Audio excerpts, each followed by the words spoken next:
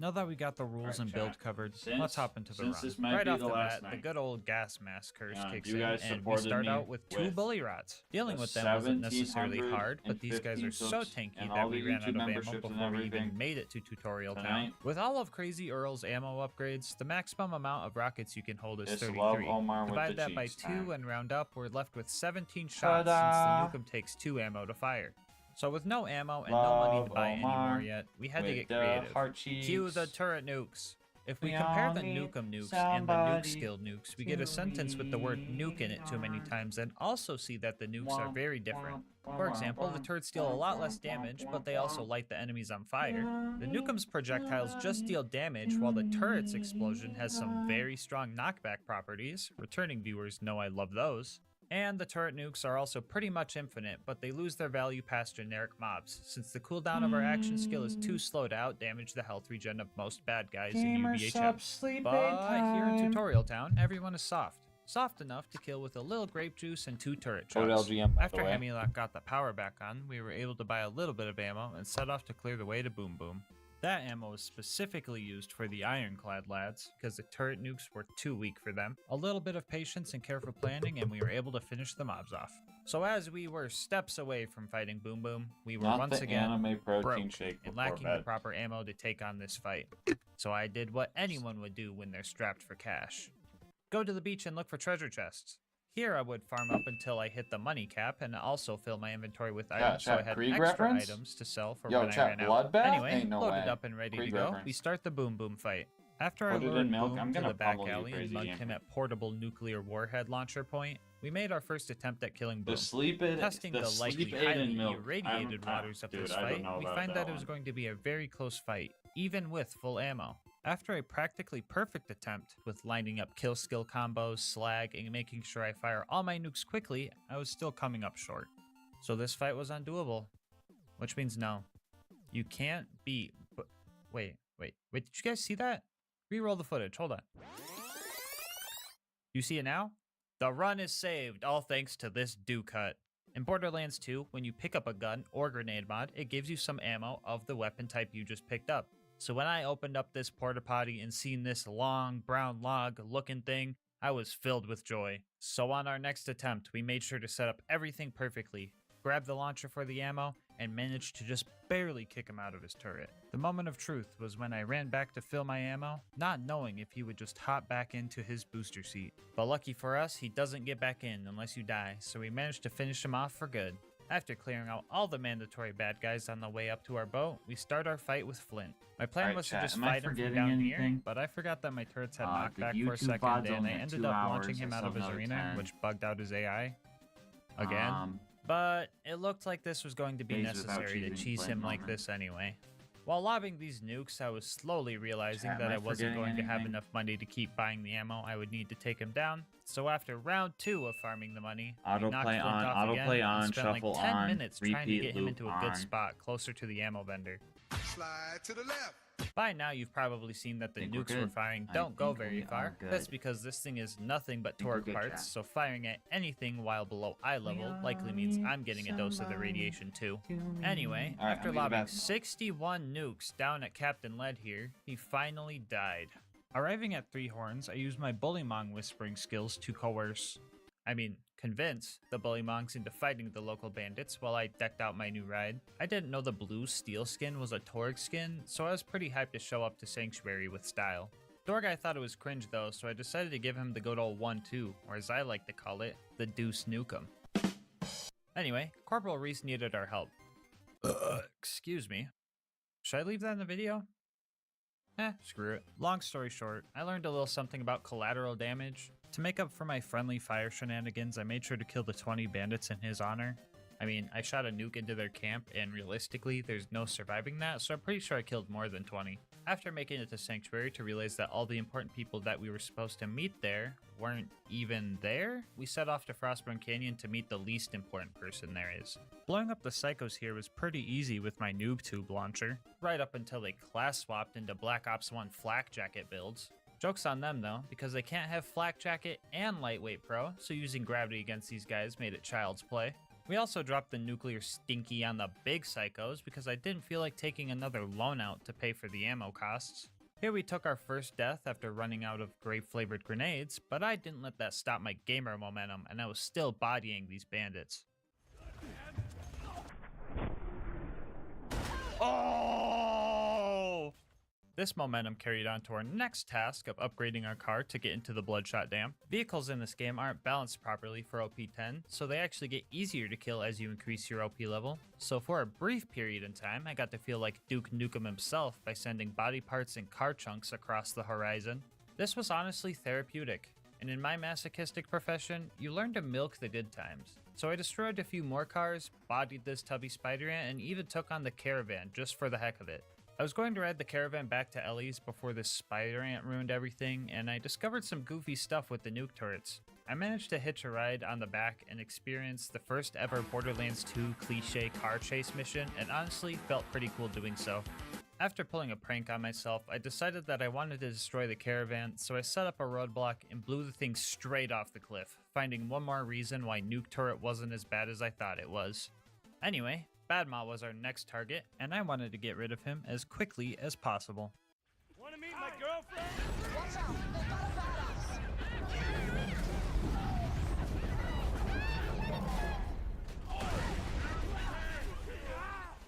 Yeah, haters are gonna be like, that wasn't a nuke, Brendan Valley, or whatever 8-year-olds like to say nowadays, but let's be honest, I was going to put the stinky on Badma anyway. After reloading the map to grab the key, we decided that we were going to need some more money in order to get through the Bloodshot Dam. After we filled up, we started clearing out the Bloodshots. I'll take this time to talk about some of the strats I've developed so far. First off, smart ammo purchases. Each set of rockets bought gives you 12 rockets, so if you were to buy 3, that would get you 36. But since our max ammo is 33, that third purchase is kind of a ripoff, so to conserve our well-earned funds, I would only buy 2 at a time, or make sure I was actually getting my 12 rockets per purchase. It might mean more trips to the vendor, but it also means less trips to Wham Bam Island, and there was already a lot of those in this run. As for actual combat, I found that swapping weapons is way faster than reloading, so in many situations I would use my 8 shots, retreat to reload, and run back in to deal some more damage again. Anyway, let's talk about Mad Mike and his toilet room. You guys know the drill here. Enemies with the high ground, cowardice marauders, all that jazz. The high ground proved to be especially tough during this fight since my nukes turn into boomerangs if I look too high up. Despite the hardships, I just made sure to play patiently and utilize the knockback of the nuke turrets to their fullest. What the Angry Michael doing?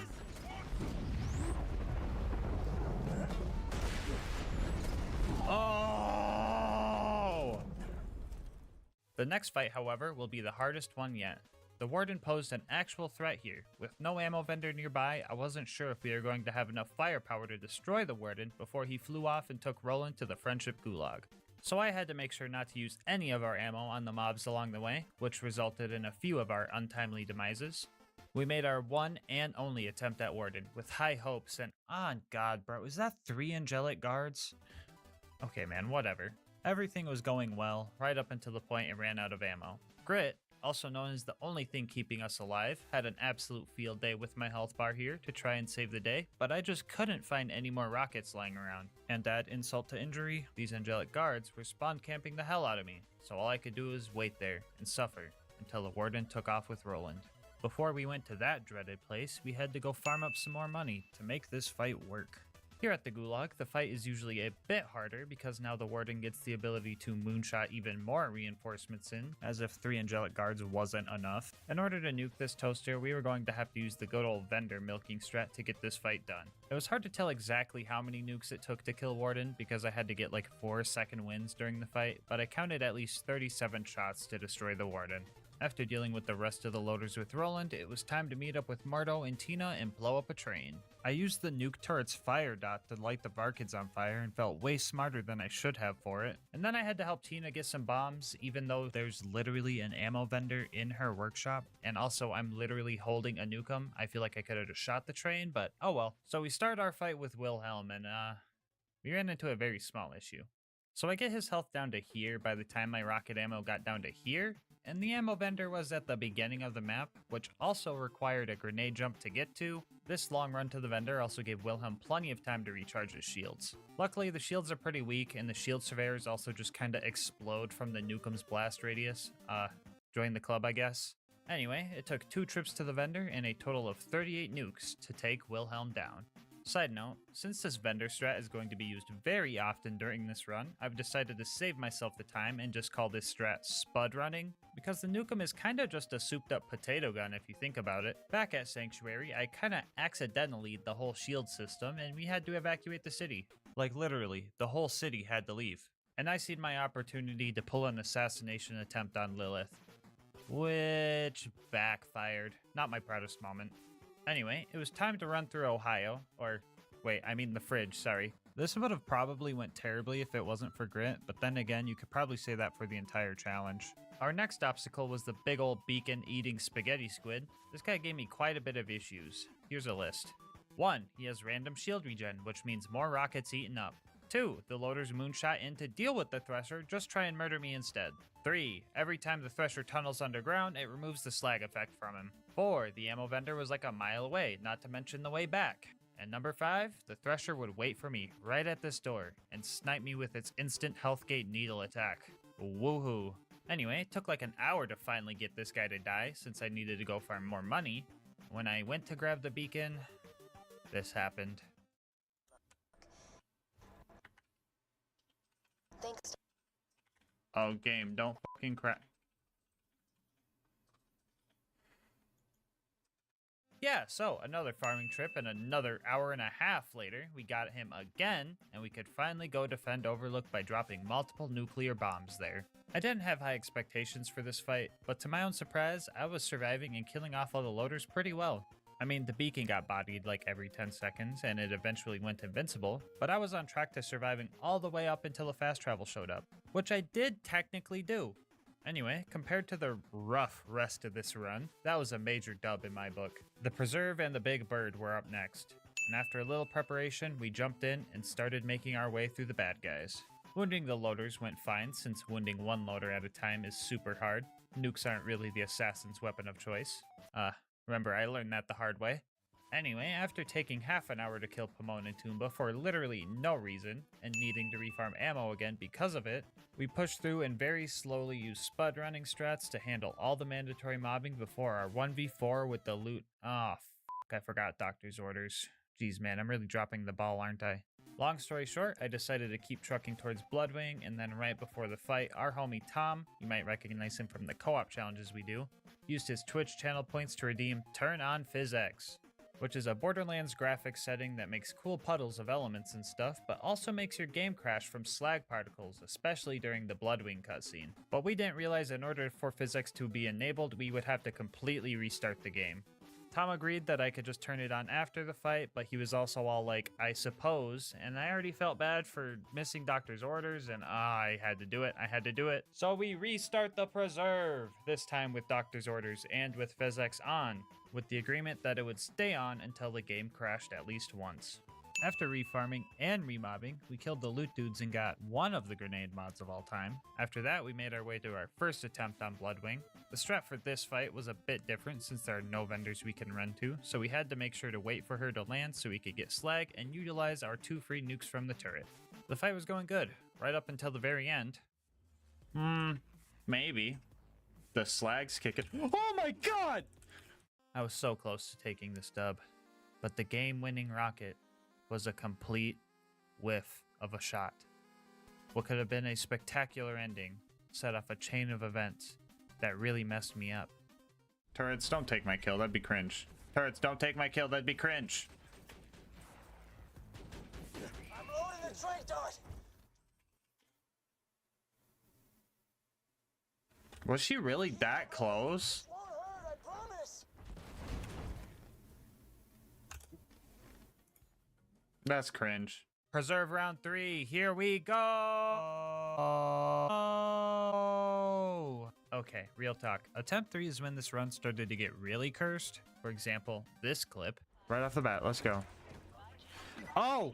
Oh, what the f***? No way! This attempt ended better, but it was a nuke from the turret that got her, and that was so freaking unsatisfying. But oh well, we had to continue. To round 4 of the preserve! No, don't fucking steal my kill. Don't steal my kill turret. Round 5 of the preserve really started to break me. Fun fact, if you save quit during the Bloodwing fight and retry it later, Mordecai just stops helping you, so I had to slag the skags if I wanted to survive, but also resource manage my grenades so I had enough for Big Bird over here. I was in the preserve for 5.5 hours in total, before I finally got over my skill issues and nuked this friggin' bird. The rivalry score between us prior to this run was 5-3, and I'm not really sure who to give this point to. On one hand, I technically killed her first try, and on the other hand, I was here for almost 6 hours, so, let's just give the point to the turret this time. The next homie we had to recruit was Brick. In order to recruit Brick, we had to get recruited by Brick. I knew that dropping into this fight that I was going to run out of ammo eventually, so I decided to recruit some of his recruits. Jeez, man, I'll what see kind you of at the pyramid end scheme tomorrow, is this? chat. I will Yeah, I see took you this at the opportunity to end take a tomorrow. break. I got back and I don't think the Goliaths killed like anything, so I just started nuking everyone. I was also making sure to get as many bandits in the blast radius as possible to conserve ammo. Fun fact, 1v1ing a scavenger is pretty tough when you have no ammo. I searched the whole place looking for more rockets and found some in a trash can, but I still had like 3 waves to go after that scavenger. I was able to use nuke turrets for the little guys, but the buff boys proved to be a little bit tougher, so I ended up dying and just buying ammo on my way back in. After a solid 10 minutes of ammo conservation and whatever the heck this is, we managed to barely kill the last Goliath with a couple of nuke turrets. I wanted to launch the sarcastic slab off a cliff, but homie just straight up ignored the nuke turret's knockback, so I went to get ammo so I could just trick shot him or something, but straight up forgot he existed apparently, and just started going after loaders with Brick. It was kinda nice to just play the support role for once, especially since Brick is a master at the craft. Get him, Brick! Yeah! We also had to fight 3 ultimate loaders, which was a big bite out of my wallet, so it was back to Wham Bam to prep for the next few fights. Up next was the Jack Double assassination job. Like most of my assassinations so far, I thought everything was going to work before something bad happened. This little rat straight up booked it as soon as I went down. You guys are like, silly gas mask, that's not a rat, that's a human. Well, I got news for you. God.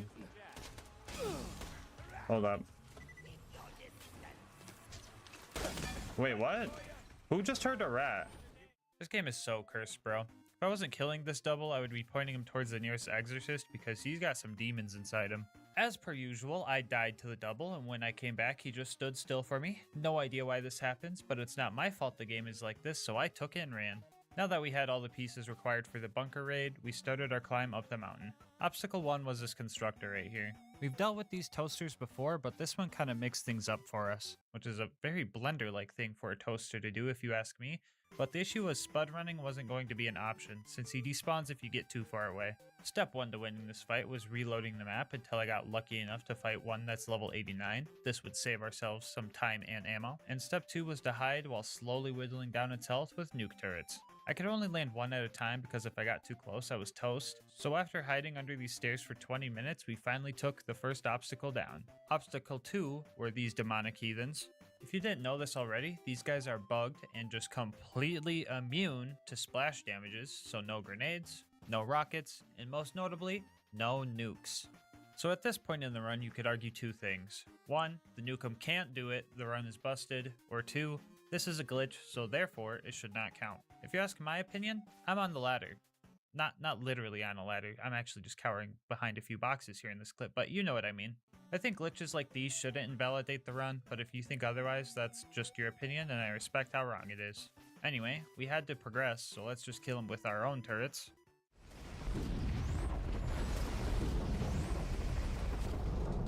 They actually take nuke turret damage? Why do they take nuke turret damage? Okay, so for once, this cursed, confusing game is on our side. Let's go. Okay, I know these turrets aren't nukem shots. I realize saying that out loud, it sounds like common sense, but I already know if I didn't, someone in the comment section would tell me as if I'm some bozo who didn't realize. Like I said before, if you want to call this challenge BL2 with only nukes instead of with only the nukem, that works for me. Especially because our next obstacle introduces another type of nuke that will help us get to the bunker. So the super toaster has nukes of its own, and I didn't learn until recently that the toaster can hurt itself with these nukes, meaning I could T-pose here all day and just wait for the thing to die on its own if I really wanted to. Quick shout out to SpuddyCube for showing me this strat. He does challenge runs over on his channel too, so I'll have him linked in the description. I would definitely go check him out. Thanks to him, this also means one of my old challenges is no longer a failure. I won't spoil which one if you're new here. Speaking of new here, if you made it this far into the video, you're probably enjoying the content, and in that case, you might as well subscribe and check out my other runs while you're at it. I would appreciate it greatly and would love to have you in the LilGasmask gang. Anyway, we used the same strat as the last toaster, but this time it only took 15 minutes, probably because I was able to use both turrets to damage it and also the whole nuking itself thing. The final obstacle before the bunker fight. Face McShooty. Oh, I forgot it arcs. In that case, maybe we gotta do one of these. 45-degree angle up.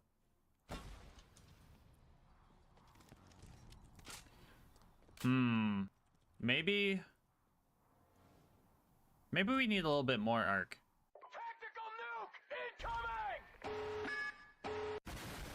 Yeah, so our nukums didn't have enough rocket speed, so I tried with a full Mollywan parted nukem to see if hitting him from this distance was even possible. And well, it kinda exceeded expectations. Sadly, we cannot shoot Face McShooty in the face, but we can make all of his skin fall off if we have the right parts on our launcher. It was finally time for the big bunker fight. I could describe fighting the big turrets as straightforward, uncomplicated, self-explanatory, etc. But when it comes to the bunker fight, the only words that come to mind are nothing but net. Yeah, the bunker's hurt boxes are friggin' weird, man. To help you guys better understand his hurt boxes, I ripped this diagram out of the game files to show you exactly what's going on. Here you can see that in order to hit the bunker, we kinda have to aim for its butt. I mean, I think that's its butt, I don't know. Ever since I heard Oboe Shoes call this guy a Crunchwrap Supreme, I just get hungry every time I see him, so I might not be the best person to ask about robotic anatomy. Anyway, so began the 2-hour fight with the bunker. After our first heartbreaking death, I developed a strategy. Step 1 was to chill until he did his flexing pose, I like to call it. He doesn't move at all in this position, which helps when trying to hit his invisible hurt boxes. Step 2 was getting the proper setup in the form of slag and kill skills. The slagging part was simple, I just threw a grenade at him, and the kill skills were gotten using a cool Axton tech. If you throw your second turret and recall the first one before it lands, the game gets confused and triggers your kill skills, which in our case gave us some more fire rate and gun damage. And step 3 was to repeat and just make sure I was being smart about my ammo purchases. At first the only thing I had to worry about was some loaders sneaking down and putting the stinky on me or something, but after half the bunker's health is gone, he starts using his giant slag laser, which made it harder to actually get to him. Instead of having 2 safe spots where I could deal damage during his flex pose, I only had 1 now because I needed this weird set of party glasses to protect me. While we waited, chat started bringing up cursed Borderlands enemy crossbreed ideas like angelic jet loaders, so I at least had something to talk about while we waited 2 hours in order to progress. We eventually got through the whole fight and destroyed the bunker for good. All it took was 2 hours and 109 nukes. While sorting all the loot to sell for more rocket ammo, I noticed something a bit odd.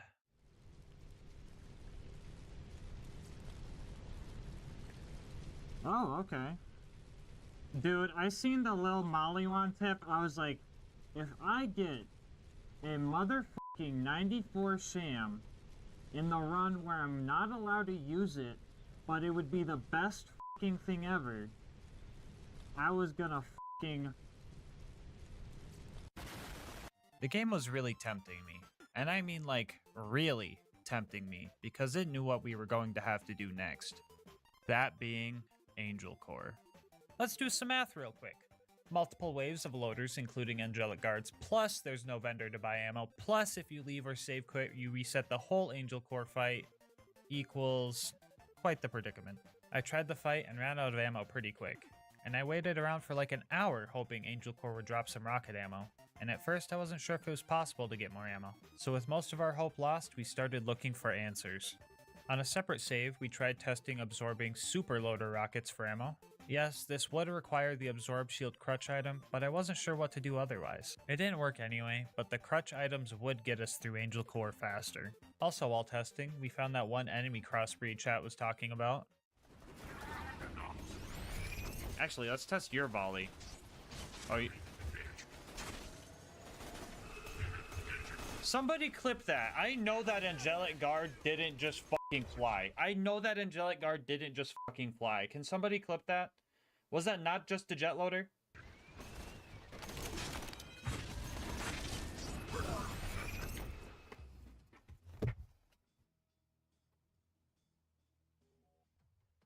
Who was fucking joking about the flying Angelic Guard earlier? Who was it? Which one of you motherfuckers was it?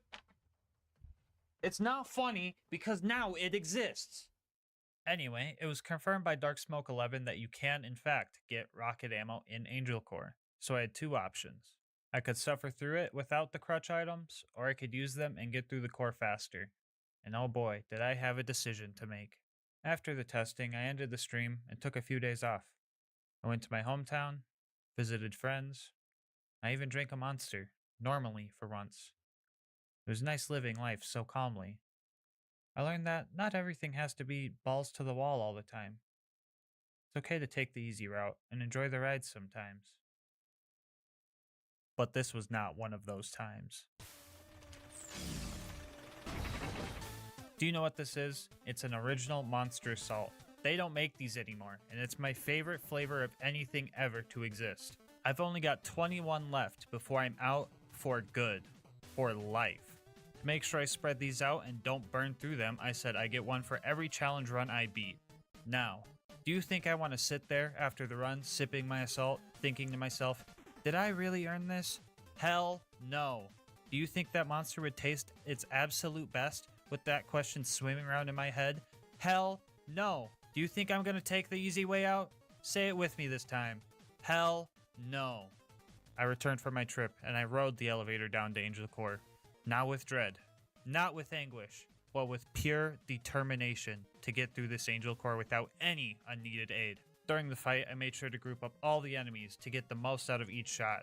Ion loaders were especially useful for once because they call all the loaders into one spot. But even with maximizing our damage per rocket, we ran out a few rounds in, and the waiting game began. I was able to slowly kill some enemies with slag and nuke turrets, but with the long cooldown, 95% of the damage I dealt was healed by the time I could throw more. On average, I was getting rocket ammo every 15 minutes, and each drop gives you 4 shots, which would allow me to kill about 1 Angelic Guards, assuming I didn't waste the ammo on failed kills. At some points in this, I was super helpless because I had 3 loaders and 3 laser turrets focused on me while I was trying to rush the ammo drops. So the death counter got a huge increase here. There was some hope along the way in the form of Roland and his turret. He was actually killing some of the loaders, but this help was short-lived when Lilith showed up. Don't get me wrong, with how dumb this situation is, I would take all the help I could get. But Lilith was literally doing no damage, woohoo. I got so excited every time I found a rocket ammo. It meant I was one step closer to getting away from Lilith and her aggressive cowboyism. Howdy, boys. Howdy, boys. Howdy, boys. Howdy, boys. Howdy, boys. Howdy, boys. I was down in this place for 3 straight hours. Not to mention the hour of testing I did days prior. And would you guys believe me if I told you this wasn't even the worst part of the run yet? Up next was Sawtooth Cauldron. The ambush commanders here ate up a lot of ammo per kill, so I decided to launch them into the lava. Every time I have tried this strat in the past, they end up just slowly floating up and out of bounds because this game is cursed. But flying didn't save them this time. Flying away definitely helped the next set of bad guys we had to deal with though. The lack of range with the rockets really came into play here. On top of them being hard to hit, it would take at least 2 shots with slag, and that's if I can hit them consecutively. Otherwise, they just fly away and get all their health back. With one exception of the level 89 buzzard, who would only require 1 nuke while slagged. So now it was time to farm weak enemy RNG again. This was actually pretty simple since all you had to do to reset their level was jump back down the elevator shaft and just ride it back up. Even with this strat, it took upwards of an hour and a half to kill them all. I partially blame this uncontrollable Goliath who put the stinky on everything it saw, including me. I mean, it's respectable as hell, but not something I want to be on the receiving end of. Anyway, you might want to remember this math for later. Why will we need it for later? Well, I decided that I'm going to tackle both the Torg DLCs for the bonus content in this run, so stick around for that. Fun. Anyway, we stole all the explosives, which again, I have literal nukes, not sure why we needed these, and then hitched a ride on one of the buzzards all the way to the boneyard. Which, hold on, why didn't they just fly us over the bridge?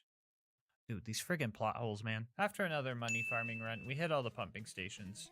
Some went smoothly, others didn't.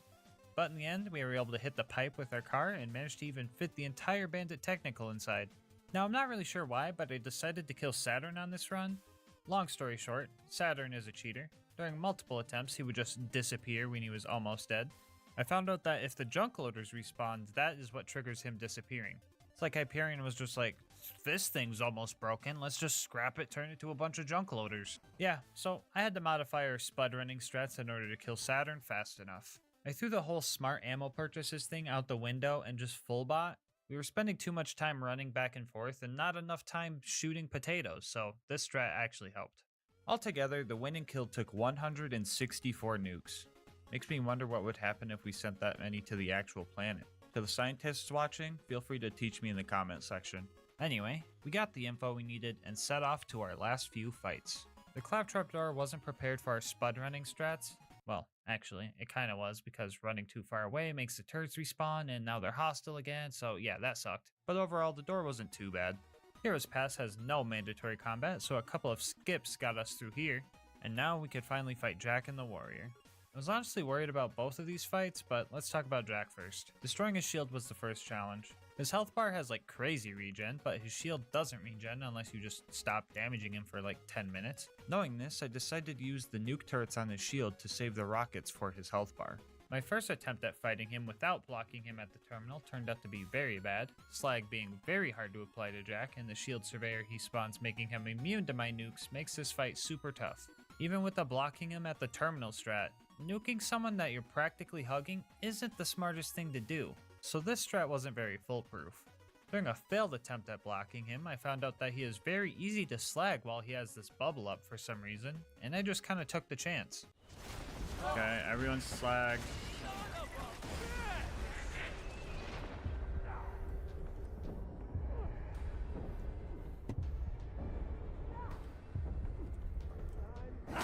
Oh, let's fucking go! Yeah, so after an hour 40 of trying to kill him, I got the right setup of slag, kill skills, and the damage boost from last ditch effort to kick in to finally take him down. The final fight of the main game was here, and the warrior was going to be rough. I made a legit attempt at fighting him and realized that 17 shots barely dented his health, so I accepted that I was going to have to cheese this guy. I had two options to do so. First off, the super safe but probably very long process of waiting for ammo drops here where he can't hit me, or the quicker and riskier strat of jumping up to this spot and spud running the warrior to death. The latter being the one that gets this video out faster. Again, not actually on a ladder, I'm more role-playing a volleyball for the warrior in this clip, but you know what I mean. So after practicing this jump and refarming for the fight, we start the slow process of killing the warrior. Attempt number 1 ended in tragedy when I got distracted and jumped into the arena.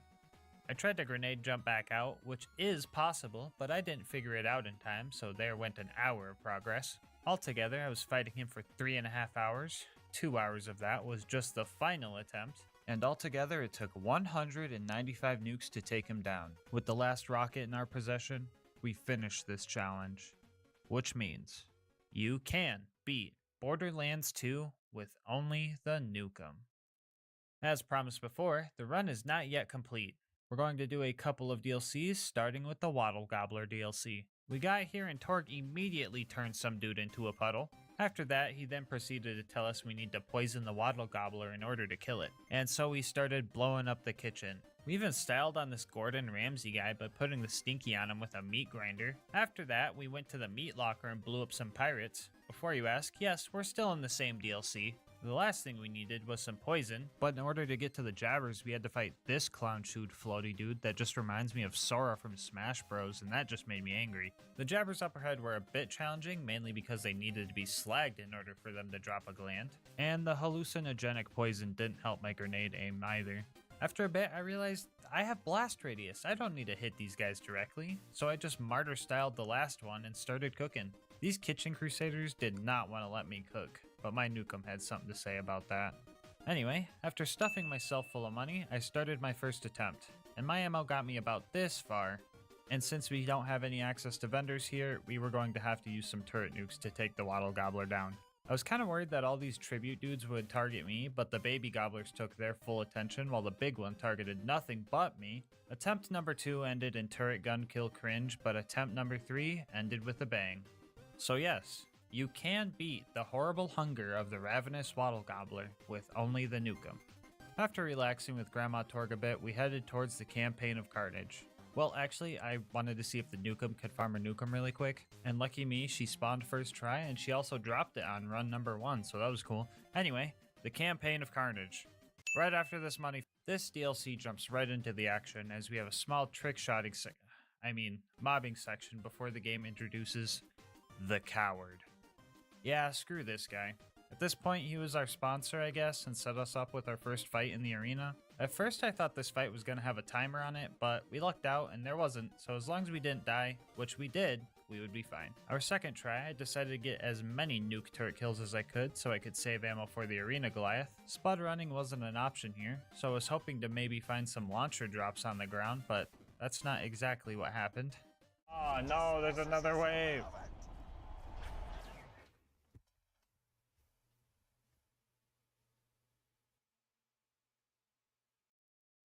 Yeah, that was my first ever Cobra drop.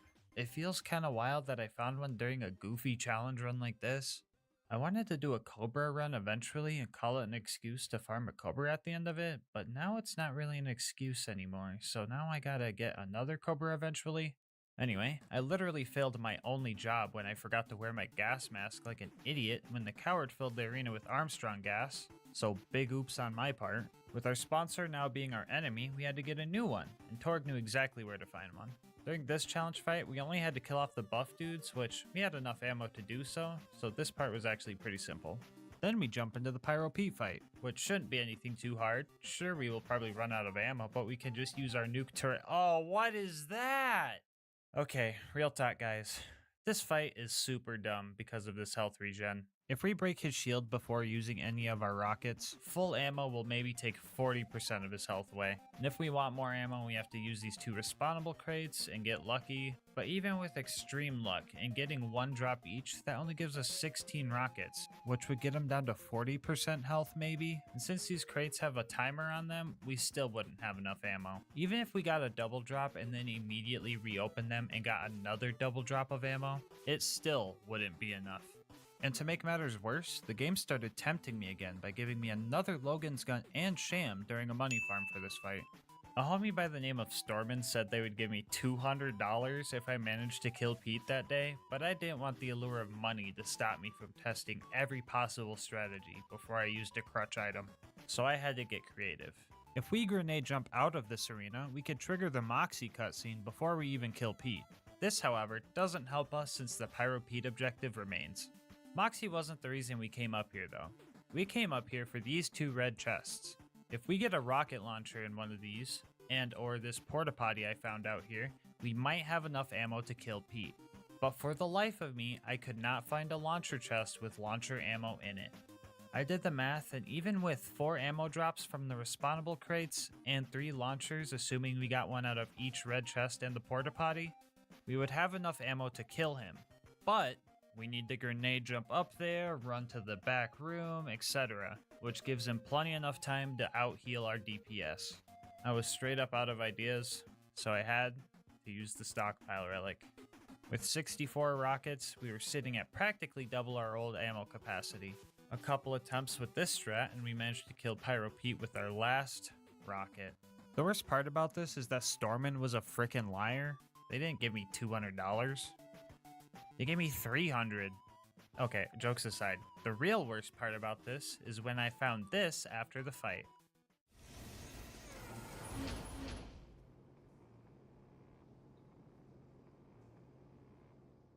So, with this knowledge, I think this fight is possible without the stockpile relic.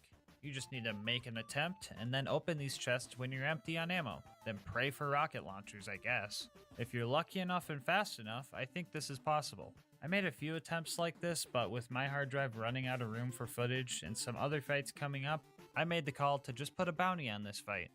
The first person to show me that they can do this will get $20 on Steam. I'll have specific rules and the save file in the description for you, but I just want to see if someone with this build, this gear, and no stockpile relic can do this fight. If anyone beats it, I'll have a pinned comment letting everybody know, so make sure to check that first.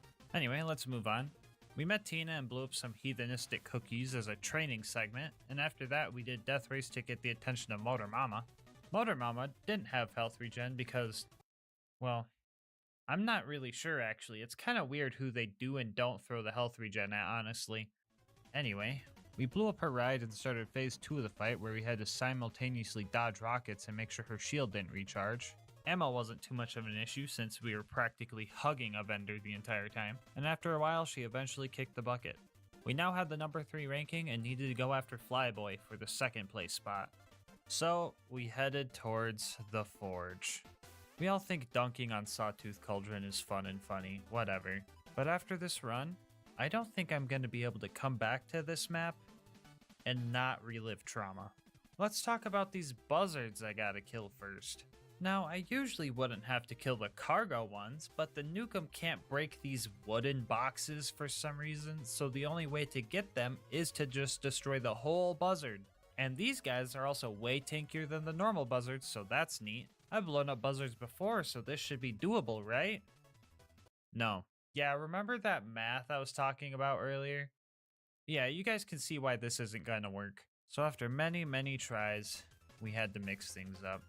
So I figured it was time to switch up the Nukem. I wasn't going to use the full Molly-1 Nukem from Face McShooty because all I needed was to switch from damage prefix to rocket speed prefix, and I was able to do this fight. And after only 3 hours, we were able to progress. And there goes Stormin again. Okay, well in that case, just like Pete, I'll have a bounty on this fight if you could do it without the rocket speed Nukems. $20 on Steam to the first person that can show me they did it. Save file and rules in the description. Anyway, let's get this part over with. The coward and his stupid blimp are truly something I do not wish upon anybody. Okay, well, maybe Lilith, but that's besides the point. Literally everything that could go wrong in this fight did, and with great intensity. I can just barely hit him with the limp shot Nukem if he flies over the arena, and I'm on the highest part of it. And on top of that, the damage I deal is quite negligible. Like it would take multiple nukes to see his shield or health bar even move. At first I thought I could just play smart and, hide until he flies over and just slowly kill him. And by slowly, I mean very slowly since the ammo vendor was a mile and a tower climb away. If I played well and didn't nuke myself by whiffing a completely vertical shot, I could destroy his shield in 2 hours. But that's where the real kicker comes in. He summons 4 buzzards to help him, which fighting 4 buzzards with the limp shot Nukem and not dying proved to be extremely hard. Now I could have used these turrets up here, but that didn't feel very right, and I could also land a few nuke turrets if he flew past certain spots on the map, but the damage was so minimal it might as well have been nothing. I had multiple 3-hour attempts just fail because of death. I had to wait so long just for him to even be close enough to hit. I fucking loathed this fight. After some testing, I thought the buzzards didn't respawn after they died, making this possible, and that gave me some hope. I'm gonna be honest guys, I kinda have newfound hope now. I am once again hopeful, knowing this. 2 seconds later. The new plan was to take out the buzzards and not care about dying, since the buzzards wouldn't come back. And well, I was kinda rolling these guys and felt good doing it. That excitement was quickly destroyed when I came to find out they did in fact respawn after 20 minutes, so I went back to not knowing what to do. Oh yeah, did I mention the fact that his health bar has a 80% damage reduction to explosives? Because his health bar has an 80% damage reduction to explosives. Honestly, I'm too mad about this fight to make a Led Zeppelin joke, so you're gonna have to fill that one in yourself. Guys, I fought this thing for 20 hours. Nearly a full day. 3 days of testing and attempts with no progress whatsoever. I really wanted to find a way to kill this thing with the derp nukem, but it just wasn't happening. From here, I had 2 options. camp here and wait 5 minutes in between laps just to kill him with nuke turrets after another 20 hours. Or use the rocket speed nuke him and kill it from the safety of this cave spot right here, completely avoiding the buzzards. The latter, well this time I'm actually on one, was the way to go. Day 4 of Zeppelin was upon us, and I came ready. I brought a monster to get me through this fight. And then a Twitch viewer named Stinky on him redeemed mask up, making me wear the mask until my current objective is done, so no monster for me. I grabbed all the high-priced legendary items we found throughout our 31 farms so far, and started what I hoped was my final attempt. 4.5 hours. 4.5 hours of stress upon my shoulders, of shooting the coward blimp and dodging its rockets before I decided that this was now personal. I sold almost all the legendaries I had left, so failure would mean further attempts likely would require more legendaries to be sold. Legendaries that I would have to farm. But I didn't let that stop me from finishing the blimp off the right way, with the derp nukem. I filled my pockets with rockets and started climbing up the tower. Or, I guess, the stairway to heaven. There's that joke. I went down twice on the way up, likely making my next bleed out very short. I made it to the top and rushed to the highest building and took cover, waiting for Piston to fly by. I can still hear the buzzards flying around me, circling, waiting for their chance to destroy what sanity I have left. They haunt me to this very day. I wasn't even gonna bother with slag or turret kill skills, just in the off chance that they stole my satisfaction of a nukem kill from me. My heart was racing, and you guys can't blame the monster, because remember, I didn't even get to drink one. The pressure was at its max, and I had to finish this fight.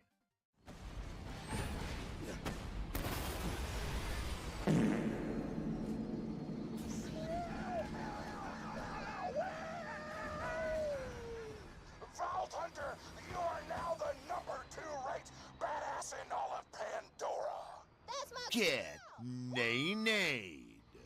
I put the stinky on him. I'm still alive, coward. You couldn't stop me. Well, let's fucking go, Starman. You did great. Let's fucking go. Now get back here and we'll see about finishing Piston.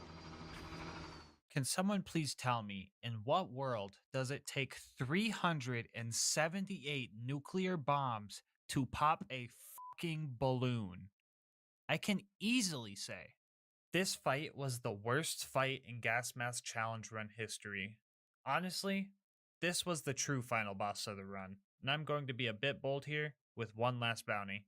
$100 on Steam to whoever can do this with the derp nukem. Rules, save file, etc. all in the description like I said before.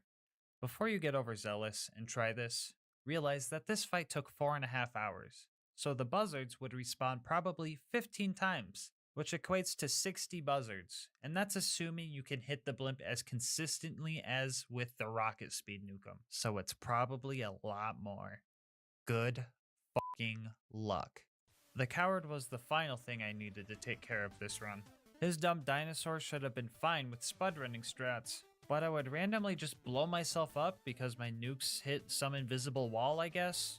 To combat this, I just made sure to poke out of my hole a little bit more, and it took about an hour to kill him. And it was time for the final fight in this hard drive filling godforsaken run.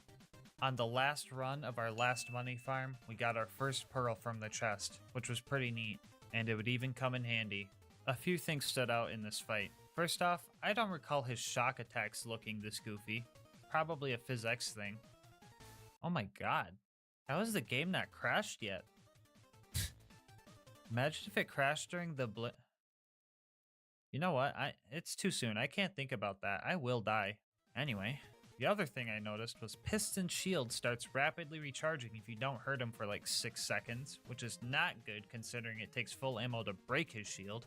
In order to combat this rapid recharge, I devised a strategy. When I would need to retreat to buy ammo, I would try to have him close to the barrier so that the nuke turret I threw put the fire dot on him, and then I would throw the other on the way back. This, however, was a tight window, and he often got most, if not all, of his shield back. A few heartbreaking attempts later, I was on the edge of victory, and the edge of bankruptcy. I had to make a sacrifice. The storm we got earlier would save the run and secure our win against Piston. Piston. Fuck you, Piston. Afterwards, we sold all the loot to buy the storm back, but sold too many items, and it wasn't in the buyback anymore. But after taking a victory lap, we got a different souvenir from this run. And I'm glad to say, you can beat Mr. Torg's Campaign of Carnage with only the Nukem. Before you go, I just want to say thank you so much for watching up to this point. If you want to support the channel, make sure to like, comment, and subscribe. Helps with YouTube's algorithm a lot, which helps the channel grow. If you want to support me more directly, consider becoming a channel member. 99 cents gets emotes and videos a day early, and the support helps me get videos out earlier for everybody. I'll link my Discord and my Twitch channel where I stream these runs live in the description. And last but not least, quick shout out to our homie Mango Soda, who made this video's thumbnail art. He does commissions and he will also be linked down below. But until next time, breathe easy, homies.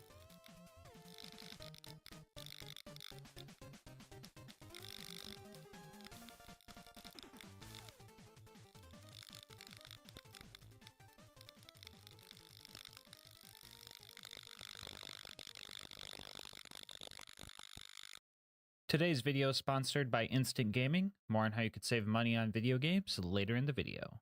So on my channel, I usually explore the viability of cursed, low tier, and just downright bad gear in endgame Borderlands. But today, we're going to explore the viability of one of my favorite skills of all time.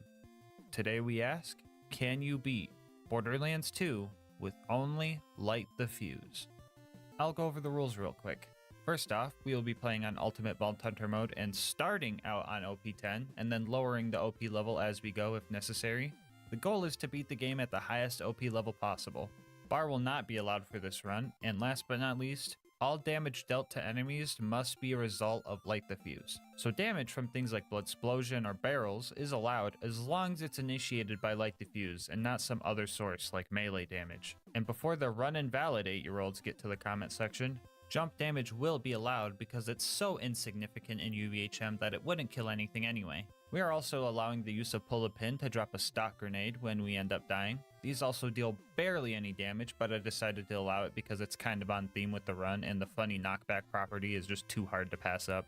Damage done to myself can come from any source. So things like hitting myself, throwing Buzz-X bombs, throwing stock grenades, and punching barrels are all fine as long as I don't hurt the enemy in the process. As for the gear, we're only going to be using an explosive relic and a flesh crunch class mod. Both these things together gives me an extra 166% explosive damage. I should mention that if I do end up dropping my OP level, I will also drop my gears level accordingly, which doesn't matter much. The difference in damage boost is like 8% from OP0 to OP10, but I decided to keep the playing field level anyway. Here's a quick peek at the build. If you're wondering why I picked some of these skills, it's probably because I ran out of useful skill points, so I threw them in random spots so I didn't have to see the blinking in the corner of my screen. Alright, with that out of the way, let's hop into the run. Right off the bat, we get a nice taste of gas mask luck. We got good starter spawns. Okay. Yeah, so surprising nobody, light the fuse was not working in OP levels. The first set of Bullymongs already had us drop down to OP7 before we could chain together a kill. Using this knowledge, we could play a fun game. You should comment down below what OP level you'll think we'll be at by the end of the run, and see if you're right. Anyway, the bandits in Tutorial Town are usually the really squishy kind, but even so, we still needed to drop down to OP6 to get through this part. So yeah, OP6 is possible, but I definitely couldn't have done it without.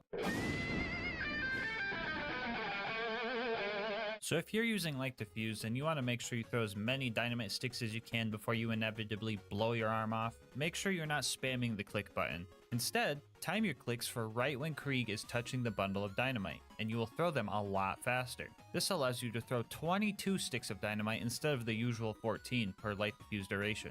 After repairing Claptrap, we started fighting our way to Boom Boom. After ignoring some major wannabes, we hop in and start our first boss fight. Light the fuses, bitches! He said the thing! I'm ready to blow! Our first attempt ended near instantly since my bleed out timer was still scuffed from the last fight. Our first real attempt made it painfully obvious that OP6 wasn't gonna happen.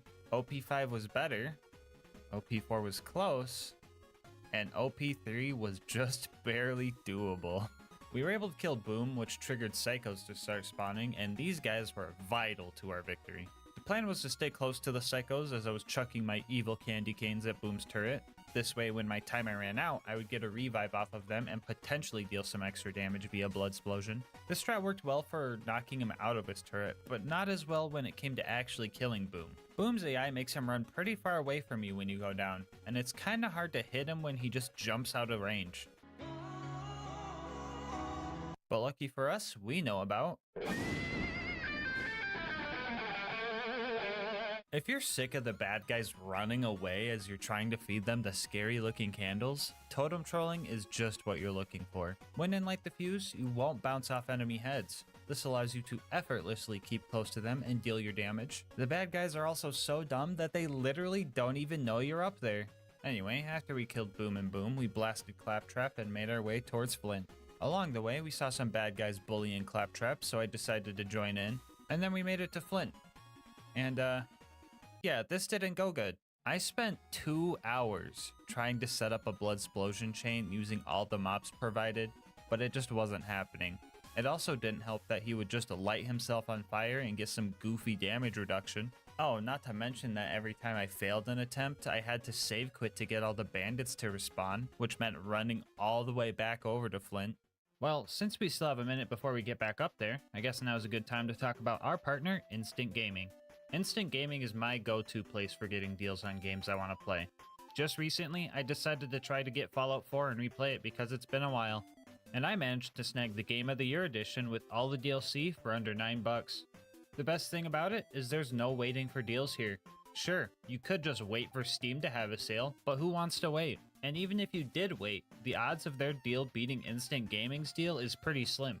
I just checked the price on Steam, and even with it being 75% off, it's still cheaper on Instant Gaming. And now I may be on PC, but Instant Gaming also covers all of our console homies.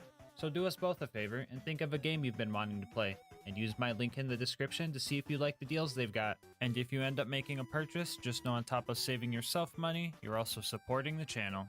Anyway, let's see how far we made it. Oh, we are resetting again already. I guess I should have expected that.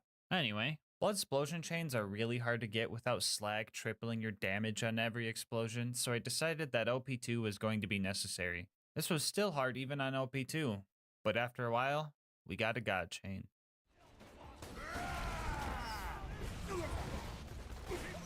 Let's go, dude! After that, we made it to Three Horns and stole ourselves a car, visited Door Guy, hit a sick quad feed, stole some guy's batteries, and let the blood explosion chain handle killing the 20 bandits for Reese, before finally making it to Sanctuary. Ah yes, home sweet home. We can kick back and relax. Come to Frostburn Canyon or people will die. Okay, we're off to Frostburn Canyon then. You know the drill. We usually speedrun through this map because all the mandatory fighting is at the end. Running through this time was especially fast because of... A largely forgotten part of Light the Fuse is the speed boost awarded to the player after detonating the bundle early. If you get a kill like this, you get a speed boost for the remainder of time that you had left in Light the Fuse. And the best part about it is that speed boost can stack. That's what we call some high risk, high reward gameplay. Anyway, after making it through the bandits and spike pits, we found Lilith and happily revived her. Psych! Real talk though, it didn't take Lilith long to utter her cringe one-liner. It was literally her second phase blast, and I just wasn't having it. At this point, some of you guys might be thinking, I thought Light the Fuse was bad. How the heck is this man AFK eating chips and French onion dip and still winning? And yeah, fair enough. I've heard a lot of people say that this skill is terrible, and while I could agree that this skill is definitely not optimal, terrible is kind of a harsh take. Ironically enough, I think that Light the Fuse excels in the third playthrough. Did you know that this skill receives a 600% damage boost in UVHM? Because it does. If we take the health multipliers from each playthrough, we can see that Light the Fuse has the best potential in UVHM. I also find it kind of funny that TVHM is the worst time to use this skill. Anyway, yeah, Light the Fuse isn't bad. It's just not as strong as swapping to a Norfleet. What the f***, amigo? Vos estás re loco. For example, I still can't kill these big psychos, so that sucks. I had two options for these guys. I could wait for Lilith to take care of them since they don't have health regen, but relying on Lilith plus waiting on Lilith isn't something I want to do. So I just lured them over here and let Pull the Pin handle it. You can't see it in the clip, but they definitely got launched off the cliff here. After all that noise, we set off to Ellie's to get a car upgrade. I couldn't afford a new car, so I got a local job working on a food truck. They put me on hot dog duty, we destroyed the competition, and I managed to make enough money for a new car, and then we set off to the Bloodshot Stronghold. Bad Ma was waiting for us, and I had a plan for this fight. Come closer. Come closer, big man. It was at this moment that he knew. He fucked up. There we go. Easy. It was now time to fight our way through the ramparts. They thought they were going to be able to stop me with their numbers and manpower, but they didn't know about my main goal. My main goal is to blow up. The close quarters combat here made it easy to set up blood explosion chains and corner enemies. After we made it to the toilet room, I managed to survive 7 back-to-back instant bleedouts. We even ended it on this cool stylish one. Hold that, wait. Hold on. Come down here. Truck it. Oh my god. Angry Michael showed up and he made the mistake of standing too close to the edge. And then we had a little family gathering. Oh, he's got a, that's a suit. That's one of me behind me. It's my own brethren behind me. We caught up to Roland and watched him get kidnapped by our next big problem, the Warden. Fun fact, constructors have a 90% damage reduction to grenade splash. Also fun fact, Light the Fuse and Blood Explosion are both considered grenade splash. Another fun fact, the Warden can take Roland to the Hyperion Friendship Gulag if you don't kill it fast enough. Fun fact, we're going to the Gulag. Yeah, I tried my best here, but we just did not have enough damage to take him out. Especially because our potential revives were all super loaders or angelic guards, so bye Roland.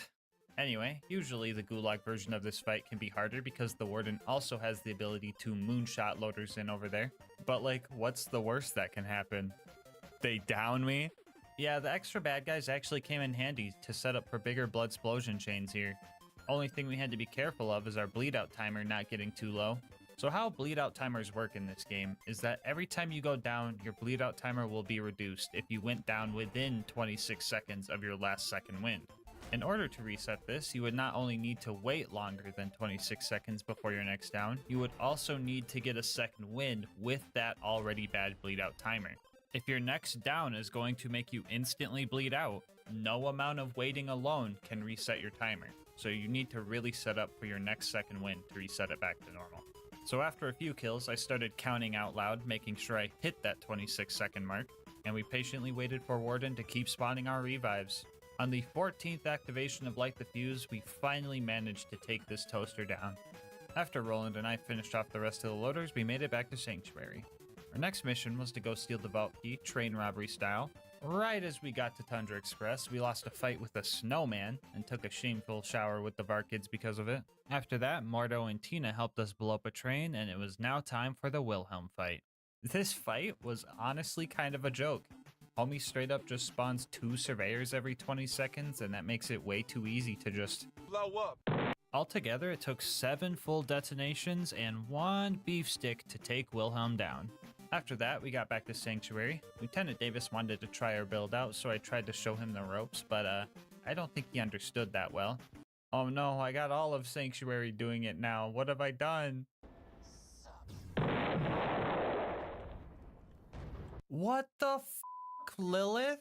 On the way to the fridge, we found a tubby skag and blew his cute little head right off of his body. He dropped an Unforgiven, so that's pretty cool. Which reminds me, I've got all these save files on my Discord channel. If you want to try any of the runs you've seen me do on YouTube, there's a link in the description. Anyway, after almost surviving the fridge, we fumbled again and forgot to hit the fast travel objective. After we got that fixed, we started our fight with the hungry moon squid. Yeah, this one didn't go good at all. I had no hope of killing this thing, especially since it can just hide underground as I try to detonate or just say, I have a shield now, and ruin everything. So I decided to hire some friends to help me out. Except, they weren't my friends at all, actually. It was really hard to get them to stay mad at the Thresher because as soon as it went underground, their lack of object permanence kicked in and they just started blasting me.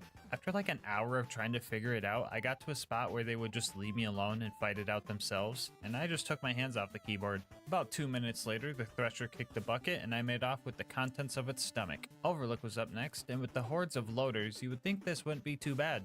Only problem is, they really just didn't want to target me. Shoot me! Shoot me! Shoot me!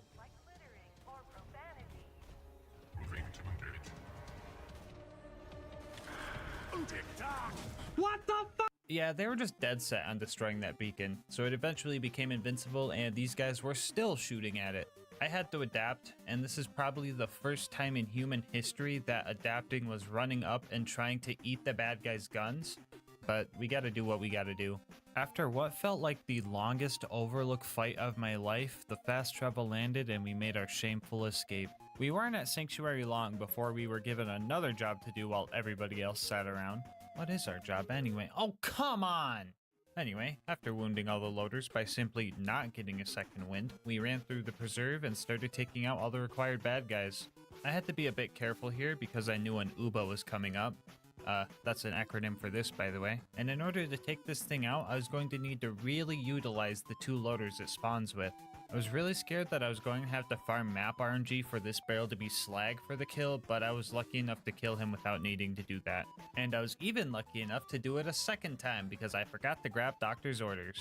We started fighting the loot dudes, and this time around I figured bunching them all up would increase my odds of surviving. I died anyway, but on the bright side, the corrosive skag killed all the jet loaders for us, so that was cool.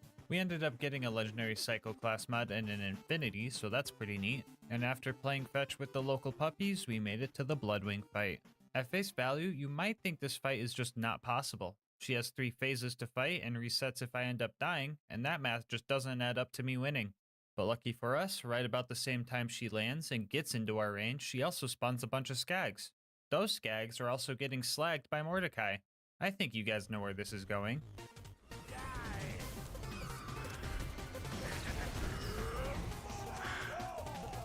There you go, guys. Good job. GG. Let's go. First try, baby! The new rivalry score is now 7-4. I think we need to give Bloodwing a chance, so maybe comment a challenge that Bloodwing can score a point on. Anyway, we got the Claptrap upgrade and finally had a chance to high-five our homie. Our next goal was to recruit Brick and his buzzard support. He has a whole army of crazed bandits, so I thought I would fit in pretty well, but nope, I needed to do some dumb initiation. This guy is literally begging to get shot in the face, and he's still part of the gang. I'm running around with lit TNT and blowing my arm off every 4 seconds, and I can't join? What the heck is that logic? So I started the initiation and immediately went AFK to just go eat more snacks because I could. Anyway, after I killed all those guys, Brick agreed to help us out. We also got to tell Sarcastic Slab about our main goal. Blow up. After getting a loader to take out Face McShooty for us, we fought off all the loaders with Brick. I was having trouble doing our usual strats, but luckily Brick knows what he's doing. Brick! He did it! We seen it! The last thing we needed for the bunker raid was Jack's voice. We tried our totem trolling strat on the Jack double, but 1 light diffuse duration wasn't going to be enough. After that attempt, he started running away, as he does, but I bet he didn't know about. When you're in Fight for Your Life, enemies change up a little bit and try to move a bit further away from you than they usually would. Normally you can't use this to your advantage, but with Light Diffuse, we can run, jump, and hurt all the bad guys right to where we want them. After using the fear of the engineers to our advantage, we were able to kill the Jack double and steal his voice, and now we were finally ready for the climb up to the bunker. Obstacle number 1 was another toaster. Believe it or not, this guy was way more of a hassle than Warden. You see, all the Warden does is just keep spawning bad guys. He can't shoot missiles or nukes or anything like that. On the other hand, these guys have a limit to how many loaders they can spawn. So if I didn't get enough damage done with the provided bad guys, I would have to reset the map. Which I did over, and over, and over, and over again. Yeah, some of the most random problems just decided to show up. To list a few, Bad guys would die way earlier than I thought they would, and that would waste their blood explosion damage. A loot homie showed up and that ruined everything. Enemies wouldn't get close enough to the constructor. Surveyors would fly out of my range at the last moment. The toaster would nuke my revive last second. Random pieces of geometry would eat my detonation. What? Or, you know, I would just casually be held hostage by a jet loader. Yeah, just a bunch of generally annoying crap that you would totally expect when you're trying to kill a grenade splash resistant toaster with grenade splash. 1 hour, 6 resets, and 11 deaths later, we finally managed to take the thing down. Man, I sure hope the next fight isn't as bad as... Well, I guess this is the end of the run. Until next time, breathe easy, homies. Psych! Yeah, I'm not counting these guys, because what you're seeing here is 100% a glitch. These guys are super weird and just don't take a lot of splash damage for some reason, so since they're cheating, we're gonna do a little cheating too, while keeping to the run's theme. If we allow ourselves 2 very specific grenade mods, a long fuse sticky homing slag bouncing Betty, and a short fuse sticky homing corrosive transfusion grenade, good god that was hard to say and record, that took like 18 tries, we could kill these guys with pull to pin. First off, we die right about here with our slag grenade equipped. We want to die as far away as possible, but still have the grenade be close enough to home into the turret. The sticky property is important here because the grenades would just bounce off otherwise. The slag Betty will now get stuck in the turret and slag it with bullets while we respawn. After we come back, we need to quickly go equip the corrosive transfusion we dropped on the ground, take enough damage to get health gated, and then open and close our inventory to get rid of the invincibility window from health gate. And then we would instantly bleed out and hope that we were fast enough. And also hope the grenade went for the right turret. This was a pretty tight window. It probably took about 15 tries before we nailed this kill. For the further turret, we had to get a little creative. Instead of bleeding out normally, we would have to jump into the death barrier in a level spot where our grenade would drop, bounce directly upward, notice the turret, and start homing in before we equipped our corrosive transfusion and tried to bleed out with that one. Surprisingly enough, we somehow got this one first try. Well, glad that fight is out of the way. Can't possibly get any worse than... Yeah, I'm be honest guys, this was probably the worst super toaster fight I've ever had. I literally couldn't do anything to this thing, so I just had to wait for it to slowly nuke itself. This was unbearably slow, so I tried to manipulate it by baiting out slams every time it chose to shoot missiles instead of nukes. And honestly, I thought it was working, but I was actually just slowing him down. The optimal strat here was literally to wait pretty much AFK and just eat some hot fries. 2 fucking hours I waited there before I couldn't see his health bar anymore. He was practically dead, so I decided to finish him off the proper way. This is probably stupid, but oh well.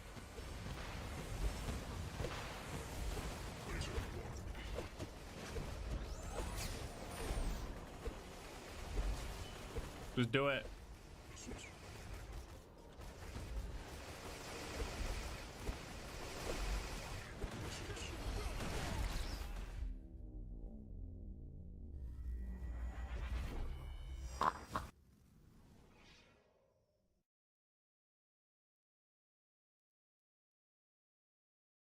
Would like to remind you that there is only one thing worse than respawning, and that is not respawning.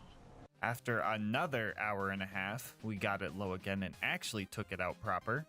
Okay, now there really shouldn't be any other annoying thing we have to deal with on the way up to the... What the f even is this?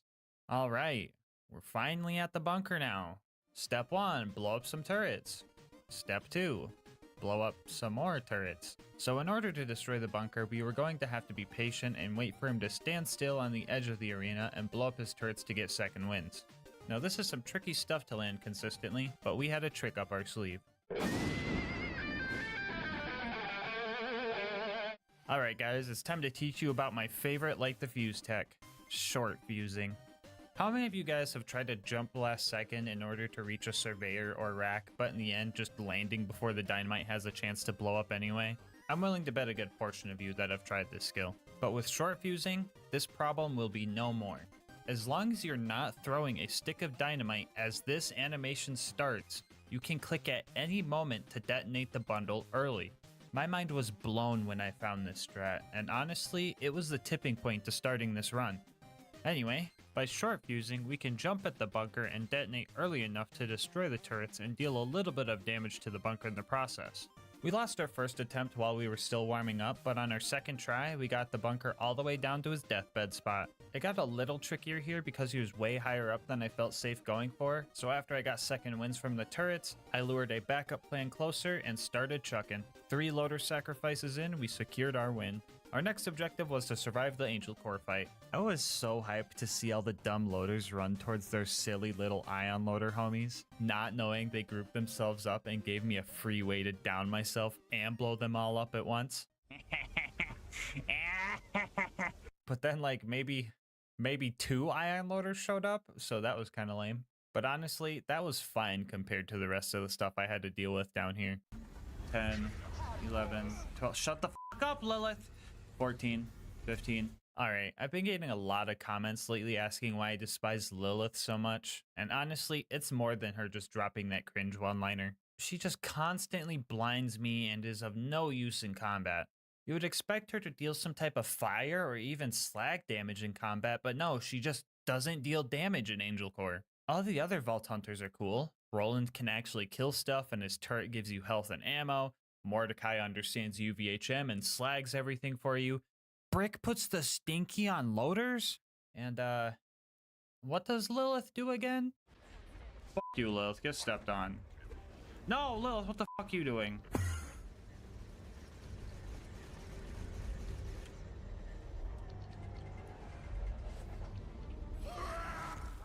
She takes me to the fucking back rooms? This game is cursed. Why does this always happen to me? I can't make this up. Anyway, so the last few loaders are all the super ones, and in order to kill those, we were going to need some fodder enemies. If we somehow messed this up and we're stuck in a 1v1 versus one of these things, we were going to have to restart Angel Core entirely. I was down to the loader and 1 turret, and needed that loader to be as close to the turret as possible. And of course, Lilith kept distracting it. Oh my god, bro. We eventually managed to take it out and did not need to redo the entirety of Angel Core, thank goodness. Anyway, Roland died. That is literally what I wrote in the script, so I'm just going to go with it. And Jack kidnapped Lilith. Great, now I won't have to listen to her. She's in my brain now, come on! We made it to Sawtooth Cauldron and started taking out the ambush commanders. This place was pretty crowded with bandits, so herding them to the big guys was actually pretty simple. I may have had a few minor blunders, but they all died in the end, and that's what matters. After those guys, we bombed Boombringer and accidentally looked at the explosion, but it somehow still counted as me not seeing it, so I'm basically a cheater now. We found Mortar and decided to let him live. We totally didn't try to kill him and failed miserably. No, that would never happen. I needed him to damage me for this next fight. So, buzzards. Not exactly something I could just chase down, so for this fight, we're going to need to do some shenanigans. Man, do I just make the same funny edit as I did in the last video? Screw it, why not? Time's up.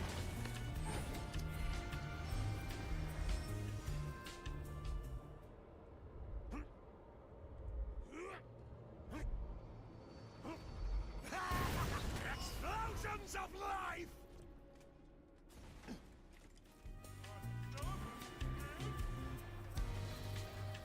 Anyway, yeah, we had to pretty much just get the buzzard as they spawned in order to get all these guys taken down. It took a while, but we got all 5 and stole a bunch of explosives. Wait, why are we even here? I've got tons of dynamite. Anyway, after the usual run through the boneyard, we made it to the Badlands and found Saturn. I humored the idea that killing Saturn was possible, so I made 1 attempt. Guess how much damage I did?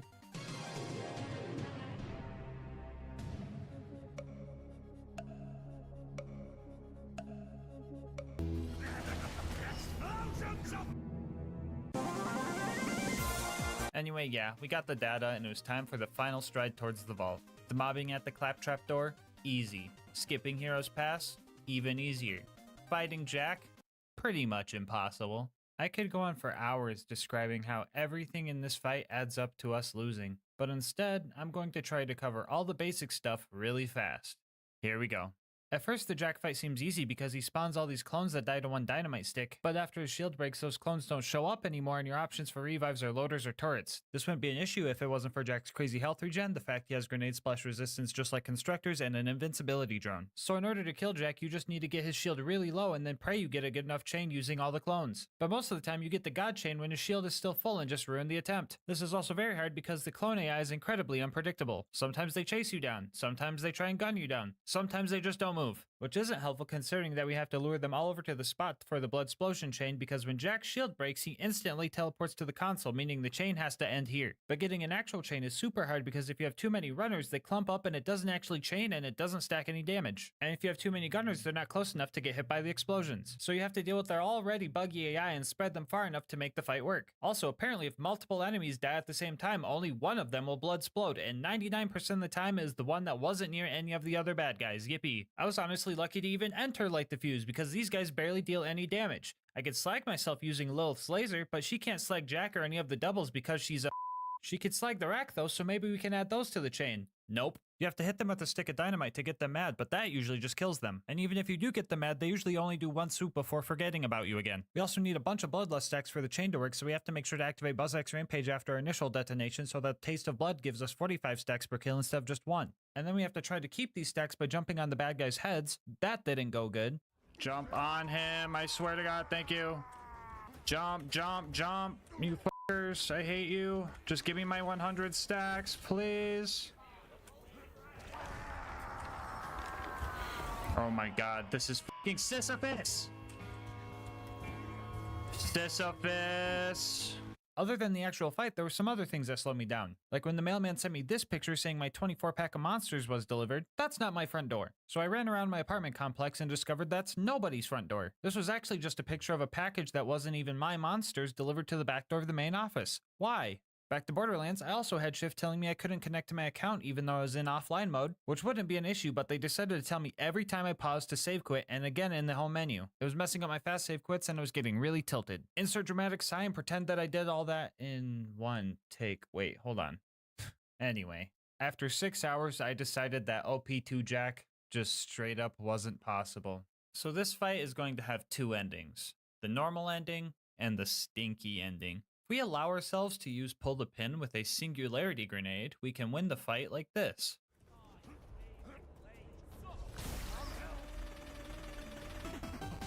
Let's go. Let's go. That looked really easy, didn't it? Well, it actually took 3 hours to figure out. Stock grenades don't launch Jack, otherwise I would have just used one of those, so the singularity was needed here. On top of that, the singularity needed to be in a high place. This would give him more airtime and he'd get pulled further. It was also super annoying to make sure he stayed aggroed to you, and even harder to get him close enough to this corner to pull it off. I had to be at a specific distance where I'm out of his melee range, but still close enough to where he would try to run up and melee me instead of disappearing. I would then have to kite him to this corner because just standing here wouldn't get him close enough. After that, I just needed to spam jump and have him down me. If I didn't spam jump here, he would just run away and this wouldn't work. Also, the actual walkable area of this rock I had to climb was super slim. Too far to the right and I would be the one getting stinkied. Usually I would just be kinda mad that this fight was so convoluted and obscure, but like, we fucking put the stinky on Jack. This is fucking awesome. Anyway, for the normal ending, we were going to have to drop the OP level all the way down to 0. Hey guys, LilGasmask here. So yeah, we managed to kill Jack at OP0 after about 2 hours of attempts, but I was really mad that we had to drop out of OP levels after making it this far on OP2. So we popped it back to OP1 and did some testing, and within the first 10 minutes we had some promising attempts, and I instantly knew that this was possible. So I put my nose to the grindstone, letting my stubbornness completely overtake any urge to settle for the win at OP0.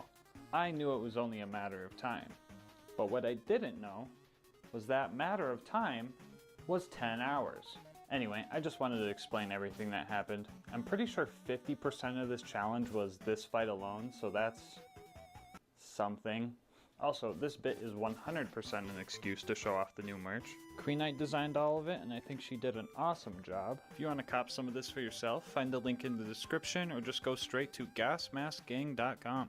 Anyway, here's me killing Jack after I fought him for almost 20 hours.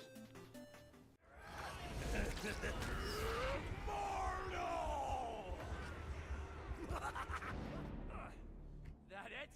Huh? We're staying OP levels! We're gonna f***ing do it! And that just leaves the warrior. The plan here was to lure the crystalisks over to where the warrior stands and use them for revives while damaging the warrior with our thrown sticks. This fight was honestly so much easier compared to the Jack fight, but we still ran into some issues. 19, 20, 21, 22. Mori! With all respect, shut the f*** up. You're gonna jinx it. I love you, but don't say that, okay? What's the rule? We know the rule. We don't celebrate till it's over. Okay? Okay? 2 seconds later. Quicker than I'd hoped.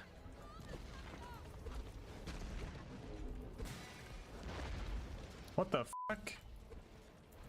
Whoa. Hold on.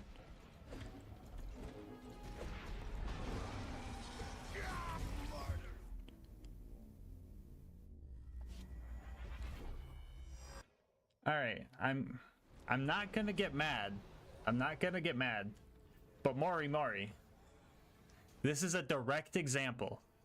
Anyway, our other issue was that the crystalisks just straight up disappear when he enters his deathbed spot, leaving our only options for revives being rack or blowing off his chest pieces. So after a few failed attempts, we devised a strategy. When the warrior was close to entering his deathbed, we would make sure not to put him under that health threshold while he was already sitting in that spot. That way, when his health did get low enough, instead of standing there with no chest pieces for revives, he would dive under the lava one last time and regain his chest armor so we could guarantee at least one revive in deathbed phase. Using those chest pieces and this rack that luckily glitched out, we were able to take down the warrior and finish this run. Which means, yeah, you can beat Borderlands 2 with only Light the Fuse, even at OP1. Bonus content time, woo! We faced many hardships in this run, and we prevailed over every fight we were faced with. All except for one, and I think revenge is a dish best served cold. So we started blowing up snowmen. All these bandits and frosty dudes were no match for me. I was in a constant state of instant bleedouts, but they just couldn't escape me. Oh, the delightful sounds they made when their existence came to an end.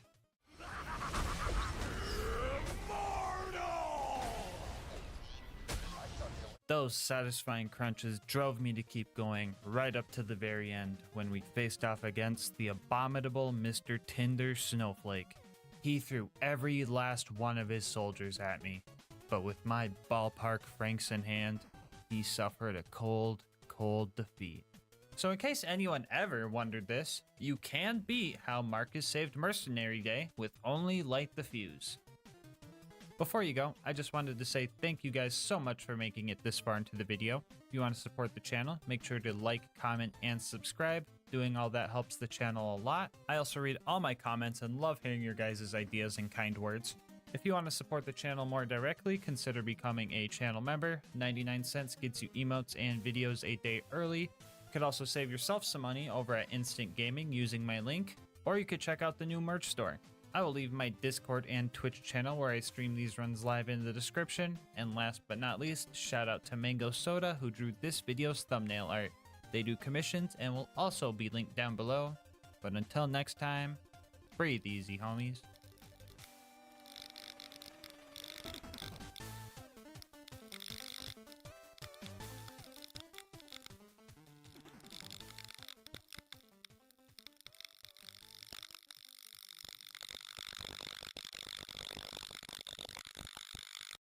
Get ready for Universal Epic Universe, featuring the wizarding world of Harry Potter Ministry of Magic and Dark Universe. Opens May 22nd at Universal Orlando Resort. Tickets and packages on sale now at universalorlando.com. The original Borderlands was said to have taken a lot of inspiration from the Mad Max series, so it only makes sense that the car combat in Borderlands is super cool, right? Right? In any case, today we're going to try and answer a question that everyone has never thought about. Can you beat Borderlands 2 with only cars?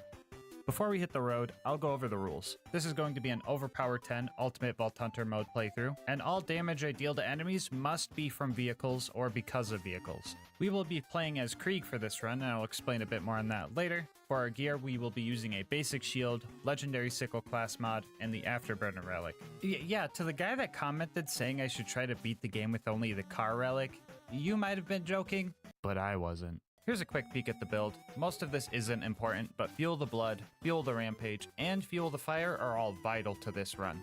With all of that out of the way, let's strap in and kick this run into gear.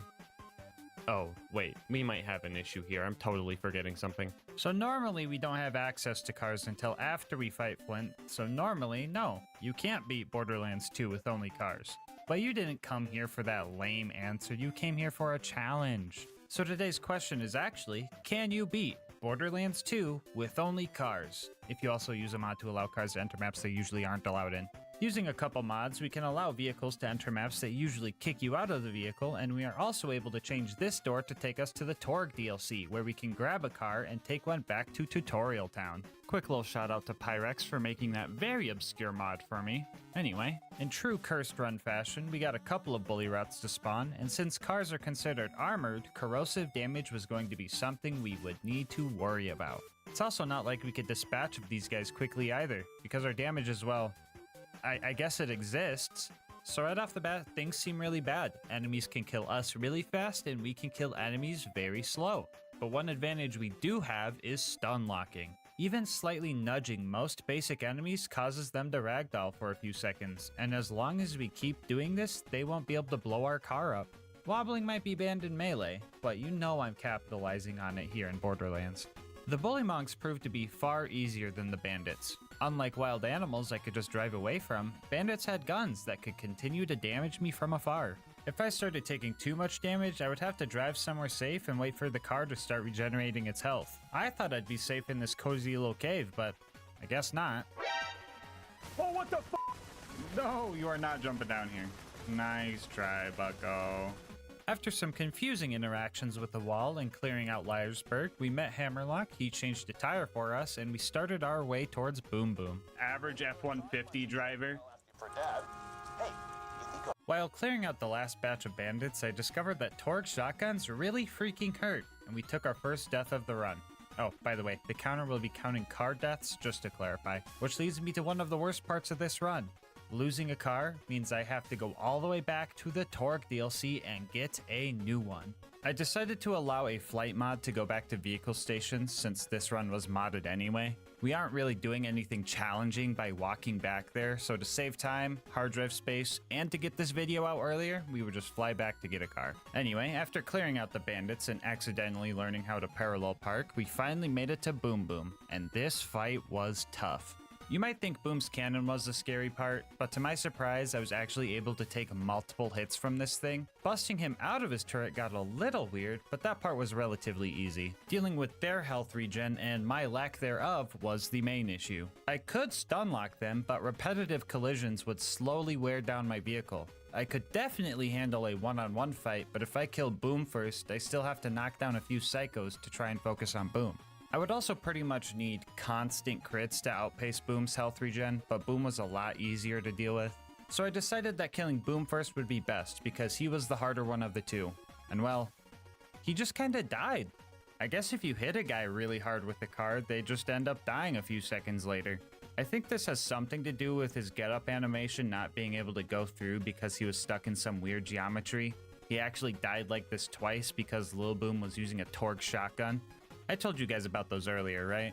Anyway, after 1 hour and 4 car deaths later, we finally beat out Boom's health regen and were able to continue the run. We were able to drive past a lot of the bad guys on the way up to Flint, but we still ran into a roadblock. My car was just way too big, and I could not get any further than this part right here. So it looks like no, you can't beat Borderlands 2 with only cars. Unless you guys want to allow one more mod.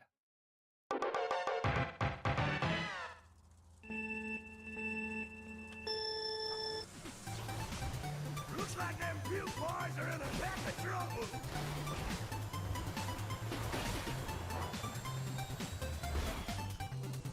Alright, can you beat Borderlands 2 with only cars if you use a mod to allow cars to enter maps they usually aren't allowed to and the cars are 50% smaller? I sure hope so. Using our new go-kart, we were able to clear out the bandits, save Claptrap, and ascend to the Flint fight. I decided to leave my car in the elevator to get it up to the top the same way I was gonna get Claptrap up there, but that was a mistake leaving those two together. Why is my current objective to find Flint? Oh, I'm blocking Claptrap. Hey, yo, what the Claptrap! Bro, that is inappropriate, dude. There are kids watching my guy. Oh my bro. Dude, what the? Dude, no way Claptrap was giving back shots to my car, bro. I'm half ready for my car to just fly into the air, into the ocean even.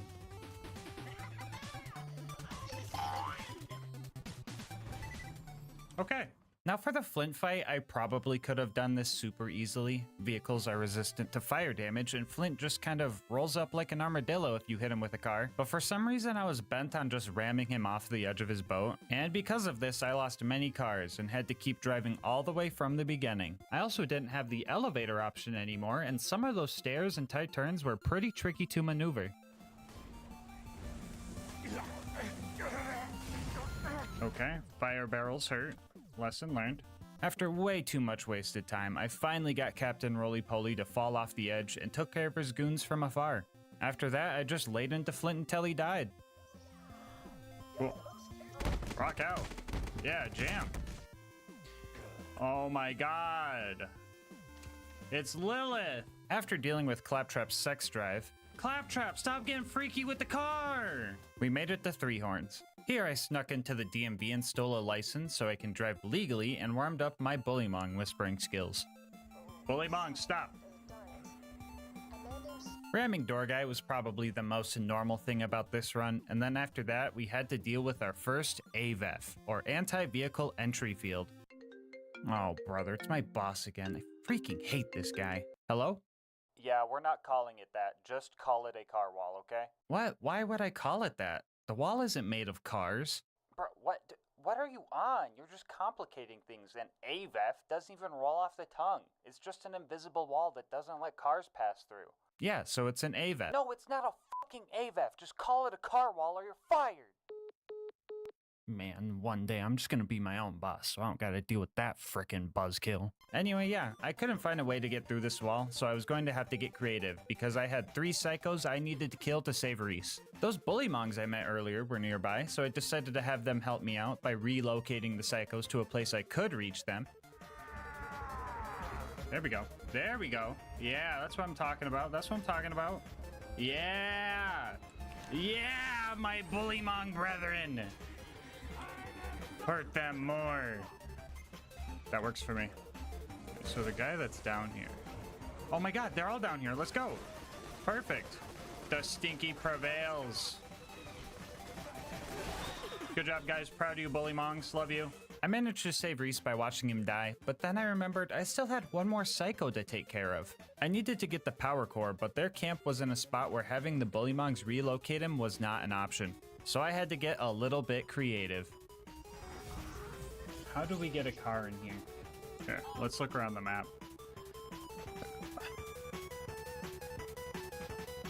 No shot this works, just saying. If this works first try, I'm gonna be amazed.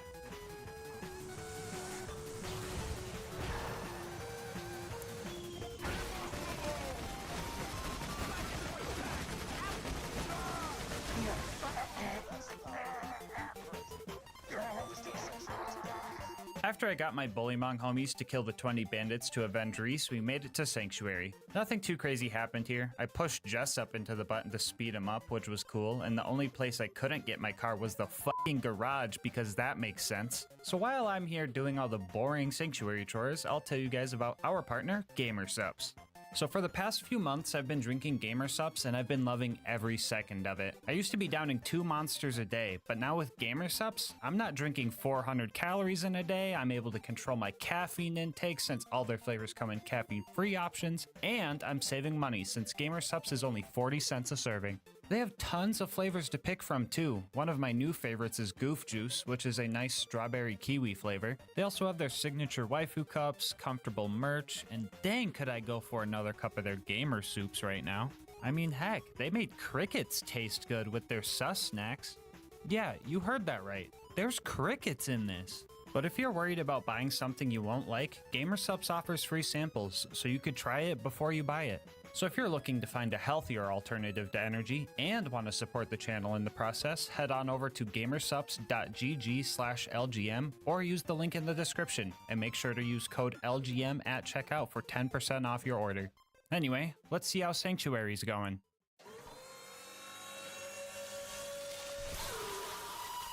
Our next destination was Frostburn Canyon, but well, let's just say we ran into another roadblock. So these invisible car walls tend to be pretty tall, but they eventually do end and you can get over them. For the purposes of testing how high these walls were, I decided to pull out a special vehicle I'm gonna call the Meat Bicycle.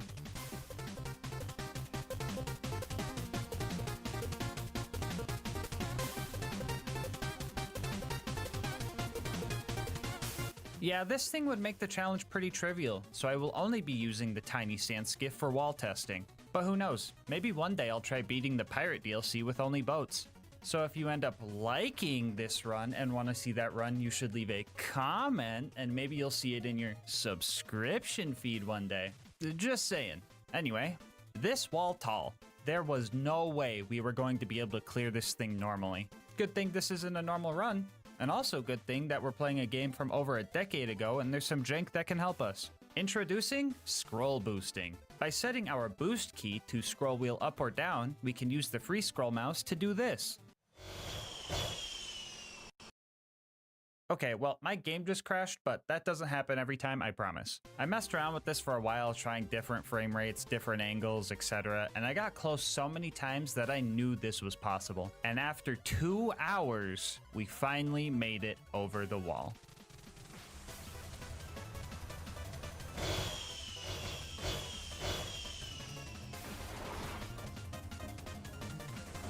Anyway, thanks for the raid, Jolts. You came just in time.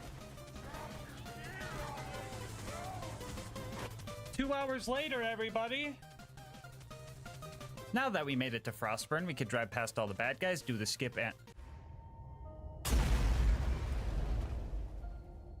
Well, alright guys, don't worry. I found another way to get into Frostburn that was pretty consistent, so I didn't have to spend another 2 hours on this wall. Second time around, I actually hit the spike jump skip and found Lilith.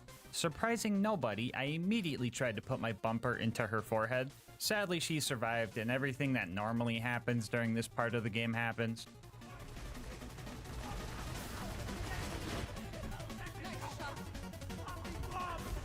Okay, Lilith, okay. I'll give you that one, okay? That was kind of cool. There she goes. She ruined it. She ruined it. She ruined it.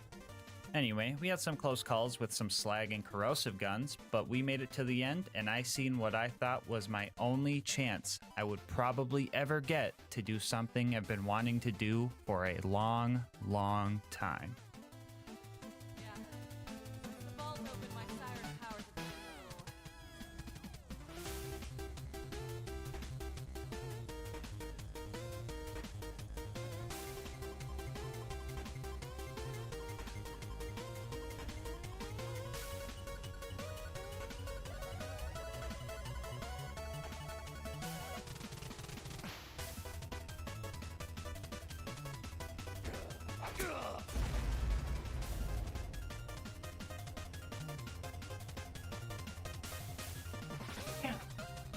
In this house, bro.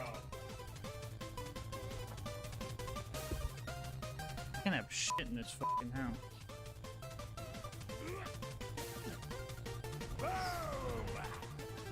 For anyone wondering, this is what happens when Lilith teleports you while you're in a car.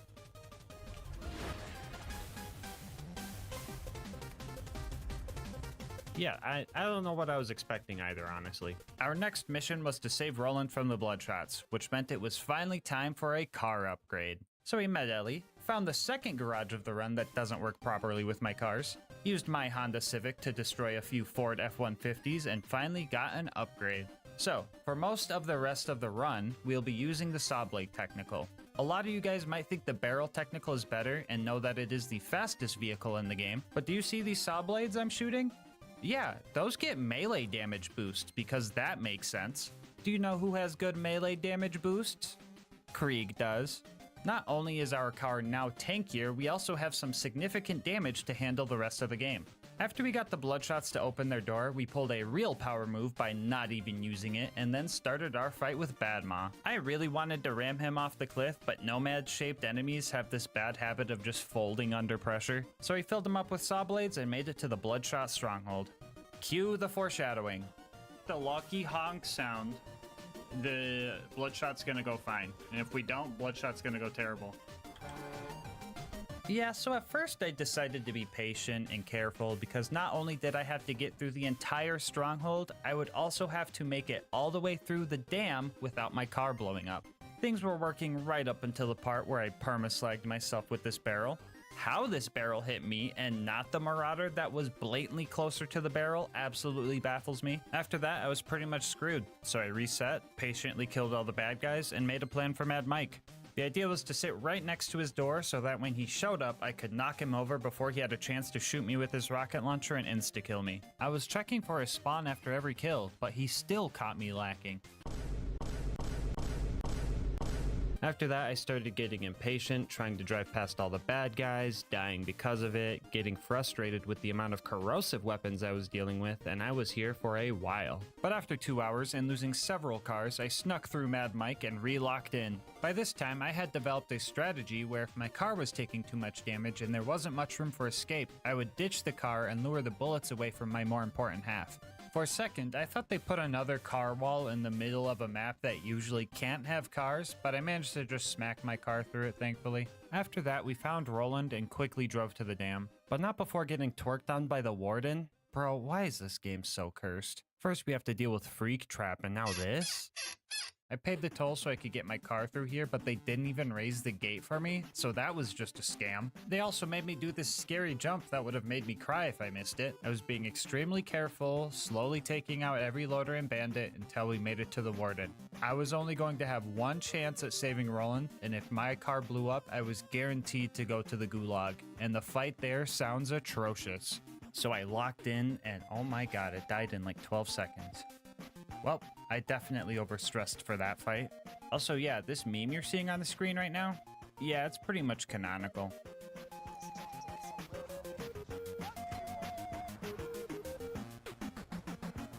Put the fucking money in the bag. Put the fucking money in the bag.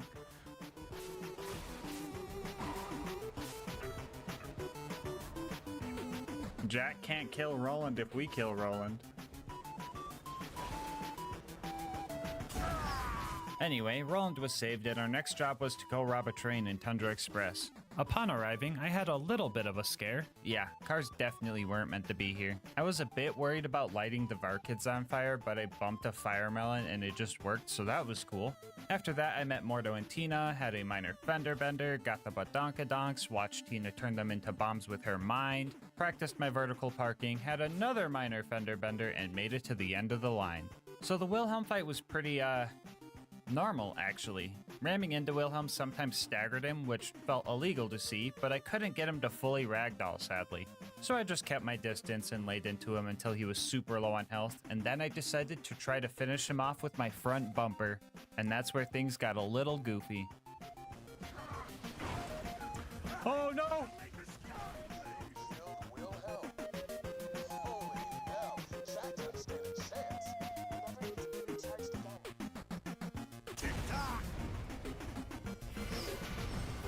Yeah, that fight was way too easy, so I did it again and actually rammed him to death.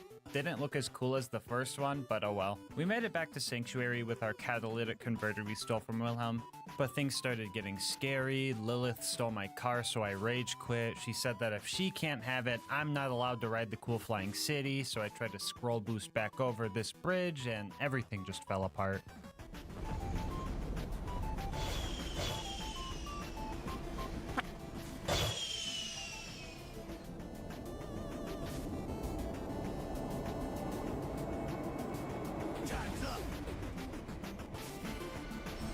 Time's up! Our next goal was to drive through the fridge so we could get back home. And yet again, we are faced with another car wall. And this one was a doozy. We pulled out the meat bicycle again and found out that the wall was pretty much the same height as this building right here, meaning we were going to need a scroll boost to get over it. I was here for a long time trying to find a good angle or ramp to make it over, but every time a jump looked promising, my game would just crash. At this point of the run, my total crashes far surpassed my total deaths. A couple of homies in the Twitch chat kept saying I should try and hit the jump with the runner instead of the technical, but I was being stubborn because I thought that I was going to need the technical for its speed. Speaking of Twitch, you should go check me out over there if you want to watch these runs live. Anyway, I did eventually break because it seems like the technicals crash the game way more often when scroll boosting. And when you mod them to be this tiny, trying to boost with them gets a bit squirrely. As soon as you press your boost key, the bandit trucks pretty much wheelie 90 degrees up. And unless you're on flat ground and just going straight, it's really hard to actually get speed out of it. So I caved and swapped back to the runner. And then I found that I could get my car up onto this section of the camp. But that doesn't really help. Only if I could do some grenade jumps, I could get up there and then like up there easily and... Never in my life have I ever thought I would have to perform a double grenade jump for a car. Because of their smaller size, these things also fly a lot further when hit with nades or punches. And after 4.5 hours of trying to scroll boost over this wall, I managed to blast my car onto the roof and over the wall.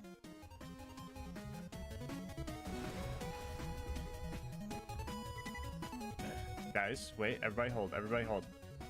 Everybody hold. We might be good, we might be good. Okay.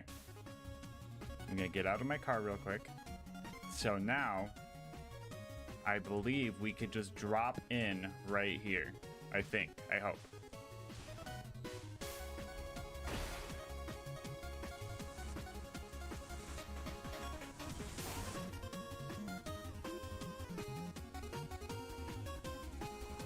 Don't do this to me.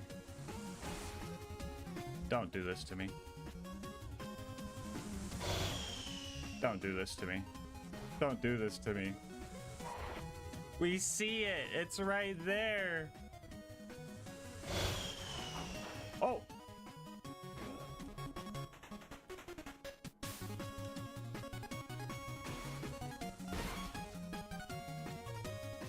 Well, that fucking sucks. So basically, I think the car was still hitting the invisible ice that Angel melts for you here or something.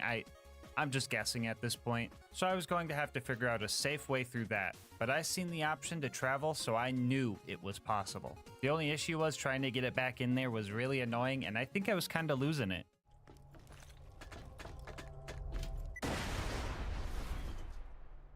Somebody clip that. Did anyone else hear the Mario theme there?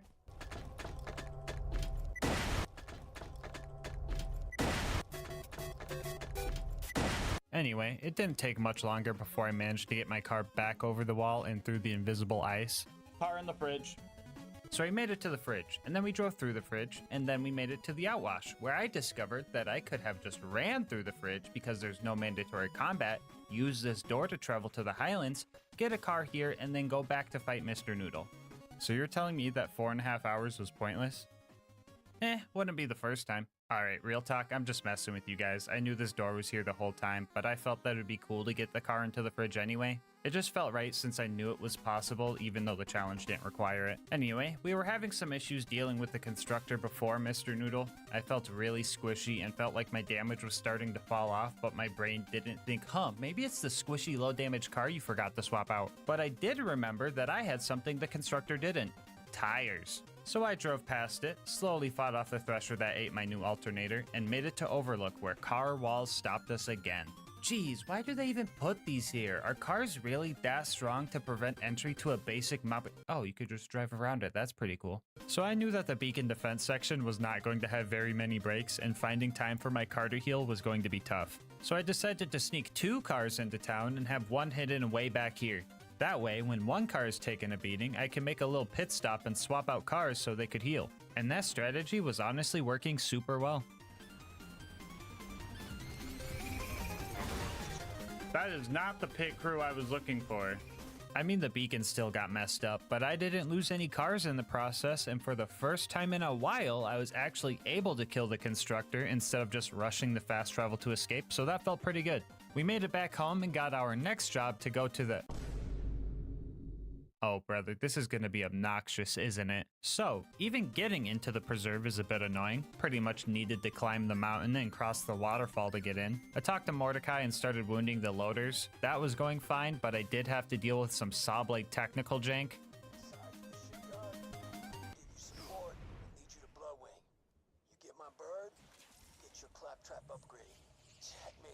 Confused? Yeah, I would be too. Long story short, the saw blade technical has some kind of huge bubble or box around it that causes some weird stuff. Some of you might know this car specifically can trigger the pipe explosion in the boneyard by simply driving near it. But in our case, the car's hurt box or whatever it's called clips through the floor and hits a death barrier. This game is truly cursed. Luckily, I was able to get around it and mow down any loaders in my way. Our next obstacle was trying to get through this small building. I was getting really frustrated trying to get through this building, but I eventually got over it. We drove ourselves up to the first mobbing section and carefully took out all the loaders before the big one showed up. His arm cannons deal fire damage, so we were pretty resistant to anything he could throw at us, but I still took my time because I did not need any setbacks here. After he died, Man, what did I just say? Yeah, so this door just wouldn't let my car through, and that was very scary. I started desperately searching around for some type of way to get out of bounds and found a possible route to sneak in. I would first have to jump up to these rocks and position my vehicle here. I would then have to time a grenade and a melee at the same time to launch my car over to this gap. Timing this was a bit annoying. On top of that, it just wouldn't work 12% of the time. Even the times I did time it well, I had to make sure that the car wasn't going too far back because there's an APEF, or anti-person entry field, that wouldn't let me through. Yeah, I'm not answering that. Anyway, after I pulled that off, I would have to shimmy my way up and over this rock. If this thing was 1 degree steeper, I think I would have failed the run right here. After that, I would pretty much have to Hail Mary and hope to land in the animal enclosure, where I would have to die outside of my car to go grab the feather that opens the cages, and then get back into my car and continue on. Dude, I can't believe getting through a wide open garage door took like an hour and a half to lab up and land. This game's busted. Next, I drove past the stalkers, killed off the skags, and prayed that this door wouldn't have the same issue. I swear to God. Oh, thank goodness. We were getting close to the end, I was pretty on edge, and my heart rate spiked when my car started bugging out. Luckily, I managed to unbug it out and started trying to figure out what I was gonna do about these stairs. The answer was trial and error, but how the f did I manage this? Not sure if I can park there. After clearing out the last few bad guys, we made it to the Bloodwing fight, and I was f***ing white-knuckling it. I knew that one corrosive dive bomb or some type of AoE attack from Bloodwing could have me going through all of that trauma all over again. Yeah, guys, I was definitely overreacting right there. In reality, she only managed to do 1 claw attack in fire phase, 1 claw attack in shock phase, and in corrosive phase, she only got 1 claw attack and 1 corrosive ball off before the 84 saw blades I put into her appendages finally grounded her. That was an extremely easy fight that I definitely stressed over for no reason. I can't feel my fingers right now, bro. That fucking looked easy, but that was fucking nerve-wracking. Driving into her automatically picked up the claptrap upgrade, and I started doing donuts. GG, Bloodwing. Another point for me. I realized I forgot to do the loot dude, so I redid the whole scary out of bounds jump again, and all I got was a freaking gub. Wow! Anyway, with another scary part of the run done, it was off to recruit Brick and his air support. Huh?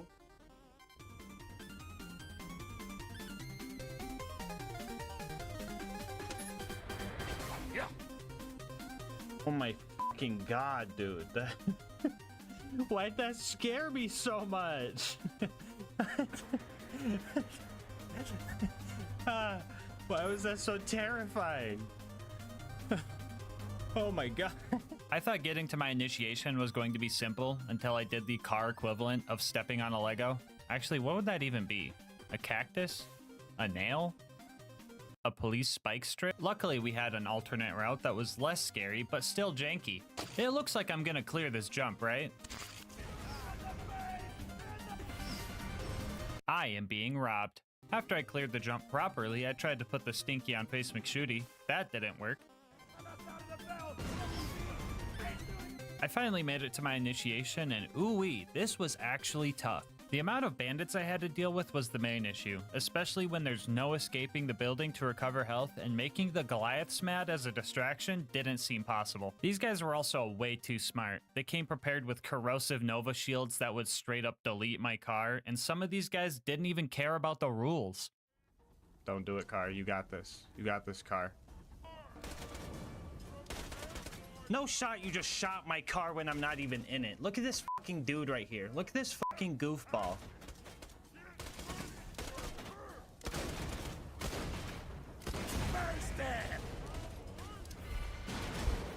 I'm suing, bro. I'm suing. After totaling way too many cars in there, I managed to get past the first wave of big guys and mowed down the little guys until we finished the initiation. Then I hugged Sarcastic Slab with my car, I gave Brick a ride, and we started taking out the loaders. And that was going well until I forgot about the previous no parking area. After grabbing car number 42, we started launching loaders. I noticed that warloaders and superloaders would actually ragdoll when I ran into them. Usually these guys aren't affected by knockback moves, which also means they are stinky proof. So this being a once in a lifetime opportunity, I took it upon myself to stinky the unstinkyable. Yes! First ever warloader stinky. Oh. Rick? Brick? Well, he said over here. Up next was the Jack double assassination job. You could tell this one was a fake Jack because when I shattered his shins with my car bumper, none of the loaders really cared. After he died, I grabbed his pocket watch from a pile of saw blades, found out I could throw my car at people by punching it, debated whether or not it was allowed for the challenge, thought that if someone threw a car at me and I fucking died, it would be safe to say they killed me with a car, decided that it was allowed cause funny, hit some info kiosks, did some stealth car shenanigans, and acquired Jack's voice. We now had everything we needed for the bunker raid, and let me tell you, this was an uphill battle. Breaking the ankles on the first constructor went fine, and the baby turrets were only mildly annoying to hit. And yeah, we actually had a pretty sizable lead on all the enemies spawning because they were just really slow. But you know how it goes being in first place.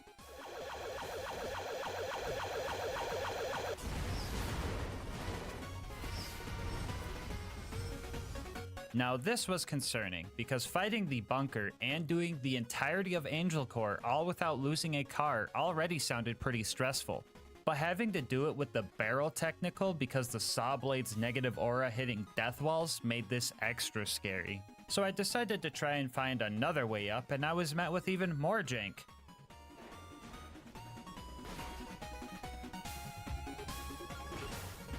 Yeah, so dying here and having to retrieve another car makes it so car walls just show up, but only sometimes? Yeah, I don't know, guys. I would either have to win a coin flip or just re-kill the toaster and turrets again to get past these doors, not to mention having to kill all the mobs on the way up as well. I was able to take out the big toaster from afar and managed to line up a jump to get up there safely, but the door still didn't open. This usually means something that the toaster created was still alive out there, so I had to go finish off the rest of its bloodline. Or oil line? Power line? Screw it, let's just cut all their brake lines. Anyway, hunted down every loader in the vicinity and had a little lapse in judgment. Fuck, I forgot about that. God damn it, dude. Why'd I do that? Other than that, I hit one more goofy death spot I drove over 50 other times just fine, before I finally managed to kill all the necessary household appliances to make it to the bunker. So I got here and started taking out the autocannons, which wasn't bad, they weren't too tanky. I was mostly worried about the laser countermeasures you were supposed to jump over. I really hope I don't have to explain why I can't do that. I don't know if it was the high up third person perspective, but I never noticed that the light railings turn red when lasers were coming. I also never noticed they would start on one end and work their way around the ring. Yeah, some pretty trippy stuff, but the lasers didn't do much damage, so that was cool. The bunker showed up, and for the first half of the fight, it was pretty simple. I just held both triggers down and ignored his autocannons because they don't really deal damage. But at the half health mark, I locked in and started playing safe because I knew that the slag cannon could deal some serious damage and possibly slag me. But even that was kind of easy. I don't know why, but the bunker would straight up overshoot and just miss every time. I tested this a bit later, and this thing just straight up whiffs consistently. I know this guy wasn't programmed to fight a car, and maybe he's just aiming at my third-person POV or something. I don't know. I just thought it was kind of funny. So after finding that out, the second half of this fight pretty much played out the same as the first half. And it turns out, the slag lasers didn't even do that much damage. Dude, what am I so scared of? I really thought I was gonna be squishy this whole run. Hey guys, Future Gas Mask here. So during this run, I was under the impression that my car was matching my level of 80 and I would be decimated by things like Boom's Cannon or Bunker's Slag Laser. But it turns out, cars scale to your OP level, so my health bar was actually able to take some of these hits. I still got the dumb under-level damage debuff from being level 80, so OP10 was still harder than non-OP levels, but hopefully this explains why my car seems to be way more tankier than it should be. Anyway, another scary part of the run was going to be Angel Core. I needed to get through all of it without losing my car, or it will restart from the beginning when I leave. And the worst part about this whole thing? I couldn't even reach the beginning because my car was still too big for this door. I was getting pretty desperate and frustrated, especially since Silence the Voices still managed to kill me in a fucking car-only run. Afraid that this might be the end of the run, I attempted to do the elevator skip speedrun strat with my car, and that went about as well as you could imagine. With no Lakitu bro able to save me from falling off the map, I resorted to my next idea, which was to see if the normal runner would fit. It would suck to lose the damage and extra health, but the runner felt like it healed faster, and that might have been important for Angel Core. But this one also didn't fit. Out of ideas, I planned on resorting to something I really didn't feel good about. The plan was to have my bro Lucas, join the game and go press the travel button while I'm still in the car. That way I could get it into Angel Core. And right as he joined in, a small glimmer of hope showed up. I somehow managed to get my car sideways and it was now halfway through the threshold. Talk about twisted metal, am I right? I was practically prairie dogging this thing, and after a few more good pushes... We're in. Oh my god. The run's alive, baby! No player 2 needed! Get the fuck out of here, Luigi! Now we just need to make sure not to lose our car in Angel Core, and we are home for... Oh my god, did it just vanish into thin air? Oh, thank God it came back after the cutscene. Ooh, that was a close one. All right, so my initial plan for Angel Core was to play it safe. I would press the button to open the door, peek out with my car to deal some damage, and then retreat before the doors closed. But my car had enough prairie dogging for one day. Well, I'm in it now. Locked in, I started fighting the loaders the best I could, making sure to knock them down and making sure not to get cornered by them. If an ion loader showed up, I would let them be. That way all the loaders would group up and I could heal on the other side of Angel's bubble. The laser turrets were a bit scary here, not because they dealt damage, but because they can stop me from healing, so these guys were priority 1. And as funny as it would be, I tried my best to not run Roland over, so I could avoid any potential soft locks. I was yet again gripping the wheel tightly, as this was a pretty stressful fight. I could have probably picked up my chair with how hard I clenched when this angelic guard slagged me and almost killed me. And that wasn't the only time I had a close call either. There were a few times I decided that abandoning ship was just the best option to draw fire away from our car. 2 injectors in, and I was looking for anything to calm my nerves and help me finish this fight. But all I got was Lilith. Howdy, boys. Ah, why every time, dude? You just got here. Alright, for real though, the last wave of war and super loaders isn't too bad. Their fire cannons are kinda useless against me, so I managed to take them out and make it through Angel Core first fucking try. Well, the bunker raid went well. Now I just need to use my car to block Jack and save Roland. Oh my god, did it just disappear into thin air? No. Oh, never mind, I still have it. Wait, if I still have my car, that means it never disappeared. And Lilith just moved it? Meaning that Lilith helped Jack kill I knew she was a bad guy, I told you guys! Anyway, I couldn't get my car out of Marcus's shop, so I left it there for him. He's gonna be so confused when he finds it. He's gonna walk in there and just be like, What the? Marcus Kincaid, you are now the proud new owner of a miniature saw blade technical. Our next objective was to go to the Hyperion Info Stockade, and usually at this part of the game, the bridge gets raised, causing us to have to go to Sawtooth Cauldron to get some bombs to blow it back down. But as usual, I did not feel like doing all of that. They said I needed a bridge. I say... Just fly.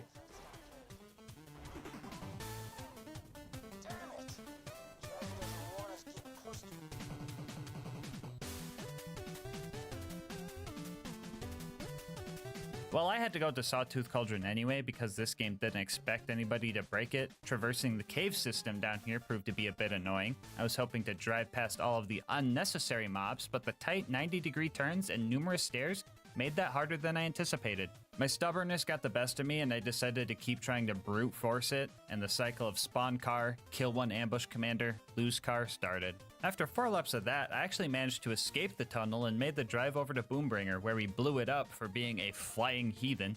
And after that, we gave Mortar the bumper special and prayed that our car would fit in the elevator.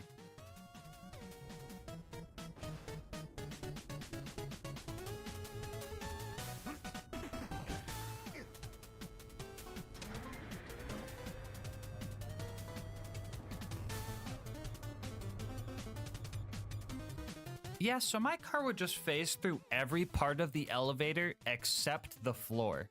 If I would have also phased through the bottom, this run would be dead. So the fact that the game was cursed just enough and in a good way to get me to the top was absolutely crazy to me. I know I always complain about this game being spaghetti coated, but tonight, I think we should all have spaghetti for dinner. What do you guys say?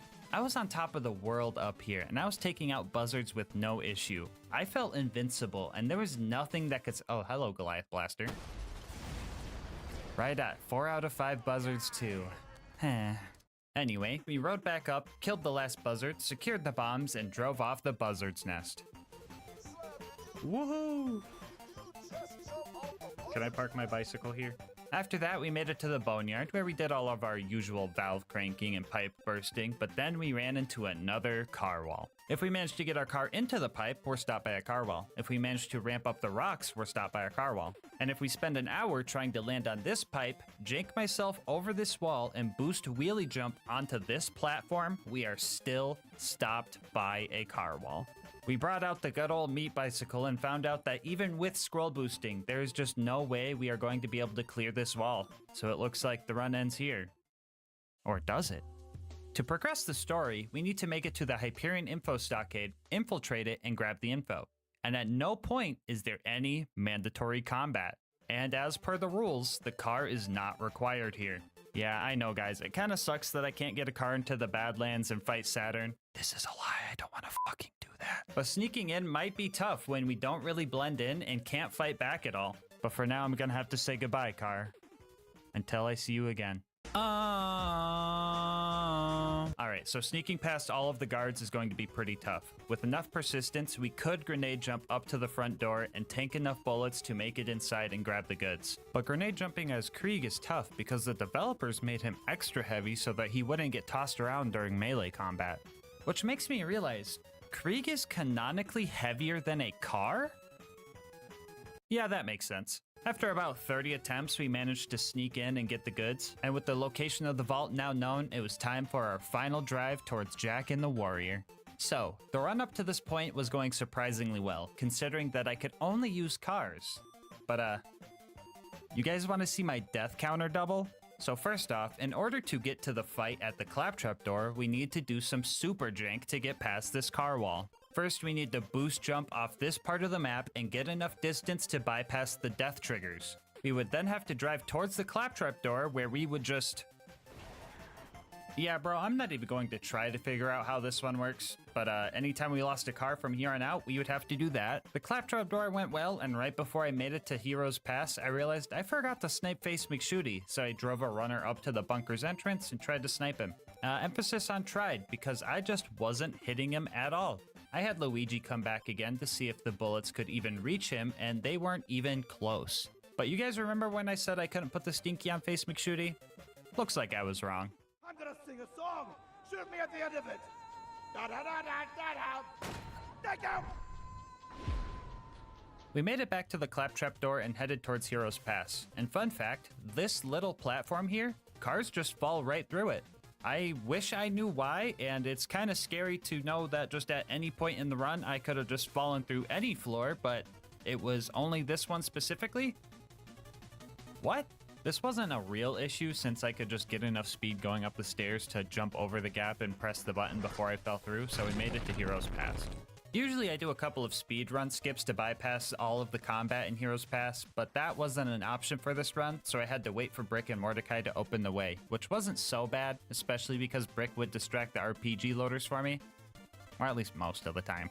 Every run through here would also require us to do a wheelie jump over this bridge gap, but with little room to gain speed for the boost and our backboard being made out of trampoline, this jump ended up causing the most deaths out of anything during this run. I would also have to full-on save quit after every death because Brick would turn into a literal brick if I left and re-entered this map, soft locking us. So we made no progress if we lost a car and would have to restart all of the mobbing all over again. Also, the claptrap door was another one of those coin flip doors that would only stop me sometimes. Still not sure what decides this, but oh well. It only takes me 2 minutes to figure out if it's gonna take me another 2 minutes to figure out if it's gonna take me another 2 minutes. The final door I needed to wait for was pretty tough to get by. A lot of loaders were thrown at us here, and the sheer number of them could kill me quick.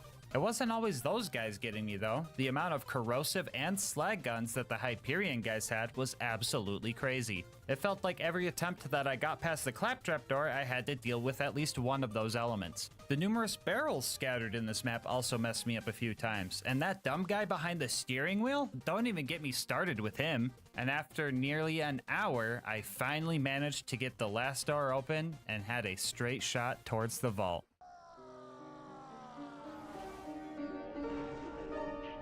You alright, mate? You can't park there, sir. Interesting.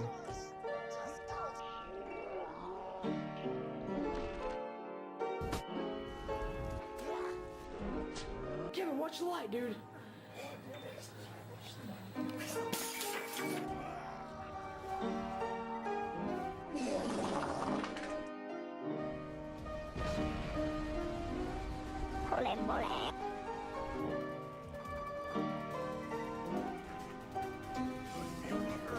Well, on the bright side, I don't have to wait for Brick and Mordecai anymore since they opened both the doors. But on the downside, dark side? Passenger side? I don't even know. All I know is that RPG loaders suck. And with no Brick there to distract them, I was going to have to make this jump while dealing with an RPG loader every single attempt. If he spawned on the lower section, I pretty much just had to hit him directly midair, and if he spawned on the upper section, my only hope was to break his ankles as he rounded this corner. But 90% of the time, he would just shoot me with the rocket launcher, and I would turn into the little psycho from the intro cutscene of this game. After finally making it to the vault, I was ready to fight Jack, fight the warrior, and end the— oh, bro, really? Oh, brother, dude, why is there a car wall here? Cars aren't even supposed to be in this map. Why? Dude, whatever. I guess what are my other options? Great. Yeah, so on top of doing the goofy jump to get into Heroes Pass and hitting this jump without getting blown up, I also have to hit this jump right here. And guess who did it first try?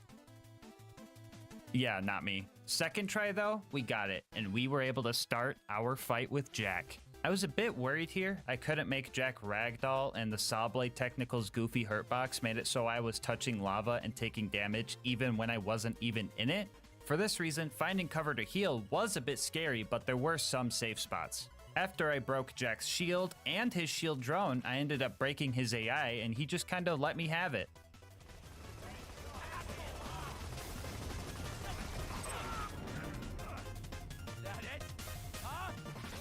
Yay! The warrior was only slightly scarier than Jack. As you can see, I wasn't really scared of any fire damage. I was kind of vibing in it, honestly. I was mostly afraid of him launching my car into a death pit or something. But as long as I kept my distance and got the occasional Crystalisk to ragdoll— oh my god, that looks so weird— I would be fine. And I was fine, because 5 minutes later, the warrior entered its deathbed phase, and we finished this run. Which means, yeah, you can beat Borderlands 2. Oh wait, hold on. We still gotta kill Jack, don't we? Actually, yeah, let's do something funny. Let's just boost into him or something.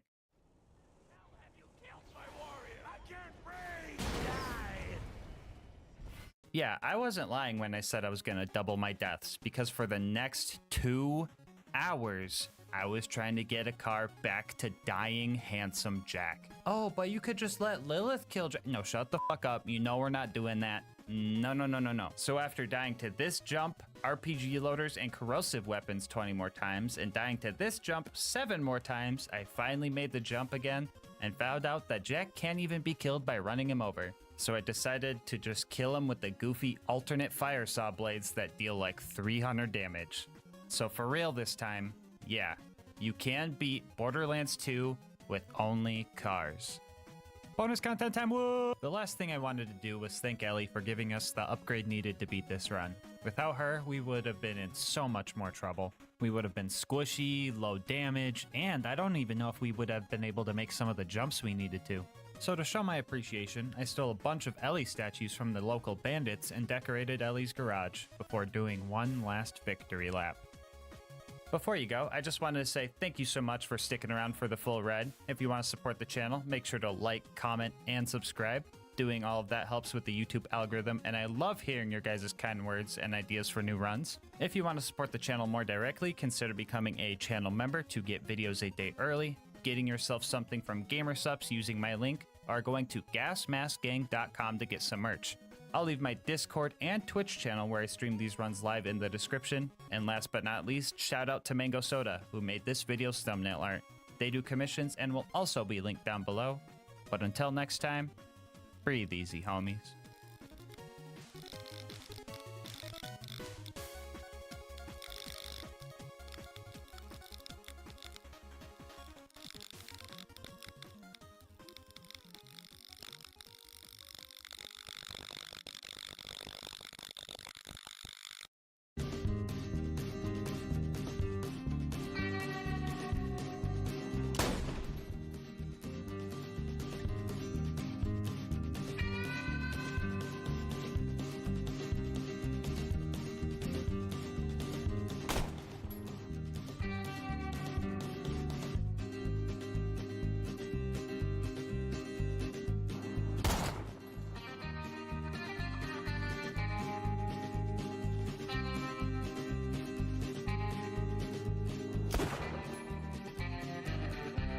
With my trained deputies... Wait, you guys are trained, right? Raise your hand if you played Deputy Sal before. Okay, raise your hand if you've ever played Sal before. Oh god, what did I get myself into? Anyway, we started clearing out Tutorial Town and found that 6 shotguns all going off at once not only drops me to what I'm guessing was 30 frames per second, but it's also pretty funny to listen to. Oh my god, hearing all the Jacob shotguns go off, dude. Not too many issues came up here, and honestly, we kind of rolled the place. Anyway, we saved Hamulok and set off to take on Boom Boom. Along the way, we discovered that the accuracy and range of the shotguns was going to be the deputy's biggest challenge. Well, besides making sure my clumsy butt doesn't fall off a cliff or something, of course. I had a feeling that this would be an issue, so I made sure to give everyone 5 in insight and busts that can't slow down, so that we could get into the enemy's faces quickly and also rush to each other's aid in case we went down. Mix that with the fact that our bleed out timer is super long because of our badges, and the fact that you can fire your left gun while reviving, you get a strat that just might get us through this game. The plan for Boom Boom was to let me take the cheese bowl fight with my lower DPS while my deputies handled the other boom. They did a great job, but on my end, I was having some trouble. Luckily, Deputy Lucas came in and helped kick Boom Boom out of his turret. I didn't have much ammo to help with this fight, so I decided to promote myself to Medic Sheriff Gasmask and just help that way. I started to run back so I could top off my pistols, and the lads accidentally let all of the outlaws out by blowing up the gate, so I made the call to go in and risk it for my homies like they would for me. This time around, I knew I couldn't revive everyone in time, so I made sure to psych everything I could so that they had a chance to get themselves up, earning me another promotion to Support Medic Sheriff Gasmask. Anyway, we dealt with the very thrusty bad guys, and we all made it out of this fandango alive. And then Queen Knight did the bleed out any % speedrun on accident while trying to save me, so that was hella depressing. Oh, this is a perfect time to point out that the death counter will only count my deaths. If you need an explanation on why, just go check out our other co-op challenge. I'm sure that will clear everything up for you. Anyway, after many armpit moistening battles and stinky plays, we made it to Flint. Initial results showed that this fight was going to be super tough. After a lot of really scary close calls, we retreated and went to make a game plan. We decided that we should just go in and milk the fight for your life timer and just spam shotguns at ankle biting range, while I would try and stay back and deal damage from a distance. I really didn't want to cheese Flint by punching him off his arena again. Flint, however, never forgot that day, and he came for his revenge.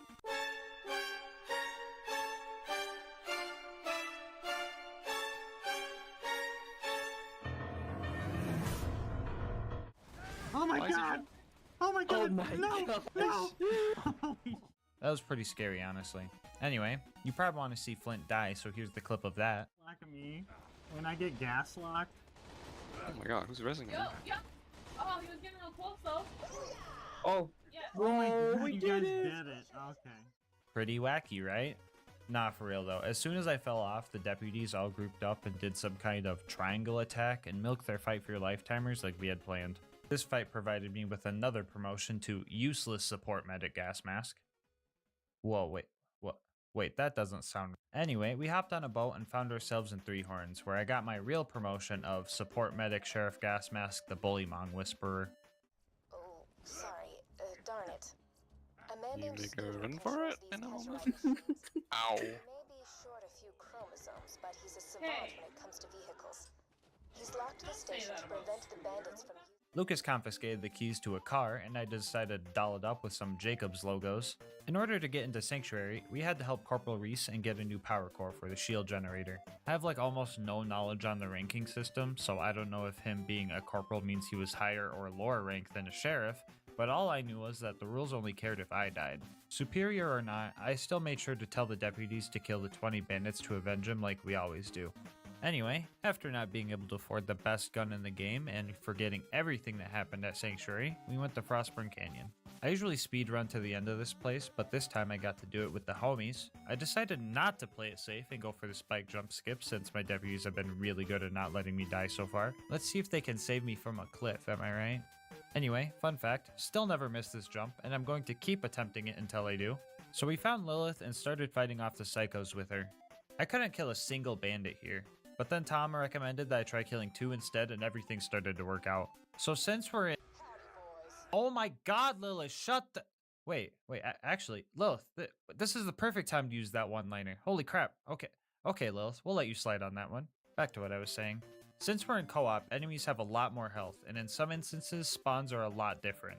If some of you guys remember the friendship run, you might remember we had to take on 12 big psychos as opposed to the usual 3 that spawned due to 4-player co-op scaling. If that doesn't ring a bell, you're probably new and should subscribe and check out the rest of my channel for some good laughs. Anyway, why slowly whittle down a bunch of health bars when you could just put the stinky on them?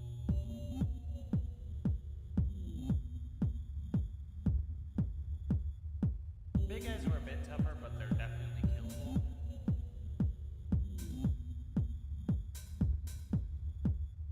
I think I was getting a little cocky and a little loopy though, because I started acting up. The sneaky on them. The sneaky on them. The sneaky on them. The sneaky on them. The sneaky on them.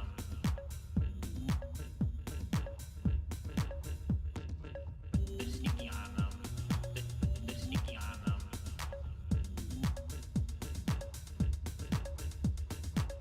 The sneaky on them. The sneaky on them.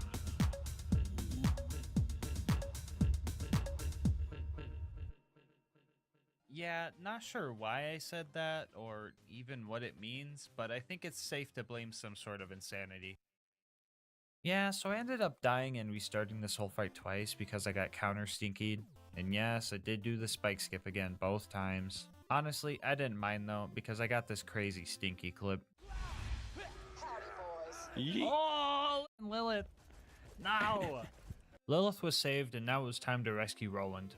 We needed to get a new car to fool the Bloodshots, but then I realized that cowboys don't use cars, they use horses, and since we didn't have any of those, we had to fight the bandit technicals on foot. These darned horseless carriages ended up destroying Deputy Lucas early on, but after we got rid of the big one, we destroyed all the cars we needed, and then another car came up and ran me over. Joke's on them though, they just saved me a trip of running through the dust. Up next was the Badma fight, and we came prepared with a plan. Go? Here we go? Yes! The only problem with this strat is that Badma kinda took the key we need with him, so we had to re-enter the map to get the key to show up somewhere reachable. It was now time to fight through the Bloodshot Dam, or as I like to call it, Cowardsville. Using our finely tuned coordination skills, we were able to combat the cowardice of these guys by simply punching them closer to homies that needed revives. Feel like there are a lot more enemies in here than usual, probably because of the 4-player co-op scaling and whatnot, but we were keeping each other alive. Mad Mike and his toilet room were the last things I was worried about here, but there was nothing a little teamwork couldn't handle. He's standing by the fence. Can you do Combo? something? No. Oh! Somehow we turned one of the worst mobbing sections in the game into a really fun fight by putting the Stinky on so many bandits. Get stinky. Lucas even styled on Mad Mike in the end. He's looking at me. Oh, nice. Oh my. Oh, I got him. Oh, you got him. Let's go. After that, we just had to run to Roland and then get stressed out about this toaster we had to fight. I'm willing to bet that some of you guys don't know that the Warden can actually take Roland to the Hyperion Friendship Gulag if you take too long to rescue him. If you didn't know, don't feel bad, that just means you're good at the game. Anyway, I wasn't sure if dying and the resulting save quit would cause us to automatically go to the Gulag, so I had even more to stress about than usual. So running through the dam was pretty scary. We all went down a few times and there were very few spots where we were actually safe. Deputies Tom and Queen Knight made it there before Lucas and I, and then I noticed that the Warden was already spawned and the clock was already ticking. I ordered them to rush in and await our backup. Moments later, I made it to the fight and single-handedly saved everyone from the big bad scary toaster with no help from Tom whatsoever. No gulag for us, baby.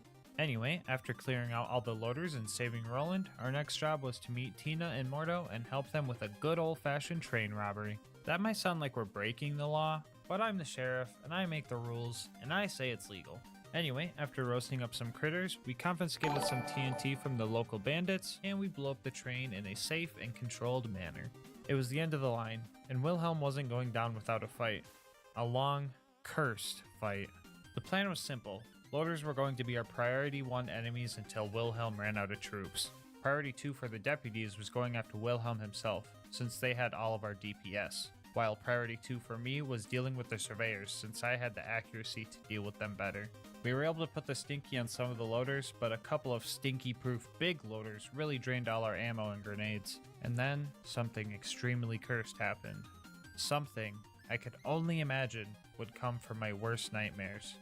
Something so unheard of and absurd that I still don't believe it happened, even though I see it with my own 2 eyes. This was the incident. Well, you know. What? There's a badass constructor. Constructor? Why is it so small? There's 2 of them. What is going on?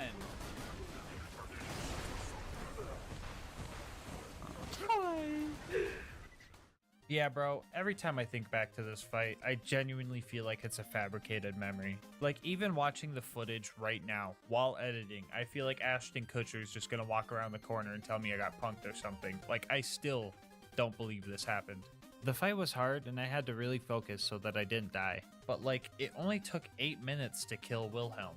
I've had runs where I'm getting bodied by him for hours, and I have never seen these cursed baby turret toaster crossbred abominations in my life. The game really seen this and was like, oh, okay, let me help you out with that.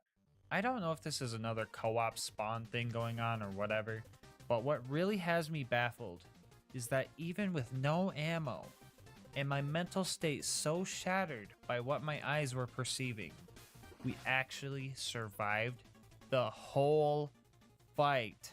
What the fuck is even going on right now? Who am I? How am I? Baby constructors aren't real, they can't hurt you.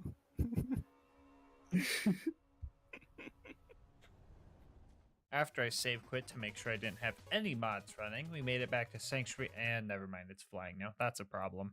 So we had to go through the fridge and try not to get ambushed by all the lowlifes dwelling there. Big emphasis on try here because I ended up dying. Deputy Tom was at the end of the map ready to travel, but we all went down, and hitting rats in general is just not easy. So here was where I had my first bleed out death. and honestly, I'm pretty proud of my deputies for lasting this long. Well, except for Lucas, because this rat picked my pockets twice and Lucas tried to snatch up all the money when he died, and I didn't appreciate that. On the way to the beacon, Alyssa challenged the bridge to a duel, and she was all like, draw! And then the bridge drew, but not in the fun cowboy way, so we all had to take the elevator thing. Well, this one goes sideways, so maybe we call it a horizontal? Editor, don't take that joke out of the script. Also, don't record yourself reading this. This isn't part of the script. Oh, come on, not again.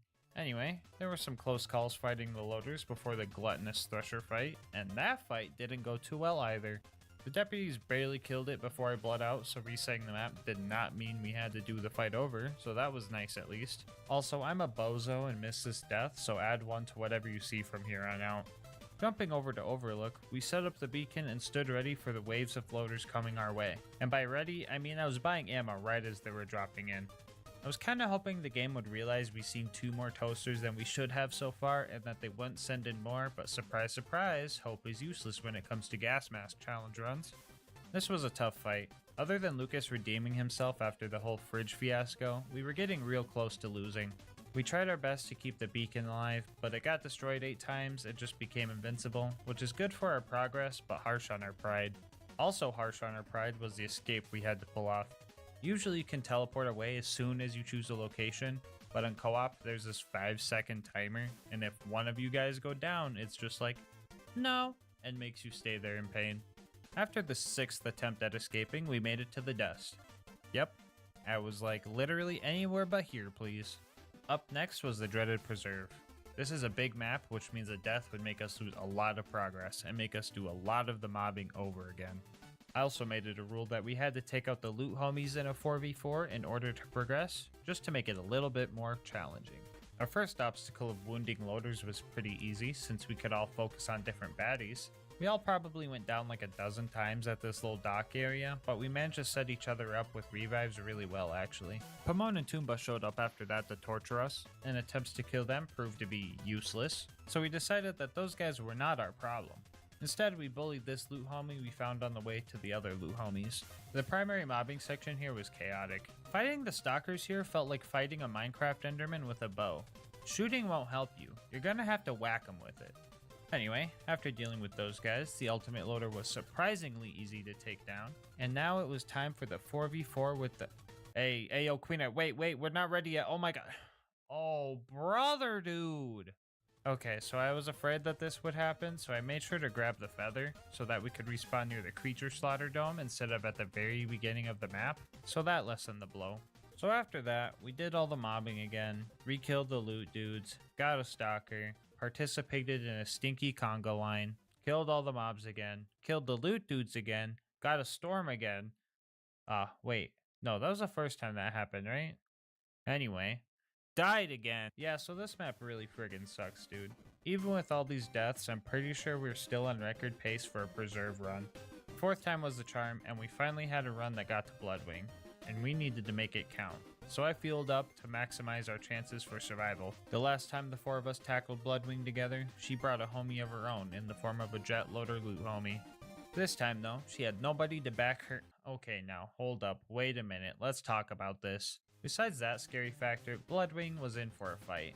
She thought the sky would be safe, but from my point of view, all the pellets in the air made it look like someone snuck in a conference call to the fight. And it didn't take long before Bloodwing made the mistake of landing, and we took her down. The Tubby dropped a legendary Gunzerker if anyone was wondering. Also, I have the save files with all the cool gear I found along the run in the description if anyone wants to try this for themselves. Everybody say cheese!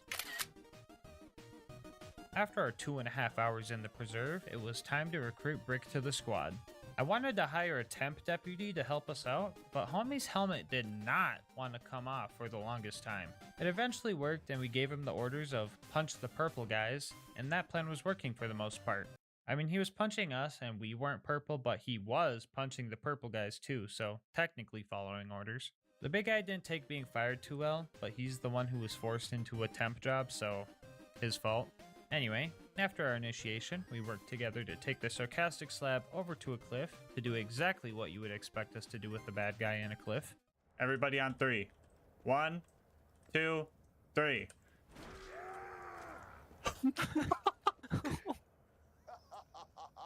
Still going. Damn. Oh my god, that... Yeah, homie got launched. I'm pretty sure multiple of us hit him, so that knockback was just amplified, and I thought that was pretty cool. I won't go over to the combat here, I'll just show you guys the good parts. Oh, Brick. Line me up, Brick. One beacon's already gone. Oh, nice one. Nice. Thank you. Up next was taking down the Jack Double. In this part of the run, we straight up turned to assassins. The double didn't last 10 seconds against us. We took his lunch money, and then we split up to all the kiosks and made it out of opportunity in only 3 minutes and 52 seconds. It was now time for the bunker raid. Right off the bat, I learned that Lucas and Queen Knight were both not Hyperion robots, but buzzards are for some reason because that makes sense. Anyway, Tom used the strat he learned from a very cool and handsome YouTuber to get the constructor to look at the wall, which makes us safe from his rockets. This made it super easy to abuse his crit spot as a squad. The dreaded baby turrets were up next. Luckily, bouncing Betty grenades shoot bullets, which do hit these guys. For anyone new to the game or the channel, these guys are glitched and straight up don't take any splash damage at all. On top of that, they don't have a crit spot, and they also have an ungodly amount of health regen, so these guys can be pretty annoying. This time around, however, we kinda lucked out. The third obstacle in our way was the big toaster. The useful strat of just standing behind the thing wasn't working as good as it usually did. The deputies were dying and having trouble making it back up the mountain. I also had to scale the mountain again due to personal reasons. He's looking at the stage. He almost he full died though. I gotta finish the job. Sorry, guys.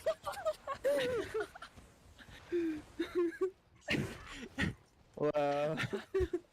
Okay, I'm coming back up. After about 10 minutes of struggling, we managed to all meet up and finally took it down. The final obstacle before the bunker was Face McShooty, who volunteered for death via firing squad. While we sit here and spam at him, I guess I'll give you a cool history lesson. Did you know that in old-timey firing squads, only one person in the firing squad would have an actual bullet? They did this so that the men in the firing squad could find some solace in the fact that the rifle they fired likely had a blank in it and not an actual bullet inside. We, however, did not do any of that goofy stuff because we weren't even sure we could land a hit on him from this far. Oh, look, we got him. That was so fast. The bunker fight was upon us, and I definitely didn't die to something embarrassing again like a cliff. Anyway, we took out the turrets, the actual bunker fight started, and the first thing it did was try to assert its dominance with a friggin' T-pose. But it kinda backfired, cause it just made it way easier to hit for all the deputies. So yeah, homie just started T-posing and kinda kept T-posing every time he flew up to us. We were all capable of hitting the broad side of a bunker, so this fight was actually pretty simple. Jack was hiding something in this mountain, and we were gonna get to the bottom of this. Up next was the Angel Core, and I was dreading this place. Even if you destroy one or two of the injectors, save quitting will reset the whole fight, so you have to do everything over again. So I was pretty stressed out about this part. I already don't pay these guys to do these runs with me, so I didn't want to make them suffer more than what they already have. Wait, Tom, no, don't leave! Anyway, after giving away my foreskins to persuade Tom to come back, we started the Angel Core fight. We devised an order of operations for which targets we were to prioritize. Ion loaders were at the top of our hit list, mainly because of their cheap bubble. When they bubble, every loader in the area starts running to it like the cowards they are. Lucky for us, Fistful of Hurt is a great counter to this because we can interrupt the process entirely. Up next are Angelic Guards. With no way to dismember these guys, it was important to take the tanky ones out first. And last on the list were gun loaders. One could argue that killing these guys off before the Angelic Guards would be better since you could get incoming damage off the table faster, but in reality, these guys were just our revive fodder for emergencies. War and super loaders are arguably less dangerous than the rest of these guys because of their big charge up duration and lack of mobility, and the turrets were usually the first thing taken out while the rest of the wave was still digistructing in. Our coordination was kinda at its peak in here. We were saving each other, setting up slag, and... Oh my god, Lilith. You had one chance, and you overdid it. I'm never letting you slide again. You know what? Fuck you. Frickin' howdy, boys. Good. Anyway, we made it through Angel Court and tried to kill Jack in the cutscene to save Roland. Don't think it helped at all though, and we're pretty sure all we did was slag Roland, so whoops. The next day I came down with a cold, so my voice was pretty bad. Even though I took proper precaution by taking my cold medicine and drinking my tea, I wasn't going to be able to give out orders to my deputies. Which really didn't matter because they all know how to play the game and know what they're doing. Our next stop was Sawtooth Cauldron. There was a scary part where we had to fight off a few big nomads, but luckily they came with instructions, so we knew exactly what to do. The rest of the instructions weren't that clear, like Boombringer? I hardly know her. For real though, this part was really scary. The first time we got up here, we had to bail, and the second time I was deep behind enemy lines when Deputies Queen Knight and Lucas kicked the bucket. I thought it was done for, but Deputy Tom finally managed to land the grenade jump with his across the planet 600 ping. Oh, did I forget to mention that Tom is practically playing in the past and the future simultaneously? Rubber banding, never knowing what is real? Because that's what he has been putting up with for the whole run. Tom, when you watch this, thank you. Anyway, my hero arrived and we made it back to the elevator. Up top, we were the most coordinated that we ever were. Got Alyssa. Do you? Yep. Sure about that? You don't? I thought I was reviving Alyssa. I'm so sorry. Whoa, wait a minute. That was the wrong clip. Hold on. I got you. Jump on, Lucas. Thank you. Hold on, is there a bandit to put the stink? Hold on, I want to put the stinky on him with Lucas on my head. Yes. Can I punch him? Yes!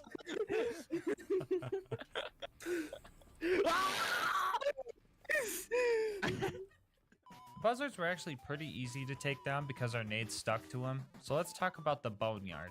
I wanted to split up and hit all the pumping stations quick, but this one station has nothing but sergeant and ion loaders, so I wasn't about to go in alone. Glad I wasn't stubborn here because I definitely would have died instantly without my deputies. After barely escaping that with our lives, the rest of the boneyard went smoothly. We made it to the Badlands and decided that we weren't even gonna bother with Saturn. Deputies Lucas and Queen Knight went with me to grenade jump into the info stockade while Tom hit the elevator checkpoint near Saturn for us. With our coordination, we were quickly in and out and finally on our way to the vault. After some quick mobbing at the claptrap door, I decided that I was just going to speedrun Heroes Pass. Well, minus the speed and the running part. Finally at the vault, we said screw the elevator, we want to fight Jack now. We dropped his shield pretty quickly, but that was but a small fraction of this fight. Not only was his health tanky because of 4-player difficulty, but this time around he kept teleporting away and spawning a bunch of these shield surveyors. Now this doesn't sound like that big of an issue, but Jack's health regen is kinda busted, so if he is suddenly invincible and on the other side of the map, it gives him plenty of time to get his health back. Even though we were doing significant damage, the fight still took about 15 minutes just because the absurd amount of coward strats Jack was pulling off. For reference, here's a clip of us dealing about half of his health in roughly 10 seconds, just to show how bad his health regen is, along with the coward strats. Anyway, we eventually took him down, and the warrior fight was up next. Let me tell you our detailed plan to make sure we got through this fight. Step 1, shoot the warrior. Step 2, until it dies. The warrior can be a pretty tough fight with its massive flame attack range and massive tail slams. Luckily, with all the defense stats I've built up though, I was handling the attacks pretty well. During the fight, we also managed to screw up so badly that one of the crystalisks became invincible. Crystalisk? More like crystal-less, am I right? Anyway, it wasn't too long before the warrior couldn't fight any longer. And with it defeated, we now know. You can beat Borderlands 2 as a sheriff's posse. Hey, hold up, don't go yet. It's bonus content time, guys. Jack and the warrior might be dead, but there's still one threat to our lawful land that needs to be handled. I'm talking about the imposter who calls herself the Sheriff of Lynchwood. That's right, this town isn't big enough for the 5 of us, so she had to go. We can make room for Deputy Winger though, he's cool. In order to get her attention, we were going to need to rob a bank and blow up a train. We managed to blow the train up pretty quickly. probably because we already had practice blowing one up earlier, and I still say blowing them up is legal. This was our first time robbing a bank though, so we were dropping the ball on this mission. Tom put the Stinky on Mad Dog, which was pretty cool, not gonna lie, but the problem with that is that Mad Dog had the explosives we needed to blow open the bank door. So after reloading and killing him the boring way, we robbed the bank and set off to go hide the cash. Nisha's posse was playing totally unfair and hogging all the horses, so we were getting absolutely devastated during this part. These guys added 3 deaths to the counter with their horse strats, but the Nisha fight was up next, and she was no match for our homie strats. Before we go, I just wanted to say thank you so much for making it this far into the video. If you want to support the channel, make sure to like, comment, and subscribe. It really helps with YouTube's algorithm, which helps the channel grow. I also read all my comments and love hearing your guys' challenge ideas and kind words, so definitely let me know what you thought about this video or what your favorite part was. If you want to support the channel more directly, consider becoming a channel member. 99 cents gets you videos a day early and also supports me so I can get videos out faster for everyone. I'll have my Discord and Twitch where I stream these runs live, linked in the description, along with the socials of our homie Mango Soda, who created this video's dope thumbnail. He also does commissions, so if you like his style, definitely go check him out. But until next time, breathe easy, homies.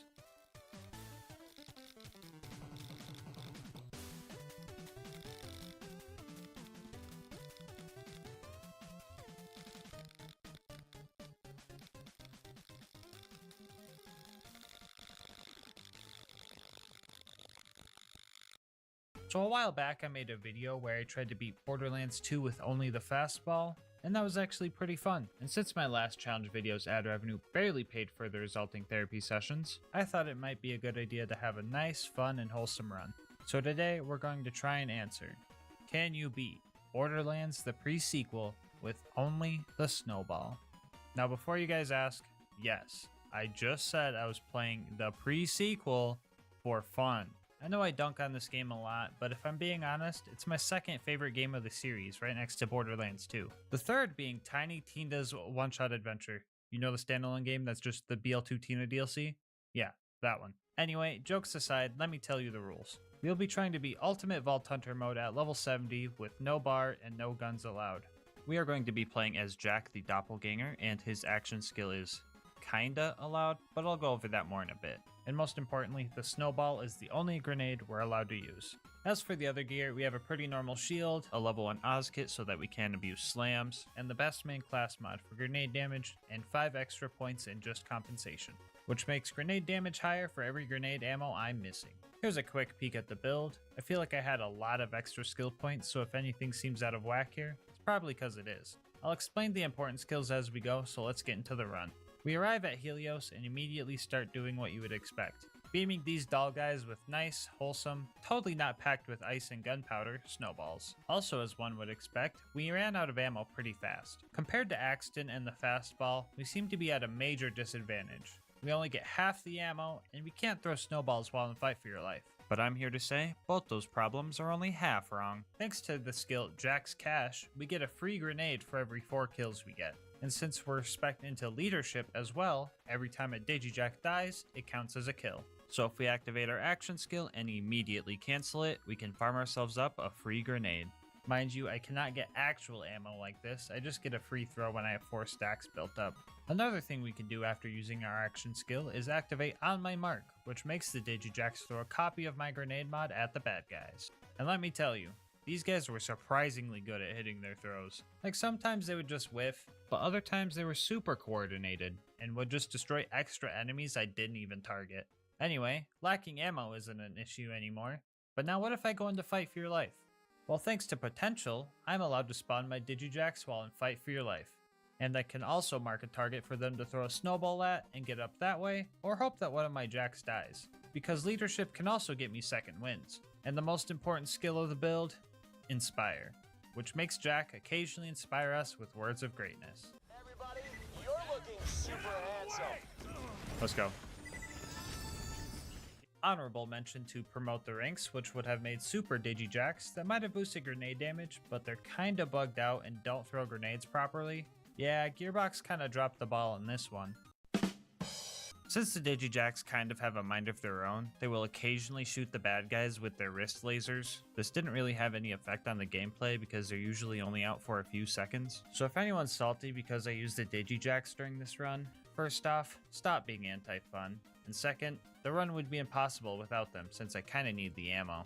Anyway, after dealing with these guys, we had to fight one of the several pyromaniacs in the Borderlands series, this one being named Flame Knuckle. Now, if this was Pokemon, we would be pretty screwed right now. If this was Borderlands 3, he would be pretty screwed right now. But this is TPS, so the fight was pretty fair. Jack was super helpful with distracting him, so I was even able to fend off any extra troops that were flying in. Also during the fight, I used a little bit of RNG manipulation to get more ammo drops from the containers. So if you're below, I believe, 1/3 of your maximum ammo with any type, you are more likely to get that ammo type from ammo crates. So if we had 3 or less ammo, we could open up the crates and get more ammo than usual. Constantly having a low supply grenades is kinda good since we're spec'd into that just compensation skill, so we're getting the best value for our chucks. After we busted Flame Knuckles' power suit, Jack, and Jack helped me finish him off. Right after that, we got moonshot down to the moon and met Janie Springs. We needed to help her take out Deadlift. Deadlift tried to take her out, on a date that is, and when she said she wasn't into guys, he got all mad and stole her Moonzumi key, which we need to get to Concordia. If the Borderlands 2 players are confused, Concordia is just Sanctuary, but on the moon. Anyway, with a little bit of inspiration from Zarpedon, I guess, we set off on our journey to beat Deadlift in a snowball fight. But first, we had to take care of a bunch of his lackeys. My favorite part about using this grenade mod is that every time you kill a scav... Uh-oh, looks like the Borderlands 2 players are confused again. Okay, scavs are just bandits, but on the moon. Anyway, every time you kill a scav with a snowball, they get launched and literally break orbit. For real, they don't come back down. The scavs were getting so messed up by my snowballs that they eventually decided to chill out. We could finally fight Deadlift, and there's a lot more on the line than you think. This run was still on its first life, and when I'm on my first life, my focus and skill are tenfold, because I make diamonds under pressure. Just, don't quote me on that if you watch the last run, okay? Deadlift is like the Captain Flint of the pre-sequel. He's got enough annoying and unfair mechanics to absolutely torture you during your first playthrough. Talking electrifying the floor, homing blue balls, stop laughing that's not funny, evasive maneuvers, and a lot of minions to keep you on edge. Lucky for us, I know this guy's patterns pretty well and went straight for the safety stairs. Right here you have access to cover, you have an escape route, and the stairs don't get electrified. Patience was key to winning this fight. Well, that and a little Matrix style dodging in order to get all the ammo crates in the arena. After some close calls, we finally broke his shield and the rest was history. Still a 1 life, baby, whoa! Anyway, we got the Moonzumi station working and carefully jumped the scap. There are 3 jumps in this game that are very wonky and will punish you with death if you mess them up. The next one being on the way to Concordia. My first death being a cliff would be super cringe, so I made sure to hit this carefully. Right as we get into town, the cop claptrap was trying to give us a ticket, and I didn't appreciate that too much. Anyway, we got shafted by the Marif, that's an elevator joke, and Roland was busy dealing with the secondhand embarrassment of Lilith doing the hokey pokey on the dance floor, so there was only one thing left that could solve our loneliness. Looking for me, sugar? What? No, not Moxie. I'm talking about a monster inhale style and some inspiring words from Crazy Earl himself. After we hijacked some cellular towers and found the location of the jamming signal, we were off to Crisis Scar to shut it down so we could get Jack off of Helios. I was going to pick a cool icy looking skin for our car, but noticed that this one was literally my outro catchphrase, so I couldn't pass it up. Scavtrap said I had to show my worthiness of joining Red Belly's gang in order to get in, but I had a different idea. Second option, let me in. So the Darksiders were our next target. One of the main bosses here ended up dropping a Jackal cannon. Not sure if it was because we were playing as Jack or the fact that it was October at the time, but I'm willing to bet it was both. Anyway, after killing all the edgy guys, we finally were allowed into Crisis Scar. We were blowing right through Red Belly's defenses. That was until this super bad mugger showed up. To my knowledge, the scaling in Ultimate Vault Hunter mode is a lot different in this game than in Borderlands 2. I'm pretty sure every enemy gets their health boosted, but big guys get a bigger boost. So this info's from the wiki, so definitely take it with a grain of salt. But according to them, normal enemies get a 1.5 times health and shield boost from True Vault Hunter mode to Ultimate Vault Hunter mode, and big guys get a 2.5 times boost to their health and a 3.5 times boost to their shields. So these guys are pretty tanky. I had to make sure I played smart and fired my grenades safely.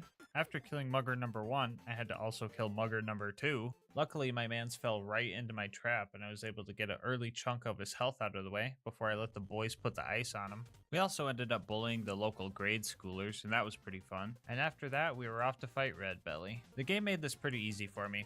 Why farm up nades with Digijacks when I could just walk over to this vendor and trade all the loot I found for some more? We had a couple close calls early on, but Red and Belly split up, which allowed me to gang up on them one-on-one. Belly was a scary powerhouse who dropped us a striker, and Red was just kind of AFK for the most part. After we dealt with them, we shut down the jamming signal, got skimmed out of our moonstones by this chest, and found out the Marif was working for the bad guys. We started interrogating him, and he said Dahl was making him do it. So I was like, don't worry man, just be cool. Anyway, we were gonna let the Marif live, but he tried to kill Jack and started Jack's lifelong murderous trust issues. Now that Jack was rescued, we needed to start building an army to take Helios back. I tried using the snowball to put the door code in and was a little spooked when it didn't work, but I was able to just use the interact button to punch in the door code, so the run doesn't end here. Janie Springs helped us get a new vehicle. This one can fly, kinda, so I wasn't about to trust it with my life. A cool trick you could do with the Stingray is to boost up a little bit, press the slam key, and then boost again as you bounce to get more height for your jump. I was a bit rusty, so I took a couple of minutes to make sure I got this, because holy crap, how am I still alive? I don't know if the snowball is just that good, or the pre-sequel is just too easy, or if Jack is too OP, or what. Actually, you know what? I think it's just definitely Jack being too OP. Anyway, after meeting Pickle, we set off to get our military AI from the bosun. I had to do a bunch of annoying things to get to his ship, but for the most part, I was ballin'. And by ballin', I mean bawling my friggin' eyes out, because I finally died. Back. Beam him. No! No! Soldier, be tall or be dead. Now pick again.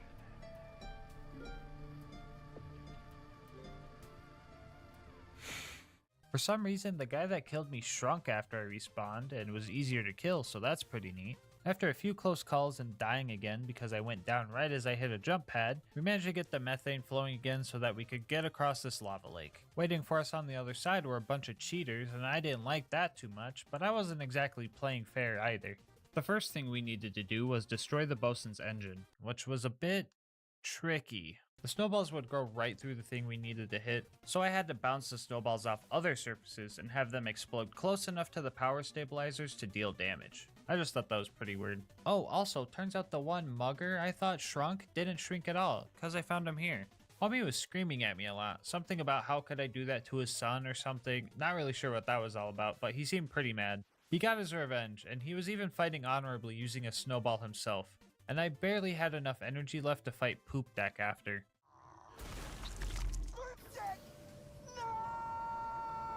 Stink. What's wrong with you, my love? Anyway, the bosun fight was up next and I had a game plan. First off, we had to take out his shield regen turrets because there was no way I was going to be able to farm grenades fast enough to out-damage them. And step 2 was to just let him have it. Me and the lads made an absolute hailstorm for him. Shields resist cryo damage, so that slowed us down a bit. But once he lost his shield, I found a plethora of grenades and the lads and I finished him off. Now that we had a military grade AI, we just needed an army to go with it. As we were fighting our way through the torque-infested robot factory, we came across Gladstone, aka the inventor of the toaster, aka the inventor of the blue toaster, aka the man that sent me to the gulag too many times! Okay, sorry about that pent-up rage. Anyway, he's going to help us create the constructor bot, which is good for us right now, but absolutely tragic for my Borderlands 2 runs. Once inside, I found a very obnoxious Mugger who kept lighting me on fire. Guess it was super effective after all because Mans killed me 4 times before I beat him. Pretty sure these guys are to blame for most of my deaths this run, and this guy alone was responsible for half of them. Because of his fire weapon, not being in a vacuum sucked. Well, being in a vacuum would suck, but in a more literal sense, I guess. Anyway, after I realized getting lit on fire hurts and kills me, I played it safer and finally killed him. After we performed the first ever cryogenic castration, we were finally able to get the power on and start making our constructor bot. Step 1 was to create the eye of the constructor. By combining a bunch of other eyeballs from these guys who can't see where they're going, that might be counterintuitive. Step 2 was to secure the main body. Step 3 was to calibrate the turrets. To do so, they need to kill 12 bad guys themselves, and their damage is kinda bad.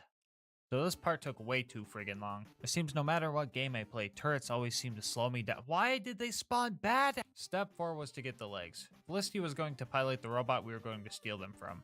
Her health bar was dropping, and I was kinda curious to see what happens if she lost all her health, but she kinda killed everything too fast for me to find out. And just like that, the constructor was made. And this time, it was on our side. Oh, come on, I gotta fight a constructor in this game too?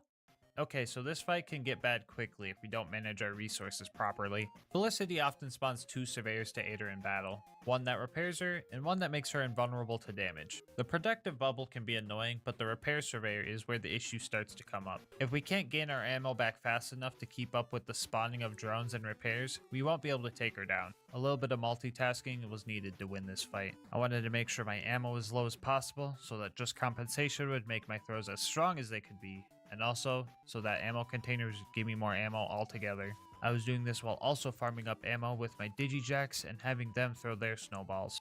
Did I just describe the strategy I've been using for the whole run, but more dramatic?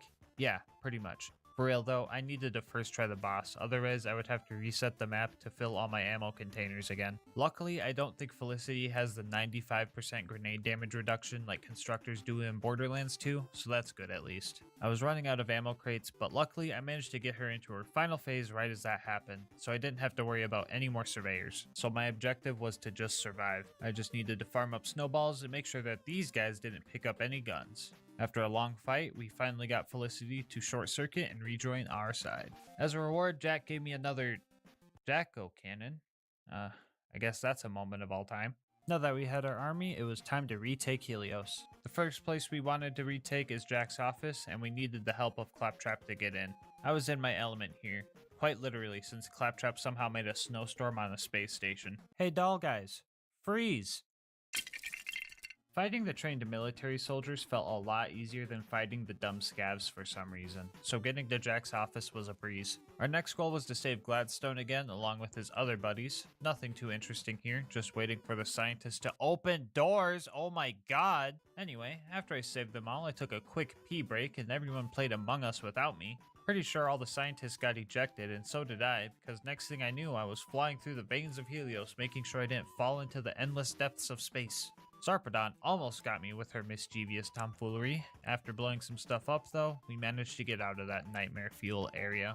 The last spot before our fight with Zarpedon was the lunar launching station. Here we needed to disable a force field in order to pass. I defused all the power cells without blowing them up because I'm very good at this game and I would never make a mistake like that. After that, all I had to do was survive a few waves of some extremely casual bad guys. Lucky for me, I was able to activate some gun loaders to distract them. At this point, I was ready to fight a tough boss, and I didn't have the patience to wait for the shock field to go down or the patience to wait for Jack to hop on the elevator.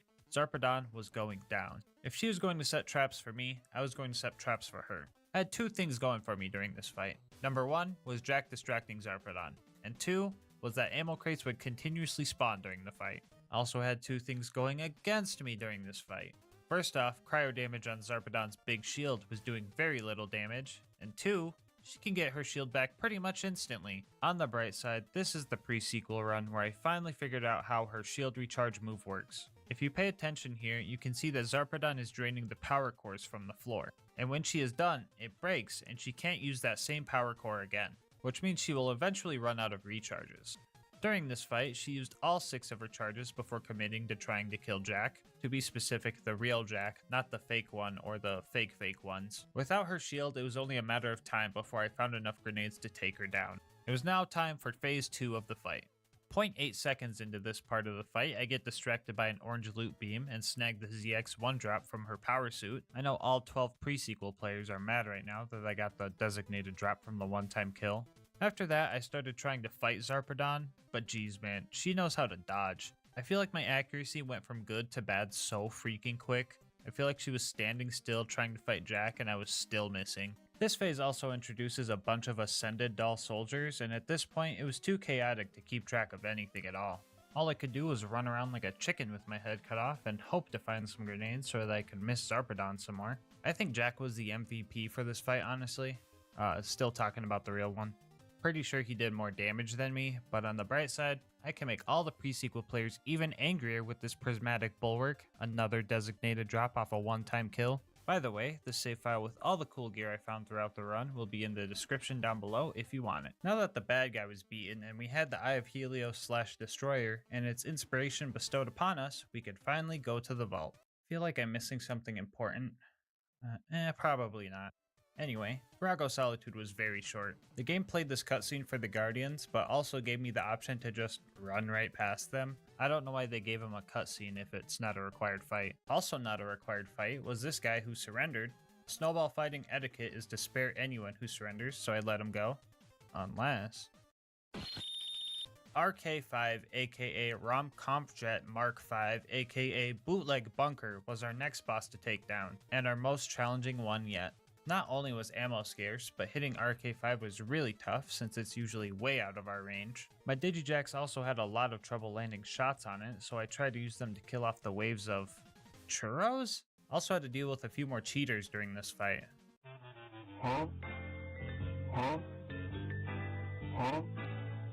Much like Felicity, if I were to die during this fight, I would have to save quit to reset all the ammo crates, or I'd just be making the fight a lot harder than it needed to be. My best bet with this fight was to fight Flyer with Flyer. There are 2 jump pads on this map that gave me a great deal of mobility. On top of getting me out of sticky situations, they also helped me farm up grenades, because Digijax die if they're too far away from you. Our game plan was to conserve our ammo best we could and only throw snowballs if we were sure we could land the shots. There's one attack where RK5 gets really low to the ground, and I was able to land most of my shots when he did this maneuver. This boss fight ended up killing me 4 times before I managed to get a winning fight, and that winning fight required me to dodge bad guys and bomb strikes for 30 minutes. As a reward, the game gave me a Boomicorn. Was a little scared I was going to get another Jacko Cannon, but that would never happen. Now that RK5 was out of the way, I was allowed to do the pre-sequels version of the whole percent speedrun. After that, we finally made it to the vault and we were ready to reap our reward. Oh, come on, dude! Anyway, after some inspiration from Tina, yeah, I'm not sure how that one worked either, and fighting off whatever the heck this thing is, it was finally time to fight the Sentinel. Just kidding, I went to Moxie's bar and got one of those drinks for 30 minutes of damage reduction because I knew this fight was going to take a while.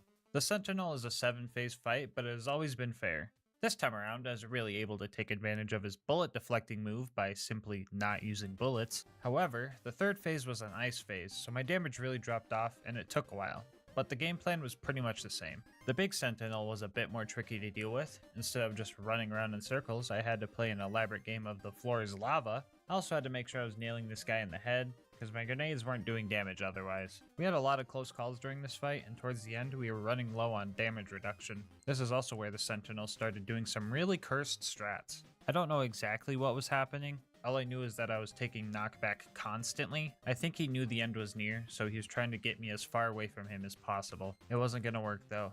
In the end, he set himself up for the perfect trick shot, which means you can beat Borderlands the pre-sequel with only the snowball. Before we go, I just wanted to say thank you so much for watching up to this point. I know this wasn't the hardest run in the world, but I had a lot of fun this time around. If you want to support the channel, make sure to like, comment, subscribe, hit the bell, and all that good stuff. I do read all my comments and love hearing your guys' kind words and ideas for future runs. If you want to support me more directly, consider becoming a channel member. 99 cents gets you videos a day early, and the support also helps me get videos out faster for everyone. I'll have links to my Discord, Twitter, and Twitch channel where I stream these runs in the description. But until next time, breathe easy, homies.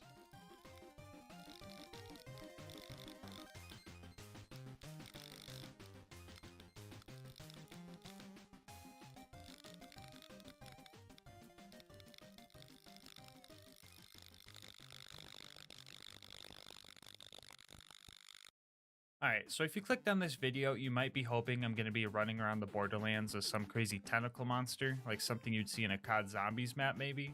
But sadly, Borderlands modding just isn't that good yet. So today, we will be trying our best to cosplay as everyone's favorite giant space whale squid, and ask ourselves, can you beat Borderlands 2 as Terramorphous? It should be common knowledge that all you need to cosplay as someone, or something in this case, is their hide, blood, teeth, and breath. If you don't know what these do, I'll show you real quick. The Breath of Terra is a neat fire grenade mod that makes tiny volcanoes under the feet of the bad guys. The Teeth of Terra is a shotgun that shoots bullets in a biting pattern and does a little bit of grenade splash at the end. The Hide of Terra is a Roid/Nova/Spike combo shield, usually regarded as the best Roid shield in the game, but I went to the absolute lowest Roid damage, so the challenge wasn't too easy. And then there's the Blood, which is kinda... yeah, it's kinda bad. Then in our class mod slot, we're gonna be using the Slayer of Terramorphous Calm to keep it thematic. I will quickly go through the rules. We will be playing on Overpower 10 UVHM, which is just the hardest difficulty, and all the enemies are 10 levels higher than us. No bar allowed, and Terra gear only, of course. As a bonus rule, to make it a little more challenging, I have to full spec into every skill that the Terracom boosts. This might not sound bad, but I'll show you why this is a mistake in a moment. I would show you the build, but it probably changed a few dozen times during the run, but I pretty much switched between fire build and bonk build depending on the situation. With that out of the way, let's get to the run. So we hop in and near immediately get our first death out of the way, which brings me to masochistic fact number 1. I'm playing UVHM without slag. Anyone who has played Ultimate Vault Hunter mode knows that slag is practically necessary for this difficulty. Like, you can play without slag, just like you can wipe your butt with a sock. It works, but you probably need a counselor if that's what you're doing. Anyway, all of Terra's gear is locked to fire element, and Krieg has no slagging skills, so yeah, this run is going to be painful. All the enemies in the beginning were flesh, which is good for all the fire damage stuff I got. I just needed to refine my playstyle and learn how to use this goofy shotgun. The Teeth of Terra works best when the biting animation completes and does a little bit of explosive damage, which is boosted by Strip the Flesh, which we have 9 out of 5 in, which is great. But please, can we get my boy Terra a dentist? Cause mans has a 2-foot gap in between each tooth, making it so only 2 pellets hit per shot. This somehow still did more damage than point blank shots though, so that's cool I guess. Just kinda wish they'd all converge on one spot, might actually make this gun pretty good. Anyway, it took me a while to find that sweet spot where I would get the boosted damage. It was always way farther away than I thought, but I figured it out eventually. On the bright side, the Breath of Terra actually does decent damage on flesh-based baddies, and we're spec'd into Elemental Empathy, so a lot of fire damage goes to healing us. Like many Krieg builds, everything started dying as soon as I got the momentum going. The rest of Larsberg went great, except for when Hammerlock showed up. For some reason, I started getting violent urges to rip his other 2 limbs off. It's probably the Thresher hormones from Terramorphous' blood. I think that's how biology works, I don't know. I was going to take the relic off, but decided that wasn't allowed. I had to face my demons the right way, by severing the limbs of some guy that I won't feel morally bad about. It's time for masochistic fact number 2. Full specking the Terra skills. So some of these are good, like Strip the Flesh is great for explosive damage, and Throw the Kill is good for healing, but in OP levels you only really need 2 points to fill your health bar. Burn Baby Burn increases fire dot damage, which isn't lethal cause UVHM health regen, but I think it's good for healing maybe? Flame Flare pretty much just makes me stay on fire longer, which can be absolutely deadly if an enemy decides to put a fire dot on me. And then we have Blood Trance, which makes Buzzak's Rampage last longer based on how many Bloodlust stacks you have, which might sound good at face value, but a lot of melee builds use Release the Beast to get health back frequently, and if you're in Buzzak's Rampage, you can't do it again until it ends. On top of that, you can't use grenades, or pull out a slag weapon, not that that matters, or pull out a moxie weapon, not that that matters, and I can't even light people on fire for stat boosts, unless I want to waste another 5 points for 50% chance to deal fire damage. Wait. What better way to combat a bad skill than with another bad skill? Woo! Hellfire Halitosis, or for the scientist watching, Fire Breath, is usually a skill that has very, very niche uses, but it's going to come in handy for this run. This way I can activate all my fire buffs and get a little healing while on Buzzak's Rampage. After making it to Boom Boom, we find our first instance of masochistic fact number 3, fire only on armor. Boom Boom was going to be a tough fight, and I didn't want to cheese it if I didn't have to. We bopped Boom and decided to go for a cool gun kill on Big Bertha instead of the usual cheese strat. I wanted to proc Bloodbath from one of these psychos and spam shotgun damage to kill the turret, but this setup was super hard and took a while because I also had to fight against his health regen. We managed to knock Boom out of his turret and then we bonked him just like we bonked Boom. Shortly after our fire resistant boss, we face our fireproof boss. Oh boy. Okay, so Flint has fire resistance, but when he goes into fire phase, fire damage actually heals him. So it looks like we're gonna have to resort to... Oh, 1 second. Hello? Hey bro, you can't melee kill Flint, dude. What? Why not? His launching AoE slam will just launch you away. It won't work. Trust me. Wait, what? Didn't they make Krieg heavier than other characters so he wouldn't get launched in melee combat? Yeah, but even so, your shield has Fire Spike and Nova damage, so you'll just heal him anyway. Okay, well, what do I do then? You know what you have to do. No, wait, are you... Please don't tell me. Yep. Alright, I'll tell him. Good luck! Alright guys, my boss called. I've got some bad news. We're going to have to cheese the Flint fight. I know, I've never did anything like this before. I usually body Flint face to face, but this time I'm gonna have to play a little unfair. So Borderlands 2 has this little quirk called Infinite Vertical Melee, which means anything directly above or below you can be meleeed no matter how far away they are. So we respec for bonk mode, lured Flint over to this pole, got some stacks, and started slicing from 3 stories away. One eternity later. Woo, we did it! Good news, we officially made it past the part of the run I didn't think was going to be possible. Bad news, I didn't plan to make it this far, so now I have no idea what I'm doing. After making it to 3 horns, I managed to steal the interface adapter without a single bandit noticing me. Got some wheels, belly bumped door guy vehicular style, saved Reese, avenged Reese by killing exactly 20 bandits and no less, and made it to Sanctuary. Lilith, being the immature human she is, left a cryptic note in my locker like some kind of cringe high school rom-com stuff, so let's get her mission done with. I usually like speedrunning this place, and this time I had an extra reason to skip a lot of the pointless combat. Anyway, we find Lilith and start fighting all the psychos, right? And I discover a cool trick with this Breath of Terror grenade. So I'm pretty sure bandits are programmed to dodge grenades if you try to chuck them at them, but when you throw a Teeth of Terra, they just kinda... Yeah, so the strat of just making a firewall to create distance and land the strong hits of the Teeth of Terror is actually a useful one. Not as useful as the low-hanging doorway, though. If you want to know how long all this took, just know that Lilith was able to say howdy boys 4 freaking times before we were done dealing with all these cowards. Our next goal was to infiltrate the Bloodshot Dam and save Roland. Only problem is that our car wasn't good enough apparently, so we needed to get an entirely new one from Ellie, even though I think a simple oil change would have been able to fix this one's issues. My favorite 56 seconds of every run is when I get to destroy the bandit technicals that aren't balanced properly for OP levels and feel like a super cool god among men. The Teeth of Terror was actually able to deal some damage even though it was a fire on armor situation, and we managed to get a new car pretty quick. Anyway, that one nomad before you enter the Bloodshot Dam was giving me a rough time. On top of that, I also had to fight Bad Ma. Fire being good on flesh and Bad Ma being a big target sounds like a benefit, but for some reason, I felt like I was just throwing teeth at a giant metal door. This was also where the super long buzz axe duration really started to melt my brain. After about an hour of all that, I finally managed to take him down. So I run into the Bloodshot stronghold and everything was terrible. We had ironclad psychos up the wazoo, so I decided to respec for a bit more fire damage to keep my healing up. This time everything went great right up to the dreaded toilet room, where things started to go absolutely fantastic. And that's not me being sarcastic, I actually managed to get some great momentum going. Plenty of fleshy vessels to use for healing, and the cowardice of the crazed marauders was actually backfiring on them. These guys usually run pretty far away if you get too close to them, and they ran just far enough for the Teeth of Terror to hit their sweet spot.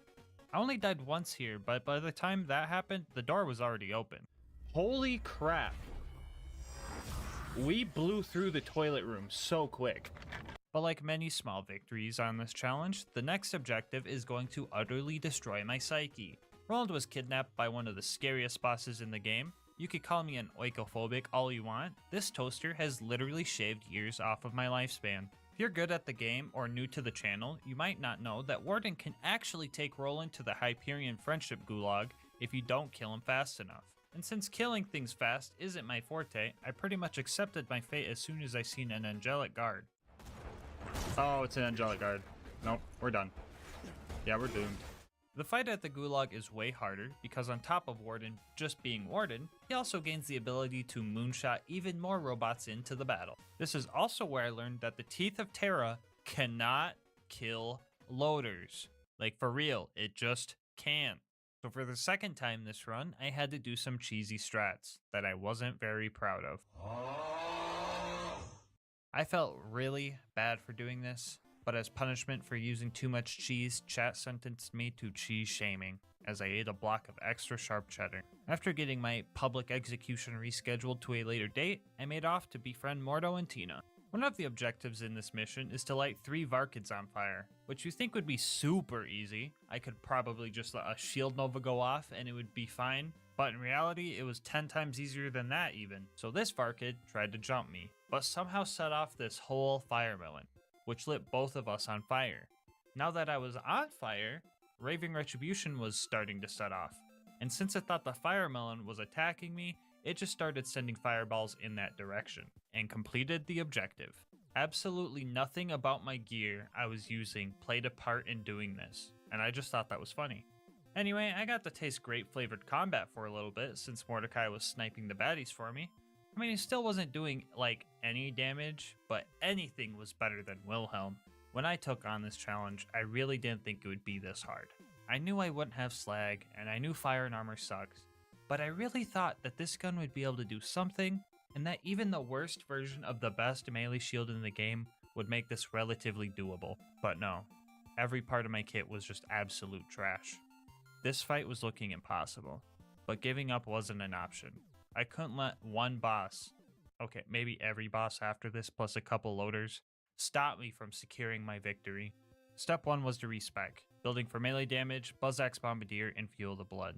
Step 2 was to fuel up, and step 3 was to mask up. In order to kill Wilhelm, we cannot rely on our gear. We need to rely on Krieg and his skills. The plan was to do what damage we could while waiting for surveyors to spawn, aka Fuel the Blood fodder. After we get a melee kill, Fuel the Blood boosts our explosive damage and makes the effectiveness of Buzzax Bombardier a lot stronger. The only thing about this strat is how risky it was. We had to get down to low health constantly in order for Release the Beast to activate and have our action skill ready. If we went down, it was likely a death sentence, unless we were already within sweet spot distance of a surveyor, so I had to focus. I had to make sure I killed him quick as well. Otherwise, the loaders he spawns from under the trains respawn, and it pretty much means I'm dead. After 2 hours and 43 more deaths added to the counter, we finally survived long enough to take Wilhelm down.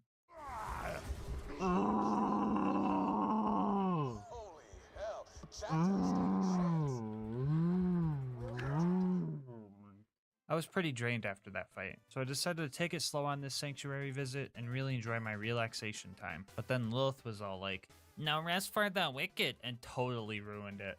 So back to work for us. Our next goal was to fight the gluttonous Thresher, and since I'm Terramorphous, the strongest Thresher known to man, I obviously won the fight. And by I mean the loaders that spawned in while I found a corner to hide in. If you're mad that I didn't do most of the work, first off, that's fair. Second off, leave me alone. I'd like to see you do this. And third, you're going to hate how I handled Overlook. Yeah, so I tried using the Saw Blade technical since the damage is boosted by Krieg's melee skills, but that didn't work at all. So instead, I shot at the loaders even though I knew I wouldn't kill anything, and just hid by the beacon as it was destroyed less than a second after each repair. The constructor showed up, and I'm pretty sure this is where my KD went negative for the run. I didn't even want to try to run towards the fast travel and quickly travel away, so I straight up just left and used a different one to go back home. Which I know doesn't make any canonical sense, but that was the least of my issues. On top of being truly defeated by the last 4 missions, now we had to go to the Preserve. And we all know how that usually goes. Anyway, wounding the loaders didn't take long cause Mordo was slagging them, but we had plenty of loaders to kill afterwards. Melee is the only way to deal with these guys, so I pulled out my Bladed Teeth of Terra for some bonus damage, and for the most part, I was able to kill him. I think the only kind of loader we would have issues with are Angelic Guards, but I don't think I've ever seen one of those spawn in the Preserve before. What the fuck is this? What is this, dude? Yeah, so after a good 30 minutes of trying to get the door open, I had to reset the map for a second time. The first time was just because I took too long and the enemies started respawning whatever. For anyone wondering why I didn't just kill them off, let me show you a sped up clip of me trying to kill a bull loader.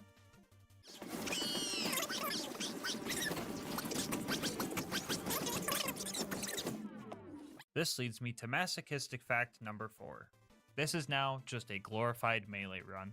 The second half of this game has very little amounts of combat with non-armored enemies, and since my shotgun heals them, I'm pretty much going to be in bonk mode for the rest of this run. It wasn't until our third attempt that we made it past the loader who skips leg day, and at this point we were probably in the preserve for a little over 2 hours. Up next, I hired the loot homies to take out the skags for me, while also hiring the skags to take out the loot homies for me so I could snag their loot, but they didn't drop anything because they're lame. Usually the significant mobbing is all done by now, and we could go straight to Bloodwing, but the game is cursed and decided to give me 3 rabid skags to deal with. I tried some bullfighting strats, but those didn't work well.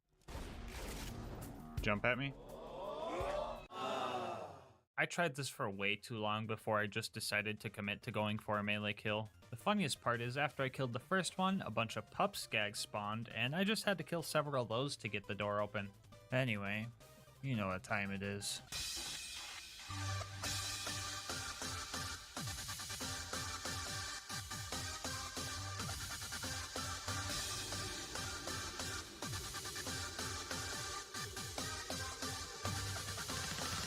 Returning viewers will know all about Bloodwing hair baloney, you know, like the undodgeable attacks, elemental resistances, and this time around our attacks can't even hit her unless she's pretty much landed, so we were going to have to change up our strats.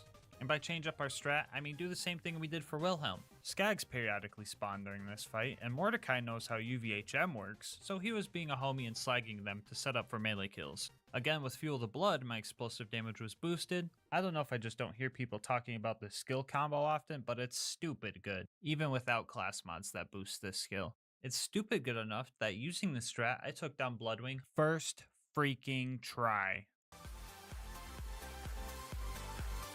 Take that, Bloodwing. I'm back in the frickin' lead. Even Mordecai wants to party. Vault Hunter, get down. So glad Mordecai is changing his mind about the whole, oh, you guys seen it? Okay, maybe not. Anyway, our next homie to recruit was Brick. The initiation was fine because of fleshy enemies and Godliaths doing most of the work. We even killed Sarcastic Slab in the most metal way possible. The loader combat afterwards went pretty decent too, since Brick was helping. Even looked like Brick watched my last video and learned some new combat techniques, so you know I had to hype him up. Brick. I put the stinky on him. Speaking of other videos, if you're new here and made it this far into the video, odds are you're enjoying it, so you might as well sub and hit the bell to know when new vids get uploaded. Because masochistic fact number 5 is that I go through all this suffering and a majority of you guys still aren't subbed. Joining the Gasmask gang is one click away. Anyway, Brick and I destroyed the rest of the loaders and we were off to our next objective, dealing with this coward. This fight is so friggin' buggy. It's a 50-50 chance between him booking a flight to Europe or just standing still and still managing to give me a hard time. Like, bro, why he standing like that? I'm glad he didn't fight back, but like, geez, this happens all the time, bro. Who coded you? Tara's dentist? Okay, now that that's done, it's time for the bunker raid. And I'll be the first to say that I was dreading this. I decided to unspec out a Buzzax Bombardier because these guys resist grenade splash, so I was better off without it. Fighting this thing was weird because I had to purposefully eat some rockets for better axe throw damage until it died. The baby turrets ahead were no match for Krieg, which is nice because I hate these little buggers and their crazy health regen. And finally, the big constructor. Had to put a lot more forks in this toaster before it decided to blow up. Luckily, it's easy to cheese because I could just stand behind it this time. And our final obstacle, Face McShooty. Alright, here we go, guys. Uh-oh. Bet you weren't expecting that, huh? Yeah, so it looks like if you want to do Face McShooty with the Teeth of Terra, you have to be within biting distance. Anyway, on to the bunker. To be straight up with you guys, the rest of this run is pretty much what made me deem this the worst Gasmask challenge run yet. First off, the big turrets are pretty annoying because, well, you know, the whole yellow health bar situation and whatnot. The ones within melee range were pretty okay just because of the blatant big red power button on the back, but the ones out of range took a while. And then he spawned. Bunker was absolutely will-shattering. He had so much freaking health, and in order to deal damage I had to play risky and get to low health. And if your playstyle is lighting yourself on fire and praying that you have a crippled loader nearby if you go down, you're not gonna have a consistent winning strategy. Like 20 times. 20 freaking times! Some hot loader would just sneak up on me, put an OP10 fire dot on me, and since I have 9 out of 5 in flame flare, it would just melt me. That's a skill issue, whatever. You know what really got my sanity dangling off the edge? So enemies in UVHM have this stupid health regen, and if you put any type of damage over time on them, they just kind of keep healing through it, right? Y'all remember that Blood of Terra relic that already seemed pretty useless? Well, I go and find out it doesn't even work if you're taking damage. Why? Why? This is all super rare gear that you get from killing a super hard boss. Why? Why isn't it good? Why does it make an edgy poem with all 4 pieces if it's not good? His teeth made them flee in shame. His breath was of fire. His hide turned the mightiest tame. His blood could inspire. It's all bullcrap. What even is this? Terramorphous? More like Terra Bowl. Okay, with Bunker's super huge health bar, I would have to take too many risks in order to get a melee kill. And I tried and tried with no prevail. So you know what I had to do? I had to kill Bunker, the flying, armored, tanky boss, with the teeth of Terra. I had to be patient and only use my action skill in emergency situations, otherwise I'd just die. I was trying to kill this glorified frisbee for over 3 friggin' hours. The winning fight alone took an hour and 20, and I only used Buzz X Rampage to damage him twice. The rest of Bunker's health bar was drained all thanks to this guy. No, not you. This guy. I was so dead at this point. I couldn't even pop off anymore, so all I had to say was this witty remark.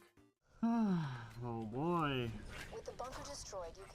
Anyway, yeah guys, so that was terrible, but that wasn't the worst. Angel Core was the frickin' worst. I should have been fine. I knew I could melee kill loaders and even a couple angelic guards if I needed to. I even had Roland to help and Lilith to take out my anger on. But the absolute worst thing that could ever happen happened. An angelic guard spawned with a slag sniper. Oh brother dude, I hate watching this. I could not kill these 2 angelic guards for the life of me, because slag was tripling all the damage I took. I really tried everything here. Separating these 2 and taking them on 1v1, confusing the robots by standing under them, trapping them in a corner, circle strats, but loaders have 360 view, so nothing was working. Also, I am now convinced that getting slagged also triples the chance for Silence the Voices to proc because Krieg would not stop hitting himself. I am not joking when I say this. I didn't make progress here for 2 hours. Literally all because of this one loader, dude. Some of you are probably thinking, I reset Angel Core, and that's fair. But this time around, I played with the hand I was dealt, because I knew if I gave the game a chance, they would spawn this guy again with an even stronger, faster slag sniper.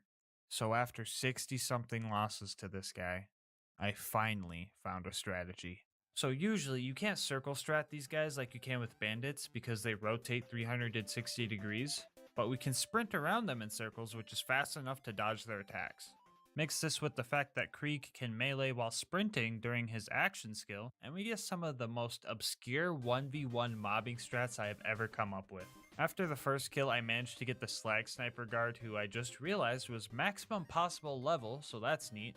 Glitched out how I originally planned. After we took this guy out, I had a pleasant little pop-off. Okay, we're good. This one loader brought me more pain than any other fight in any challenge I've done so far. Even you, Bloodwing.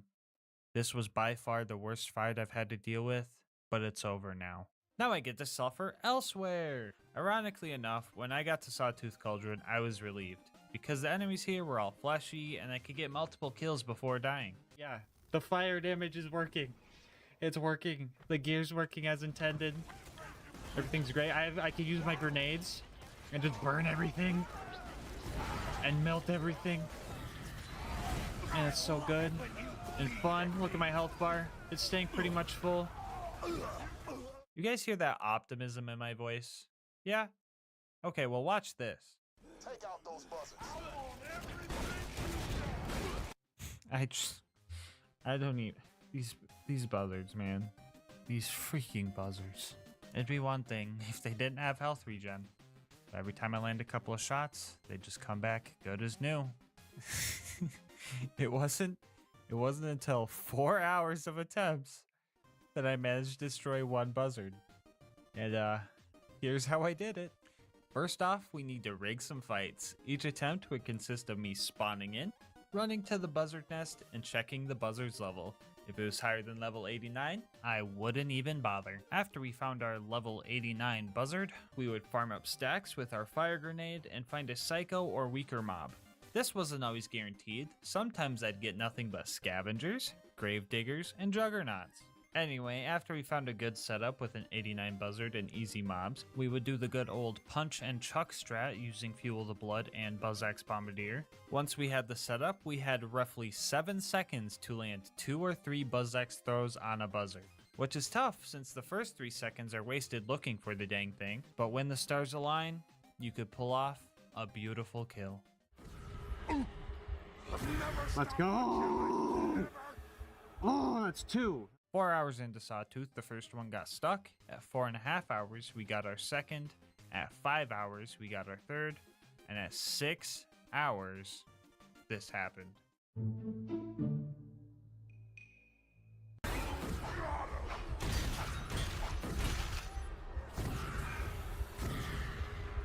Come on. Let's go. Let's 4. Let's go. Oh, subcast. What was that you were saying, subcast? What was that you were saying? Ooh. Ooh. This was by far the worst fight I've had to deal with, but it's over now. And for anyone wondering, yes, I did just copy and paste that last voice clip from the Angelic Guard fight like 30 seconds ago. After that conniption, I felt invincible for all of 2 minutes, mostly because I was just speedrunning through the Boneyard and Badlands. I did not kill Saturn this time around for obvious reasons, and if it's not obvious, the first 25 minutes of the video explains this in great detail, so go ahead and just rewatch that and come back. Or you could just download the save file in the description and test it out yourself. Up to you. Anyway, I was like 2 seconds away from getting the info first try, and it took 7 tries after that before he made it to the final stretch. The claptrap door was our last hard bit of mobbing, and everything was going relatively good. I even managed to kill the super surveyor that spawns. Whoops, I mean 2 super surveyors. 3, okay, that's a bit odd. 4, there's definitely something. Okay, what the 5? How is that even? Okay, there's absolutely no way a 6th one just spawned. 7. 7 of them. 7 of them spawn. Sorry about that. I kind of blacked out for a bit. Anyway, at this point, I was so shattered internally that taking a break wouldn't help, because it'd be all that I thought about. So I kept going. Brick and Mortar definitely carried me through Heroes Pass, but altogether the claptrap door and this place almost took 2 hours, and this challenge's playtime was really starting to wear on my mental. Jack and his stupid health regen was my last worry of the run. I made my few legit attempts before I decided that the good old block him at the terminal strat was going to be needed. Melee was definitely the way to go, but I wanted to show you guys my insane DPS I was getting with the shotgun. Mind you, this is point blank, doing nothing but crit damage. Glad I had 4 of these, because if I had to reload, I would just lose all my progress from the last mag anyway. So we took Jack out and started the warrior fight. And surprise, surprise, using a fire weapon on a giant fire-breathing fire demon from hell where fire comes from doesn't work great, and now that I think about it, whoever said fight fire with fire was an absolute bozo if I'm being frank. And I was being frank, because the warrior is practically throwing me on his barbecue like a pack of ballparks. So we had to do something no one would have guessed, and go for a melee kill. Luckily, these crystal dudes are super susceptible to melee damage, except for when they're not susceptible to anything, of course. Anyway, the good old punch thing for explosive damage strat was working great, except for when it backfired on me, or the crystalisks would do more damage to me than I wanted it to, or Krieg would do more damage to me than I wanted him to. My favorite one is when I was throwing axes and this rack swoops in and takes it point blank, do it for the vine style, which downs me because that's just my luck. But I promised I wouldn't take the mask off until it was done. And there was one thing driving me. You know I haven't had a fucking Monster all stream? I can't fucking drink a Monster with this thing on, guys. You're driving me nuts. After 30 hours and 58 minutes, after 506 deaths, the warrior accepted his fate. I decided to finish Warrior off using the Teeth of Terra because I really wanted to savor this moment that I beat the hardest gas mask challenge so far. I proudly say, you can beat Borderlands 2 as Terramorphous. This run was 100 times worse than I thought it was going to be, but what matters is that we beat it, and the fact that you made it this far into the video makes it all worth it for me. If you want to see more runs like these, make sure to like, comment, and subscribe. It helps with YouTube's algorithms and helps the channel a lot. I also read all my comments and love hearing your guys' ideas for future runs. If you want to support me more directly, consider becoming a channel member. 99 cents gets you videos a day early and also supports me so I can get videos out faster for everyone. I'll have my Discord, Twitter, and Twitch channel where I stream these runs, all linked in the description, along with the socials of Mango Soda, who created this absolutely awesome thumbnail art. But until next time, breathe easy, homies.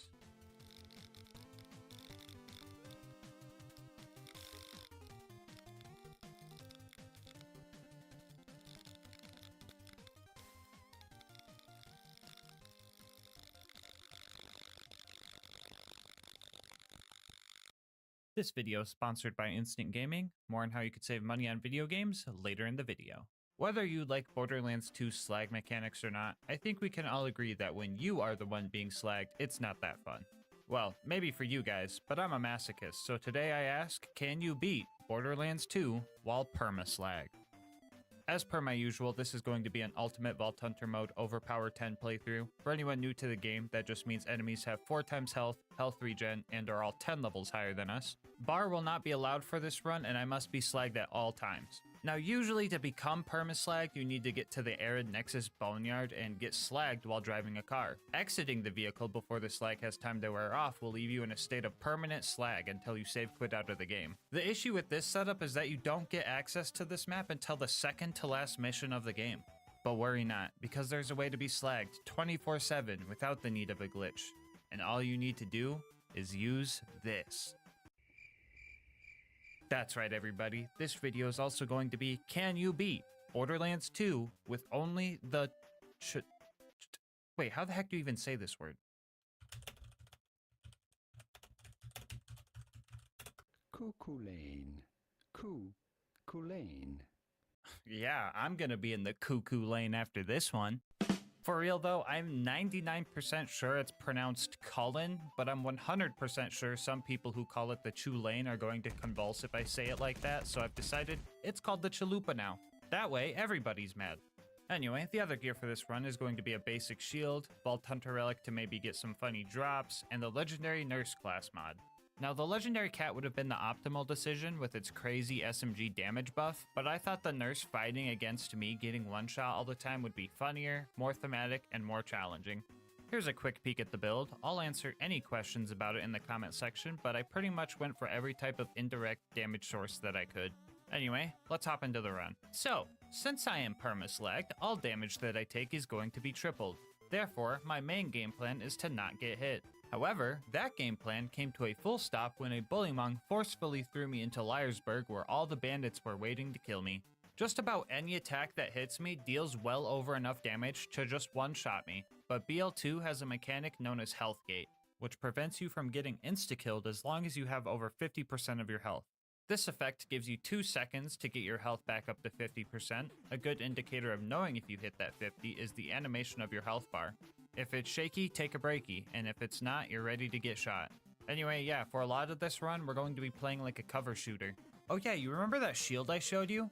Fucking worthless. Any amount of damage would just health gate me anyway, so this was pretty much just a security blanket for me. Now that we've covered damage taken, let's go over damage given, which, there's almost nothing to talk about. Enemies that are slagged would be taking triple damage, but since I'm never swapping elements, I'm not getting the full bonus. Slag damage on a slagged enemy gives you a 50% damage boost in UVHM, which is cool but not very helpful. To offset the bad gimmick of constantly slagging the user, the Chalupa also is a dual element weapon, dealing both slag and shock damage. But even with that shock damage, this gun is just straight up bad. Lucky for us, Maya has 2 skills to help with this. First off, we all seen it coming, Cloud Kill. This skill adds corrosive damage to the mix. If any buzzkills want to complain about Cloud Kill making the run too easy, here's my argument.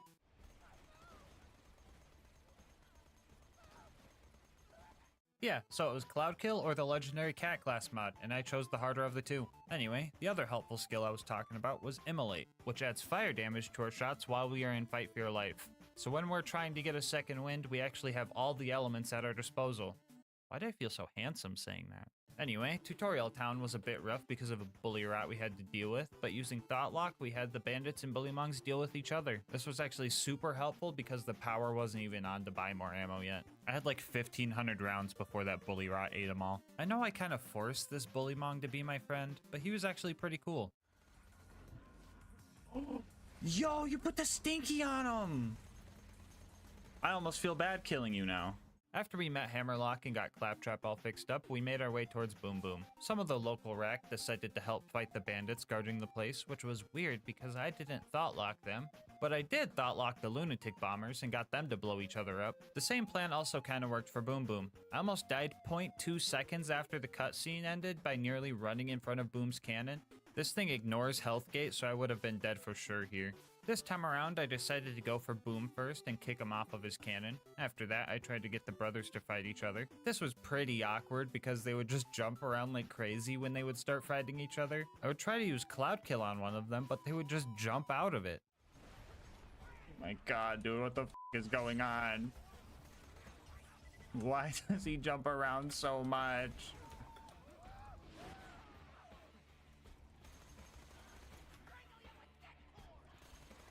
Oh my god. What the hell is he doing? What is he doing? Stop! Oh god, I'm so dead. I'm so dead here. After Boom died, I eventually distracted Boom with some psychos and put enough rounds into the back of his head to make me lose some frames. Oh yeah, he died too. I should tell you guys that. After that, we convinced most of the bandits we worked here before saving Claptrap and taking on Captain Flint. This fight was pretty tough. My initial plan was to just Thought Lock Flint to take his aggro off of me and unload into him the best I could. But I quickly ran into an issue, because I guess you can't activate Cloud Kill on enemies that you have Thought Locked? And we kinda need Cloud Kill for this kill, so we had to change up our strats. We would use Thought Lock on the other bad guys and hope he focused on them as we laid into him. I wasn't the only one adapting though. Flint's AoE slam seemed a lot bigger than before, and on top of being stronger, Flint also got a lot smarter. I think he's finally sick of getting cheesed.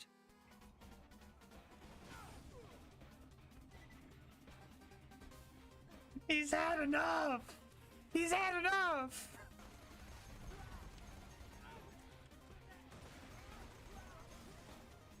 Oh my fucking god, dude! Fucking oh, I'm dead. I'm dead. I'm dead. I shouldn't have ran that way. This is staying on until Flint's dead. Huh? Huh?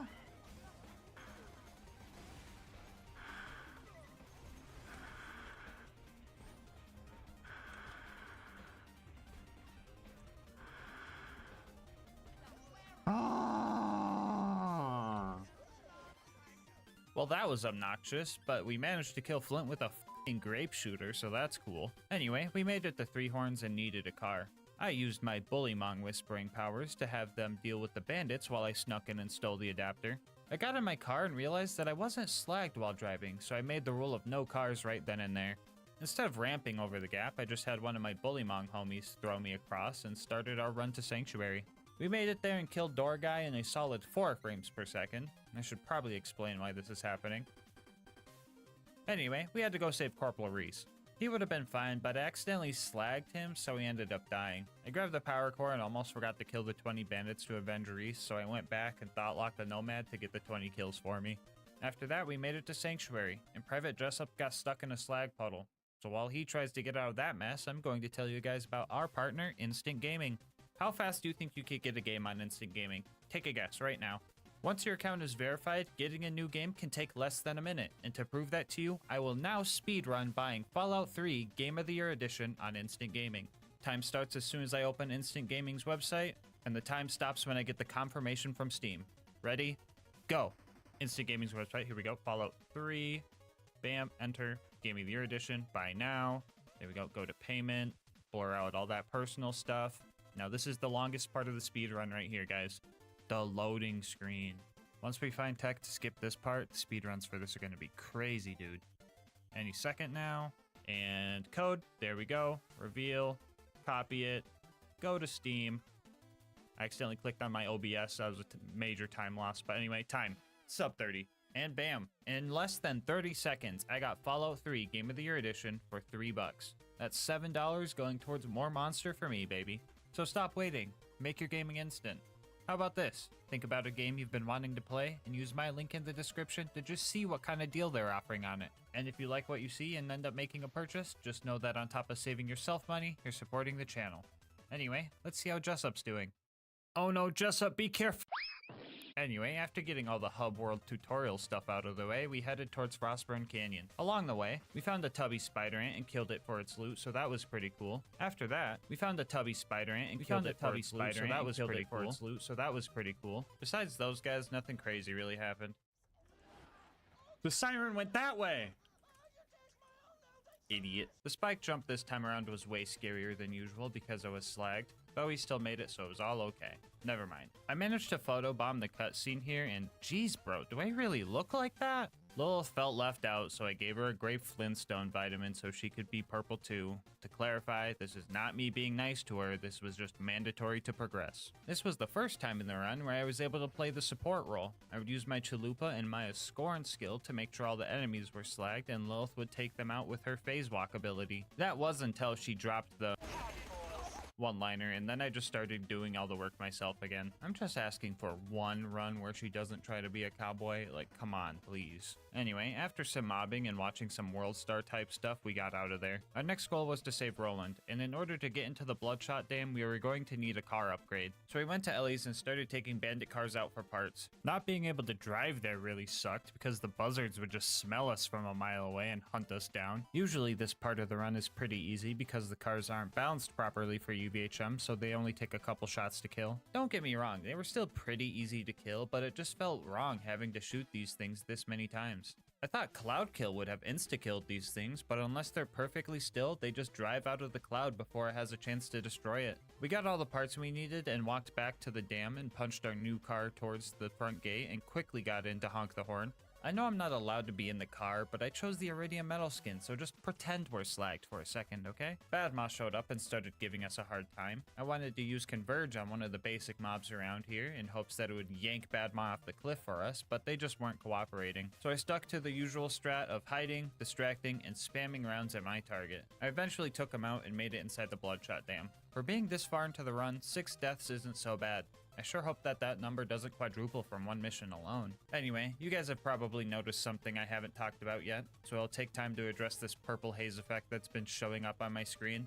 Does it bother me? No, not really. My brain is really good at drowning that type of stuff out. Like during the Bane only run, for example. I stopped hearing the screams by the time I hit Overlook, and life just felt normal. Anyway, something you shouldn't have noticed because the gameplay is muted was the slag whispers.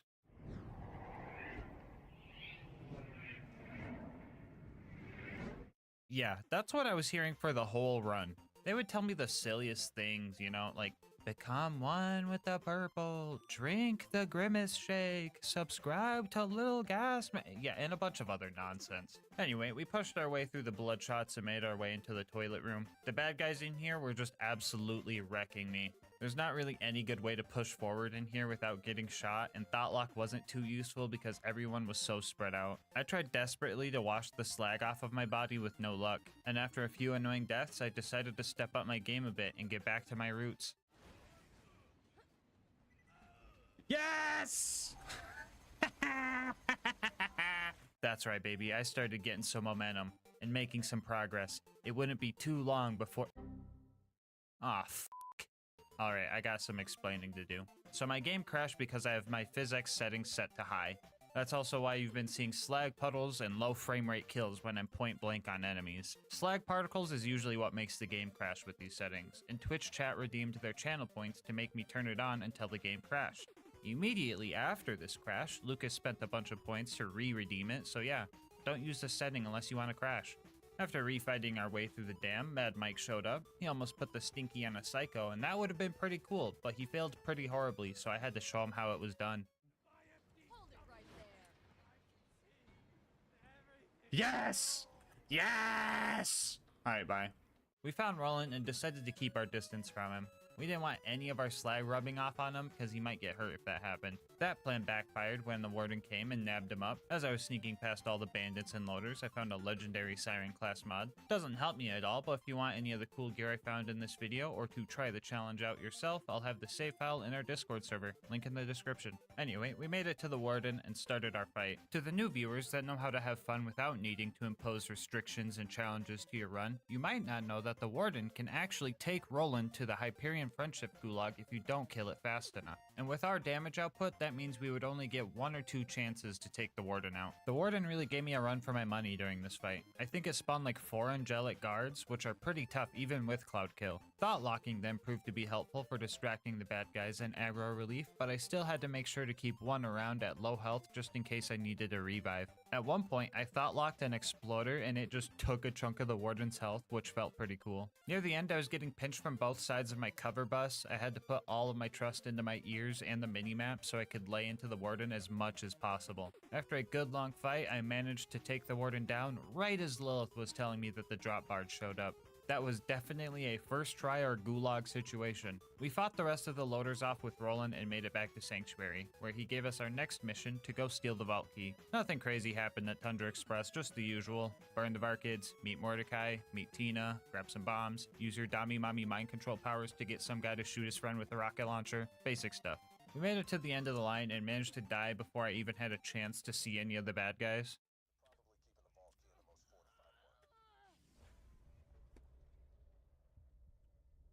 Did a fucking fire pit seriously just kill me? Oh, what the? After that, we found Wilhelm. This fight was honestly not bad at all. I was able to thought lock his surveyors, which got him all confused, and he would just spam his Beyblade move, which meant he would just kind of sit in my cloud kill and let me lay into him. I also tricked Wilhelm to put the Stinky on one of his loader henchmen, and that was pretty cool. The rest of the fight went pretty smoothly, and we snatched up the power core for Sanctuary. As I carried it into town, some of my slag wore off on it, and Jack took the opportunity to take out Sanctuary. Sorry, guys. I made my way to the fridge and managed to burn myself to death again. Absolutely ironic and embarrassing. At least dying to the rats is understandable. Those guys suck. Anyway, we made it to the outwash and started our fight with everyone's favorite spaghetti squid. A one-on-one fight with this thing probably would have been a real nightmare, but lucky for us, loaders get moonshot down to deal with it as well. Unlucky for us, loaders get moonshot down to deal with us as well. After I got all the loaders to focus on the real threat, we all worked together to fight against the shield regen and took the squid down. I made it to Overlook expecting that dealing with all the loaders would be pretty easy due to cloud kill. Yeah, I couldn't be more wrong. The loaders here are just dead set on destroying the beacon, and I just can't cloud kill them because of it. One of the best skills in all of Borderlands 2 is countered by the fucking Cha-Cha slide of all things. Anyway, the beacon became invincible, I died a few more times, and managed to kill off the last loader before making it back home. The next stop on our journey was the Wildlife Exploitation Preserve, and for once, I felt like I fit in somewhere. The animals here were being experimented on with slag, and I too was also being subjected to the long-term effects of grape Kool-Aid. Wounding the loaders was tougher than I expected. Ironically enough, it was because Cloud Kill was doing too much damage and just killing them too fast. Pomone and Toomba showed up after that. The Pomone fight, as always, felt like I was in a boxing match with SCP-372. That reference might be a stretch, but if you get it, you get it. Toomba, on the other hand, decided to get as close to a cliff as possible and cause some neuron activation in my head. He's asking for it, dude!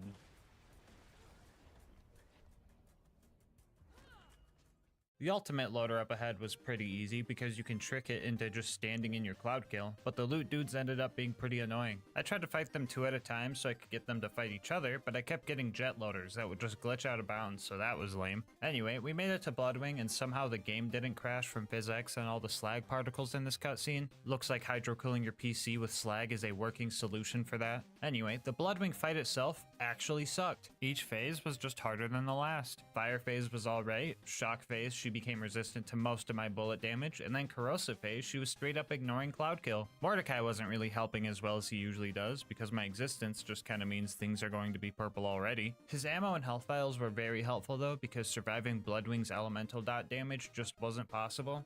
Come to think of it, surviving any dot damage wasn't possible. I was also burning through a lot of ammo trying to stay alive and dealing with these skags. Bloodwing would also power them up with elements, and that made second wind super sketchy. The third attempt at this fight was an absolute roller coaster. With so many close bleedouts, Bloodwing really made me work for this win. At one point, I had a fast bleedout and survived only because I got a lucky critical hit. And after 15 minutes of straight up dodging and getting second wins, the attempt ended like this.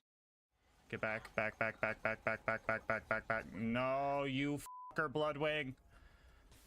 Don't fucking do this, Bloodwing. I swear to God, Bloodwing. This one was a tough call, but I think Bloodwing gets the point on this one. I feel like with those last 2 second wins, I got a little lucky. She also reminded me of my mortality by nearly killing me with her dying breath.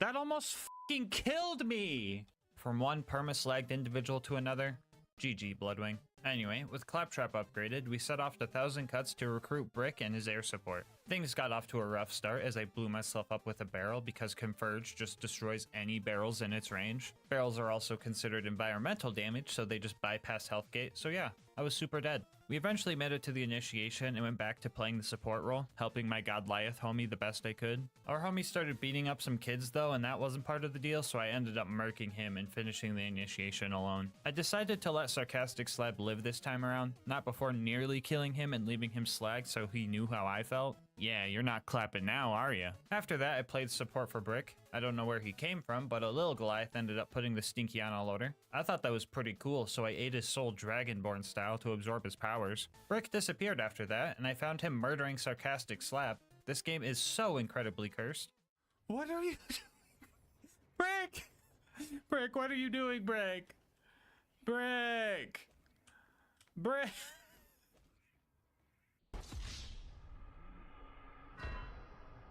Anyway, after our usual loader launching shenanigans, we made it back home and set off to our next objective. We needed to steal Jack's voice from one of his body doubles. This guy is programmed to run away from you, so Cloud Kill wasn't too helpful. He is also considered a large enemy, so phase locking him just does damage without taking their mind over, so that didn't work either. Sometimes after a few attempts, he just bugs out, and this time around I noticed something extra cursed. If you watch closely, you could see that the Jack double is using a Hyperion SMG. But if you keep watching for just a second, it turns into this thing. The fuck is that? Anyway, yeah, he stood still and just let me kill him. We now had all the tools necessary for the bunker raid, so we went to 1000 Cuts and started our climb. Obstacle 1 was this basic toaster. We were really close to first trying a max level one, but on our second attempt we got a lowest level one, and that went a lot easier. But that's where the easy ended, because up next were the baby turrets. Yeah, so this is obviously bad. For the new players watching, these turrets are glitched and are completely immune to grenade splash damage. And they also have insanely strong health regeneration. But Gasmask, you're not using grenades. While that is true, a lot of guns in this game deal grenade damage on top of their bullet damage, the Chalupa being one of them. The gun's bullets deal shock damage, and then the slag grenade splash is added to them, so when we shoot these turrets, we are only seeing the blue damage numbers. I should also point out that Cloud Kill is proccing, but I do not see the cloud and I do not see the green damage numbers, so we are going to have to pull through with only our shock damage. First thing we did was save quit out of the game. These turrets can range from level 89 to 91, so we wanted to make sure they were both at the minimum level. Lucky for us, we got this on our third try. Now for the hard part. We had to sit in this spot, use Scorn to slag the turret, and just try our absolute hardest to fight against the health regen. The Chalupa is also pretty inaccurate compared to its non-unique counterpart, and with the slag particles it was hard to tell if I was even hitting it. I kid you not, the first turret took about 900 bullets to take out, which is like over half of my ammo pool. I had an idea for the second one that made it a little bit easier. There was an angelic guard nearby, so I lured it over and thought locked it. It helped shoot the turret with me and also gave me some extra fire rate from Maya's wreck skill, so this one only took about 700 bullets. Yay! Up next was the super toaster. This guy is super easy to cheese by just standing behind it, but even then I ended up dying multiple times. By this time in the run, I just seen all enemies completely differently. An RPG loader was just as dangerous as a gun loader because any amount of damage would just bring me to a sliver. A rabid skag bites you, you're dead. You get hit by a stray bullet, you're dead. High five claptrap too hard, you're dead. The list goes on. Anyway, I got sick of dying so many times, so I locked in and found this cool spot right here that makes it so the constructor just starts bouncing, and that made the fight way easier. After that, all we had left was sniping Face McShooty, and honestly, this was probably the worst Face McShooty snipe on this channel, except for that one time I died 3 times trying. But that one doesn't count. We're just going to pretend it never happened. Like I said before, the accuracy on this thing is terrible, and I ended up trying to do this for almost an hour. I gave up trying to tap fire to conserve accuracy because there was no accuracy to conserve in the first place. But after 30 non-headshots and 7,000 misses, we finally got him in the face. Thank God, dude. Oh my goodness. Finally at the bunker, we started taking out the turrets. These guys aren't glitched like their tinier counterparts, so Cloudkill actually put some work in on these. After that, the bunker showed up and we started our fight. The game plan was to phase lock a loader, lane to the bunker, and have chain reaction help us out for this fight. Chain reaction, combined with bunker's overlapping hitboxes, lets our bullet hit multiple times, which gave us some extra DPS for this fight. We almost had this first try, but this loader decided to die like 1 frame after I bled out, so that sucked. After another 20 minutes, we managed to take the bunker down and bask in its blood. Angel Core was up next, and let me tell you, that place was just paradise. Everything was purple, there was giant slag feeding tubes, I befriended some ion loaders to protect me. Everything was great. Never mind, get me the fuck out of here. Anyway, Angel Core went decent, Roland showed up and I got to play support again while him and his turret distracted the loaders from my wet toilet paper squishy body. Alright Roland, let's get this vault key. Uh-oh, Roland, it looks like some of my slag wore off on you. Just make sure not to get shot until it wears off, and you should be— No! Anyway, Jack kidnapped the wrong siren. You would assume the one full of iridium runoff would be the one you want to charge the iridium-fueled key, but oh well, at least Lilith is gone now. Now the only voices in my head are my own and the slag whispers. No! Sawtooth Cauldron was our next destination, and my worst fear ended up happening. Some of you guys might remember the Death Cubby. You spawn here, and you're trapped. You try to leave, and the ambush commanders are there to ambush you. Who would have thought? My only hope was to make a break for it as all the bad guys were getting thrown around from Converge and make it to a safer spot, which was standing on the cliff of a volcano, so that was cool. Or warm, I don't know. I'm not allowed to make jokes about other elements right now. I was having trouble killing these guys until a heavy nomad showed up and I tricked him into shooting them with a rocket launcher. After that, we found another slag homie, blew up Boombringer, let Mortar get his revenge, and rode the elevator up to deal with the buzzards. Man, these guys had the audacity to not stand still in my cloud kill clouds, and I ended up dying multiple times because of it. Luckily enough, when you're as bad at this game as I am, you learn to send the elevator down so you don't have to wait for it when you inevitably die. I tried to yank some of the bad guys up here off the tower so I had some breathing room, but that didn't go too great. So close. A loot dude showed up as well, and he decided that he was unslaggable, so that was fun. We eventually managed to take out enough bandits to give us the chance to take out the buzzards and watch the sunset with one of our homies we met up there. We made it to the boneyard and we were finally able to do the permaslag glitch after pushing a car over to a slag puddle. Fun fact about this glitch is that you can stack it as many times as you want. 1 stack will be 3 times damage, 2 would be 5 times damage, 3 would be 7 times damage, etc. I thought that since any amount of damage would just health gate me anyway, what's the harm of just getting like 10 stacks? That way, Recompense would deal some crazy damage when the enemies attacked me.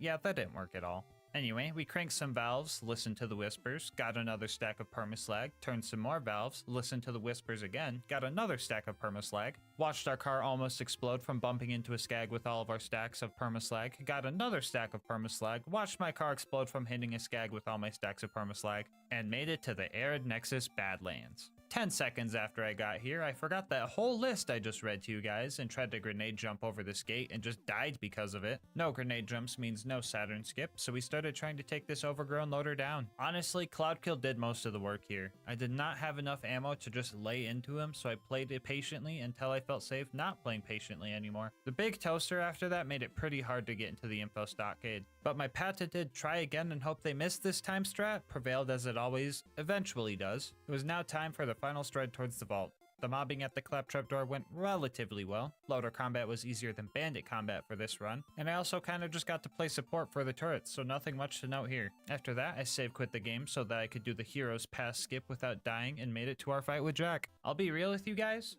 this fight sucked. This fight always sucks, but some even goofier stuff happened this time around. You know that invincibility shield drone that Jack gets when his shield breaks that lets Jack just teleport and heal all his health back in like 2 seconds? Yeah, that thing can't get cloud killed. Like, it just doesn't activate when you shoot it. I mean, I can kill these things, it's just kinda hard. But even after that, it only takes Jack like 20 seconds to teleport away and spawn another one. Which, considering Jack's health regen, that's pretty frickin' quick if you ask me. I decided to try some converge shenanigans and use a rack to yank him into a death hole, but that just wasn't working. So we had 2 options. Keep trying an impossible fight until Jack glitches out and stands still, or just use the good old block him at the terminal strat and skip all the pointless stuff. They both have the same result, but the latter gets the video out sooner. So here's my PowerPoint presentation on how to kill Jack.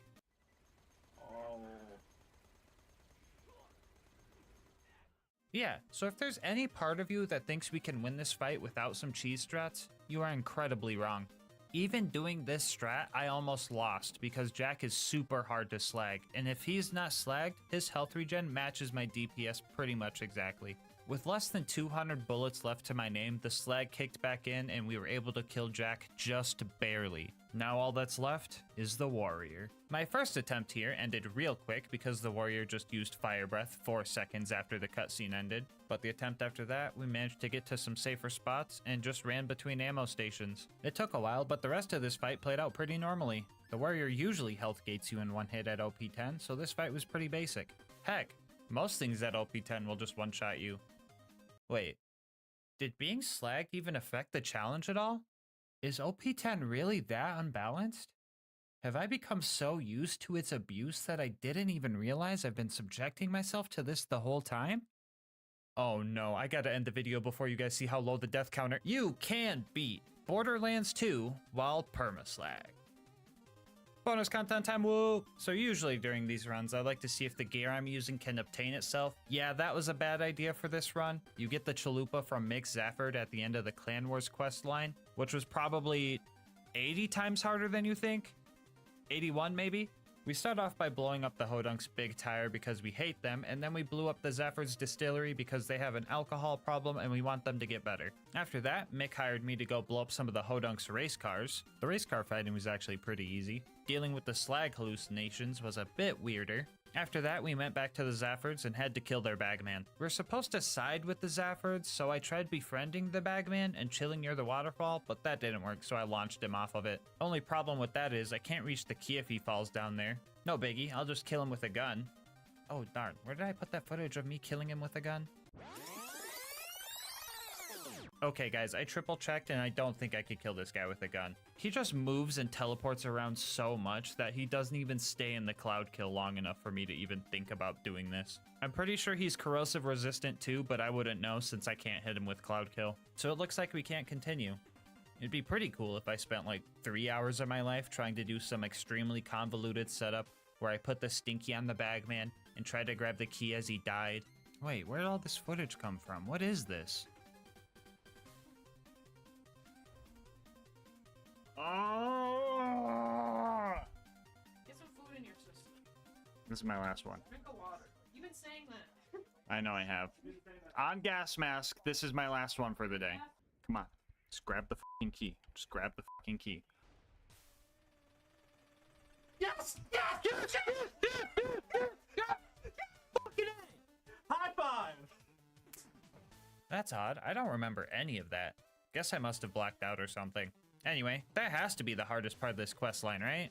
Oh, what the f— So yeah, we tried using Immolate's fire damage and that didn't work, so it looks like we can't continue. It would be pretty cool if I spent like 2 hours of my life trying to do some extremely convoluted setup where I farm the enemies at this house until I find a bandit with a fire weapon, and then go to the boneyard to permaslag myself so I'm allowed to drive cars and slowly ram that bandit to the Hodunk camp and have him shoot at me while I use the fire tanks as cover. Wait, what the fuck is this footage? Did I black out again? Bro, I need to lay off the slag. This stuff messes you up like lean. Wait a minute. Anyway, that made the Hodunks mad, so they told me to crash the Zafford's wake. So I got drunk at Moxie's to get in. Yay, more visual clutter. I got them Ice King wizard eyes, man. Anyway, we went to the wake, paid our respects, and left. This is not a lie for a comedic bit. The objective will check off even if you don't murder everyone inside. After that, it was finally time for the final fight. I started blasting the Hodunks and throwing my slag orb out, and played support one last time for my Zafford homies. Before you go, I just wanted to say thank you so much for making it this far into the video. If you want to support the channel, make sure to like, comment, and subscribe. Doing all that helps with the algorithm a lot, and I love reading all your guys' comments. If you want to support the channel more directly, consider becoming a channel member to get videos a day early, saving money over at Instant Gaming using my link, or go to gasmaskgang.com to snag some merch. I will leave my Discord and Twitch channel where I stream these runs live in the description. And last but not least, shout out to Mango Soda, who made this video's thumbnail art. They do commissions and will also be linked below. But until next time, breathe easy, homies.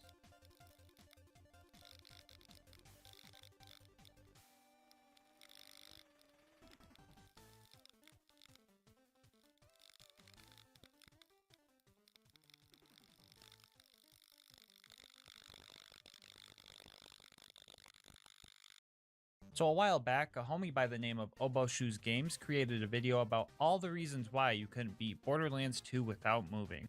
And that got me thinking, can you beat Borderlands 2 without walking? Well, yeah, you could just sprint, crawl, or jump everywhere, duh. Okay, let's make it more interesting than that. What if we didn't have access to the 4 basic movement controls WASD? Well, in that case, you're still pretty much out of luck then. But there are still some loopholes we can consider. In order to succeed, we will have to really stretch the definition of beating Borderlands 2. My challenge runs are usually UVHM OP10 geared runs, where I test the viability of many cursed and terrible weapons. So we could do it that way, but the UVHM geared speedrun category pretty much already does this via double shot rocket jumping.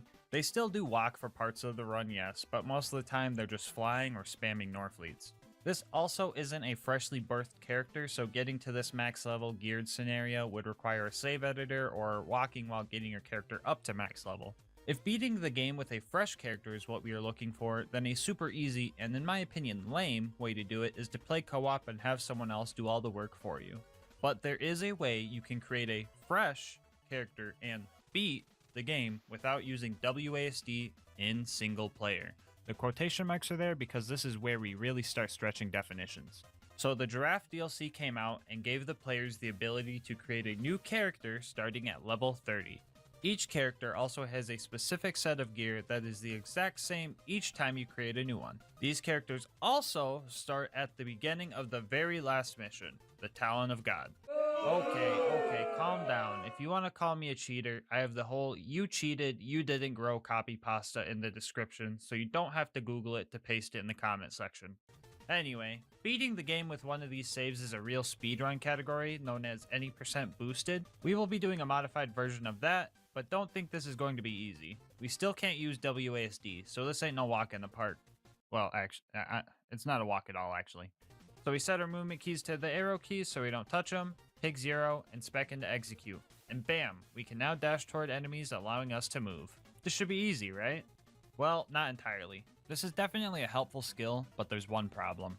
It only works if we have line of sight to an enemy. And since we need to go talk to Claptrap first, we are pretty much screwed. But there's still hope. A level 30 boosted 0 starts out with a Rocketeer Assault Rifle, which we can use to do this. Okay, that was like 2 inches, but if you chain them together, you can actually get some momentum going. Throw some grenades into the mix, and we have a basic foundation for movement in this run. So our first goal of the run was to talk to Claptrap, but we were going to stop by Zed's place and hope for a better shield, since we are going to be shooting our feet a lot. We were able to use execute on his patient to get close quickly, and luckily we got an adaptive shield from the homie, so the corrosive dot we would sometimes give ourselves would be less of an issue. Getting out was tough because of the roof and the tight doorway, but we made it to Claptrap before running out of ammo. Here we could have save quit to get back to the fast travel, but we were low on bounce juice, so I decided to farm some by ooping myself to get some for free. Before we left, we bounced our way over to Crazy Earl's to buy an assault rifle ammo upgrade with the 12 iridium we started with. This also filled our ammo so we could tackle the iridium blight strong. The first strat I tried here was punching a car while getting in and out of it to move, but it wasn't working as expected. I would have to rocket bounce to re-angle myself constantly, so we gave up on that idea. Luckily, we had a turret and some particularly buff rack we could use to just fly through most of the area, but King Mong also spawned and decided to delete a good chunk of my progress. After barely escaping that fight with my life, I slowly bounced my way to Claptrap and then proceeded to farm some more ammo at the respawn station. Fighting the bots at the door was probably the best point-and-click adventure game I've ever played. The strat that got me through this was just having one robot really close to death so I could just use that for a second win. It was definitely scary at times though, like when exploders decided to run up on me and all I could do was just... But we managed to kill all the bots and the door was open. I thought that these stairs might be too steep to climb and me and Claptrap were gonna have to cloak ourselves and cry at the bottom, but I was wrong and climbed them one step at a time. Spawning into Heroes Pass, the first thing we do is die. First reason for this is so that we could skip climbing another set of stairs, and also, anytime we hit a respawn station, we want to refarm our ammo because running out could cause us to reset the map. From here, we bounced and executed forward, but then got comboed right back by the power loaders. After dealing with those heathens, I tried to do a skip to get past the first door, but that didn't go too good. To make up for lost time, I tried to perform an execute jump, and well, that didn't go too good either. We were back at square one, and Brick was ahead killing everything, which was good and bad. Good because that means I didn't have to fight them. Bad because I didn't have anything to execute off of. But on the bright side, we were able to get more bouts practice in. There's still some enemies around by the time I caught up, so the bridge jump was easily hurdled with an execute. Execute also let me clear another large portion of the path by targeting these two defense turrets. I tried using the turrets to just jump over the door, but the line of sight just wasn't there, so I had to scratch that plan. I opted to just kill the rest of the loaders, and shortly after, we almost had a big uh-oh moment when I got stuck on the respawn station. I tried to launch myself off, but the new station wasn't registering my shots. Luckily, I had a grenade, so I managed to knock myself off. From here on out, I think everything just turned into spaghetti. I died multiple times trying to use the constructor to fly across the gap, and died one more time when the constructor was almost dead, so a lot of time lost there. Fourth time around, I actually made the jump and had some scary fights on the other end. I managed to get the constructor down, but an ion loader had an angle on me from afar. I knew all it wanted to do was land a fatal shot and bubble up like a coward. Luckily, I remembered I was in normal mode, and dot damage actually works, so we killed it with our Rocketeer and made it to the vault. After farming up some ammo to make it all the way over to the next ammo farming station, it was time for the final fight, the Warrior. Oh yeah, wait, there was Jack too, but he's kind of a baby in normal mode, so we dealt with him quick. Anyway, the Warrior fight seemed like it wouldn't be too bad. Plenty of opportunities for revives, racks to use for some fancy movement, and not too big of a health bar to deal with. But I somehow managed to get launched into lava not once, not twice, but 3 freaking times. At this point, the enemies just straight up de-aggro, so I couldn't even blind fire towards minimap dots. Fourth time around, I resisted the allure of the hot tubs and focused on the ammo stations like a true gamer, and managed to get the kill. If I had this mentality sooner, we could have had a sub 2-hour run. But the Warrior is dead, so at least we know. You can kinda beat Borderlands 2 without walking. Alright guys, this was just a short little challenge video. My next one will be back to the usual full game stuff.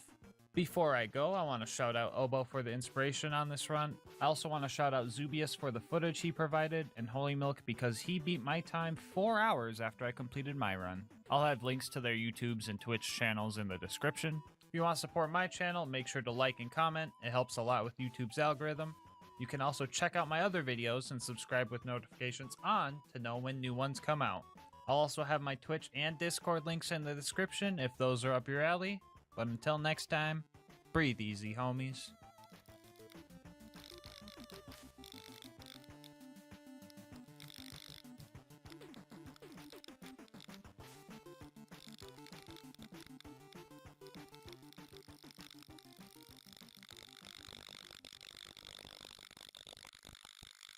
Today's video is sponsored by Instant Gaming. More on how you can save money on the games you love later in the video. The date was April 2nd, 2013, and Gearbox just released the patch that would drive the Evil Smasher into an early grave, never to be taken seriously again. 10 years have passed since then, and archaeologists have rediscovered the remains of this once powerful weapon, and instead of letting it rot away in some museum, they gave it to me, because the world needs to know. Can you beat Borderlands 2 with only the Evil Smasher? I'll go over the rules for this run really quick. This is going to be an Overpower 10 Ultimate Vault Hunter mode playthrough. For the new players, or the players that never touched this game since the nerf, that pretty much just means enemies have 4 times health, health regen, and they're all 10 levels higher than us. Bar will not be allowed for this run, and the Evil Smasher is the only gun we are allowed to use. Also, just for clarity, the Evil Smasher glitch will not be allowed. This might be common sense because it was patched out, but the way we use it kind of makes it seem like I'm using a glitch, but I'll explain that more later. And finally, we are going to be playing as Krieg, but melee will not be allowed for this run. I know, not letting Krieg do his favorite thing is a war crime, but the run would devolve into a pure melee run really fast. As for the gear, I'll be using a basic shield, Vault Hunter relic for funny drops, and a low-level slag grenade because Krieg has no slagging skills. But if you're one of those people and want to see the slagless version of this run, I'll have a link to that down in the description. As for the class mod, we'll be using the Legendary Reaper, mainly for Bloodbath and the extra kill skill duration. And here's a quick peek at the build. Feel free to ask questions about it in the comment section and I'll answer them when I can. With all of that out of the way, let's hop into the run. Right off the bat, we can't really fight anything because the Evil Smasher is garbage. Instead, we have to start farming to activate its effect. Every time you attempt to reload this gun, you have a 7% chance to get a bunch of stat boosts that last for the duration of the mag. For simplicity, I'll refer to these powered up mags as Smasher mags. So yeah, you kinda see what I mean when I say this looks like I'm doing a glitch. All I'm doing is canceling a reload animation by swapping weapons and then trying again. Anyway, after we see this explosion in front of us or hearing the activation sound, we have 26 rounds to fight with, which lets us kill about 2 bad guys, assuming they're slagged, before we have to run off and try to get the 7% again. This is where Krieg's skills come into play. If we can keep our Bloodlust stacks high as we get our next activation, blood-filled guns can increase the mag size of our next Smasher mag. And if we get more stacks, the next mag can be even bigger. These are the basics of our momentum-based combat loop that we're going to be using throughout the run. We managed to clear out Tutorial Town with no deaths because of some good Evil Smasher luck and good planning. In between fights, you might expect me to farm Smasher mags on all 4 of my guns, so I had 4 guns to use right off the bat, which would be a good idea if Smasher mags weren't so fragile. You swap weapons, it's gone. You enter BuzzX Rampage, it's gone. You buy ammo, it's gone. You turn in a mission, it's gone. You open your menu, it's gone. Back before the nerf, you could stack this effect infinitely and then just apply it to other weapons, which allowed you to just one-shot anything. It was so busted that speedrunners downpatched their game for the AllQuest speedruns to kill Terramorphous 20 levels under-leveled. It made sense to nerf the ability, but leaving the Evil Smasher in the state that it is was just criminal. Pushing towards Boom Boom, we took our first death after messing up and losing a Smasher mag to reload spamming too fast. Fight for Your Life was extremely hard to survive without a Smasher mag. You would think that I could maybe kill someone without the boost, but the damage, accuracy, fire rate, and literally every other stat listed on the item card makes it just not worth it to go for a kill like that. Even with the 150% assault rifle damage boost from Bloody Revival and the 30% explosive boost from Strip the Flesh, you couldn't hurt the enemy even if you managed to land a shot. We made it to Boom Boom and started shooting at Boom's cannon, which looks like it was just straight up pointless, but damage wasn't our goal here. We wanted Bloodlust stacks. After I got max stacks, we started looking for our Smasher mag, and I got one pretty quick. We had 80 big boy Evil Smashing rounds, so I decided to slag Boom and take him out. After that, Psychos started spawning in, and that was good for us, because now we had some Bloodbath fodder. Getting a kill with a grenade would activate Bloodbath, which gives us gun damage based on how many Bloodlust stacks we have. With 10 out of 5 in this skill and 100 stacks, you get a solid 500% damage boost to all gun damage. Mix that with our extended kill skill duration and the momentum-based combat loop really starts to take off. The only issue with this is getting a kill with a grenade. Lucky for us, we don't have to get a kill with an actual grenade because a lot of guns in Borderlands 2 deal bonus grenade splash damage, the Evil Smasher being one of them. In addition to the damage on the card, the Evil Smasher gets an extra 90% damage as grenade splash. giving us about a 47% chance to activate Bloodbath with each kill. Alternatively, I found that shooting the ground near the bad guys made it so only the grenade damage would hit and give it more consistency. Anyway, nerdy Borderlands mouth out of the way, we used the Psychos to activate Bloodbath and dumped a huge Smasher Mag into Boom's cannon. All of that work just for mediocre damage output. Yay! We managed to take out Boom Boom with no deaths, and then we were immediately bodied by the basic mobs afterward. We pushed our way through the mobbing to save Claptrap and made it to the Flint fight. The plan for Flint was pretty much the same as Boom Boom, but this time with a lot more dying. I was specced into a few skills in the Hellborn tree, including Flame Flare, which made me stay on fire for longer. This is good if I can light myself on fire using delusional damage, but not good if Flint puts his OP10 fire dot on me. I burned through a lot of mobs here trying to get second wins, no pun intended, so I had to reset the map and reclimb the ship so that I had some weak guys to get Bloodbath off of. That took a while, and so did getting another Smasher Mag to restart the fight. Jeez, man, if the Evil Smasher has a 7% chance to proc, but Silenced Voices has a 12% chance, why do they feel so far apart? Alright, watch this. We're gonna see how long it takes to get a Smasher Mag. And while we wait for that Smasher Mag, I'm gonna put this up in the corner and tell you about our partner, Instant Gaming. I've been using Instant Gaming for a while now because it's a great place to find deals on games I want to play. Thanks to them, I managed to snag Fallout 3, Fallout 4, and Fallout New Vegas, all with great deals on them. I also love using Instant Gaming if I'm looking to get games for friends or games to play with friends. My favorite part about Instant Gaming is that once your account is verified, it's super quick and easy to get your games. They give you the code to plug into whatever platform you're on, you plug it in, and most of the time, downloading the game is the longest part of the process. Even if you're on console, they have deals for everybody. I'm talking PC, PlayStation, Xbox, and even Nintendo Switch. So stop waiting for deals. Make your gaming instant. How about this? Think of a game you've been wanting to play and use my link in the description to just see what kind of deal they have on it. And if you do end up making a purchase, just know that on top of saving yourself money, you're also supporting the channel. Anyway, guess who still hasn't gotten a Smasher Mag? One eternity later, I found some creative cover and managed to build up enough damage to finally take Flint down. We made it to 3 Horns and started our Sanctuary initiation. You know the usual, ramming door guy, saving Reese, and retrieving the power core. We're playing Hitman now.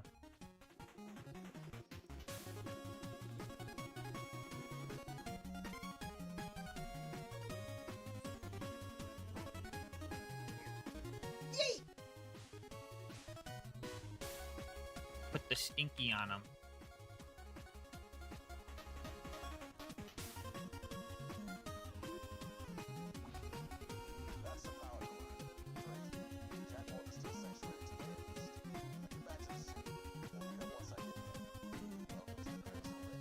It's patience, guys. You gotta be patient. You gotta know when to strike. All right. So based off that math, about 1 stock grenade is 2 kills. So if I have 4 grenades left out of 10, subtract the 6 over the 18. 18 divided by 6 equals 3. These grenades should kill the 20 bandit. One more for just in case. Okay, those should get the 20 bandits for Reese. After we made it to Sanctuary and did all of our non-evil smashing chores, we made our way to Frostburn Canyon. We decided to just run through the place like we always do, skipping all the non-mandatory combat. I almost died to this big psycho, but clutched up, and the spike jump skip after that was easy as always. I never miss this jump. Totally unrelated, but please do not go watch my last video after you're done watching this one. Thank you. Anyway, we made it to the Safari Zone and started taking out the psychos. I managed to build up my momentum pretty quick, and mobbing honestly felt pretty good. Bloodbath was proccing and things were dying. I thought grenade ammo was going to be a problem for this run, but then I remembered Bloodbath gives enemies a higher chance to drop grenade ammo. And by higher, I really just mean guaranteed. Speaking of grenades, I gave our grenade mod a super long fuse time to add a little bit more challenge to the run, but then I remembered that the longer fuse time could be used as a good get off me tool for when I'm trying to find my next Smasher Mag. Anyway, my evil Smasher started giving me a lot of Smasher Mags shortly after Lilith said her one-liner. It's almost like the evil Smasher sensed the evil. Up next, we needed to go save Roland, so we met Ellie and started destroying bandit technicals to get a car upgrade. The cars here aren't properly balanced for endgame, so I kind of expected to be able to kill them without smasher mags, but even these guys were too much for this gun. I managed to stop the caravan and was going to use it as a ride back home, but the last technical I needed to kill force-fed me its bumper, so I ended up having to walk all the way back. That means I just save quit. With our new car, we managed to sneak into the Bloodshot stronghold and start our fight with Badmaw. Honestly, this guy was kind of wrecking me. Circle strats on this guy have always been really tough, and getting smacked with his door makes a second helping of car bumper sound appealing. I was even failing at cheesing this guy because 2 loose shots would just leave me dead. All of my healing came from Thrill of the Kill, which makes 140% of my overkill damage come back to heal me. And since all of my guns are basically level 90, using that overkill damage to heal my level 80 health bars like Zenyatta popping all on a baby. Does it feel good? Let's hope that they don't rework that game again, so this joke makes sense for at least a month. Anyway, my point is, I had no way of healing if this was going to be a one-on-one fight. So after dying like 8 times, I save quit and used all his venom. As long as I could get kills fast enough, I could keep healing, and I managed to finally take Badmaw down. Inside the dam, we started experiencing a little bit of a smasher mag drought. It was bad enough that I resorted to trying to kill a few of these guys without smasher mags, and to my surprise, it was kinda working. Oh, never mind, that was just bloodbath. Yeah, this skill's really good, guys. I also had some help along the way. Little dude, go get him! Oh, little dude, grow up. We made it to the dreaded toilet room and started having some real trouble. Ooh, call me constipated because I be stuck in the toilet room. Note to self, delete that last recording. Okay, there we go. Anyway, we managed to take out most of the baddies here, but the last few crazed marauders had some pretty crazy aim, and I just could not get close enough to these guys to kill them. I had nearly 20 deaths in just this room before Mad Mike showed up and added 10 more. It took some work, but we managed to deal with Mad Mike the way we always do. Mad Mike, get over here. Jump over here, dude. Do it. Let's go! Bye, Mike. Anyway, we managed to find Roland and started chasing after the toaster that kidnapped him. That wasn't the only robot giving me trouble, though. Oh my god, really? Every surveyor in the fucking world came to fucking power this dude up. Alright, I'll be real with you guys. I was 100% ready to go to the gulag. Constructors have a huge 90% damage resistance to grenade splash, which was pretty much half of our damage we dealt. Not to mention that this thing can't be slagged. Nonetheless, I decided to give it my all. I used a loader nearby to pre-stack and start the fight strong. And I played like I could win. Because I could win.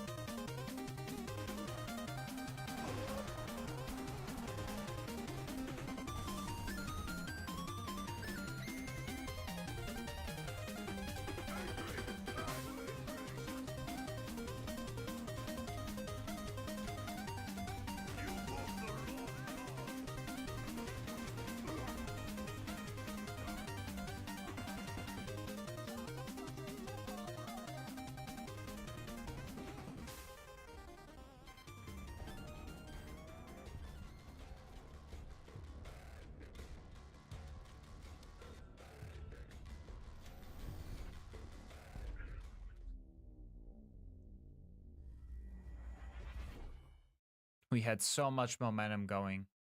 We actually had a chance.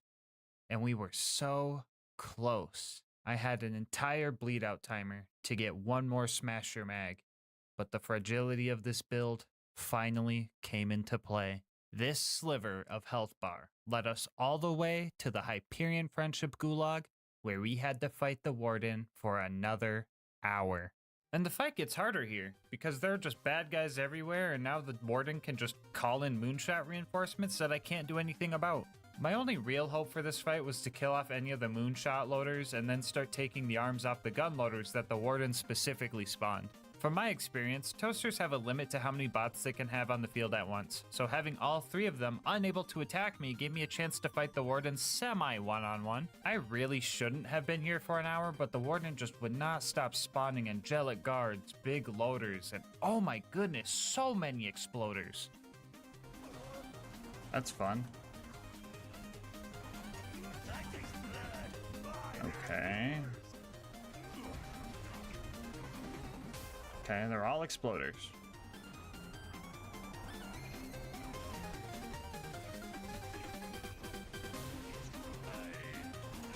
Alright. Fuck the exploders, whatever. Anyway, we eventually took the warden down and saved Roland. After that, we headed towards Tundra Express to burn some bugs, meet Mordo, meet Tina, and blow up a train. There isn't any mandatory combat here, so not much to mention. I did find out that ladders can destroy smasher mags, which really just says something about society. Wilhelm was up next, and I just killed him. Like, first try even. All I had to do was keep my distance and kill off the loaders quickly so they didn't kill me. You can dodge all of Wilhelm's attacks pretty easily, so I just shot the bad guy until he was dead. Easiest Wilhelm I've ever had. Not sure why the Destroyer of New Haven was easier than Warden, but I won't complain. First try Wilhelm? What the f? Why is a toaster stronger than Wilhelm? Like, try to imagine if like Wilhelm was like easy on purpose, right? And the power core we got was actually like a trap causing sanctuary shields to go down. And then like Lilith does something like crazy, like phase locks the town so everybody doesn't die of mortars. But she also like kicks us out for some random reason. That would just be wild. Oh. We made it to the fridge and ran through that joint. I died a few more times than usual because rats have the most sporadic and goofy movement I've ever seen in a carbon-based life form. I hate rats! What the? Oh! I mean, even Mr. Noodle moves like a normal person, and he's a giant space whale squid. Anyway, even with Slag and Bloodbath, this guy was pretty tanky. I had the loaders helping me out a little bit, but I just had to keep running around this building to avoid being wall-upped until I could get the beacon. We made it to Overlook and started protecting the beacon. Mobbing was where the evil smasher in our build thrived, and this part of the game really let that shine. This was the first part of the run where the Hellborn skills we spec'd into really started to come into play. Using Fuel the Fire and Delusional Damage, my slag grenades had a chance to light me on fire, giving me some more stat boosts. Being on fire would give me 50% damage reduction from numb nerves and an extra 50% gun damage from pain is power. No idea if the damage reduction did anything for me, but I took it anyway. Being on fire would also trigger Raving Retribution, which would send homing fireballs at any enemies that would try and damage me, potentially lighting them on fire. And that fire damage over time would then chain into Elemental Elation. With every stack of this, it gives me more mag size and fire rate, and you know we love that mag size. Slagging the huge groups of loaders being moonshot in really helped build up the secondary set of momentum, and everything was going great. I was getting second wins, I could kill the loaders pretty quickly. The only issue was that they could kill me pretty quickly too, making instant bleedouts my true enemy here. But I mean, it's just a few loaders, so there's not really anything really to worry. Oh, come on! Yeah, Jack really threw a toaster into my bloodbath, if you know what I'm saying. And you know what? I'm just really sick of getting bodied by household objects. For example, this clip of me dying because of a fucking stair. Oh, I can't climb up the stairs, dude!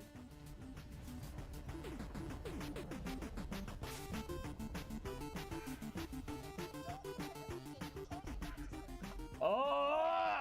Yeah, after that, I just let the beacon become invincible, and I just started messing around, honestly.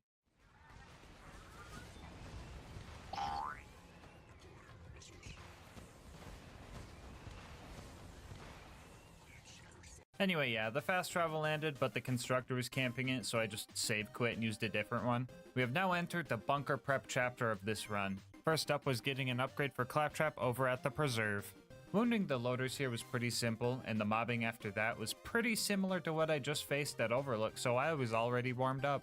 I got through most of the mobbing section and only started dying when the big loader came out to play. This guy wasn't really an issue though. The loot dudes were a lot more annoying to deal with.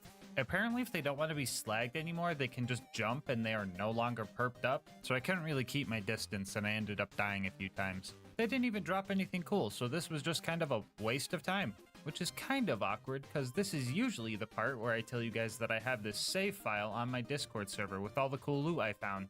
But that didn't happen.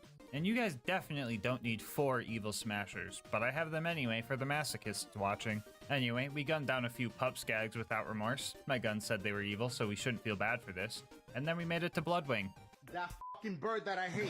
I actually learned a very valuable piece of information during this fight, and that is, Bloodwing is just straight up evil. Which is a good thing for us because of the whole evil smasher thing. Yeah, you know what's going on. So yeah, this fight went extremely well. Mordecai was slagging the skags for me, which meant free revives and bloodbath, assuming I had a smasher mag. Bloodwing's AI this time around was also just kind of goofy.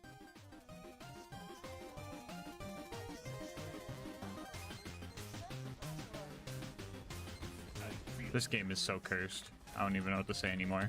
Anyway, Bloodwing took less than 5 minutes, and the whole preserve took less than an hour. You know, when I went into this challenge, I really thought this area was going to be tough. Oh well, I guess Bloodwing is just weak to explosive damage. Ooh, that's 10 to 5, double digits. Let's go, baby. Up next on our to-do list was recruiting Brick and his air support. The evil here felt a lot more scarce. In a desperate attempt to distract the bandits, I tried to knock a Goliath's helmet off with a non-smasher mag and couldn't even do that properly. We started our initiation and got some of the Goliaths angry so they could deal with all of the non-evil bad guys in there. It also helped take some of the aggro off, which helped their survivability. I still went down quite a few times, but it was right about here I started tap firing or burst firing to conserve accuracy for long distance kills. Even with the accuracy bonus on smasher mags, this thing can still get out of hand. I only wanted to get one Goliath angry, but if you've ever tried to kill a Goliath with a Torg weapon, you know you don't really have that choice anymore. Anyway, we passed the initiation and it was Sarcastic Slab's turn to be tested. Evil Smasher, Evil Smasher. Is Sarcastic Slab evil?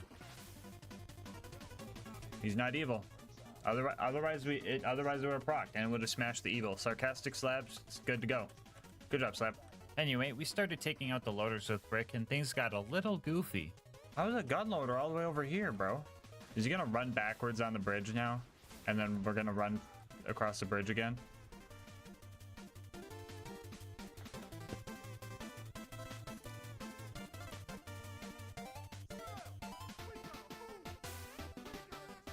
Why do I know this game so well? After all of that, we joined Brick's gang, Brick joined our gang, and the last thing we needed was for you to join the LilGasmask gang. If you made it this far into the video, odds are you're enjoying the content, so you might as well sub and stick around for a while.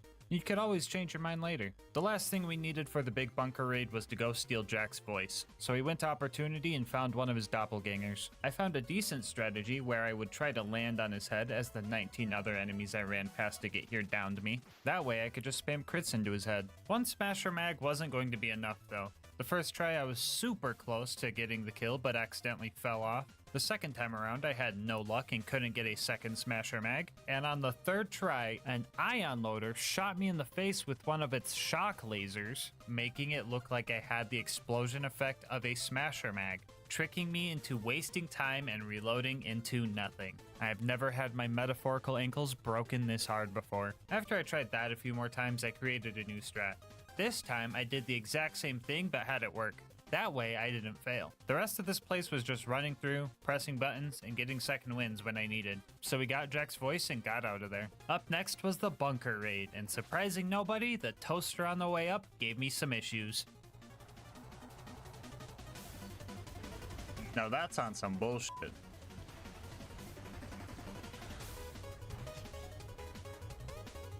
Anyway, the baby turrets went surprisingly well considering they are glitched and are just straight up immune to any type of splash damage. I can still get the actual bullet damage to hit, so we're still keeping around 53% of our damage as long as we hit them directly, but I thought this was going to be a lot more of a hassle. And that's a win I'll just take, because after that, we had to fight the big toaster. This guy is usually cheesable by just standing behind it, but even then I ended up dying a few times due to some major blunders on my end. I managed to figure myself out, and my gun finally decided that all toasters were evil, and I moved forward onto sniping Face McShooty. Yeah, this took a while. Full auto fire without smasher mags was just straight up bad, and full auto with a smasher mag wasn't much better. So I started farming up smasher mags and just tap fired for the next 40 minutes. Honestly, the monotony was kinda getting to me, so I played some motivational stuff to give me a dopamine boost.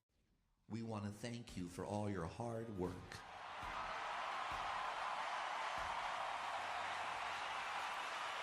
You're the one who steps up and gets things done around here. dream you're going for, that career you want, that recognition you're seeking, it is yours! You can't do anything right.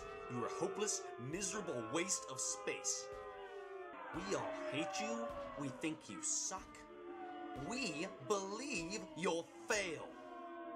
We guarantee you'll be feeling worse about yourself and your life, or we'll give you a concussion. Call 1-555-478-25682. Is your shoulder strap too tight and annoying? Introducing the Titty Bear, the cute little guy that eliminates all those problems. Move the pressure wherever you need it. My shoulder strap used to pull so tight I could Why the hardly f did I get it to Titty Bear, bro? Passenger seat and fits all makes and models. Just snap it on, slide it where it relieves the pressure, and drive away. We made it to the bunker and dealt with the turrets before taking on the bunker itself. Had a lot of stuff going for me on this fight. Plenty of cover, big large bad guy that's easy to hit and stack on, and weak auto turrets that could activate our whole fire setup to get 20 elemental elation stacks. It was here I found my maximum mag size of 117, and I felt powerful. Sure, the bunker was pretty tanky and I had a long fight ahead of me, but I was feeling good. Maybe a little too good though, because I ended up letting my guard down. Turns out, the bunker wasn't the only enemy in the sky I had to worry about. 15 minutes into our first attempt, one of my favorite enemies, the jet loader, unleashed this long shot grenade throw. I had no time to react to it, and blam, the slag bomb set me up for death. After that, one of the bunker's missiles sneaks up on me and gets the finishing blow. I had no second wind in sight, and the bunker flew off, securing my fate. I just couldn't get my momentum back for the next 2 attempts. I would get about halfway before one tiny mistake set me back to square one. And on attempt number 4, the bunker decided to play dirty. Oh my god, he's kidnapping that buzzard. No, my ammo! After one more close call, we managed to take the bunker down and made our descent into Angel Core. Honestly, this place went great. Roland showed up and he came with his own Torg assault rifle representing the Evil Smasher squad. And when Lilith showed up, the Evil Smasher detected a disturbance and I was getting Smasher mags left and right. It wasn't too long before we secured the vault key. Whoa. What's wrong, Evil Smasher? You sensed something? No, don't worry, that's just Lilith. She can't... No! Jack killed Roland, kidnapped Lilith, and the entire bunker raid was in vain. We now had to find Jack in the vault before he had a chance to take the warrior for himself. Our first stop was Sawtooth Cauldron to steal some explosives, and the ambush commanders here were giving me a rough time. It was quickly apparent that we were going to need to have some existing momentum going in order to take these guys down, which is kind of a hard thing to do when you're getting curb stomped as soon as you spawn into the death cubby. My only hope was to abuse the 3.6 fuse time on my grenades to keep the bad guys back and just pray that I could get a smasher mag before they could get to me. Even with momentum, I would get absolutely slaughtered, and every kill was a second wind. Now normally when you're in Fight for Your Life, your kill skills get cancelled out. The cool thing about Krieg though is that he has 3 kill skills in his Bloodlust tree that don't get cancelled out while in Fight for Your Life. I call these the Bloodlust trio, but I hear them more commonly called the fake kill skills. Anyway, Bloodbath is one of these skills. If we stack that with the Bloody Revival bonus and the Strip the Flesh bonus we talked about earlier, you can actually get second wins without a Smasher mag. Well, assuming they're slagged, you already have high stacks and you're within spoon feeding distance of them, of course. After a few attempts with some questionable tactics, we managed to take out the ambush commanders, Blast Boombringer, Merc Mortar, and rode the elevator up to the Buzzard's Nest. Fighting the buzzards up here was kind of annoying. Trying to match up timings with Smasher mags, high bloodlust stacks, and buzzard flight patterns, all while not dying, was no simple task. It was all pretty RNG dependent, and before you say, oh no shit Sherlock, that's been the whole run, it's the evil Smasher. That wasn't the issue. Getting the buzzards slagged was very inconsistent. I pretty much needed to slag them with the initial explosion of a grenade or the first or second bullet the Betty shot out, because after that, they would just fall out of the sky. Now this might not sound that bad, but for reference, I had 12 grenade sticks in a row fail to make the evil metal pigeons purple. I didn't even need momentum to kill these things. A basic Smasher mag and slag was enough to take out 2 buzzards, but I was still here for nearly an hour praying for slag. But after a few dozen elevator rides, we took them down and made it to the boneyard. The main scary part of this place is pumping station 2. I managed to crank all the valves in there, but the loaders had me on the edge of death. They absolutely thrashed my bleed out timer, and I had a close call on the way out of there. The rest of the boneyard went as expected, and we made it to the Badlands.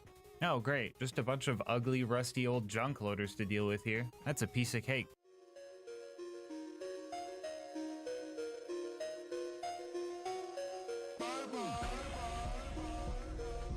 Oh yeah, that guy. I hate this guy. I thought I would be able to kill Saturn as long as I used up all my ammo as smasher mags, but I only dealt like 2/3 of his health bar. I went back to buy some ammo to finish the job, but he just disappeared. If you take too long fighting Saturn and try to buy ammo, the junk loaders respawn and that messes with the spawn cap and then Saturn just disappears. So I had to redo the whole 30-minute kill. If max ammo equaled 2/3 of his health bar, I figured that if I just used half my max ammo to deal 1/3 of his health, and then go top off ammo before the junk loaders came back, I would have enough ammo to handle the other 2/3. And guess what? It looks like I'm good at math because that plan worked perfectly. Now it should be a breeze to get into the info stuff. Yeah, nah, f that. I've had enough toaster trouble this run. I ran past that thing. Anyway, we grabbed the data from the info stockade, fought off all the loaders at the claptrap door, speed ran through Heroes Pass, and then found Jack. And let me tell you, this fight was the worst one yet. Okay, editor, you might be overdoing the looks maxing jokes. It's time to get serious. Go look for the dramatic black bars.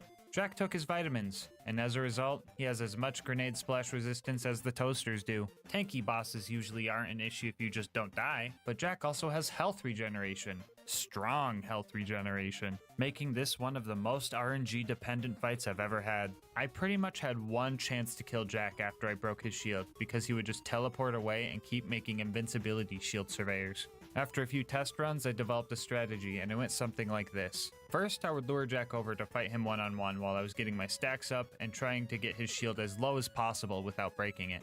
I would then need to roll a smasher mag and break Jack's shield, causing him to teleport to the main console. From here on out, I need to act quickly and precisely. The first thing I would do here is preemptively throw a slag grenade at the console to try to slag Jack and his surveyor. Usually Jack is like a 1 in 10 per grenade because he's just hard to slag, but he somehow seems easier to slag when he's invincible. Spaghetti game, I don't know. Anyway, it was also very important that the surveyor was slagged, but that was super hard because I would just need to get lucky and have it fly low enough to get hit by the Betty. While that was going on, I would try to kill one of the clones to proc Bloodbath, and if I didn't get Bloodbath, I was screwed. After I got Bloodbath, I would then try to kill the surveyor with as few shots as possible because I was going to need every shot I could spare for Jack. I pretty much needed to reproc Bloodbath on this kill too for this to even maybe work. And then finally, I would just try to lay into Jack as best I could without dying, throwing an extra grenade for a chance at reslagging and praying that I could get a smasher mag directly after my first one. I needed a perfect run to even hope for a kill here. I contemplated using the block 'em at the terminal strat, but I got so close so many times that I knew that I didn't need it. I just needed the Evil Smasher to cooperate with me. I think Jack's ambiguous motives led the Evil Smasher to hesitate. Yeah, Jack was an asshole, sure, but he also wanted to rid the planet of all the bandits plaguing it, which makes you think, does anyone truly believe they're evil? Or do we all think ourselves the hero from our own point of view? Is true evil even real?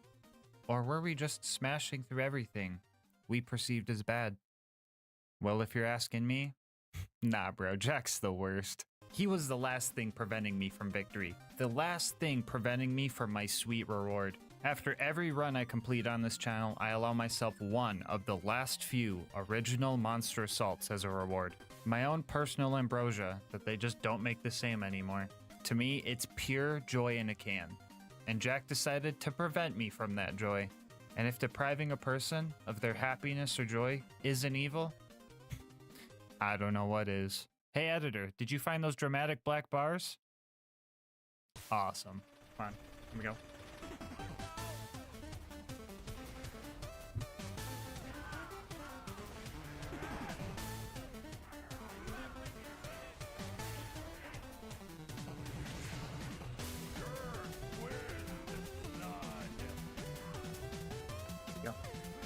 Where'd he go? Where'd he go? He's over there. Okay.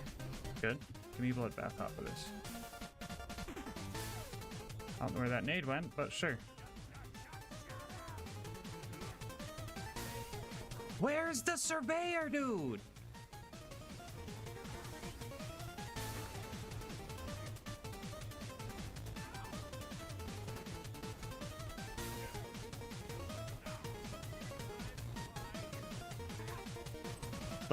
fucking get. Fuck you. Put the stinky on. Put the stinky on. Oh, let's fucking go. After 3.5 hours, Jack was finally defeated and the warrior was summoned. This guy's pretty easy to avoid and therefore just took some time to kill. Honestly, Jack was the true final boss of this run and the warrior was more of just a victory lap. So I spent our final moments of this run chanting our theme. I think this is the final mag. Let me smash that evil. Evil needs to be smashed. Let me smash that evil. Don't go shoot the rack. Let me smash that evil. Evil needs to be smashed. Let me smash that evil. Evil needs to be smashed. Not today. Not today. You know, maybe Jack wasn't so bad after all. I wonder if this monster would have tasted as good if the fight was easier. Maybe he intentionally put me through that hardship to make my victory all the more greater. What do you think, Evil Smasher?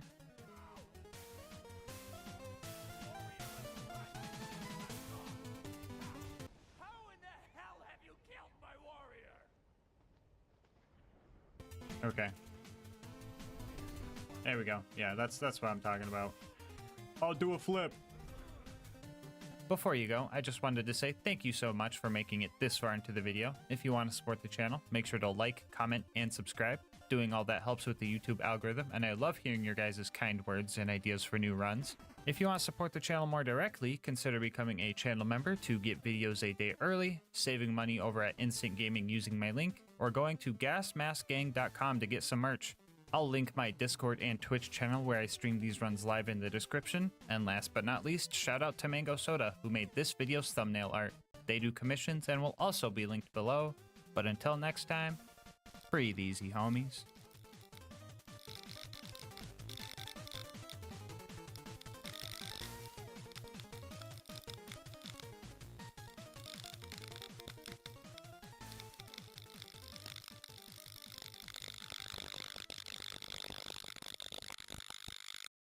Today's video is sponsored by Instant Gaming. More on how you can save money on the games you love later in the video.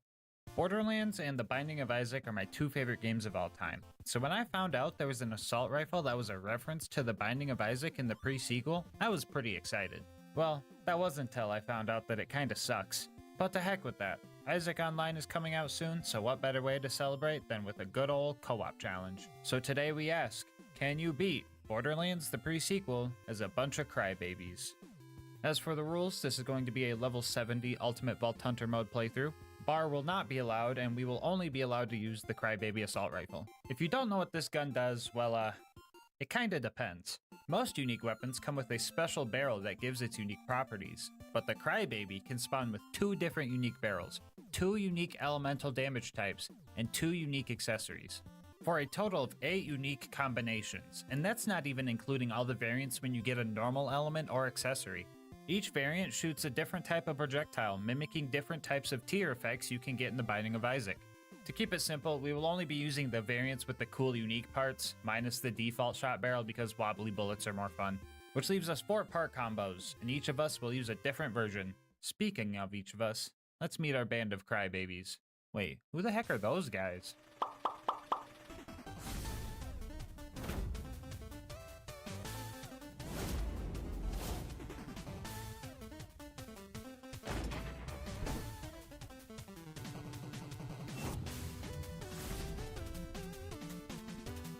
Our journey begins on Helios Space Station, which is currently under attack by some insane doll military forces. Things were a bit rough at the beginning. We had to get used to the low-to-the-ground POV, our unpredictable action skill getting us killed, and some very unclear mission objectives. Follow the claptrap unit. Which one? Oh no. Upon starting our first few fights, the chaotic nature of this run became apparent. Tears flying everywhere on top of the randomness of Claptrap's action skill make it so you can't really plan for anything. Since I'm pretty sure 80% of all Claptrap players are the people you see playing with me right now, I'll tell you guys about Claptrap's action skill, vaulthunter.exe. This ability causes your character to analyze the battlefield and chooses one of 15 unique action packages based on your surroundings, which is just a fancy way of saying it's fucking random. A good chunk of his action skills also affect all the other players. Some combos can be extremely strong, while others can be quite unfortunate, and I'll be tier listing them as we go.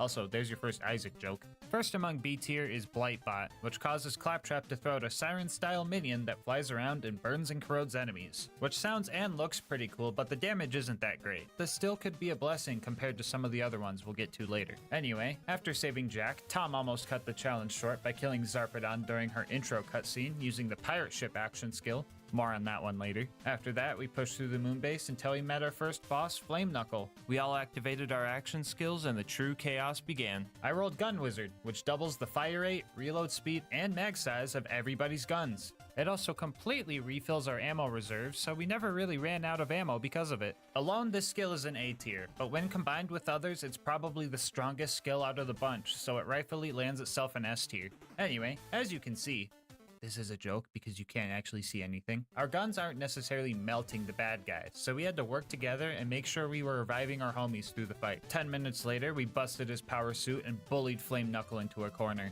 where we used our tears to put his flame out. Moments away from escaping Helios Station and our quotation mark escape pod quotation mark, Lucas ruined the One Life challenge by getting crushed by its door, so that's cool. After all that, we made it to the moon and met Janie, who was gonna help us get to Concordia. She told us the key to getting there was in Deadlift's hands, and the path to his hideout was filled with giant tanky Kragans. But that's nothing pirate ship mode couldn't handle. This action skill will be joining Gun Wizard up in S tier based on its awesomeness alone.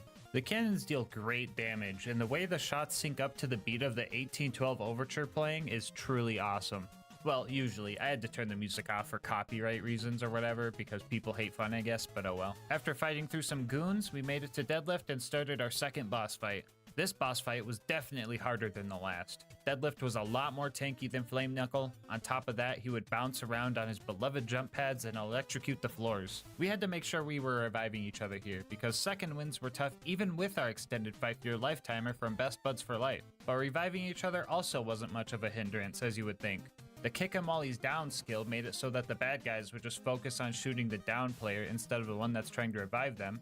Best Buds for Life gave us health regen and damage reduction for reviving our homies, and reviving was the perfect time to activate high fives, guys, which lets you high five your friends to gain some increased gun damage, fire rate, and health regen for a short time. Not to mention oxygen revives are a thing in this game. At the cost of oxygen, you can revive your teammates twice as fast, and Claptrap doesn't breathe, so it was just free. Not sure why oxygen helps get another Claptrap up, but we can literally turn into pirate ships, so I don't know if logic matters that much. Anyway, we eventually murked Deadlift and all started dancing on his corpse. Bye, Nene. Oh. Get Nene. During our escape from Deadlift's base, I rolled Rubber Ducky, which causes all players to bounce around and reflect bullets. This skill makes it hard to aim or revive your homies, so it should realistically go in D tier. But the fact that it allows you to abuse slam knockbacks better and makes putting the stinky on bad guys easier bumps it up to C tier for me. We managed to get the Moonzoomy station working with Deadlift's key and had a little too much fun with our new cars. The car, not the tow. Hey, hey! Why you parked there?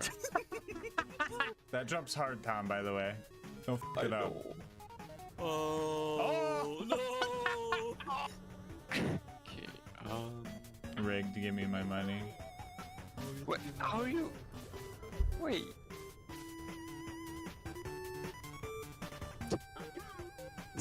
Oh no! Oh no! Anyway, we made it to Concordia, got arrested by a cop baby, gave him the crystal ball to bail ourselves out, met Nurse Nina, met Moxie, found another Isaac reference, had a few drinks with the boys, watched Lucas ruin the One Life again, flew around the town, and found out that Crisis Scar was our next destination. Red Belly was controlling the jamming signal blocking us from Helios, so we had to take him out. Scavtrap met us at the gate and told us we had to join Red Belly's gang if we wanted to get past, and our initiation consisted of just wiping out the entirety of their rival gang, the Darksiders. So we high-fived for the big fight, and I immediately rolled Clap in the box, our first F-tier skill. There are so many things wrong with this skill. You can't shoot while it's active, you can't revive your homies while it's active, the explosion can hurt your homies, the damage isn't worth it, and that's comparing it to the Crybaby of all things. You can sometimes melee during it, but it doesn't always work, and finally, if you don't hit an enemy, you get downed. This skill is more hassle than help. Anyway, after that first fumble, we actually got some good combos for some maximum chaos, and Scavtrap was pleased with our work, so we got the password to get into Red Belly's base. Okay, wait guys, let's prank these guys. Prank him. Wait. Let's all throw a stock grenade at them. You ready? Hit at these people right here, okay? Funny prank. All right. Ready? Okay. Set. Go. Oh. Dang, why that Oh my god! This is where the difficulty of the challenge kicked up a notch by introducing these big guys. These guys are extremely tanky and required all 4 of us to focus on them in order to take them down. Tom and I both had triple shot crybabies, meaning we would have to get pretty close for all our shots to hit, and I was struggling pretty hard. But we had each other's backs, and that's what got us through this. After bringing a pirate ship to a playground fight and fighting another 3 of those ultimate mugger guys, we made it to the Red Belly boss fight. This fight pretty much went as expected. And by that, I mean I couldn't see a thing. If this game didn't have health bars overlaid when you're looking at bad guys, they could have just snuck out of the brawl like some kind of old-timey cartoon gag, and we wouldn't have known a thing. The amount of action skills we were able to pop out was insane. Our class mods gave us each 49% action skill cooldown rate, and Claptrap's through thick and thin skill gave us another 25 that could be transferred to your teammates when your action skill is active. This pretty much allowed us to have some kind of crazy going on at all times. Red Belly eventually split up and we focused on Belly first. After he died, the smaller flying guy got all angry and started glowing red. I feel like they stole that from somewhere. And we eventually threw enough tears down range to finish this fight. And the dude dropped a perfect fucking shred of fire. Which reminds me, if you want this save file with all the cool loot we found, or to try this challenge for yourself with some buddies, I'll have it on my Discord server, link in the description. After we took out the jamming signal, Jack was able to escape Helios, and now we just needed a plan to take it back. Jack decided to meet with the Marif of Concordia to make a plan to do exactly that, so while the grown-ups are talking, I'll tell you about today's sponsor, Instant Gaming. Anytime I want to look for a new game to play with friends, I always check Instant Gaming first, because odds are, they have a deal on what I'm looking for, and the deals that they offer are just hard to beat. One of my favorite things about Instant Gaming is how fast you can get your games. Once your account is verified, getting your activation code takes less than a minute. Even the console homies can save time and money on Instant Gaming, because they've got deals for PlayStation, Xbox, and Switch games. I'm pretty sure the only time you're ever going to have to wait on Instant Gaming is if you pre-order a game. But even then, if the price ends up dropping even lower than when you made your order, they will refund the difference to you, making getting the best deal even more effortless. So stop waiting for deals. How about this? Think of a game you've been wanting to play for a while now, and just check to see what kind of deal they're offering on it. And if you like what you see and end up making a purchase, just know that on top of saving yourself money, you are also supporting the channel. Anyway, let's see if the grown-ups are all done talking. Whoa, what just happened? Anyway, Jack wanted to take back Helios Station and needed a robot army to do so, because just like in real life, we weren't enough. The first step was getting a combat AI, and Janie knew a guy that could help us out. She also gave us a password to get some new vehicles to help us get to them. The jump to get over this lava lake is like really dumb. It killed me once and killed Lucas twice. Man, it'd be cool to have individual death counters. Anyway, we met Pickle and made our way to the bosun's ship. There were a lot of big bad guys along the way, and we were reviving each other left and right to keep the fight going. But then, Funzerker threw a rock into that plan. Joining A tier, Funzerker causes the player who activated it to dual wield the gun they're holding and makes you fire your guns whether you want to or not. It also glues down the trigger of all your friends' guns too. I mean, I will say it's nice to rest our trigger fingers here and there, but when the action skill is up, we can't sprint or revive each other, making it extremely dangerous. We had some very close calls, but the big guys weren't the most deadly thing we had to deal with. After the clap, you run, okay? Okay. Oh, use your boost, use your boost! No, I can't make that. What the heck? Why not? Wait, no. Since like maybe my freshman year. What? You know that hole in the middle? Lucas, did you fall into the hole? I was gonna tell you to run over it, but you jumped in it on your own. No, Lucas died again? I couldn't see. Oh, no. Anyway, we finally made it to the bosun's ship, and a few steps, or rotations, I guess, through the front door, physics strikes again. Just turn that off, and there we go. I wonder if that will help with the visual pollution. Back in the Bosuns, we started taking out the bad guys and dealing with a lot more of these big guys. Lucky for us, we were getting some good action skill combos, and it was right about here we found the God combo, which is Gun Wizard and Mecro Magician. Joining S tier, Mecro Magician does a few things. First off, you throw out Mini Trap and he seeks out enemies and damages them. All of the familiars you could throw out as Claptrap are kinda much like another game I like to play. But the real magic, no pun intended, comes from the stat boosts you get. While active, you lose a third of your mag size and accuracy, but you do gain a 263% damage increase to your guns. So you can see why this would pair well with Gun Wizard. The cons aren't really that bad either. Our mag size was already big to begin with, and the accuracy never really existed in the first place. Anyway, yeah, when you get that combo going, it's actually possible to see the big guy's health bar move with the naked eye. Why Alyssa contemplating her sin right now? He's like, what does it mean to take a life? And stop, guys! The bosun was throwing a lot of goons at us, but lucky for us, the skipper, aka the bosun's AI girlfriend, had enough of that nerd and started helping us out instead. Pushing through to the engine room, I found out that you can revive your homies during Funzerk if you spam your weapon swap key, and I also got medbot a few times, which kinda helped. We were all pretty tanky with our health bars from Claptrap's All the Things Are Awesome skill, giving us a 55% bonus, and another 30 from his Pain Simulator's Painful skill, which added an extra 20% damage reduction cherry on top. So if you're wondering why my shield is so small, it's not. Our health bars are just huge. And now that you mention it, I feel like I've seen this blue health bar over the red health bar mechanic before. Anyway, yeah, the healing doesn't seem like a lot, but I guess it's better than nothing. Also, there's a cool glitch where you could drop the laser and re-pick it up to use it infinitely, so I started hoarding them in my inventory because it's funny. Anyway, I'm dropping this in D tier. Even with all of our healing and teamwork, we couldn't keep up, and here we took our first death that wasn't Lucas falling into some kind of pit. This time, he bled out. I don't have Lucas, I don't have Lucas! No! I died! It wasn't just that either. It was so much more sorrow. Oh my goodness, what am I? Oh, I had one bullet to barrel troll fucking Lucas and I fucked it up. No! No! I stinkied myself! No, sir! You know what? No. We're not gonna let this stop us. We're not gonna let this bring us down. We will become numb to the sight of Lucas plummeting to his death. We will beat this game. And if you think we're gonna curl up into a ball and cry about it, you're goddarn right we are. Lucas, Tom, and I may have died, but our rock, Queen Knight, is still rocking her first life. So let's take the bosun down. I always clicked the wrong one. Oh, what the heck was going on? Oh, no, this is not how we're supposed to start the fight.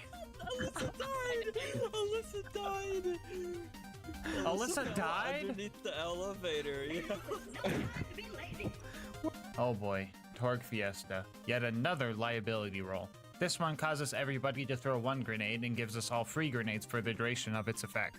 The person who rolled it will also start lobbing out contact grenades at random angles in front of them that can also damage teammates. Mix that with a rickety old cramped elevator and you get what you just watched. Anyway, once we actually made it into the fight, everything got chaotic. Big surprise, I know. Tom and I used our triple shot guns on the bosun himself, while Alyssa and Lucas used their more accurate version on the little shield turrets. Halfway through, I started getting really up close and personal to the bosun, and I ended up using the same strat that Master Chief used on Regret and Halo 2 to deal a bunch of damage. Right at the end of the fight, the stars aligned and we got the God combo while I had the high 5 boost and finished this fight strong. I will say though, I am very disappointed that I burned the whole Ice King Wizard Eyes joke on the last video because good god, look at all this visual clutter. After that, we stole his girlfriend, which was the military AI we came for in the first place, and made our way to the nearest robot factory. Speaking of combat robots, we finally rolled Minion Trap while waiting for the train to show up, which causes Mini Trap to turn into a rocket turret, which sounds pretty cool, but this one's going into B tier because it's kinda eh. The damage isn't that good and you just kinda throw it wherever you're looking, and since you had no idea that you were throwing this thing out, it usually ends up somewhere useless. It's not dangerous like some of the other action skill rolls, but it's just kind of a boring dud, just like the character it's based off of. Anyway, we found a friendly scientist trapped behind all the scavs and torques, and by sheer coincidence, he was working on a military robot that could create near infinite amounts of other combat robots, which was exactly what we needed, which warranted a little bit of celebration. Are you hitting the gritty? What the f? We made it into the factory, and I knew this part was going to be a doozy from past playthroughs. So we decided to spend some of the moonstones we found throughout our journey to get some moxtails for the fight. I got the one that boosted fire rate and reload speed for 30 minutes, which gave me just enough time to kill one of these big mugger guys. Too bad there were 3 of them. Yeah, this trio messed us up bad. One of them had a cryo rocket launcher, and that was making it really hard to revive each other. Cryo? More like made me cry, yo. Oh, brother, this guy stinks! We were all downed and crawling towards a hopeless kill, and one by one, we all fell. First me, then Lucas, then Queen Knight, and then Lucas again. This defeat hurt more than all of them so far, but we couldn't stop here. We had to tough it out and keep going. After we finally managed to take that guy out, we started taking steps toward building our constructor. You know, steal some robot eyes, put them in a toaster, find the main body of the constructor, feed Queen Knight to it. Michael, don't leave me here! Watch as we lose half of our moxtail duration waiting for the turrets to calibrate themselves. Feel embarrassed that they're still doing more damage than us. Have Felicity steal the legs from another robot. Wipe Felicity's memories against her will. Have her get angry about it and try and kill us. And then start crying about it until she dies. Dang, between this and the Merif, I kind of feel like we're working for the bad guys here. No, just me? Okay. Anyway, this fight was a little scarier than the rest because Felicity can spawn this repair drone that turns the whole thing into a tug of war. Usually repair drones aren't that scary, but our damage output was relatively poo-poo. Like, you know it's bad when Lucas says, "Oh, that's good damage, that's good damage." But her health bar only moved down 1 tick. She also has a shield drone that gives her bullet deflection, causing us to straight up shoot each other at times. The drones themselves are also pretty tanky, so we had to prioritize these things in order to win. You can kinda see why I wanted to do this as a co-op challenge. Imagine trying to get second wins with this gun. In between dealing with the drone waves, Alyssa and I would try to focus on any bots that Felicity spawned so that we could activate the rage element in our gun and deal a little bit more damage. Not really sure how well the rage element was working, but I'd be lying if I said I wasn't high on placebo. But just like real life, all your problems can be solved with a little teamwork, high fives, caffeine, and a whole lot of crying. We eventually took her down and did a little bit more celebrating. Everybody start hitting the gritty around her. Oh, oh, oh, oh, oh. We now had the robot army we needed to take the moon base back, and there wasn't anything that could stop us. So we all topped off our moxtails and fast traveled up to the moon base to start our assault. Oh, Lucas! Lucas, why'd you die, dude? You killed me too! I would have been fine if you didn't do that. So we got up to Helios, but the weird thing is that I didn't see any of the robots we spent 3 missions trying to make, so that was weird. Oh well, maybe we are enough. Just kidding, no, we can't even open a fucking door. We had to find another baby to do it for us. This one was blue, locked in a box, and had a neglectful mother nearby. Come on, guys, this one has to be an Isaac reference. Anyway, the scanner that would let us into Jack's office was a bit busted, and I'm not sure if this blue baby was fixing it or making it worse. Access denied. Scans reveal subject is a cat wearing a birthday cap. Yo! Lucas is a cat. Scanned or scam? Scans reveal subject Whoa! Whoa! We made it to Jack's office and secured our base of operation. The next job was to go to the R&D section to rescue all the scientists there. Nothing out of the usual here, you know, turning into pirate ships, questioning if my shots are actually hitting even though I'm at point blank range dual-wielding assault rifles, watching Lucas lose to gravity and getting rejected by Queen Knight. Just your basic Borderlands meta. Anyway, we saved all the scientists and they disabled the force field blocking us from Helios's giant eye laser. And then Jack airlocked all of them because they were acting a little sus. Oh, come on, dude. Is that my boss again? Hello? Come on, dude. Are you really squeezing in another Among Us joke into this part just like last time? Yeah, what's wrong with that? It's funny and it's relevant to... What? No, what? Relevant? Among Us is a dead fucking game, and it definitely doesn't help that you're playing the pre-sequel. What do you think you are, some kind of comedic necromancer? Yikes, dude, that's harsh. You know what? Just chill out, okay? I'll change the joke. No need to get hostile. Good. Now get back to work. Jeez, I hate that guy. But he's the boss, so, I guess those guys didn't meet the profit quota. Anyway, we finally made it to the Veins of Helios, aka the jump pad parkour section. I really like this part of the game, but I know a lot of people hate it, and I think I know what side Lucas is gonna be on. Mid-air high five, Lucas. Behind you. Wait, I'm already high five. Oh. Oh! No way! Again, Lucas? What are you doing? Lucas, you see those pipes over there? Yeah. Go stand on them. Let's jump it over here, Lucas. Oh, Are you trying to kill Lucas? What?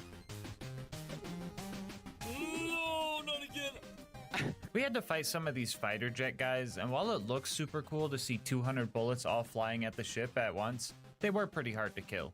Hopefully there isn't like a boss version of one of these things later in the game. That would suck. Anyway, we made it to the lunar launching station and started disabling the final force field in our way. I somehow found a reogenator in a locker, so that was pretty weird. But anyway, yeah, a little bit of survive until the timer runs out gameplay later. We made it to the Eye of Helios and started our super intense boss fight with Colonel Zarpedon. Honestly, this fight was cursed in so many ways, good and bad. First off, our first roll of action skills gave me pirate ship mode with a double gun wizard boost, which let us melt her shield super quick. And that would have been awesome if she didn't just get the whole thing back right away. All of our rolls after that just kept synergizing poorly. Like one time somebody rolled nonsensical sacrifice, which downs the user but revives everybody else. But none of us were down, so that was just straight up useless. I'm still gonna put it in A tier because it did come in clutch a few times during the run. Also, just watch this clip for me.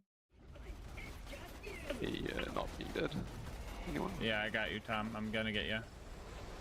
Who the f just threw a pumpkin at Tom? What'd I just watch? So, did you guys see that too? Yeah, when I said pumpkin, I didn't actually think it was legitimately a pumpkin. At first, I thought Queen Eye or Lucas just accidentally shot a Jackal cannon they found, but from where they were standing and the angle of the pumpkin, that just wasn't possible. But slowing down the footage, we were able to see the real culprit. You see that orange? That is 100% the barrel of a Jackal cannon that is in the hands of that basic enemy. I had no idea that these guys could spawn with the unique blue rarity drops in this game, but there he is, causing more chaos, as if this run needed more. I didn't even notice this until I started editing this video. Numerous pumpkins flew across my face and into the faces of my homies, and we didn't even know. Anyway, we eventually took down her power suit, and that's where the curse shenanigans started being good. Before this whole second phase, we all hid on this ledge to lure Zarpedon over, and I went out to get her attention to bring her closer. I went down, but Lucas's dying actually kinda came in handy. I'm gonna get a revive by my action skill. Oh, no way! I died anyway, but when I got back, Zarpedon was in the prime position. Yes, come on. Come on. Here. Put the stinky Oh! So if you're ever having trouble with this fight, just know that all you need is a few stock grenades. We finally had the Eye of Helios under control and found out it was actually powered by the Eye of the Destroyer. Or another Isaac reference, I'm not sure. Anyway, Moxie said we could disable it if we overjuiced the thing to activate the failsafes, but that was a big lie, and she turned it into a giant black hole in an attempt to kill Jack because, plot twist, he's the bad guy. But we still survived somehow, and Jack was so happy that he started throwing it back on us, so that was pretty cool. All that was left to beat the game was to find the vault and secure the alien technology inside. This place was guarded by a bunch of these creepy looking alien dudes, but those guys weren't anything compared to the Eternal Doll Soldier guys. If you don't kill these guys fast enough, they just evolve and get all of their health back, and through conventional methods, there is just no way we would be able to kill these guys fast enough. But lucky for us, this is Borderlands we're talking about. There's always something we can exploit, and in this case, it's the slam attack from our level 1 Oz kit. Using our slam would stagger the Eternal guys and prevent their evolution, and as long as we could stun lock them like this, we could take these guys out relatively easily. One of the doll guys we found ended up surrendering, and we gave Lucas the choice in killing him or letting him go.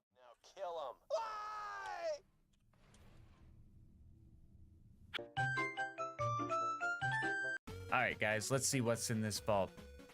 Whoa, wait, did you guys see that? What the heck is that? Is it a bird? Is it a plane? Oh no. It's a giant boss version of the jet fighters. No. Alright, real talk guys, this fight was the hardest one yet. I'll give you a breakdown. First off, 90% of the time this jet was pretty far away from us, making it so we would have to lead our shots far in front of where we thought it would be, which is 10 times harder when your shots have a mind of their own, and they're literally children's tears. It would sometimes get low to the ground with some missile strikes, but that was so rare it might as well have just not happened. Our action skills were also just not that great. Anything except for Gun Wizard, Necro Magician, or Funzerker were just straight up useless because we couldn't utilize them even if we tried. This wouldn't have been too much of an issue if we actually got those good ones, but all we would get is triple clap in the box rolls or Queen Knight's personal favorite. No! Dude, how many Torque Fiestas was that? 3. Oh my god. Oh my god, not the Torque Fiesta. Rubber Ducky Fiesta. Fiesta. Oh my god. Fiesta. Yes. Fiesta. What the? Okay, Fiesta. Fiesta. Fiesta. Like a fiesta. I just keep getting to like bomb myself, punch myself in the face. Fiesta. Fiesta. Fucking Fiesta. I can finish up the tier list here. First off, Shh Trap is in C tier. This was the first time I got it during the whole run, and all it does is make you invisible to enemies. Not super useful when the giant airship decides to just nuke the whole arena, but I guess it's pretty nice if you ever want to revive some of your homies. And finally, for the absolute worst action package yet, Meat Unicycle, which causes you to switch out your gun for a Buzz Axe and start dealing Fire Nova damage. You can imagine trying to punch a jet fighter if you want. I'd be a liar if I said I didn't try. But even if I could, the damage from these melee attacks is just so abysmal. You know it's bad when the most optimal strat for Meat Unicycle is to not even try and just go high-five your homies so they can deal some more damage. Easy F tier. A couple of honorable mentions. We could not get One Shot Wonder or Disco Inferno because we weren't using the right skills for them, just in case any of the Claptrap mains say we forgot them. I don't want to make all 4 of you guys mad. Halfway through this fight, our Moxtail power-ups wore off, and Lucas had to go AFK for a bit to get his dinner, so we had to worry about protecting him now too. RK5 added 4 deaths to the counter by the time he reached his Fate Acceptance phase, where we could just lay into him. And together, we finally took it down. Necro Magician, that's it! Let's go!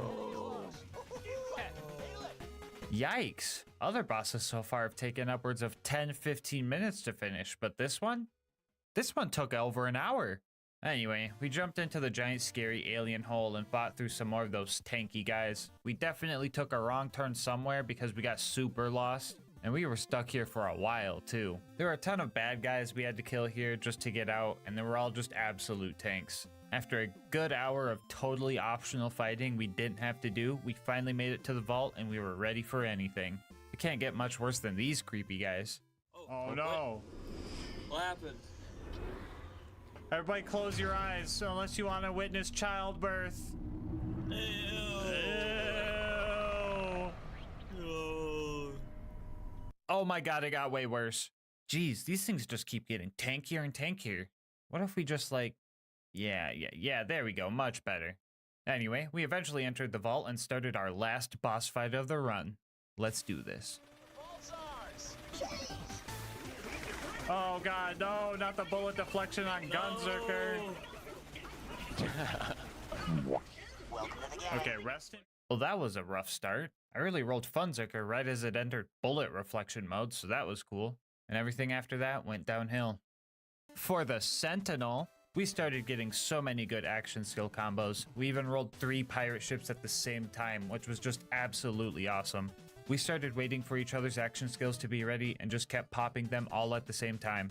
Doing so let us take down the first 4 phases and spawned the true final boss. Imagine that, a multi-staged boss fight to finish the game. Who would even?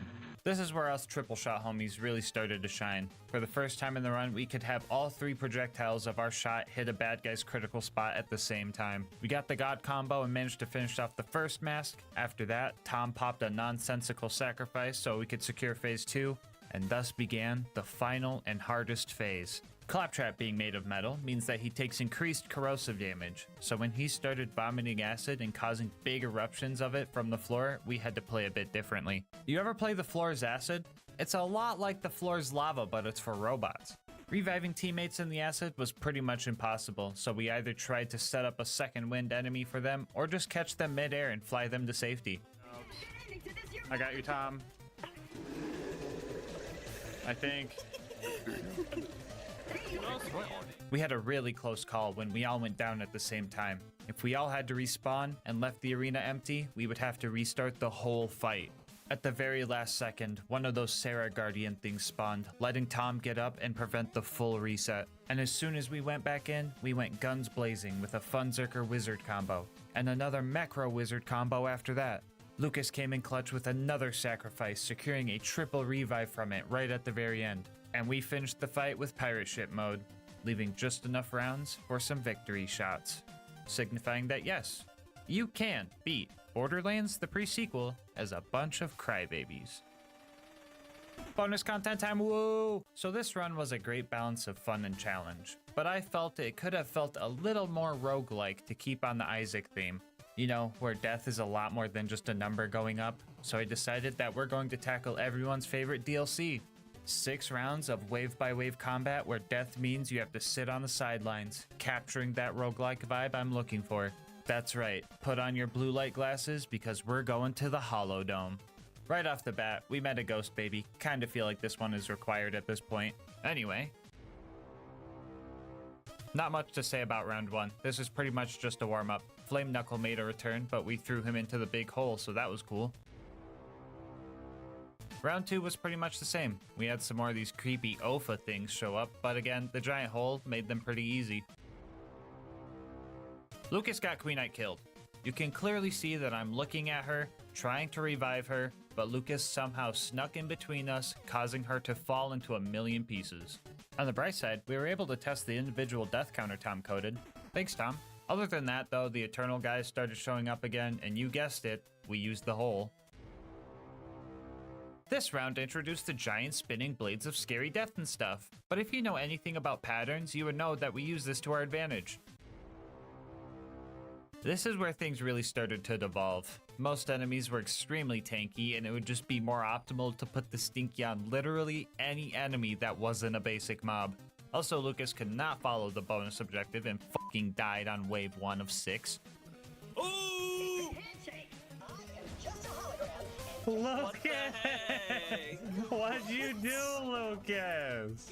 It sucked me in. Oh.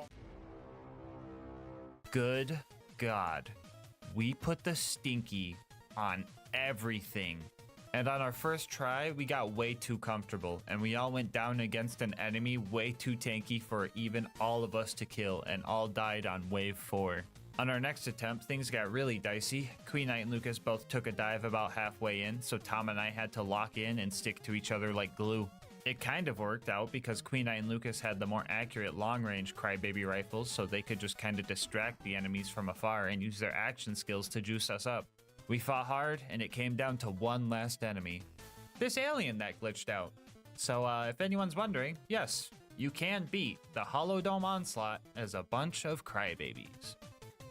Before you go, I just wanted to say thank you so much for making it this far into the video. If you want to support the channel, make sure to like, comment, and subscribe. Doing all that helps with the YouTube algorithm, and I love reading all your guys' nice words and ideas for new runs. If you want to support the channel more directly, consider becoming a channel member to get videos a day early, saving some money with instant gaming using my link, or going to gasmaskgang.com to get some merch. I'll leave my Discord and Twitch channel where I stream these runs in the description below. And last but not least, shout out to Mango Soda, who made this video's thumbnail art. They do commissions and will also be linked below. But until next time, breathe easy, homies.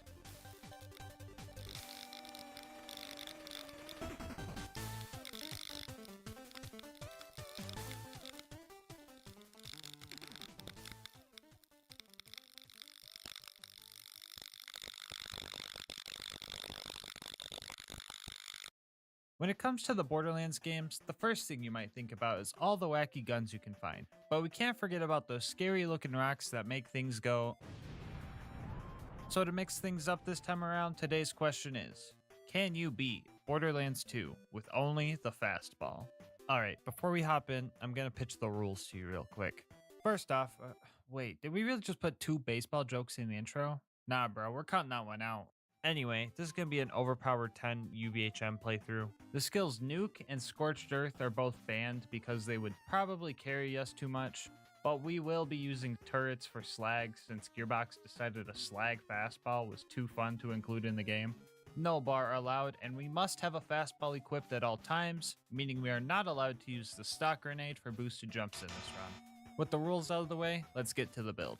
Here's a full view so that the build critics can start their 4-page essay telling me why I should have spec'd for more gun damage. But the skills I think are important are do or die because I need to be able to throw grenades while down, and 11 in Grenadier to make sure I have the balls to beat this challenge. As for turret upgrades, I snagged the shield, maglock, and extra turret skills for defensive help, and double up for the aforementioned slagging. Gear consists of a basic shield because I wanted to do it without a big boom blaster to really flex on them, Vault Hunter Relic because it has no combat utility and getting cool drops is fun, an Expert Grenadier so we can carry more nades, and of course, fastballs coming in explosive, fire, shock, and corrosive elements. Alright, now let's hop into the run. Right off the bat, I noticed that my self-conscious masochism decided to start me off with a whopping 0 grenades. I usually start myself with full ammo but no cash to keep it balanced, but this time I just had to search for everything. All the enemies in this beginning bit are fleshy, so fire fastballs were the way to go. Dealing with the bullymongs was simple, because they're huge targets, but I started having a little trouble when the bandits came into play. Simple math can figure out barely any grenades and missing my shots, or throws I guess, equals a bad time. I had a few bandits left and opened every container in Liarsburg to find more grenades with no luck. I would have bought more, but the town didn't have power, and I was practically broke anyway. So with nothing we can do, I guess the run ends here. Psych, you really thought I was gonna give up here? Not a chance. We save quit so all the containers were full again, and this time around I actually made sure to not miss and only hit enemies if they're perped up so my throws reached their maximum potential. We cleared out Liarsburg and started towards Boom Boom, but I realized I was going to need more than 4 grenades to take them out, so we decided to do some farming, which felt super weird for one of my challenge runs. Now's the perfect time to show off a strategy I will be using for a lot of this run. If Axton throws his second turret down and recalls the first one before it deploys, all of Axton's kill skills are activated. And since we're spec'd into Onslaught, we can use this strat to get a short movement speed boost. After snagging some guns to sell, we went back and made our first attempt at beating Boom Boom. I could also say it was my last attempt because Boom Boom honestly got bodied. Altogether with slag, it only took 11 grenades, so not sure what to say except rip bozos. For the path up to Flint, I switched to my shock fastball because a lot of these guys had shields. This didn't change much though, they still took 1 to 3 grenades to kill, so no big deal yet. I jumped into Flint's arena for an epic fight, but turned out I was fighting Houdini because everyone just up and disappeared. Our first real attempt I used entirely for learning. I tested both shock and explosive fastballs to see which would deal more damage, and explosive was definitely the way to go. The difficulty rating for this fight is a solid 10 fastballs out of 21. Now, I know what some of you guys are thinking. Wait, a gas mask challenge run and the first 2 fights weren't legally considered torture devices? What's going on here? And fair enough, it's been pretty easy so far, but I will say this challenge had a lot of ups and downs, so don't call it a win yet. Anyway, after shotgunning an espresso shot, or performing an espresso shotgun if you will, it was time to get to Sanctuary. We had to save Reese first, and somehow got a triple kill with 1 grenade. Okay, maybe it was a quadruple, because I think we murdered Reese too. It's fine though, we always avenge him anyway, so no bad karma on our end. We made it to Sanctuary and immediately had to leave because Lilith doesn't know how to just teleport to Sanctuary, I guess. It's fine, I like speedrunning through Frostburn Canyon anyway. Nothing along the path is mandatory to kill, but I do love breaking some ankles here and there. I wasn't worried about the mobbing at the end being too hard. I was mostly just worried about having enough ammo to deal with all the heathens. I made sure to switch back and forth from fire and corrosive grenades to really get my money's worth. That was when I noticed that constantly having to open my inventory to switch elements is a lot less fun than pressing a button to switch guns. Also, picking up weapons to sell is whack because they don't directly go into my backpack, so that's also obnoxious. On the bright side, time stops while you're in menu if you're in single player, so it's not like I was vulnerable. Vending machines are a different story though. The fight took 2 trips to the ammo vendor and 1 death. I would say I didn't suffer, but I also had to do this, so I'm gonna call it a net loss. Saving Roland was up next, and we needed a new car to pool those bloodshots.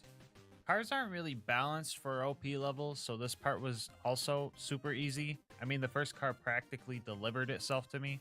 We made our new car bubblegum flavored because that's what baseball players eat, and casually drove ourselves to the Bloodshot Stronghold. Bad Ma was up to bat, but it didn't take long for me to strike him out along with his 3 little bench warmers. Some of you guys might still be thinking that this is way too easy, like only 6 deaths so far, come on. But it's gonna get tough soon, I promise. The Bloodshot Ramparts and I have a weird relationship. Like, the mobbing here can be so fun at times, but then you get to the swirly bit and everything is just so tough. Everyone has the high ground on you, there are railings everywhere that enemies love to hide behind, and the frenzied marauders are all programmed to be cowards and run away as soon as you go down. I was super unlucky here because 2 of the goons had elemental weapons.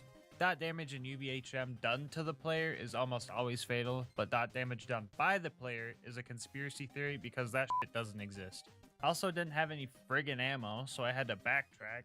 I only had 2 goons left before the door was supposed to open, but on the bright side, I managed to run past Mad Mike with little inconvenience. I probably could have killed him easy because he's slow and a big target, but I needed to conserve what ammo I could. We found Roland right as his kidnapception was taking place. Warden snagged him, and that was a big problem for us. I tried to play passive because I didn't want to waste my ammo, but my greed was getting me killed. Grenades or not, the game was rigged from the start. With 20 grenades to my name, I went in to fight Warden, and well...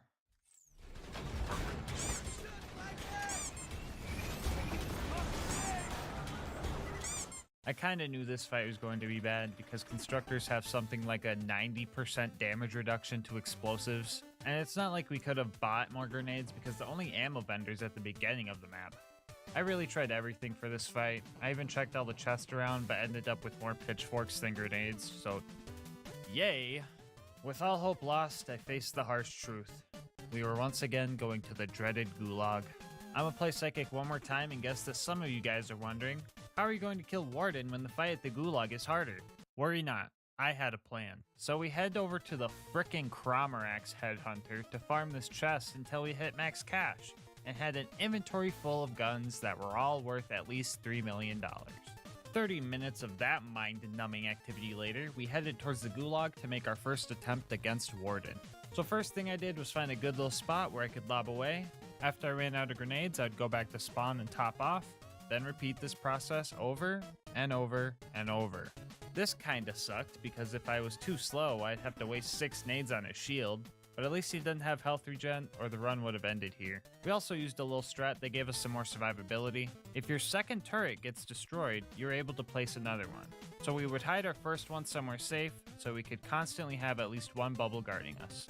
With this strat, it took 8 trips to the vendor, $150 million worth of fastballs, another shot of espresso, and get this, 0 deaths to send Warden to the scrapyard in the sky. This did take a while though, especially if we include the necessary farming, so I give this fight a 160 fastballs out of 21. Yes, I counted.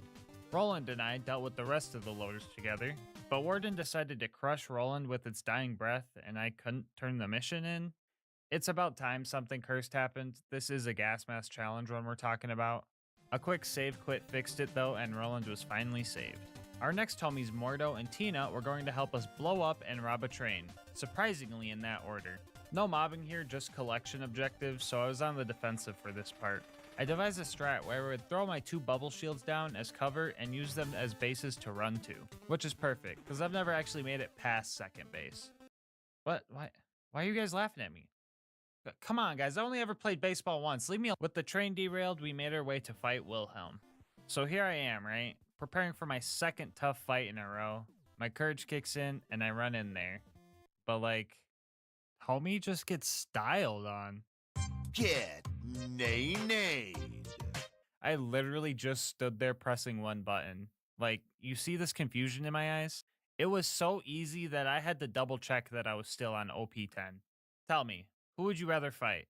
Wilhelm, the ultimate killing cyborg, or a blue f***ing toaster? Wilhelm fight, 12 fastballs out of 21. So anyway, Sanctuary got bamboozled, so our home plate was thousands of feet in the air, which makes it kinda hard to slide into if you ask me. Next we had to run through the fridge, which, here's a clip to sum that up. Milk it. Milk it.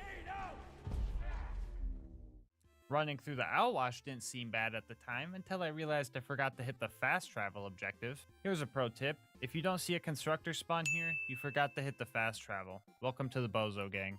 Mr. Noodle's health bar honestly intimidated the heck out of me, so I noped myself out of there until the loaders came to help. Not only did he have a tanky health bar, but homie also got telekinesis from that beacon he ate.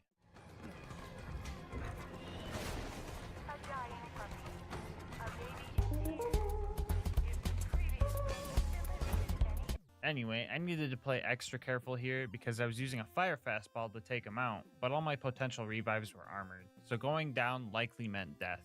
I played patiently until he was distracted, got him perked up, and took him out. With the beacon back in our possession, it was time to head to Overlook and set it up. The first few waves of gun loaders were going well. Slag and corrosive fastballs can easily take him out, so I just had to make sure I kept my stock up with the ammo vendor. Everything started falling apart though when this happened. Oh my god! Oh my god! You have to repair the beacon. Okay, holy fudge! I kinda held it together after that, at least up until another constructor popped up. Some speedy dodging and a whole lot of turret diversion is what got me through this fight. At one point I tried to hide from a nuke inside of my bubble and barely survived. I sold all of my leftovers from the chest farm and just barely had enough to kill the constructor, and the rest of the bots used up the rest of the ammo I could find in town, so that was a pretty close call. Finally at Sanctuary, we reunited with our homies and devised our next plan. I, however, didn't listen to the plan at all, because I ended up going to Brick's place instead of the preserve. Maybe that's just my subconscious trying to drown this heck hole out of my brain, I'm not sure. The loader wounding bit wasn't bad, but we had some close calls. The mobbing sections were alright, just obnoxious because I had to switch between shock and corrosive a lot for loaders and stalker kills, but the ultimate loader pretty much got deleted at the end. And so did all the loot homies, but they were kinda lame with no drops. The final bit of mobbing had me super spooked when I seen a pup skag hitting Mach 20 because of their shock power up. Honestly though, it didn't matter much. Pretty sure physics says that running full speed into my fastball just guarantees their death anyway. At this point, I was pretty much to Bloodwing, but I had no grenades to my name. Any I found were used to clear out the goons in my way, so I decided to run back to the nearest vendor and just top off there. We then bubble hopped our way back and started the Bloodwing fight. We killed one bird with 9 stones, and ironically enough, that means we were efficient. This fight is so weird, because you either body Bloodwing because your damage is so overpowering, or you get decimated because you didn't kill her fast enough and her attacks are friggin' undodgeable. Anyway, the bird is bodied, which means our rivalry score was 3-2. Wait, am I in the lead? Okay, maybe this challenge is too easy. Nah, just kidding. In like 2 minutes from now, I'm straight up hopeless. Anyway, Mordecai must have been really angry this time around because he straight up deleted a Tubby Stalker in his rage sniping montage. At least I'm pretty sure that's what happened. I didn't get to see it, I just found the corpse and loot. Brick was the next homie to recruit, and he is usually the easiest. I apparently found muscles on the way, which was cool, but I didn't even realize who I was murdering until chat pointed it out. Rip my homie muscles. Gone, but never noticed. Anyway, Brick's initiation went something like this. We put balls in the Goliath's faces until they got angry, watched them take out all their anger on all the wrong people, ate a donut in the corner while they coached a Little League game, swept in last second to take credit for everything, and trick-shotted the sarcastic slab. Fighting loaders with Brick was tough at first because I already grabbed all the balls in this map, so I decided to just help Brick punch the loaders by holding them in place and slapping them with my spaghetti noodle melee damage until they drop some more. Speaking of slapping, it would be cool if you popped on a roid shield and annihilated that subscribe button. Only about 9% of my viewers are actually subbed, so if you're a returning viewer, might as well sub since you enjoy the content anyway. Not only does this make me feel good, but it also helps me get these videos out more often. Anyway, other than the ammo being scarce, it was pretty easy considering the bots had 3 distractions before they targeted me, so let's move on to our next subject. Oh crap, we're already done. Oh brother. Okay guys, I promise this is where the easy streak ends. It's all pain from here on out. You have my word. Up next was our climb to bunker, and to prepare, we did another run of chest farming. This time around, we found a matching grip stalker and a longbow, not sure if that word can get me demonetized right now, grenade mod. So that was pretty neat. So there are 3 doors preventing us from getting to the top of bunker. The first door is guarded by this constructor. This one wasn't too bad since I was able to use my patent pending strat of tricking it to look at a wall so the missiles don't hit me. Had this little hiccup, other than that this door was doable. Door 2, however, was where our hearts were broken. Longtime viewers know about these little devils, known as the baby turrets. What makes these turrets so bad, you ask? Well, this.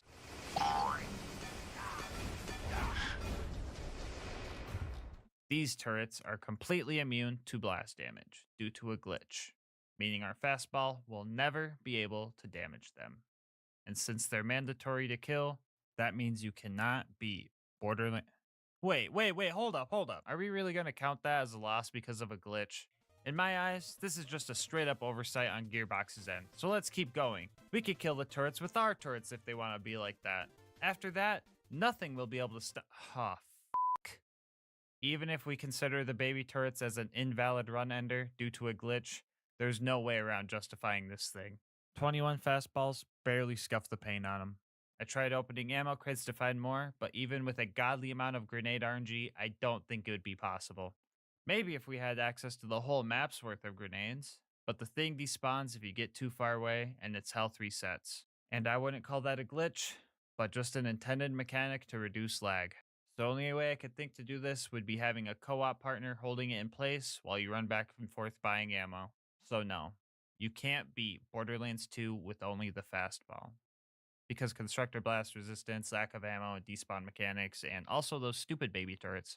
On the bright side, Mama ain't raised no quitter, so we're going to see the rest of this challenge out by doing a cheesy turret kill on the constructor, and I'll make it up to you later in the run. Just you wait. Quick note before we get to bunker, I actually had to climb this hill twice and kill all the door guards twice because they all reclosed. Apparently you can open the first and second doors and save quit and they'll stay open, but if you open the third and save quit, they'll all close again, so just watch out for that if you're playing. Anyway, we refarmed some money for the bunker fight while also finding another fastball and legendary soldier class mod, so that was cool. Also got a bunny launcher from a loot homie while we were trying to snipe Face McShooty. I guess now's probably a good time to say I'll have this save file with all the cool drops in the bank in the description if anyone wants to try this challenge out or snag some free loot. Hitting Face McShooty seemed pretty unlikely because the grenades just kinda... Even if they did reach him though, they can't crit, so the fastball disappoints us one more time. Finally at the bunker, we started dealing with the big turrets who aren't lame and blast immune. The bunker spawned in, and to play it safe, I farmed these ammo crates here for a bit, which was probably a bit overkill since I had enough money to just buy the 33 grenades I needed to destroy it. Also, it's just really wacky how the greatest defense bot ever built took a fraction of what Warden took to kill. Angel Corps was up next, and luckily we had a Siren and a trained soldier helping us. Roland was there providing cover fire and health regen, and Angel was providing us with plenty of grenades to take out bots with. Oh yeah, Lil showed up too, but she just straight up ruined my day. Oh, she said the thing, bro, when I trick shot it. Oh my god. You fucking ruined my trick shot, Lilith. Besides that bit, this place didn't go bad. The baby turrets here aren't as glitchy as the ones outside, and everything was armored, so there was no need for switching grenades constantly. Jack ended up killing Roland, which sucked, but also got Lilith to shut up, which was cool, so I'd say that was pretty chaotic neutral of him to do. Up next was Sawtooth Cauldron, which instantly became cursed the second I arrived. Moments after that, we were hiding for our lives as the ambush commanders waddled themselves ever closer and closer. Luckily, our turrets were ready just in time, so we managed to escape that fate for a far more toasty one. Our new purpose was now buzzard busting. We barely managed to destroy Boombringer with our last nade and breath. If a buzzard with no pilot was hard for us, 5 of them with pilot should be a piece of cake, right? Yes, actually. I don't know why, but it just worked. We speed ran through the boneyard and experienced what it truly meant to be a fastball, so that was pretty fun, but the Badlands was quite the opposite. Y'all remember that ultimate constructor I couldn't kill without using my turret?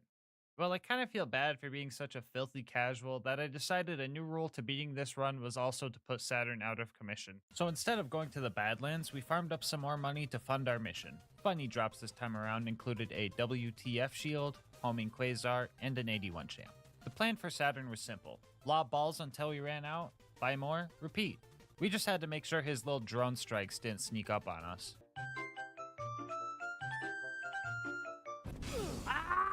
With the strat we had, it took 14 trips to the vendor, $200 million, and way too much time farming.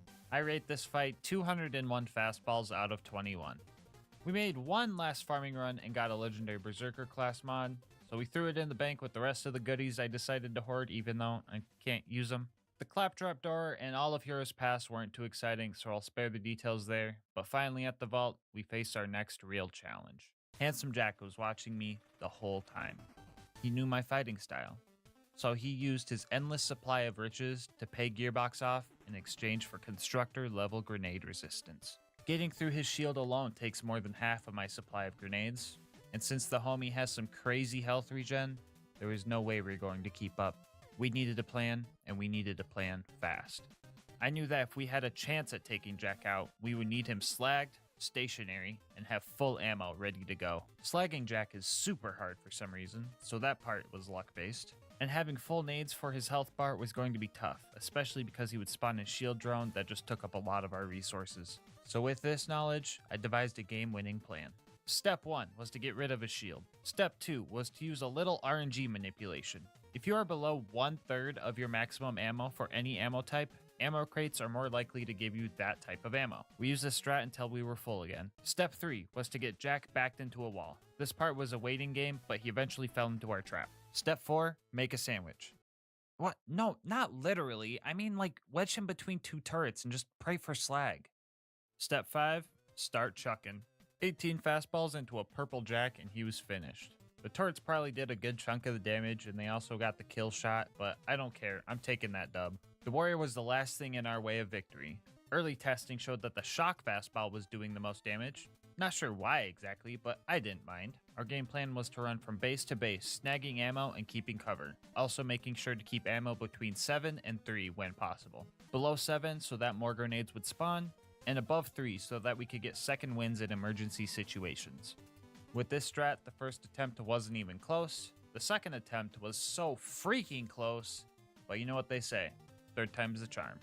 Meaning you can beat most of Borderlands 2 with only the fastball. Thank you guys so much for watching up to this point. Before you go, I would like to say that liking, commenting, and subscribing all help me out a ton. Not only do the nice words drive me to keep doing these runs and making these videos, but it also helps with YouTube's algorithm, which helps me grow. And if you want to support me directly, I just rolled out channel memberships. 99 cents get you emotes, member badges, and videos a day early. I tried to make it cheap since I don't post too often yet, but the support could help get videos out earlier for everyone. You can also come hang out with me on Twitch or in Discord if you want. I'll have links to those in the description. And last but not least, thank you to It's Naraka for the absolutely awesome thumbnail art. I'll put links to their socials in the pinned comment. But until next time, breathe easy, homies.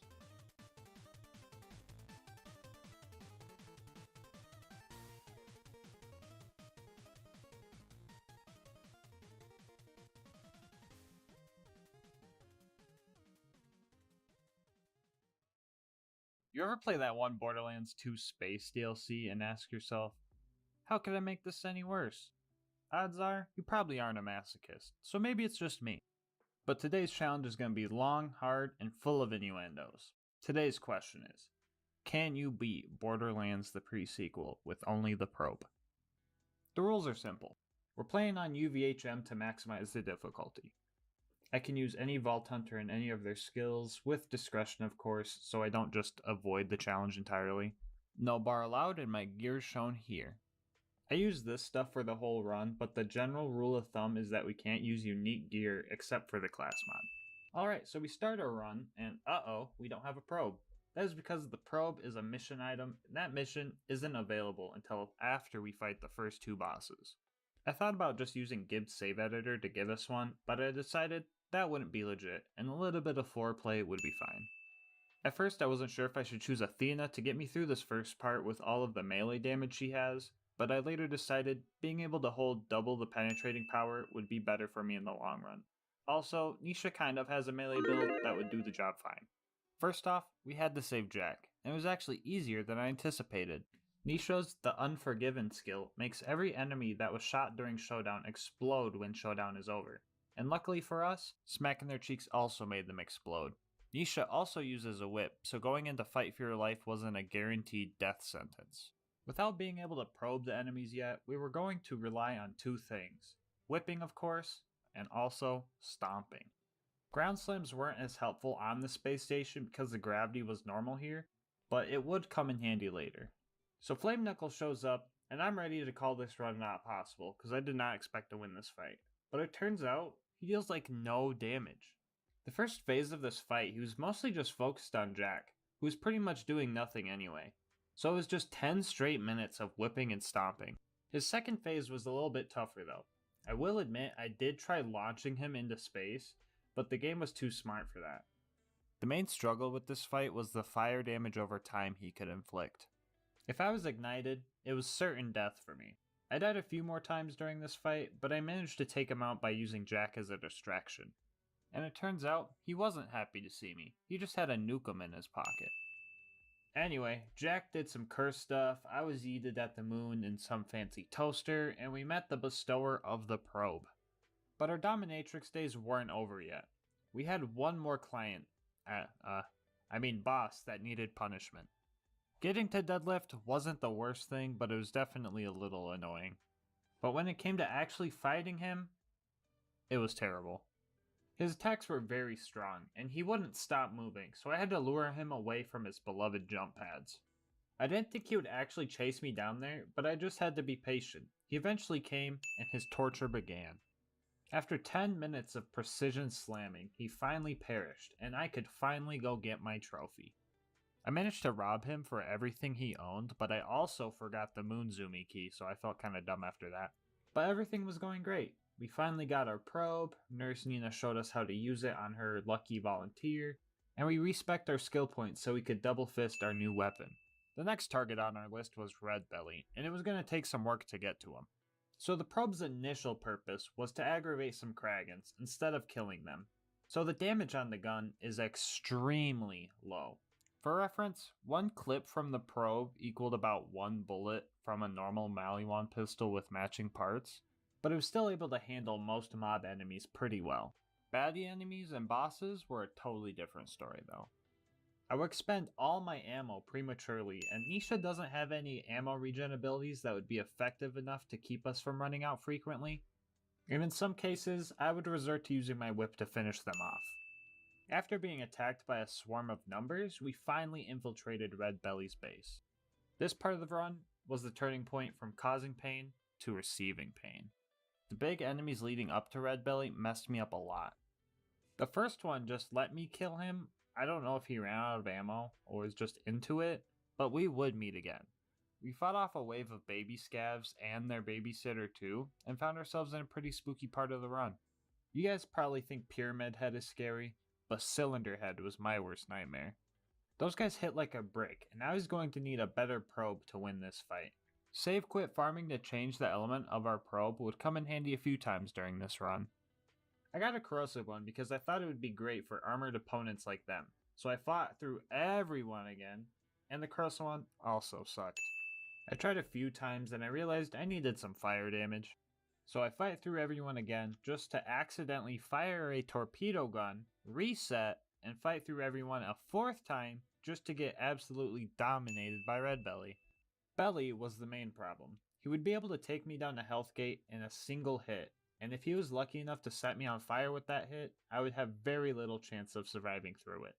I would have to use Showdown, shoot him as much as possible because the probe actually heals you slightly based on damage you do, and pray that it was enough to survive all of the burn damage. Even with the cheese strat that I'm doing right here, it took a lot of time and patience to get through all of this. The smaller one was easier to take on, so it didn't take too long to get rid of him. Back at Concordia, the Merif decided that he did want to partake in some of our services. It was apparent upon first glance that the Merif had a slime fetish though. He got a little rowdy after we told him that wasn't our forte, so Jack had to put him down. Ew, very nasty. Ooh, spaghetti. Anyway, alright, back to the run. We changed up our look, did the funny calculator thing, stole a stingray, crashed the game, and then we met up with Pickle Rick. That was probably the cringiest joke you've ever heard, so sorry about that.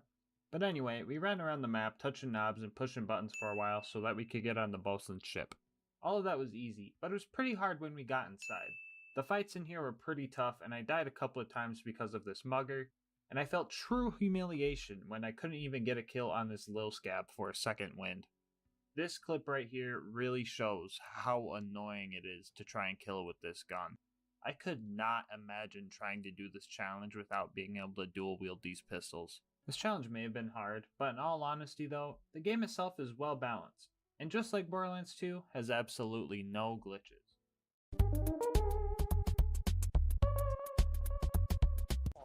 What? Anyway, the booster seat baby man was in for a fight, and so was I. Just like the baby man he is, the bosun relied on others to feed him, so taking out his turrets was the first thing that we needed to do. The turrets themselves were moderately beefy, so it just took time. But with no more turrets to suckle on, this fight was like taking candy from a baby. But instead of it being a baby, it was a grown man dating his own computer. We had our AI, and now it's time to build some robots. At first I thought I met a bunch of cute little Torque friends, but then they did the most sus thing I've ever seen. Like, I know this run was supposed to have a bunch of funny innuendos and stuff, but these Torques took it way too far in my opinion. What kind of synchronized f***ing like nut bust was that? Gross, dude! Oh, y'all motherfuckers nasty. I'm sorry, I'm gonna have to do it to you. Rest of this joint was kind of boring. I mean, this is the pre-sequel, so I guess here's a funny gameplay clip. Credit for that. Oh. Oh, you just vibing? You good? You gonna let me put the probe in? You gonna let me do it? Oh. You gonna let me put it in?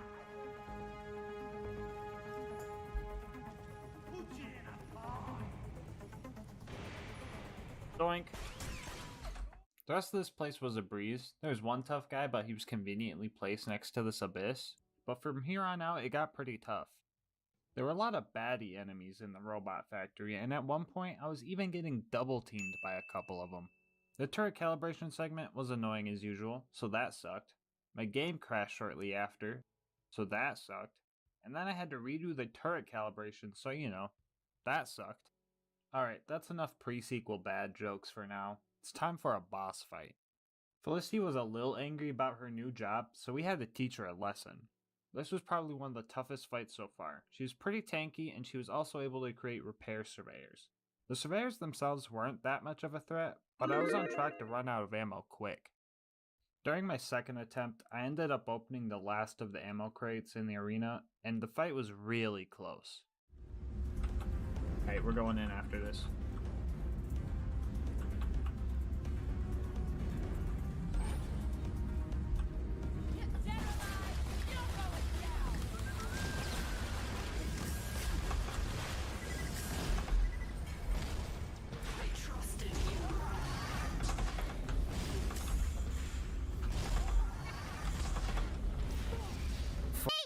I might have f***ed up. No. No. No. No. Why'd you do?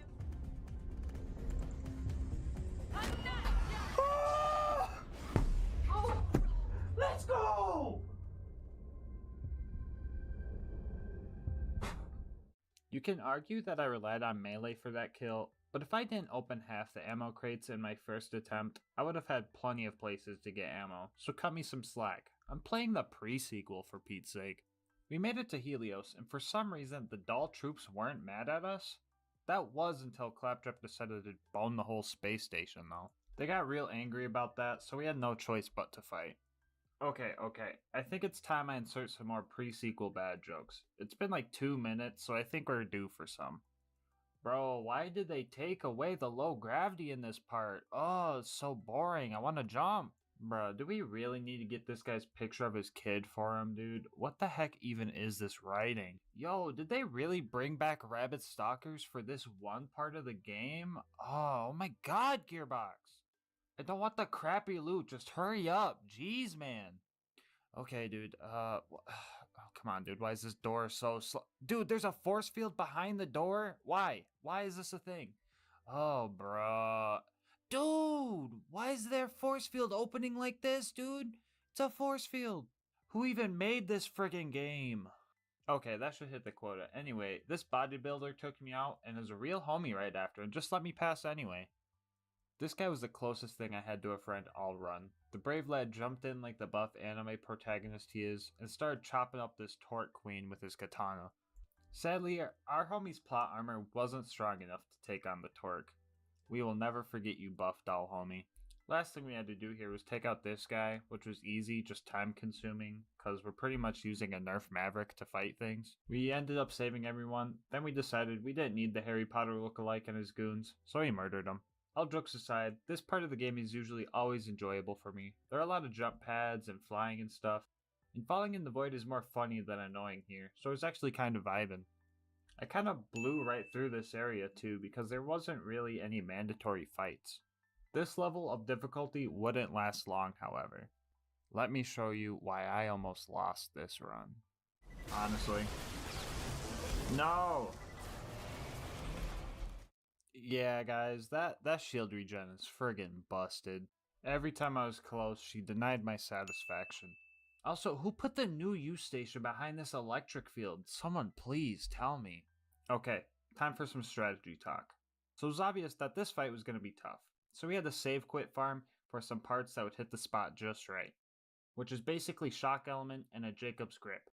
This combination would give us the best damage per shot. After many deaths, I was on track to beating her. At the time I thought that staying far away and letting her aggro on Jack would stop her constant shield regen move, but in reality there is a good chance that she just has a limited use of that move. So the fight got easier, I guess, but there's still a lot of built-up frustration in this fight that I ended up releasing here. Oh, little beta, little baby. Oh, little baby. Oh no. Oh no, you can't do nothing. You can't regen no more shield, little baby. I don't got any more little rockets. Oh no. Anyway, Sarpedon wanted to go for round 2, and this time, she didn't even last half as long. We finished her off, and Jack was waiting ready for the money shot. It was finally time to disable the eyeball laser, which was simple. We just had to use our big injector on it. I think we injected a little too much though, because everything got a little weird. Anyway, Jack sent us on our final mission to finally beat this game. On the way in, we came across this injured soldier, and I decided to let him go because I kind of felt bad that my man's was level 0. And we also needed to conserve ammo for the next boss. RK5 or whatever was actually kind of annoying. The two main problems with this fight were lack of ammo and actually landing shots. Molly 1 pistols in general have really low shot speed, and with Walmart Bunker being so far away and moving at pretty high speeds, I had to aim ahead of him in order to land any shots at all. Mix this with the limited ammo crates and the fact that Showdown doesn't account for the distance, and you get a whole lot of wasted shots. Things only get worse though, because I won the fight and beat the game. Wait, that doesn't sound right. Why does that sound familiar? Oh yeah, my footage cut out right at the end of the run, just like last time. How does this happen twice? I redid the fights, but I didn't have footage for this one still for some reason, so I fought Bootleg Bunker again for you guys.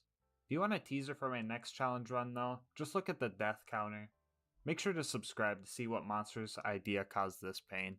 Alright, we finally made it to the last boss, and for the peeps that are wondering about the pregnant alien boss, I'm sorry, you guys are getting kink shamed today. The Sentinel fight was actually really long. The whole fight has like 7 phases, and to give you an idea on how long it took, I grabbed this Mox Tail for a little bit of extra gun damage, and it's supposed to last 30 minutes. We made it to the arena with about 28 minutes left, and the long grind started. Like I said before, this fight took a while. But to be honest with you, it wasn't the hardest thing in the world. That title is reserved for me when I finally get to stop playing the pre-sequel. Okay, let's wrap things up. All jokes aside, I actually enjoyed this fight, because everything in this fight was skill-based. Every move that the Sentinel threw out was dodgeable with some sort of precise movement, and I think the pre-sequel should get some props for that, because in Borderlands 2, some enemies are just straight up undodgeable. I think we're going to end this fight by showing you guys a couple of clips from the battle and the finishing blow. The fight itself was probably a full 30 minutes, but I'll keep it short. I messed up. Not that much. Release 5 naked people. Oh, We come can on. all work together. Oh my god. Oh no, that is not good. Dude, you need to perish like now. You need to perish like now. No, please. Let's go. No barf. No barf, gang.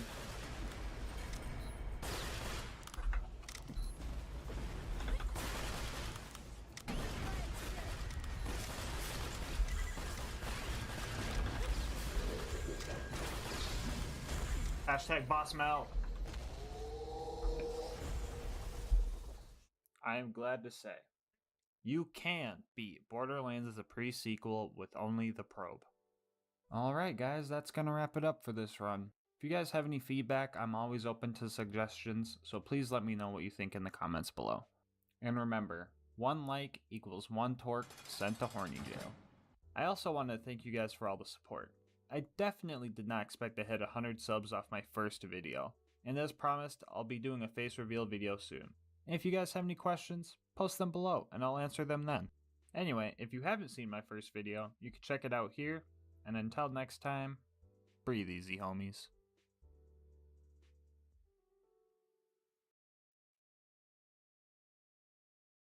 Captain Blade was the most feared pirate on Pandora long, long ago. Through treasure hunting missions, we can find the gear he used to become so infamous. Today we ask ourselves, can you beat Borderlands 2 as Captain Blade? Now obviously, Captain Blade isn't a playable character in Borderlands 2, but his gear scattered throughout the pirate DLC can make us pretty close to the real thing. And all of these items are cursed and provide some type of negative effect on us. To list them off real quick, the rapier makes getting punched hurt more, the orphan maker just plain out hurts to shoot, the manly man shield makes elemental damage hurt more, the auto idol makes fight for your life shorter, and the midnight star ejects child grenades towards the player. Now they do have benefits, but some are just not that helpful. The rapier is the best melee weapon in the game, but since we're on OP10, melee isn't really viable, especially on a gunzerker. The Manly Man Shield adds 40% explosive damage to our melee attacks, but it's also quite useless. The Auto Idol returns health upon kill, but it's only like 8%, and if the Orphan Maker is our main source of damage, it pretty much cancels it out for that one shot. And the Orphan Maker's damage output is pretty good, so we have that going for us. And the Midnight Star has... Sub-hour chat. Wait, what does the Midnight Star have? That does not mean subscribe for an hour. Chat, wait. Increase damage and reduce child grenade count. Huh. Anyway, we're also going to be using a legendary Hoarder class mod to keep on theme with pirate stuff, and it helps us gunzerk more, so all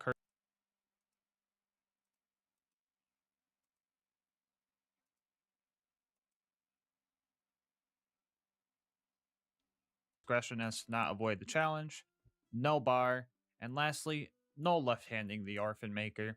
The reason for that last rule is because the self-damage doesn't trigger when left-handing, which would defeat the purpose of the run, and mom ain't raised no game exploiting. Okay, on to the run. First thing I did was choose my skills. I chose Asbestos to counteract the Manly Man shield, and because of the cool gas mask icon. I also picked up Fistful of Hurt and Double Your Fun. I don't play the... Good morning, everybody. Good morning, everybody. You guys are gonna be doing some good morning when I'm gone. Got him. Got him. Got.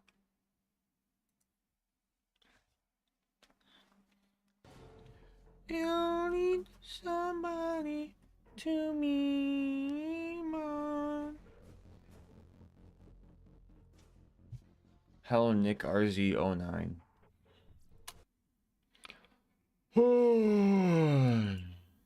Trey.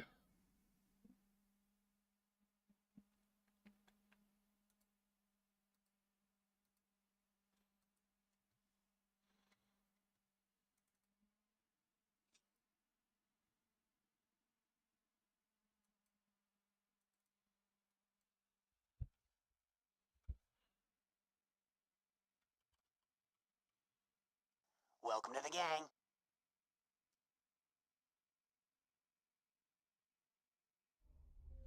Hailfire, thank you for the five gifted subs.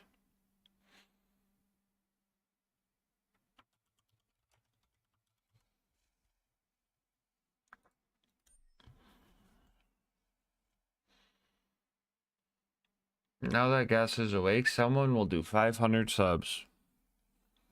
Can you imagine? 500.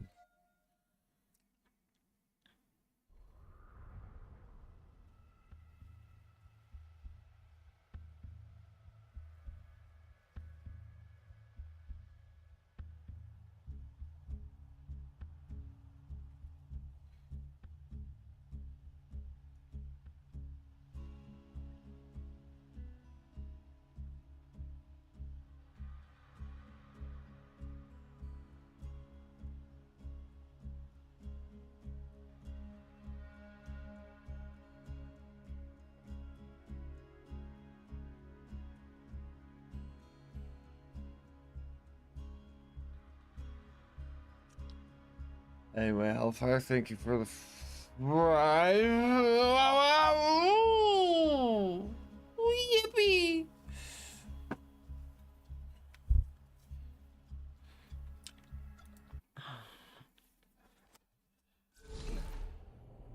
Someone really edging the subs. How low the timer get? New low PB. Like 44 something? Close to No, it was like under 30. Really? Yeah, because that added 30 minutes. So we were at like 24. Something. Sweet. We all need somebody to meme on.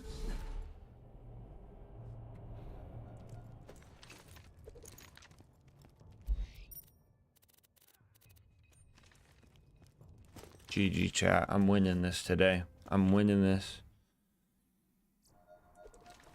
Tossing the little lady.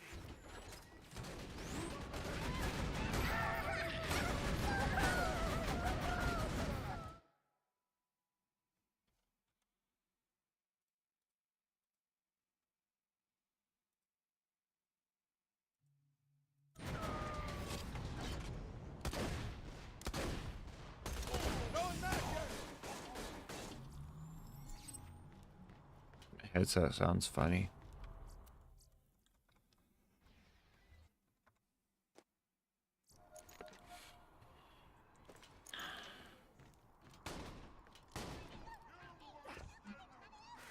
Oh no, Hellfire. Oh no.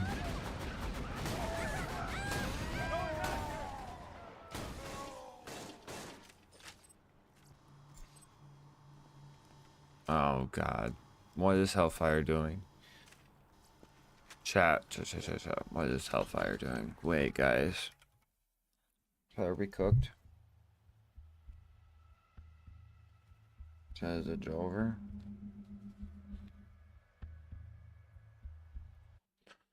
I'm more so wearing my beanie like a hipster so you guys don't subscribe. Oh,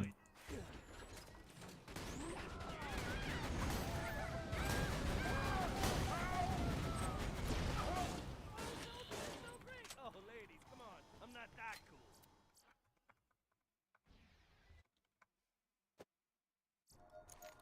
Five subs should add 30 minutes, right? Yeah, how many did it? Did that not add 30 minutes? Hold on, I'll check the YouTube thing.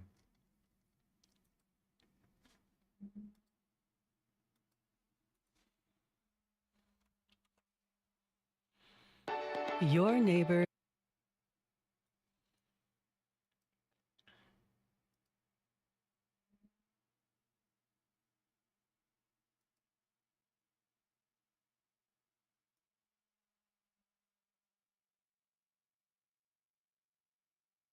Timer went from 38 to 56? I'm checking it. Hold on, I'll fix it.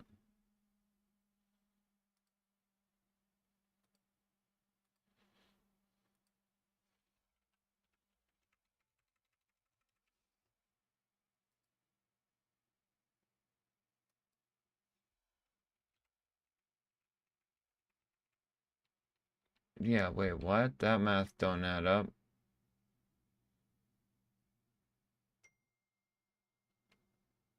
38 to 56 is 18. No, we need to add 12 minutes to the clock. Hold on. Thank you.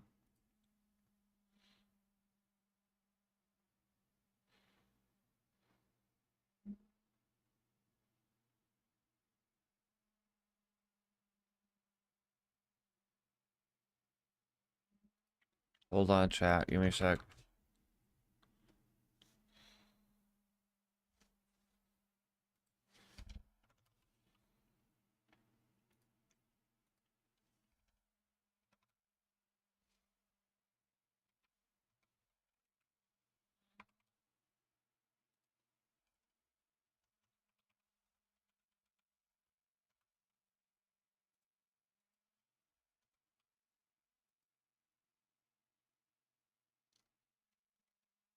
Welcome to the gang.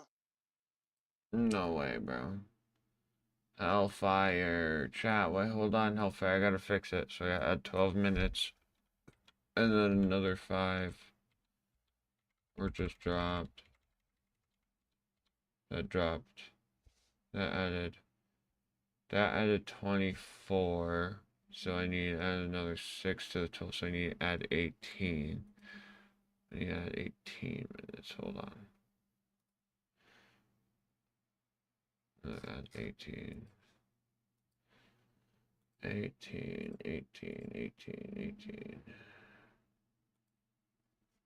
What?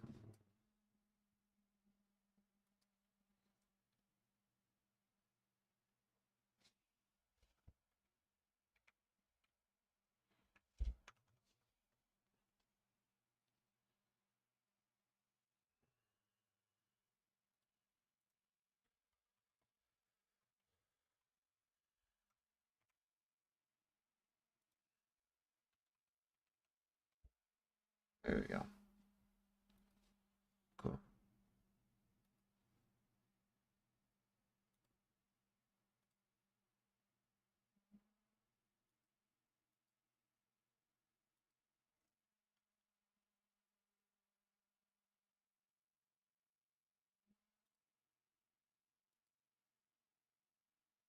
Alright, that should be working now. Thank you for the 10 subs, Hellfire. Adding the time.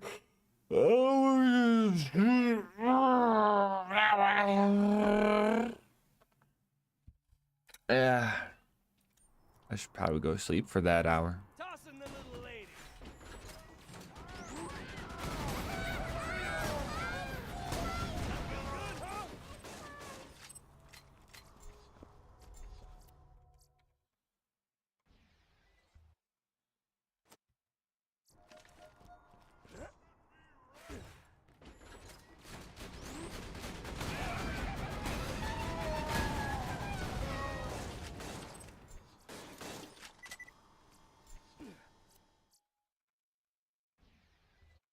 Nap hour, I approve.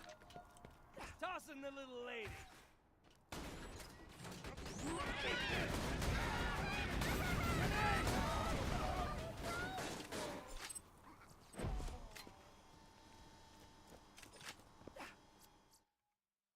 Farming bad moth for XP, yes. It's killing time.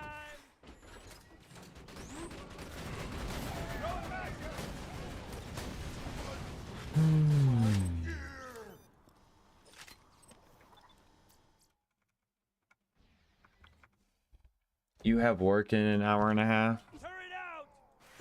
Bro set it up just to pregame just enough before work. It's crazy.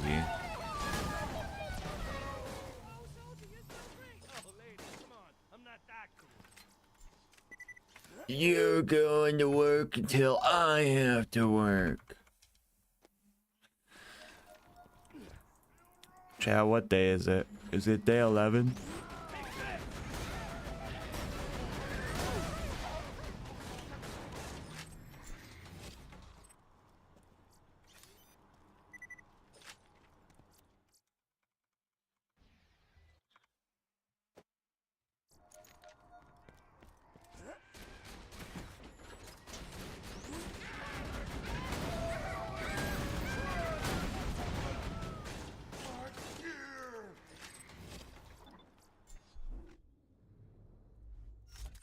It's Tuesday. We started this on Saturday, but not this last Saturday, Saturday before that.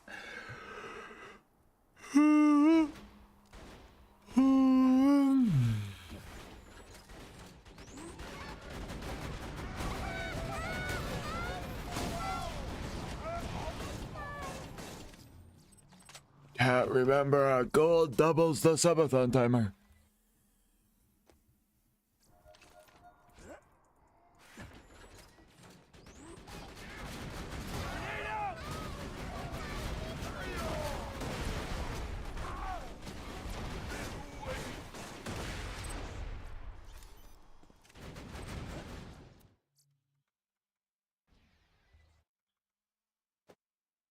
Oh, for real? If I unboxed a knife, I would double the subathon timer.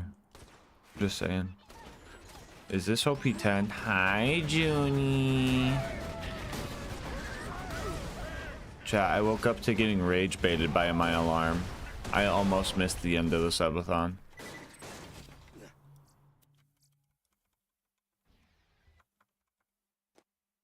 Oh gosh, beer. Yeah. Yeah. Bad Ma Farm.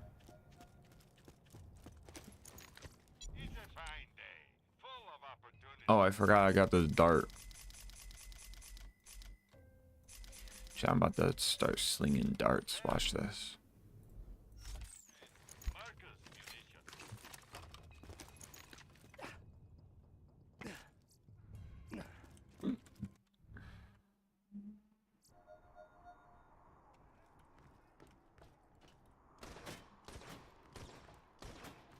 If Winter did... Wait, Winter dropped 5? Oh my god. Winter dropped 5. Wait, 1 hour ago. Let's see. Let's make sure Winter got their full 5 too. Hold on.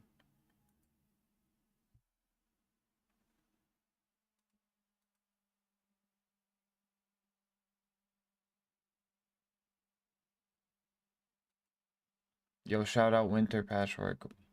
1 hour ago.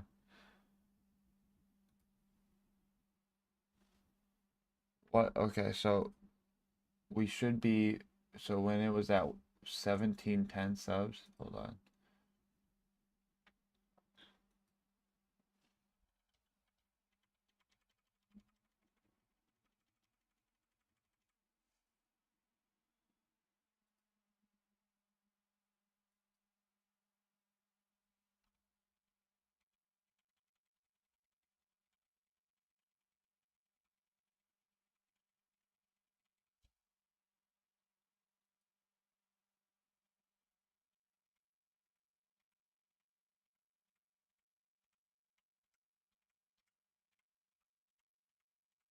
Okay, yeah, they got the full. They got the full 30 minutes. Okay. Winter Patchwork. What's crazy is it says Winter did it as soon as we went sub 1 hour. Winter was waiting. So what's the run back? Another Dave's chat. Yeah, we're not getting to that though.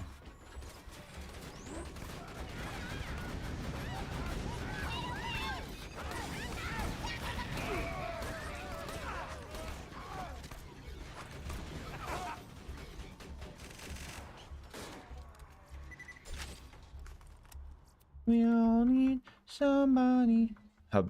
How big of a difference does bar make? Depends on how big your bar is. Some people have bar stats in the 50s and that can make things extremely easy. Some people have bar stats in the 3s, then that does practically nothing. Some people have modded bar stats that make it so you never actually reload. Your reload is faster than your fire rate. So you just like everything's like a dull burst fire of all your ammo.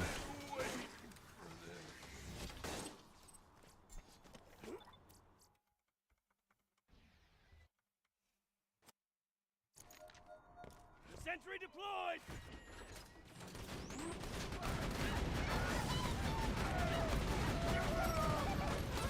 Also, Winter Patchwork, if you're still hanging around, thank you for the 5. I'm sorry I was croaked. Winter Patchwork is the only person who gifted while asleep, I think. Winter Patchwork clutch. Winter Patchwork gritted my alarm clock. Chat, when you accidentally grit your alarm clock and don't wake up.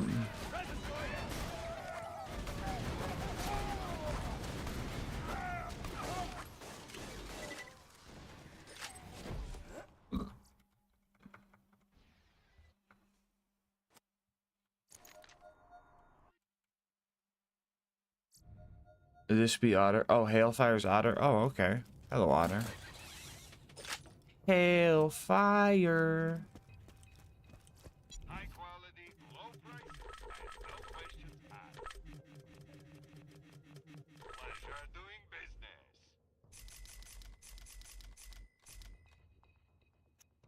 Farewell, friend.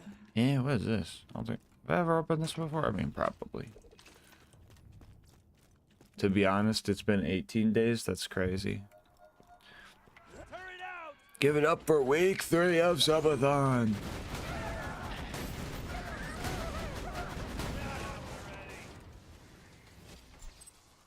Would you look at that?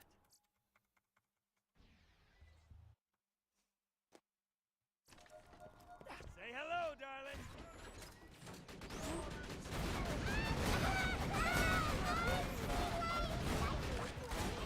Here they are.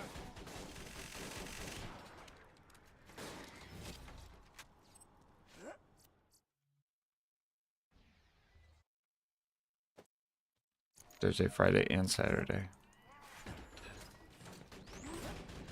Yo, the night shift.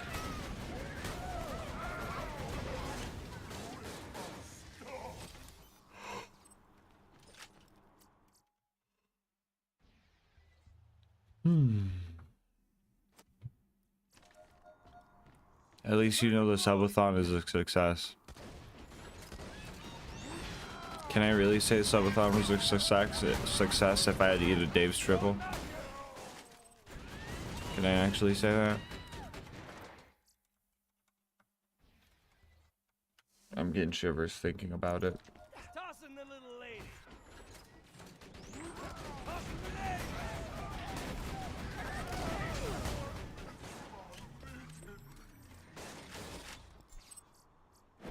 Why did bro drop 3 relics, bro? Bro dropped them like teeth. To be fair, you did eat it without ketchup, mustard, or mayo. That shit would have made it worse.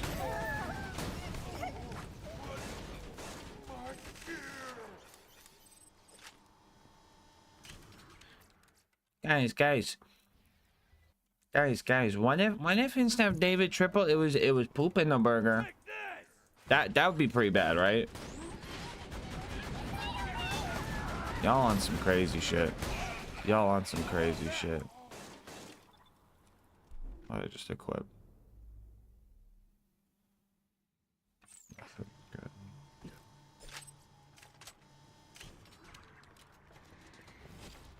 My chat's full of poop burger eaters.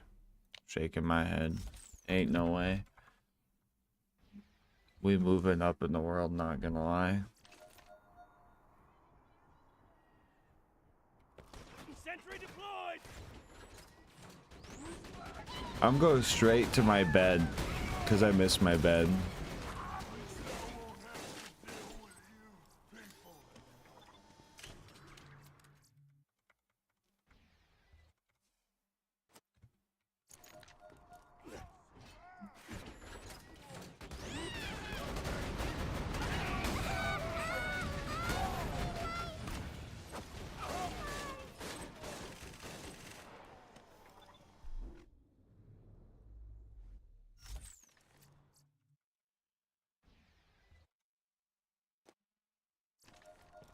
Dave's triple without any burger patties.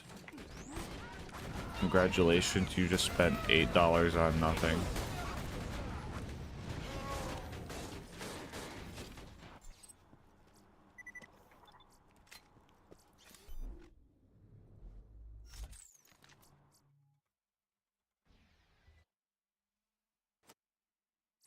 We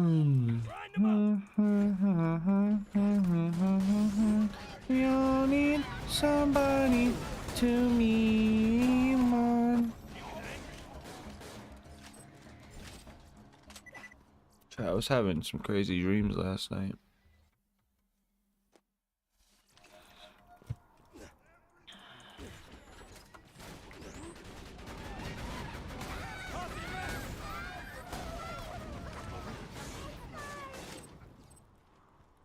Bro ain't dropped anything? Oh no, there we go.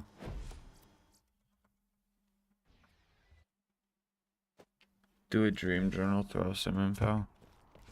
So in my dream, I have no idea what the fucking tournament was about, because it definitely wasn't fucking Yu-Gi-Oh! But, I was there, it was, all my brain knew was we were in teams of 3, and it was like me and two of my Yu-Gi-Oh! Buddies. And,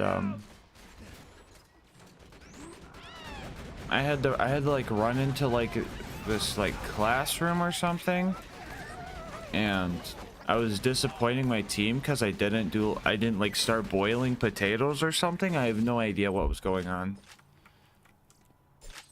but my like buddy was like, you didn't boil the potatoes? I was like, oh no, I didn't boil the potatoes, we're gonna lose. And I'm like, and I woke up, I was like, what was I dreaming about?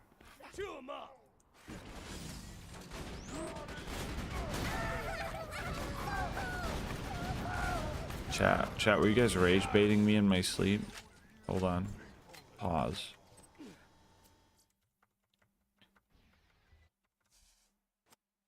Had a nightmare about David Triple. Dude, some dreams are just so confusing. I think one of my funniest dreams that I've ever had, because like dreams are more than just like being in random things. I feel like dreams also just like affect how you think. Like things that don't make sense just start to make sense. I remember just waking up one time and I was having a dream that I was just so fucking angry and pissed that tree bark existed. Like, fucking tree bark, man. Hate them. Hate that shit. And I woke up, I was like, what am I bitching about? Fucking tree bark? Eh?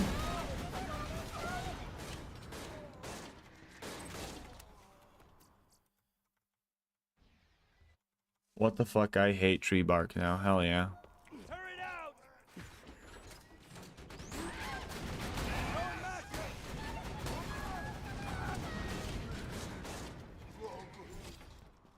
Because we talked about Yu-Gi-Oh! Before bed. I remember my Yu-Gi-Oh! Buddies.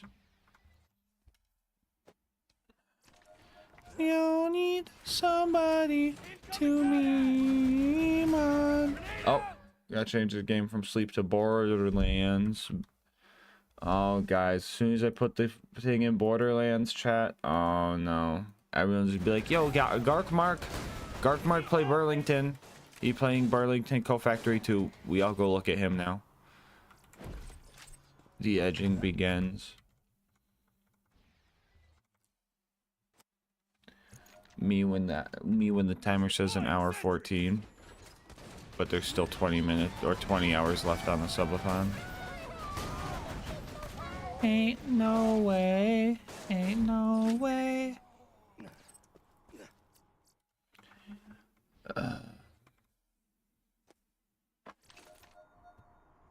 Let's get to killing, sweetheart.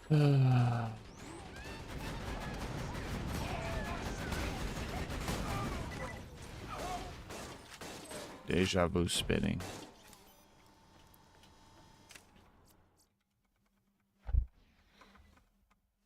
No, it's honestly no. So here, I'll tell you guys a story since you guys collectively gave me so much money. So Alyssa wants clean the house, right? And this was like the new place and stuff. Alyssa wants to clean the place, and I got home from work, and the place smelled like cleaning supplies, right? I think I accidentally got high off the smell of the cleaning supplies, because otherwise I would like never do this, right? You know, since just moving it, I have my stuff in like, at the time I had like nothing, right? Crazy parents, I own nothing to my name type deal. I had like a plastic bin full of my clothes and then my TV. That's like all I had. And I had those in like a storage closet.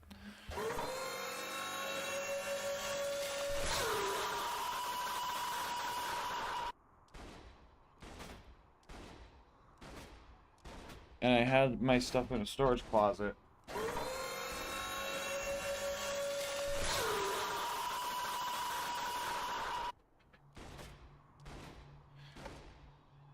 And after I get home, smell the cleaning supplies, whatever, from work, I get tired, so I take a nap. Mid-nap, I get up to go pee. I go pee. And then I go back to bed. I wake up later. I'm like, alright, well, I'm awake now. Go sit on the couch. Start watching like YouTube or playing a game, I forget. 2 hours pass by of me just chilling on the couch. And then every single memory floods into my brain. And I vividly remember going into that closet, sitting in my bin of clothes, and just pissing. In my sleep. I have such vivid memories of just me sitting in my clothes, pissing. I'm sitting there on the couch and I'm like, fuck. And then Alyssa's like, what? And then I go in the closet and I look and I'm like, it's real. It actually fucking happened. And the funniest part is, some part of my brain was fighting to like know that like you shouldn't be pissing on your clothes. Because I literally tried to hide it with my TV. And I have vivid memories of me trying to hide the piss with my TV. So 2 hours after I woke up from this nap, I'm like, fuck. And I'm so pissed that I have like all these pissy clothes in a plastic bin now in a closet that I just throw them all away. Alyssa's confused the whole time. And it was just so weird. It was so weird to just all of a sudden get all those memories back.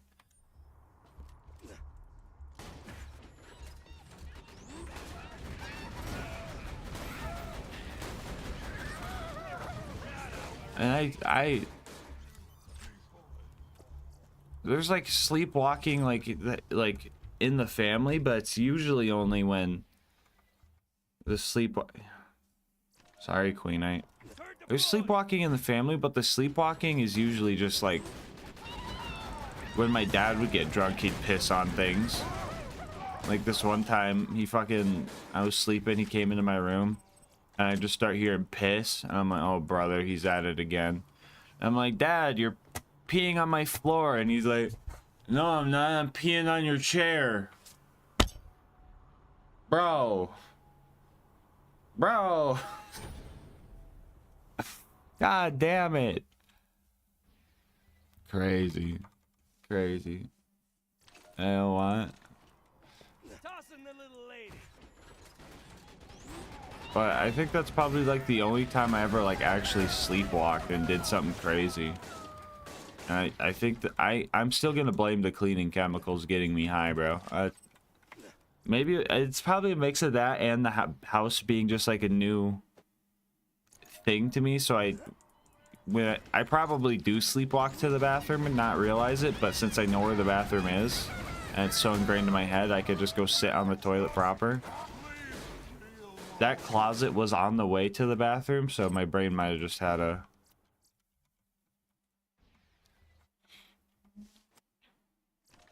No audio, hi peeps. Bro is rage baiting already, dude. Oh, he probably says he has no audio.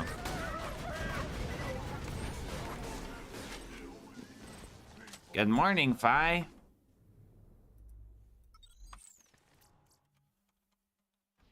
I don't use them no more. Dad created the piss drawer.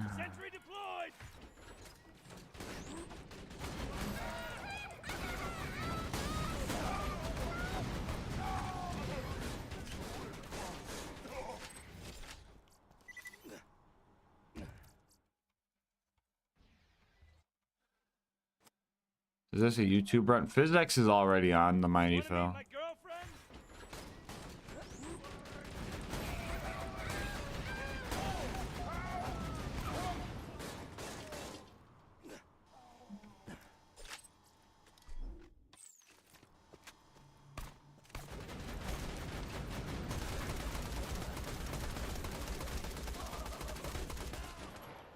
It is already on, right? Yeah, it is.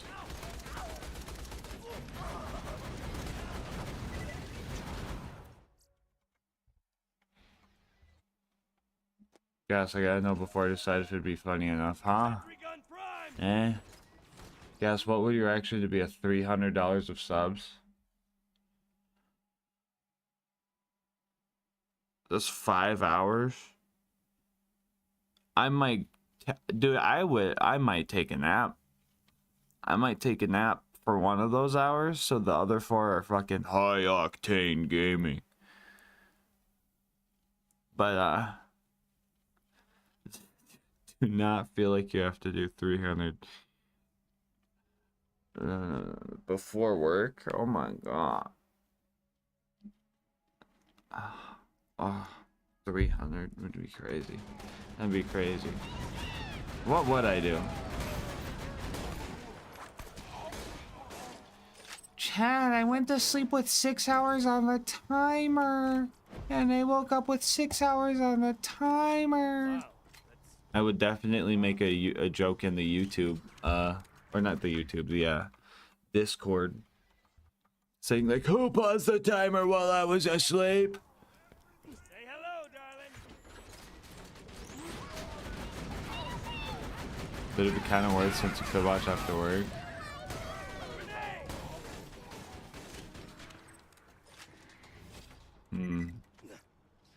I mean, it's kind of like gift subs kind of do have like this weird half-life effect where it's like, yeah, you add 6 minutes, but that 6 minutes gave someone else an opportunity to add more time as well. So it's like, in a way, gifted subs are more than like 6 minutes in a way. Meet my lady friend. Chat, someone calculate the average half-life of a Twitch sub right now. We all need somebody to meme on. Guess you're safe for now. Okay. I'm gonna get the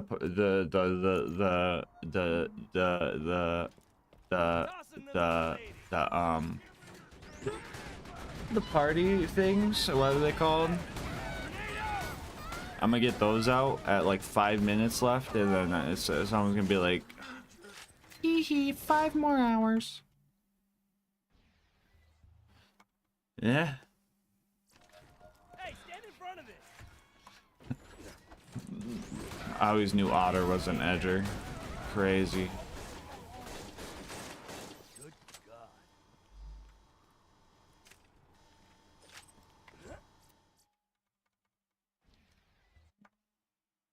Oh, shush.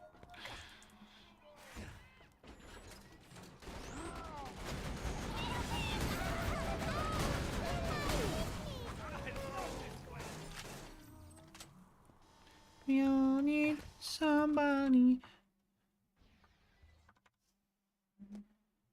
Bro was huffing bleach, yeah. Bleach? Like the anime?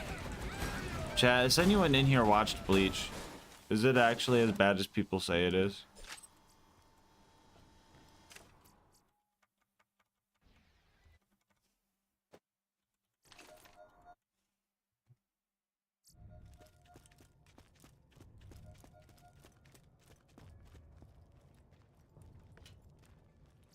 My little brother sleepwalked in the closet and peed on the floor. Oh my god. What is little bro doing?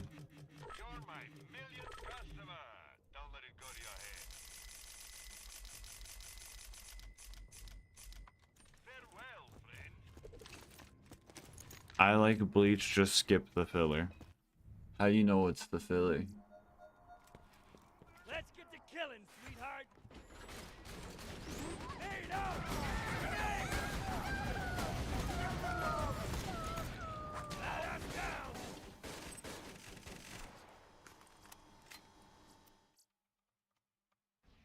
Filler website. There's an actual website for. Oh my god, that. Whoever made that does service to humanity. You need somebody to me, man. It's almost my little brother's birthday. Yo, happy birthday, Josie Wells, the little brother. Don't pee in the closet no more. We're proud of you for not peeing in the closet. Good job, Josie Wells' little brother. Or Josie Wells' other son.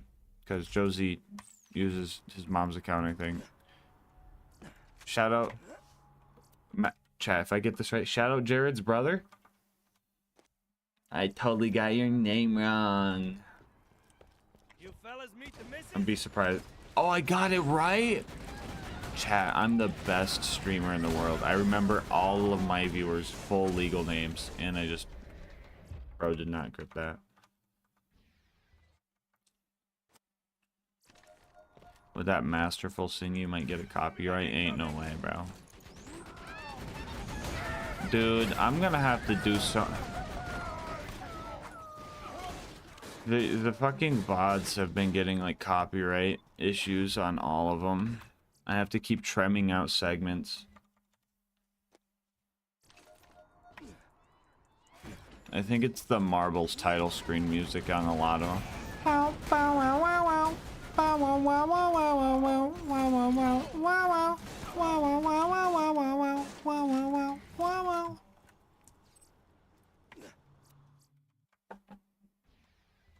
Jared from So Redacted.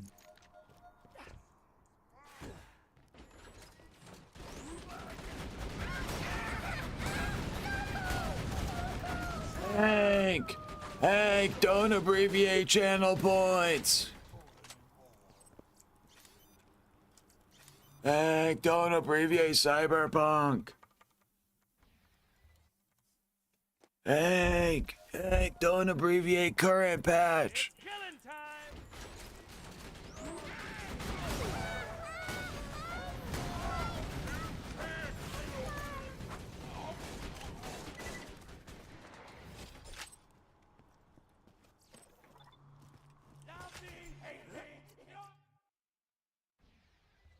Yo, down to an hour.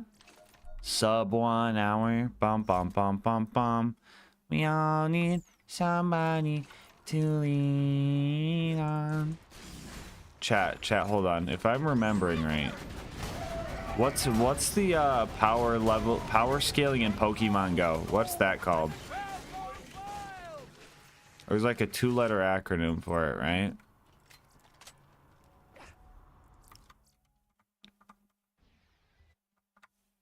In Pokemon Go, like each one of your mons has like a number above it. PP gas? Ain't no way. CP? I think it might be CP. I think it stands for combat power. Hank, don't abbreviate combat power. Hank. Say hello, beautiful.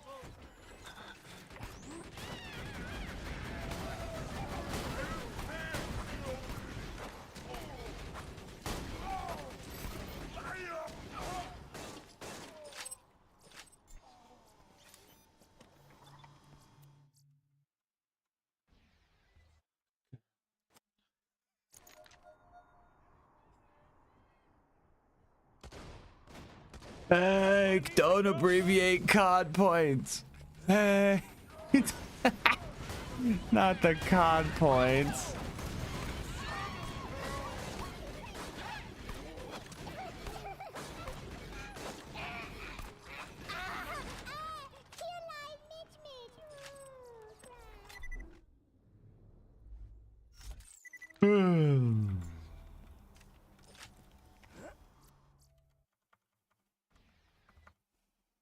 Just realized Winter Patchwork. I don't know if you heard me earlier, but apparently you gifted 5 when I was asleep. Thank you, Winter Patchwork. And for the other 45 as well. Holy moly!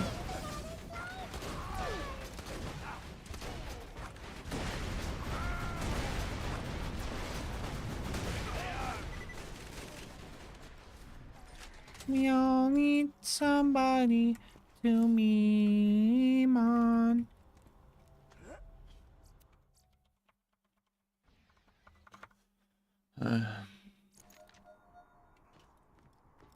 I should start earning so I can sub to gas. Hard day living in a country from the other side of the globe. Lootmeister, if I'm always streaming while you're asleep, do not... don't worry about subscribing, bro. You gotta make...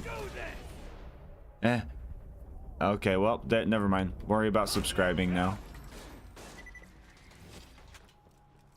Thank you, Winter Patrick, for gifting one to loot. Ole mole. Chat, that added 6 minutes, right? I want to make sure this thing's working.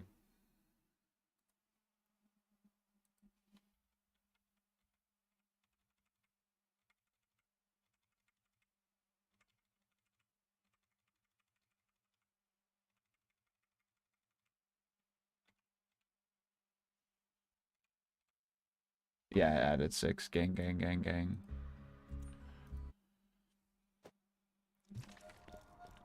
Show 'em up, honey. 50-1.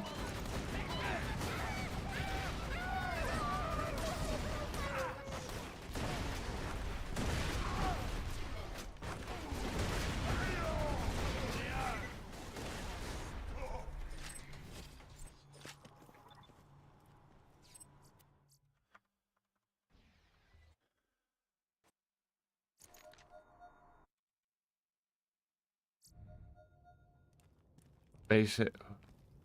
What the fuck is cheering? It's like Twitch's like money system. It's gems type thing. For every bit I get, I end up getting a cent. So like every 100 bits it adds a minute. So every dollar per minute pretty much is the ratio on everything. Genuine launcher. Is that an upgrade?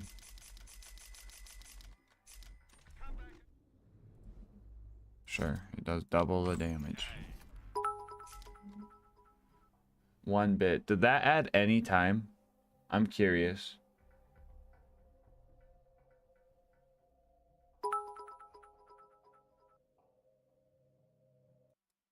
Did that add any time?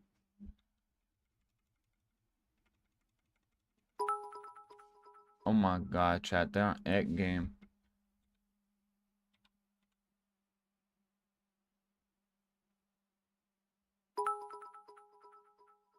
I think you guys are delaying the second by a fraction. Yeah, 300 seconds. It said 300 seconds, but it didn't actually add 300 seconds.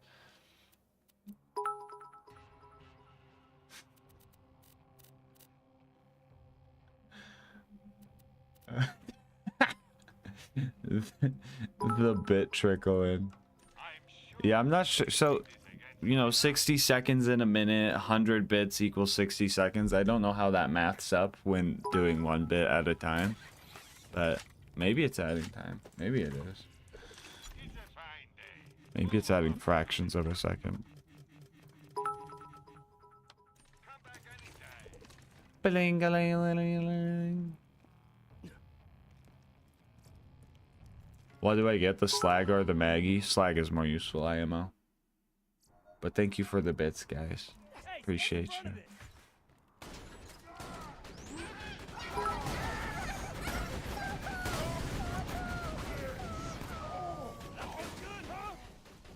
Robert, no! Yeah, I wasn't gonna get that.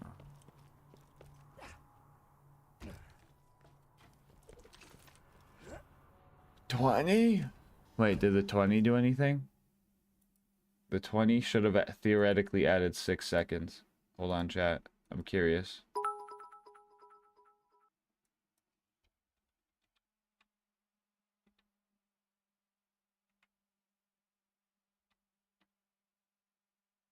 Oh, wait, the 20 added 10 seconds. Yeah, I mean, okay. That math sounds kind of right. I think maybe. Yeah. Okay.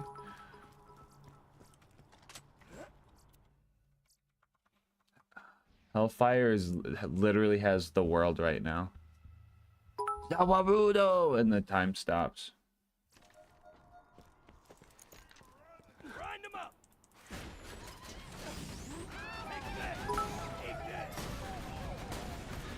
Ding-a-ling, ding-a-ling. Silver and gold, silver and gold. I can't keep track of all the bits. Bump, bump, bump.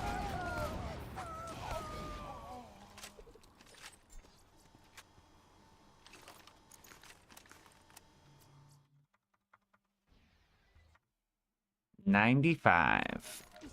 95. Working 9 to 5.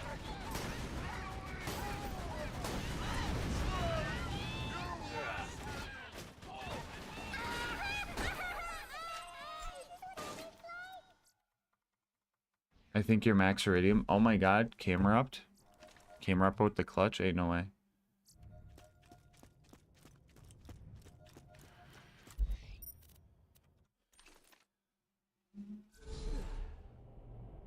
Do you think it's actually gonna end?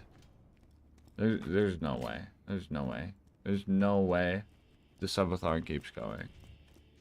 I'm sleeping in my own bed tonight. I don't got all day, Skagalick.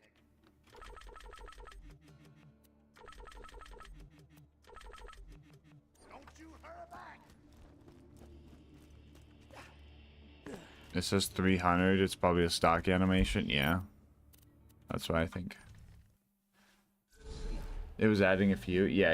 It was adding a few seconds, like when the bits were like 20 and stuff.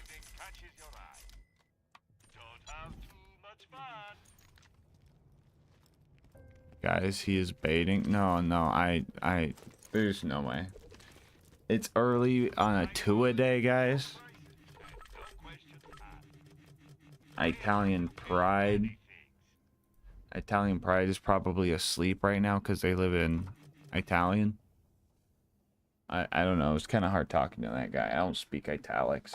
No, just kidding. Just kidding, Italian Pride. I love you. You're playing Borderlands 4 on this subathon? Oh, hell no. At work, actually? Oh, no. Chad, he's lurking. Gun-zerking his Pinor. Chat, can you believe I killed Bigfoot while gun-zerking my Pinor? That's crazy. First ever. Name one other Borderlands streamer that do that for you guys, just saying. You what? Black, were you here for the Pinor kill? I killed a stream sniper and Bigfoot with one hand on my Pinor. Someone dropped the clip.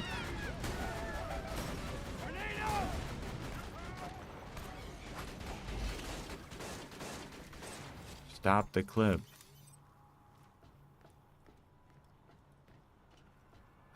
He's walking into walls talking about it. DX, you never came back, bro.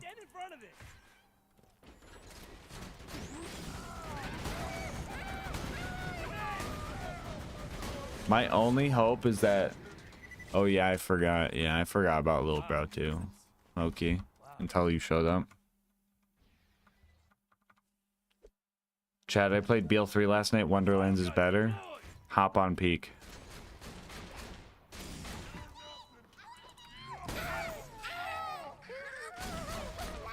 Okay, timeout. Pause. Pause. Hold on. Do I have a slagging weapon? Guess what I do. You're dead.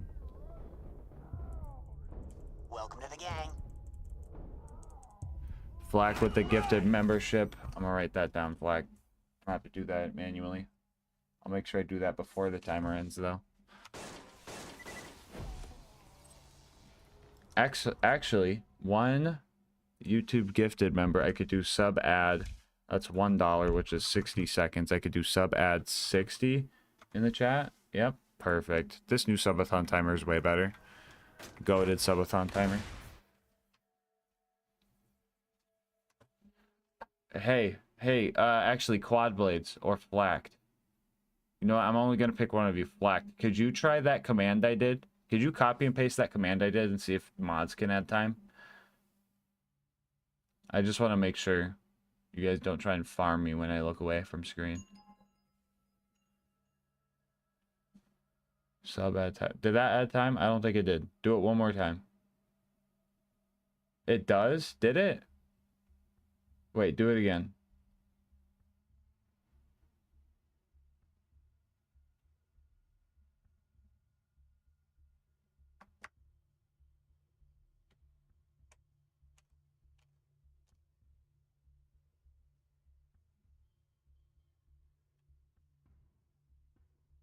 Okay, it only works for mods.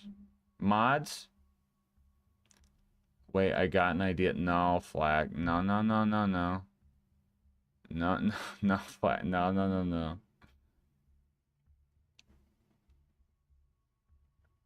No mod abuse. Hold on.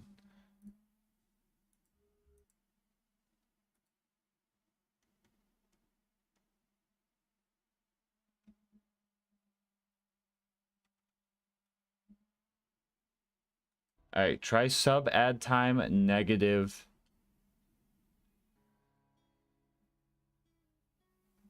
Hold on, let me try. I could do it. What's negative 60 do? Oh, you could do negatives. Okay. So you did negative 60. I did negative 60. What were you testing it with? I forgot. You're testing. Okay, yeah, we're clear now. We're clear now. Okay.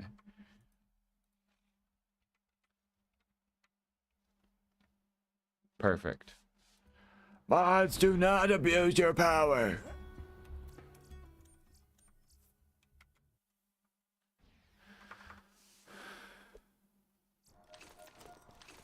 Turn it out!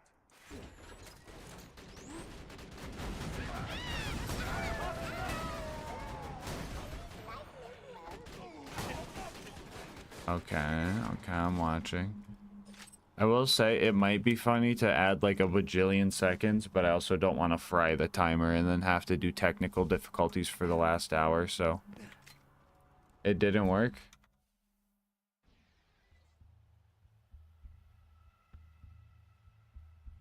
Did it not work? What the fuck? Maybe it was overwhelmed or something. Wait, what's the max time I could sacrifice myself for? 2 weeks. 2 weeks is the max. Cletus redneck with the gamba. All right, we're gonna kill this Badmar real quick.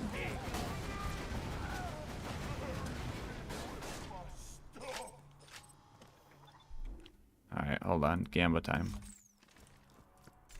Gamba, gamba, gamba, gamba. I went in the first at time and sub it. Yeah. So yeah. I could. I mean, the subathon's got 50 minutes. It probably won't matter, but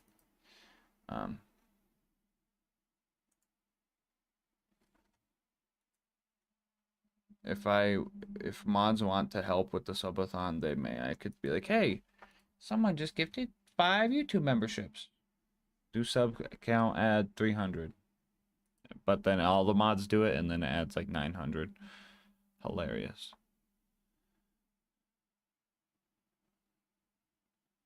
Gas has been suffering for channel not found. Yeah. Yeah, that's about right, chat. That's about right.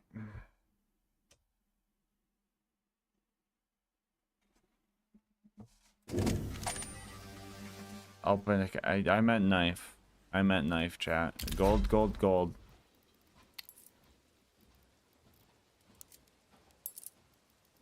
Alright, redneck. I don't I don't know CS the name of the cases. You got Dreams of Nightmare, Fracture, Gallery, Kilowatt, Recoil, Prisma 2, Prisma, Revolution, or a Souvenir 2024 Dust 2 Souvenir Package, Shanghai.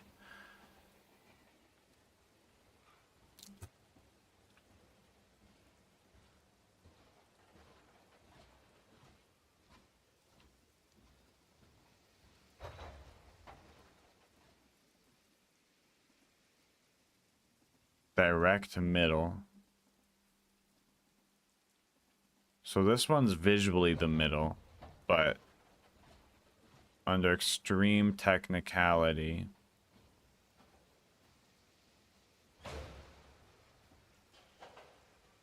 one of these two would, we'll do this one. Kilowatt case.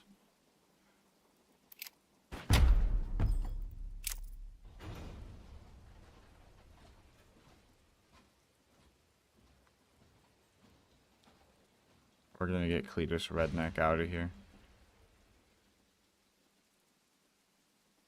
Cletus Redneck's not gonna be able to edge us after this hour ban because he's gonna pull a blue.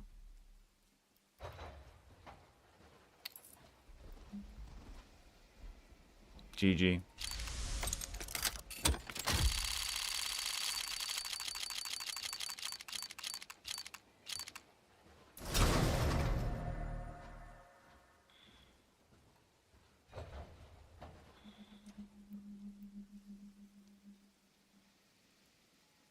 Bye, Cletus. We'll see you later.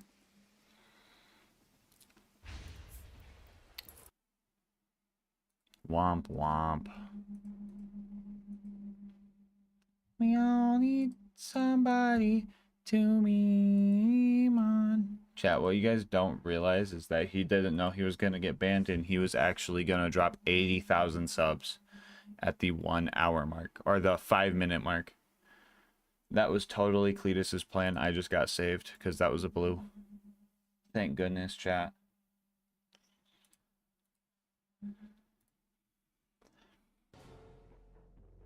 Quad and flak timeout. Get double dunked on. The double dunk.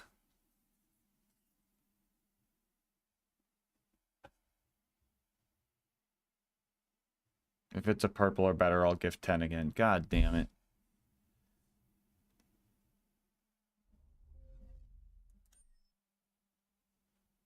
Funny drop 305, but won't be here. Whew. Chat, the subathon is ending. We're making it out alive. Want to meet my girlfriend? Not with me! That's right, let her mow you down.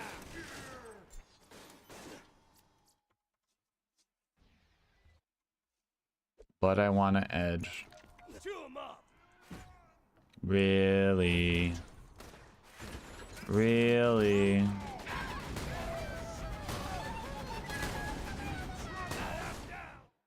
Alright, fine. I'm gonna regret doing this instantly.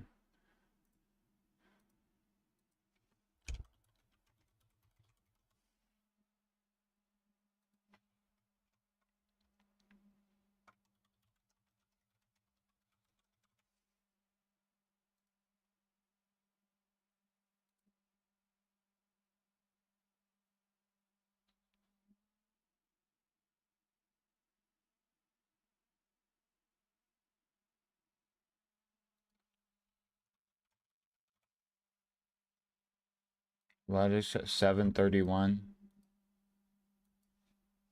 Or 1731?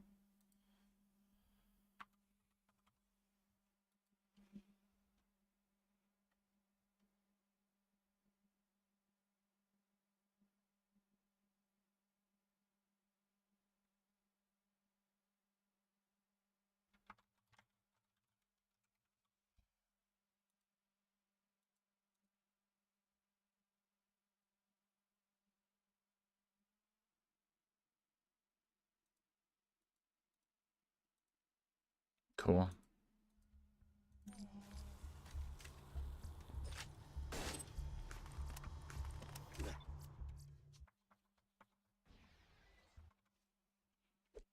All right. Realistic sub goal. David triple run back is still at 2K, but we're not hitting that.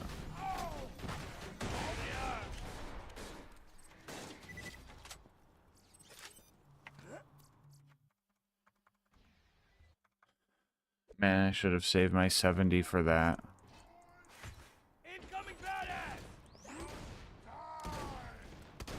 Thank you, turret.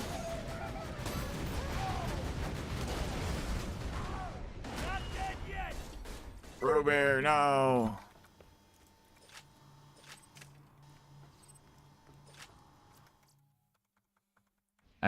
Really, Queen Knight, really? Really?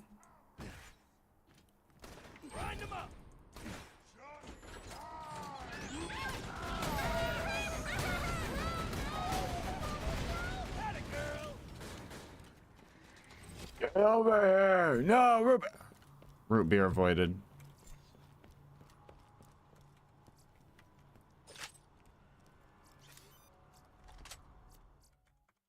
Oopsie, I pre-fired me at 2 in the morning.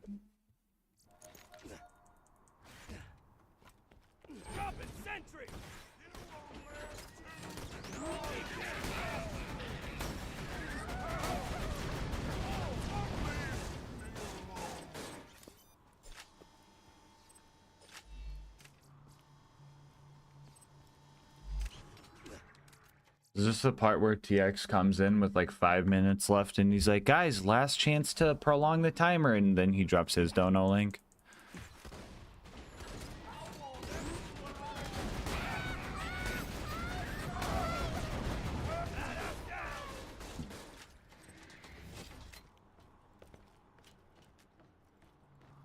Robert, no! Oh, hold on, we're good. We're clear, hold on.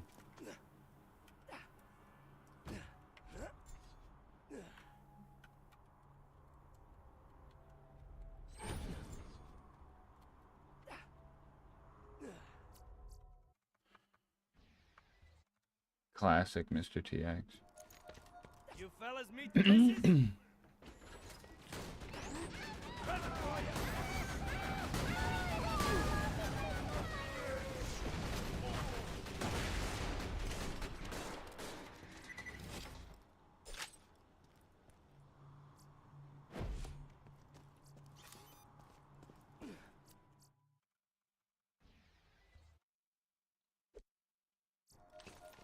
Let's get to killing, sweetheart. How much has TX made from this subathon? I don't know. Like 211. Like 231 maybe?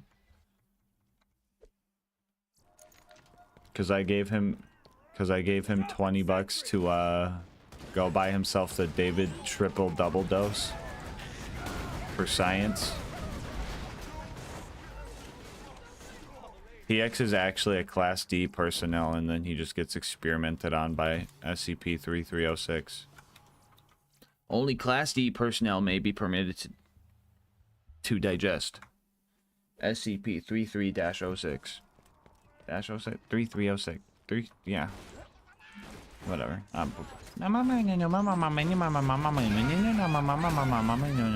what I sound like right now.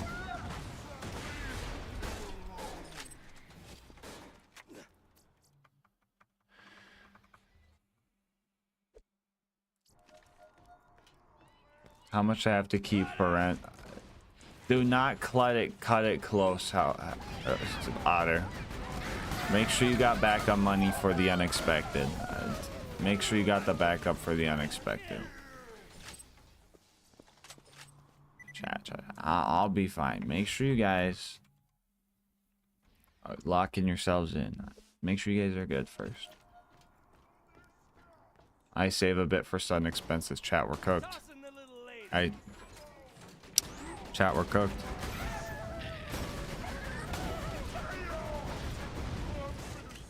Chat just has to edge until Otter Fire gets back. Ain't no way. I'm about to grit the subathon timer.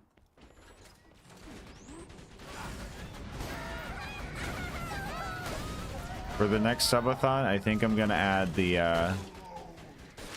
I think for every I'm gonna change all the sub and bit notifications to the grit sound effect, since it feels like I'm gritting.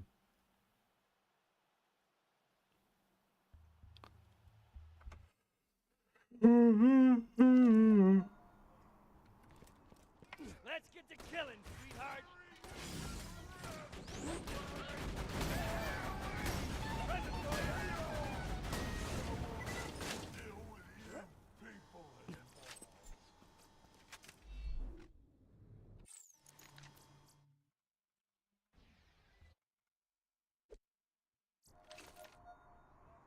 That's the thing, I could drop my 6th.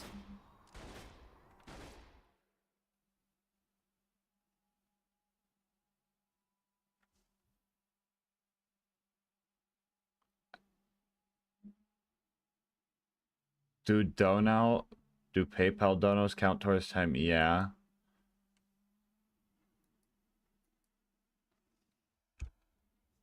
$6,000. Otter, don't do that. I don't even have to do the math. Do not do that. $6,000 would be 6,000 minutes. $6,000 would be 6,000 minutes. Divided by 60 would be 100 hours.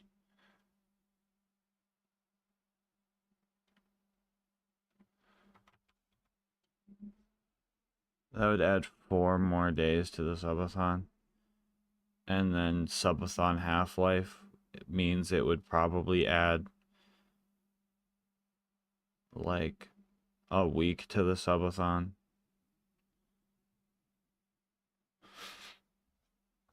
Otter, get yourself a car. Get yourself a car.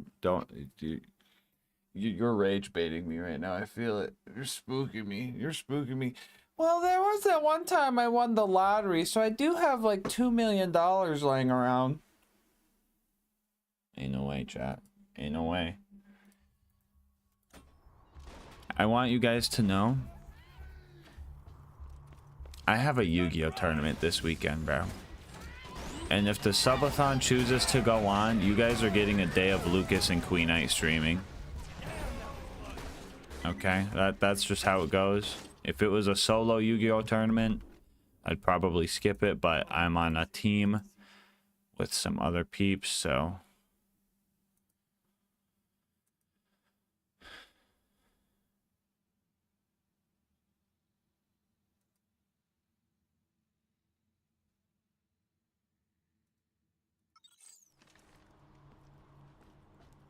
Lucas, Queen Knight, and Omar, exactly. Vlog the tournament?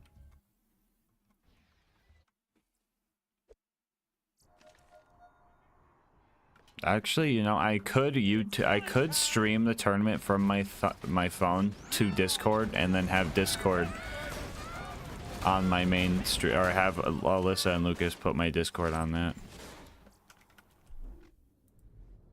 Hey, could you, dude, what a fucking weirdo I'd look like.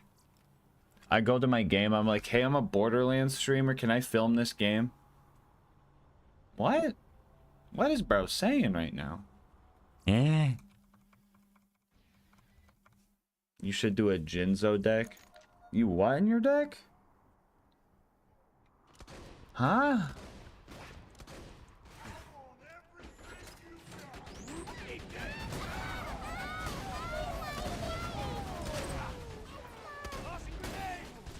Borderlands streamer and Bigfoot speedrunner.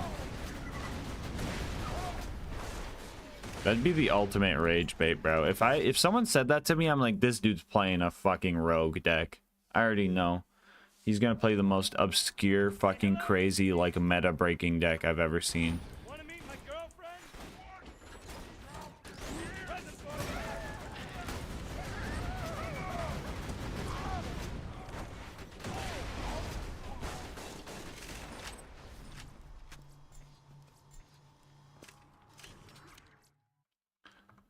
Just play Pot of Greed. Me when Pot of Greed has been banned for the last forever.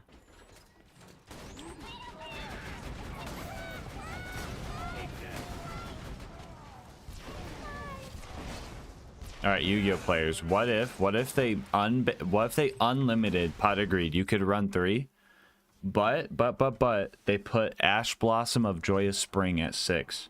You could have 6 of them. Would that be balanced? Would that be fun, Yu-Gi-Oh? What do you guys think?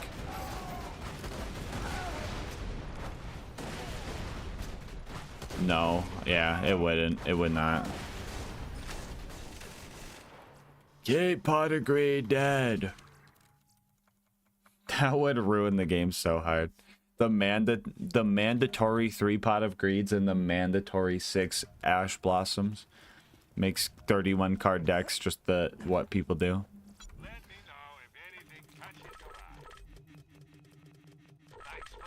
Because the problem with Pot of Greed, right, is that everybody would run Pot of Greed.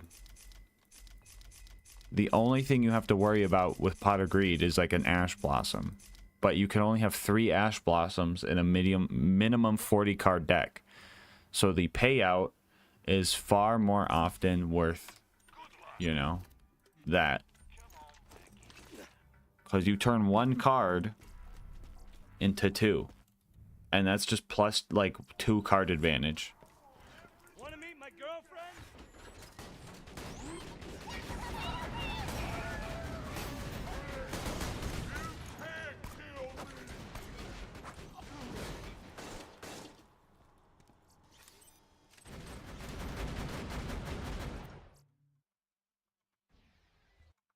Now they unbanned Max C.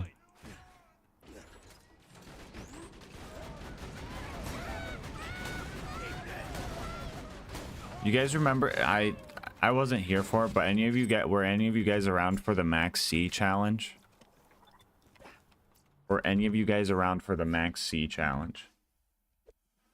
Pretty much, chat, if you don't know, there's a hand trap in Yu-Gi-Oh that you play during your opponent's turn. And pretty much, guys, I'm talking about Yu-Gi-Oh! The subathon's gonna end. Pretty much what happens is anytime they summon a monster this turn, you get to draw a card, which is extremely fucking strong.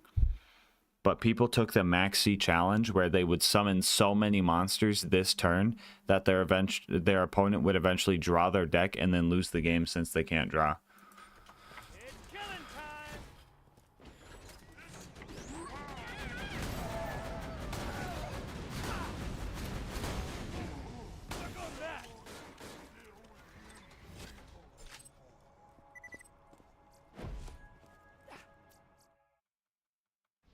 What deck are you running at the tourney? I'm doing pure Rizio. Cheer 100 gas, can you show us your deck?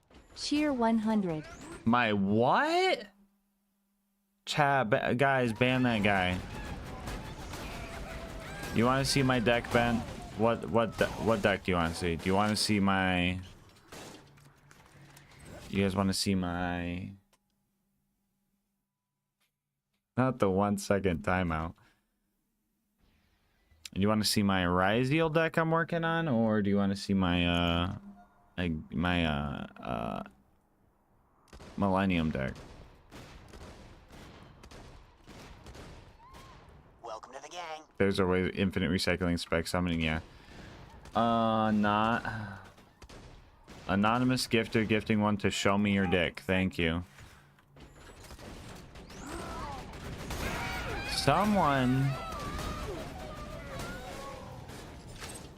Someone went on Twitch, couldn't think of a name, and wrote that down. That is wild, chat. Is crisis management good?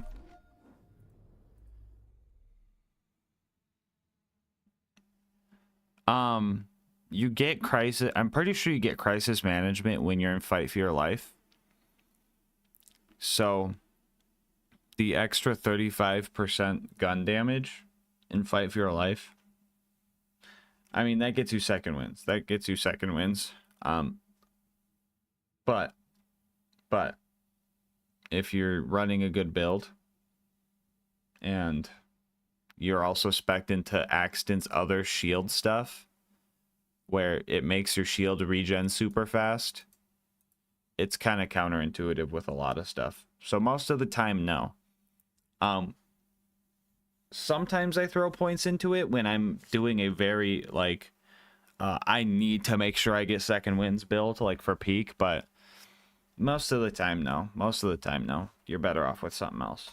Now, if you're doing something like a Jacob's Axton, where you're always wearing the Rough Rider, maybe, because, you know, you always get the crisis management bonus, but there's better options linear that open in the skill tree by that time, most of the time.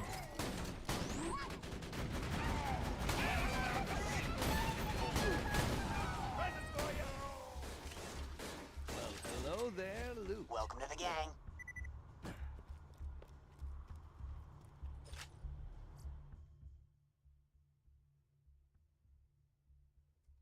Whatever you plan to run at the tourney. Okay, I'll show you. I'll show you my deck real quick. Hold on. We all need somebody to lean on.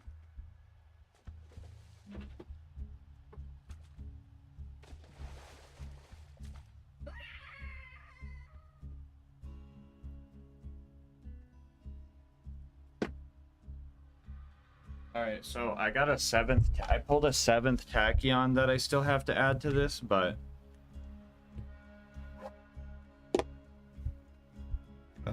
like I said, I'm still learning this. It is a pure build. I need to get more cards for it, but here we go. Hold on. Actually, yo, the Alyssa unboxing comes in clutch. Hold on.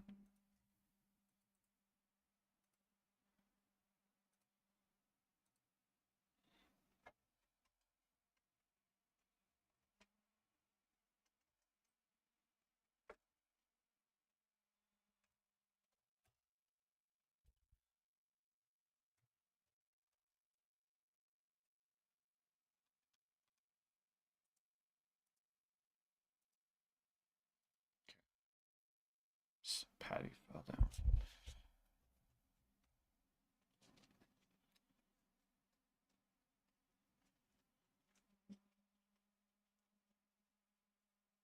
You put us all in Australia moment.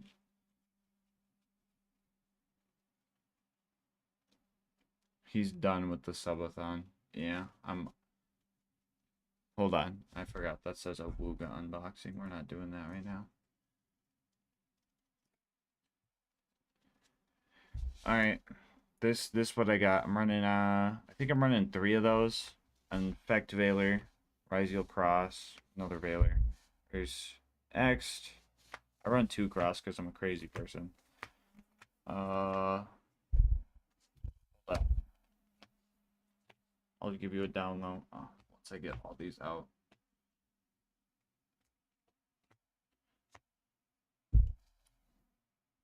Keyboard move. Bam.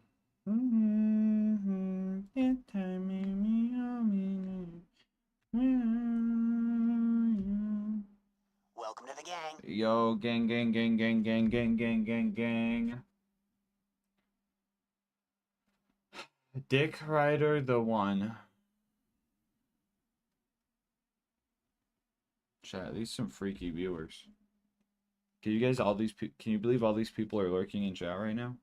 Real? Bam, bam, and then double ghost ogre. Okay. So I'm gonna tighten these up a bit. This is what I'm running right now.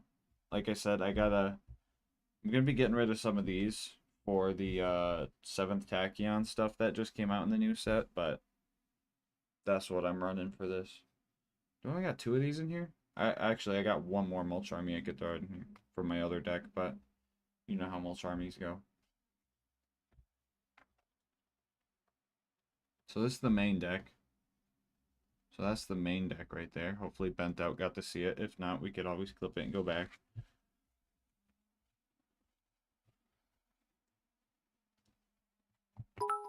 Nice deck, bro. Crazy. Crazy comment. Thank you for the bits. Hey, yo, where my furries at? I got the furry card. Hold up. For the side deck, for anyone who doesn't know, this is a deck you can take from during games 2 and 3 if you want to counterplay your opponents. I'm running this. Nice dick, bro. Anonymous gifter, thank you for gifting a sub to Nice Dick, bro. Under an hour pog, you're gonna jinx it. What's rule 1, bro? Chat exclamation point rule 1. Rule 1. Last time I played, I was still a teenager. The game has changed so much since then, bro. It's crazy. Bro spelled out 1. That's crazy.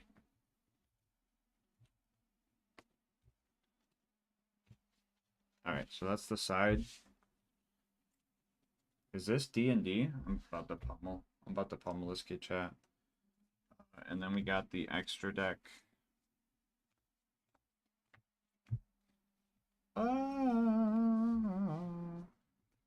Baguska. Where's my other duo drive? Oh, I'm silly.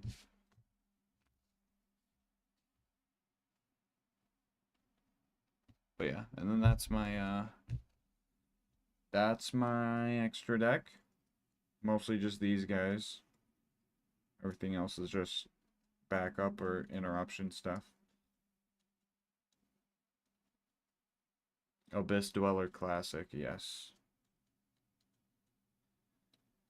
Is this T-Boy 4 Souls? If only.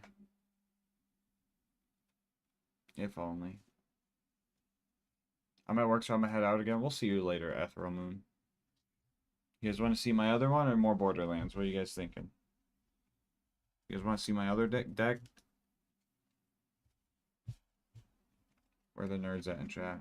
Sure, show more. Okay.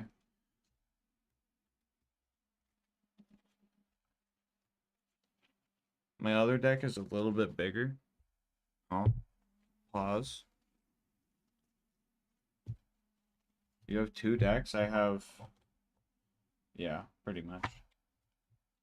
1 sec.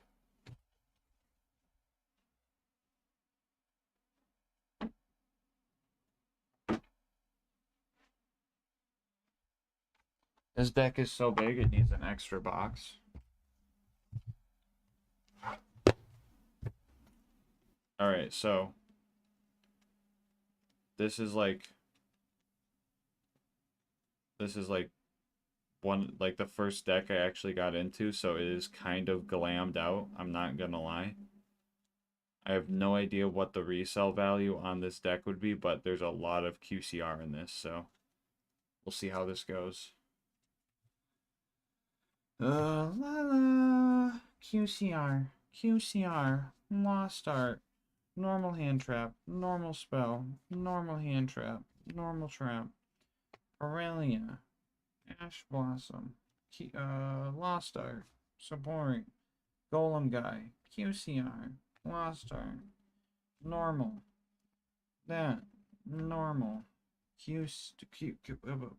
fuck, I gotta line myself up, chat. What am I doing right now? I'm such a bad streamer. About to line him up like Lucas at the Great Clips. Normal QCR of Ash. Oh, I do have a QCR shifter. Oh, cool.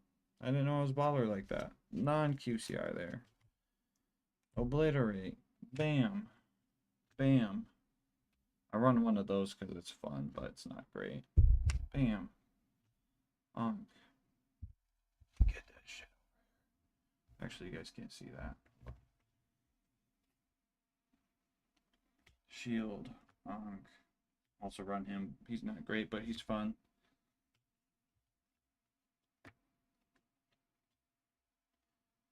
We all need somebody to meme on. Bam. Bam. This is also a meme card for the deck. That's more just fun than actually good.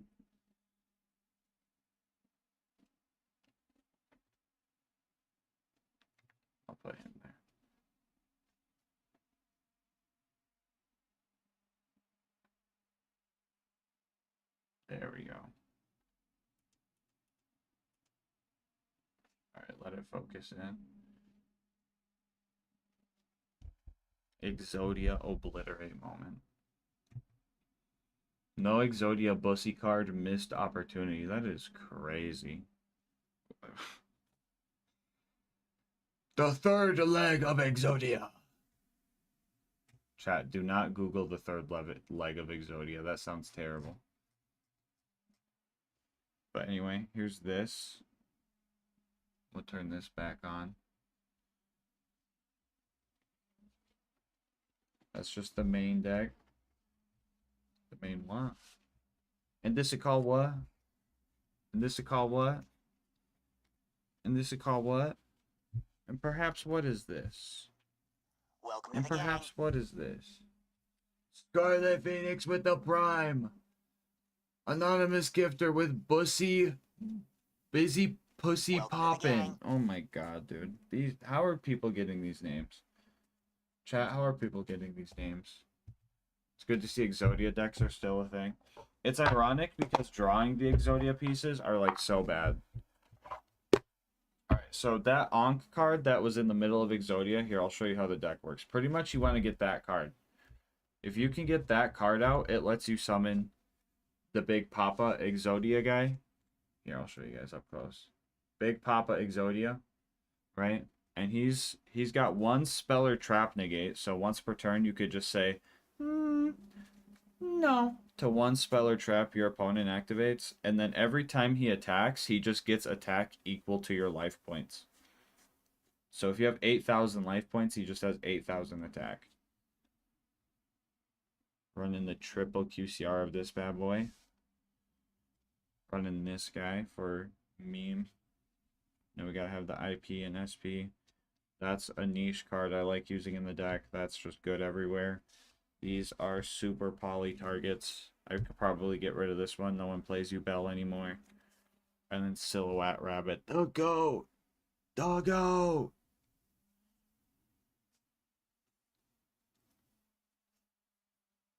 But yeah, this is like my favorite deck. It's really fun. It's really simple, but it's fun. We all need somebody to meme. How'd the timer go up? I'm looking at Yu-Gi-Oh cards. Oh, wait, hold on. I got my side deck. Running 2 Lightning Storms. Running 2 of everybody's favorite, Lava Golem. Running 3 QCR of Spooky Dogwood. This card's really fun because pretty much what it does is you play it during your opponent's turn, and then every time they summon a monster this turn, you get life points based on that monster's attack. And if you combo that with the Exodia guy, if you can get him out, you could just have like 20,000 attack. I've had him up to like 20,000 before, and he just one-shots my opponent. 3 of those, 1 of those. I don't really use Forbidden Droplet too much. I might side that out now. Or not side it out, but get rid of it. But yeah, there's that. Deck reveal. Pretty cheap deck reveal, chat. Because we're supposed to sign up for the Patreon for that or whatever, but welcome to the the gang. OnlyFans or something. So no head? Oh my god, Yugi Moto. Dealer's choice bet. Thank you. Yugi Moto is now subscribing to me, bro. Because I'm using Grandpa's deck. Grandpa's what? Grandpa's what? And this is called what? And perhaps what is this? And perhaps what is this? I'll be right back. I'm gonna get a gamer sub.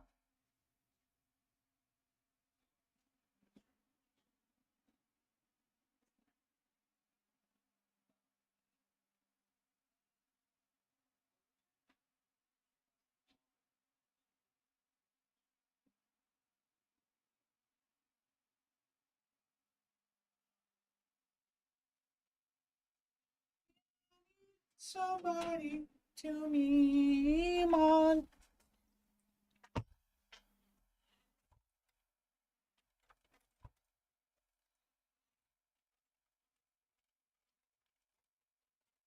Chat, my eyes are up here. Or down here. I don't even know at this point.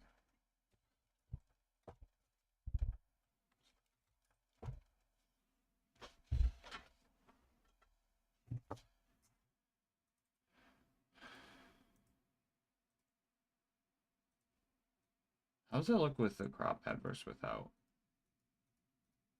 It literally just moves me over.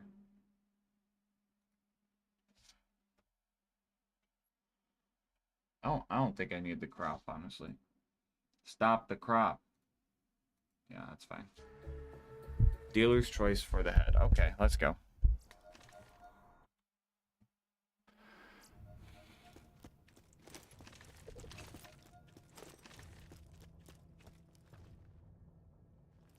Feeling overburdened by money. Pleasure doing, don't have too much fun. Fastball farm one. Oh shit, wait, chat, we're in UVHM. Anonymous gifter, thank you for giving one to Pickle Dicks.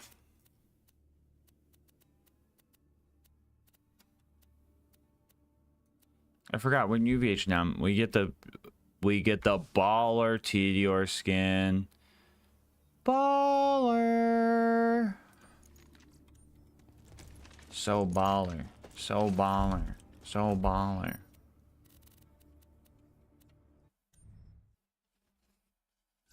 Just completed a master set of Obsidian Flames. Damn. That shit's crazy. I know purple cards are fusions, but what are the blue ones? So there's two kinds of blue ones. There's ritual monsters, which not a lot of people use, but the blue ones you are looking at are called the link monsters. Pretty much you could just tribute summon those without them being in your deck at all. They're just... They open up so much combo potential. You use like 4 of them in a turn. It's like you fucking sacrifice one card to bring out the link monster. Link effect lets you fucking summon another monster. You could then tribute both of those to link summon a third Yu-Gi-Oh! Way different than back in the day. It's crazy. They got the synchro monsters where you pretty much need to have like their levels add together. So if it's like a level 8 synchro, you need like a level 6 and a level 2, and one of them has to be a tuner card, and then you do into that. Those are the white bordered cards. The black bordered cards, you pretty much need 2 of the same level, so 2 level 4s to make a rank 4 XYZ monster, and there's a lot now. There's a lot now. Don't even get me started with the pendulums. Chat, I think today is a titty milk day. What do you guys think? Titty milk day? I think so.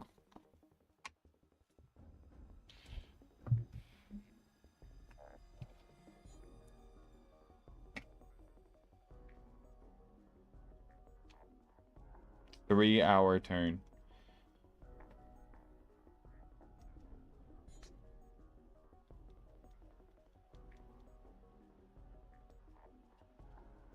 We all need somebody to lean on. Somebody hit the timer again. I see, bro. Infinite stream glitch. I don't know what to tell you guys.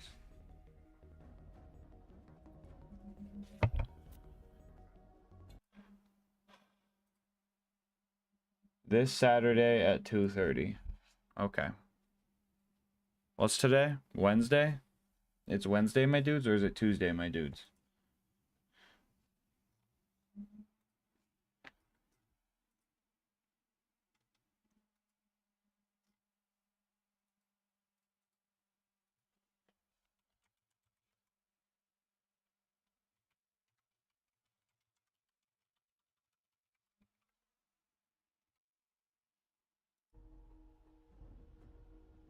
Welcome to the gang. Wah! Qua gifting a sub to Dan Kilo. Let's go. Thank you, Qua. It's Wednesday in Australia. Does that count? Yeah.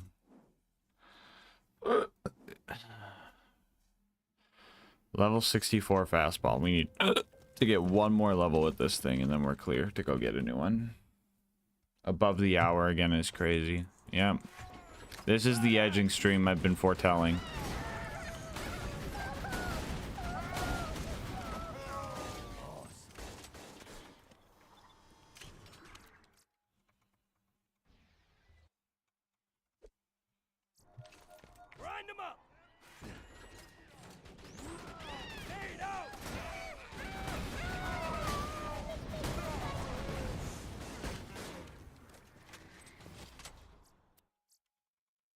Sunday morning. It's Saturday, right? No. No, if it was Saturday, I'd be at a Yu-Gi-Oh tournament.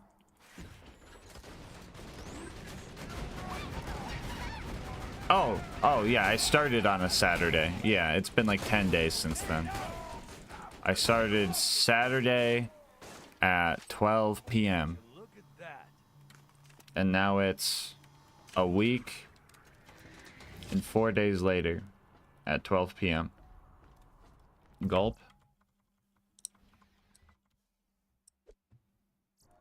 Would be better. I don't know.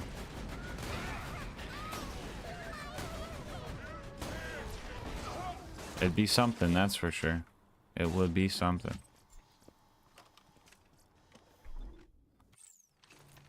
I feel like I should get a new fastball. Beard check. I grew this during the subathon. Emon! Thank you, Qua, for gifting out another. We all need somebody to lean on. I don't know what to do with myself, so I'm gonna keep farming. Chat, it's not working, guys. Chat, it's not working, guys. I thought everyone would leave during the 10-hour farming bad mod to 80 stream. TX, we need to play Wonderlands. Save me.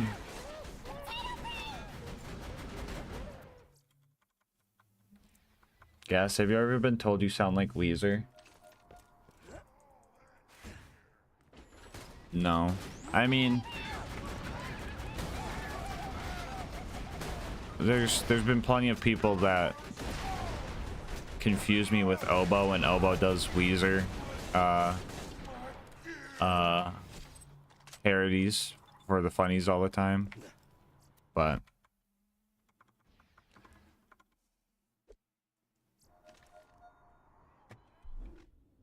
oh, you said Carl Weezer.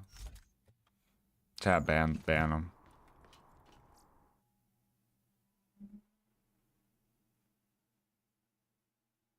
Ooh, ooh. I look just like Jimmy's mommy.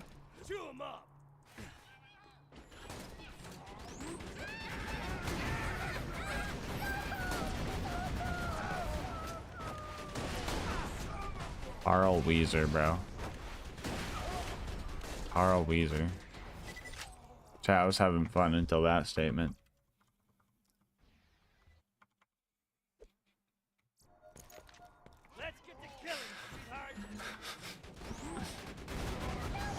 $14,400 later.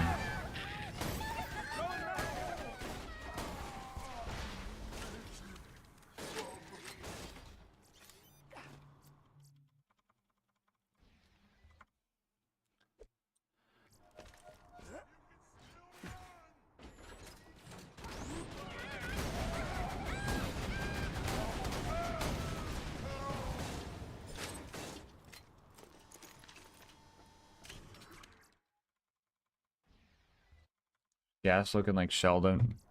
Autogun deployed.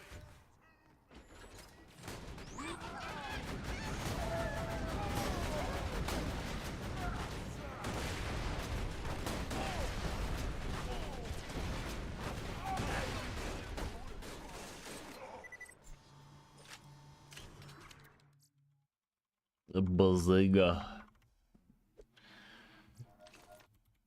Chat, y'all like titty milk?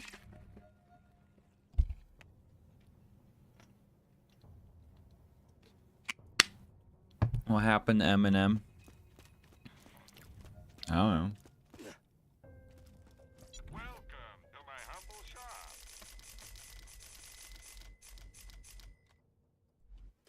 Thanks for the threats. May it help you kill men. Remember, we're always Work starts at 1 p.m. and it's 12:19. Understood. Have a good day at work, Hellfire. Thank you for the edging.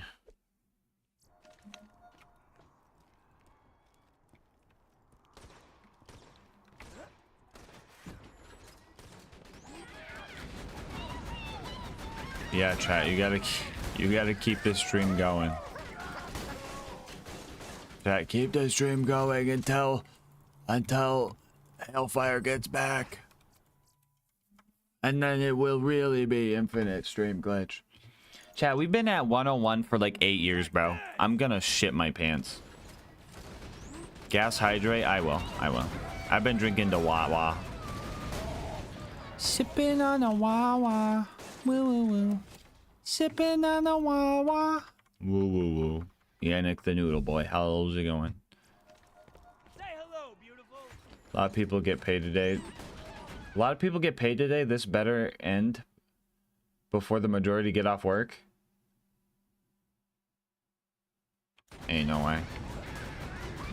Ain't no way.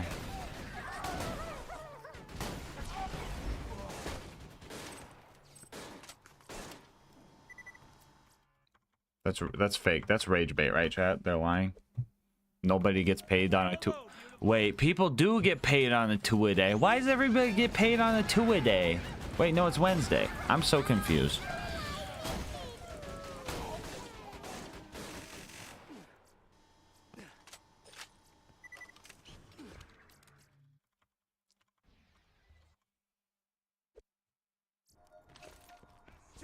You know, Hawk Tua really ruined the two-a-day meme because everyone's like, two-a-day? Hawk Tua? Hawk Tua OnlyFans? Hawk Tua lady naked on screen? Hawk Tua? Oh my god, bro. Spit on that thing? Oh my god, bro. I hate it so much. Chat, you guys remember the two-a-day meme before Hawk Tua was a thing? I hate it, bro. That clip wasn't even that fucking funny, bro. That clip wasn't even that fucking funny. And then she made fucking stupid ass fucking Hawk Tua coin. Chat, step 1, go viral. Step 2, crypto scam. How many crypto scams do we have to fucking do before people realize that, like... Chew 'em up, honey.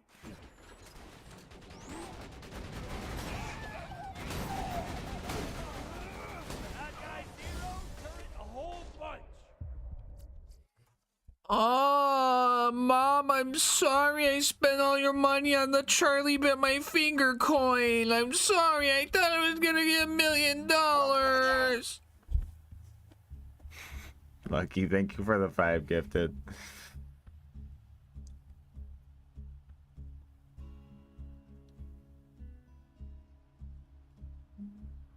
That didn't add the right amount of time, did it? Is this thing stupid? Does this thing not know math? Oh my god, hold on.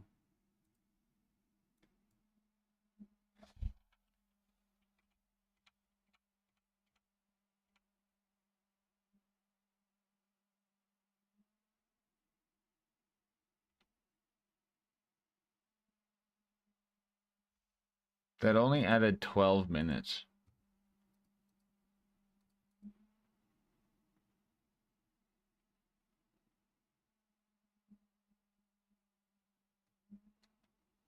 So what I think is happening is if people donate, I think if people donate more than 2 at a time, it gets confused. So, cause that only added 12 minutes. So I gotta add another 18.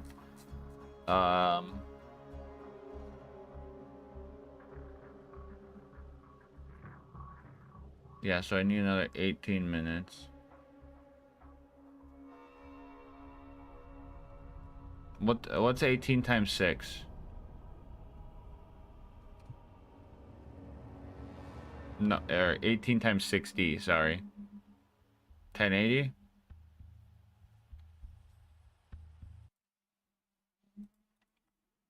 $18 times 60 equals 1080. Yeah, can you guys add 1080? Or I could do it. I'm already here.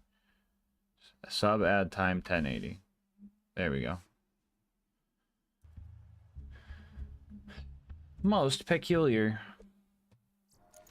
Chat, we're never ending the subathon. It's so Jover.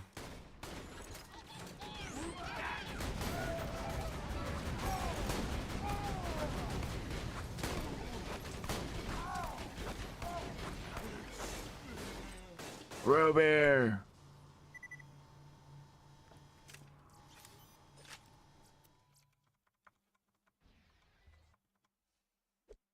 think it's because of screwing around with the YouTube membership. No, because those shouldn't be connected to the timer at all. Those shouldn't be connected to the timer at all. Those all have to be done manually.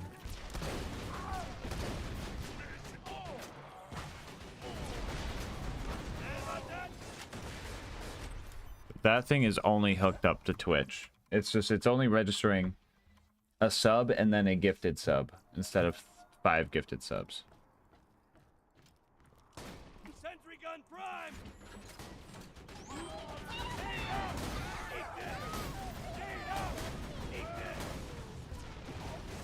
Chat, you know the subathon's cooked when the next sub goal says just more subathon.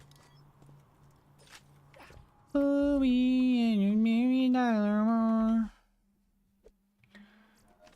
Say it ain't so. In a highway.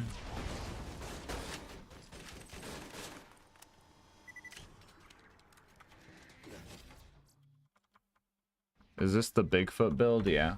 4.0 build. Down patched.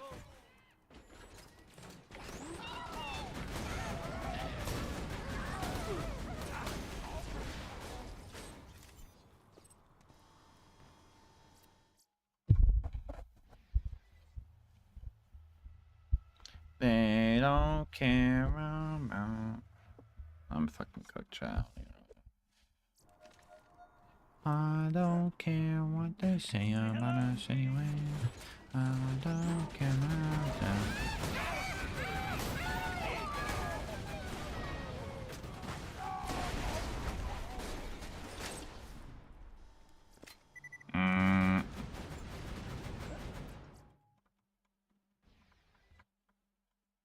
LilGasmask, we could tell. Yeah. Yeah, I know.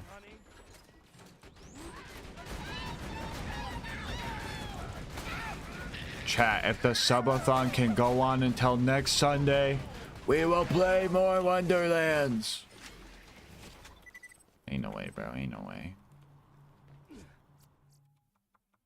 Sub 2. Let's get to killing, sweetheart.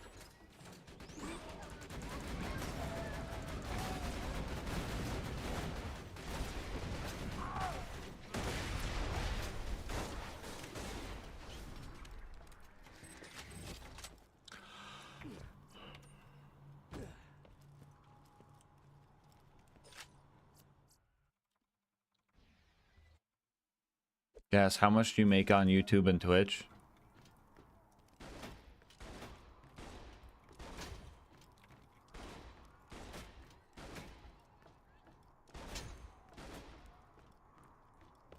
Sentry deployed.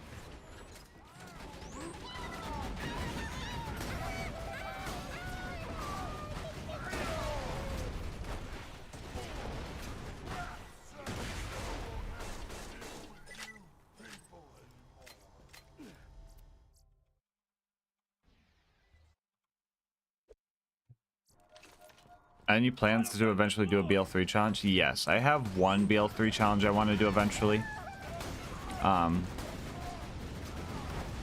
So first I want to do the pre-sequel with only the Nukem. That is something I think I will be doing relatively soon. For a YouTube video. And then after that, I think I might try BL3 with only nukes. Not just the Nukem, I'd be using like Mo's Iron Bear nukes, but I'm gonna have to figure out how to balance that challenge because Mo's Iron Bear nukes are like absolutely busted because Iron Bear is just like Mayhem 28,000 scaled or something.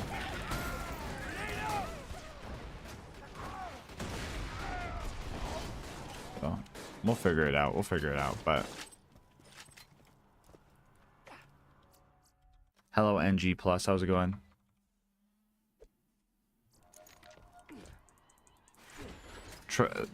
Oh my god, Angel T. If I hear one more,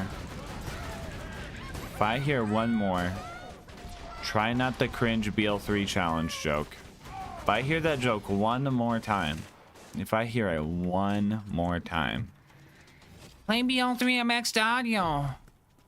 BL3, but the audio has to be all the way up. BL3 because the dialogue is cringe and you all have to listen to all the audio. BL3, but the audio is on. BL3, but you have to listen to the characters talk without cringing. BL3 without getting mad at the dialogue. BL3 without cringing. BL3 with... Bro. Is this TVHM? I like how every time I start to crash out, someone asks if this is TVHM just to rage bait a little bit more. No more BL3 without cringing jokes. I've heard it 80 gazillion gazonga times. Dropping sentry.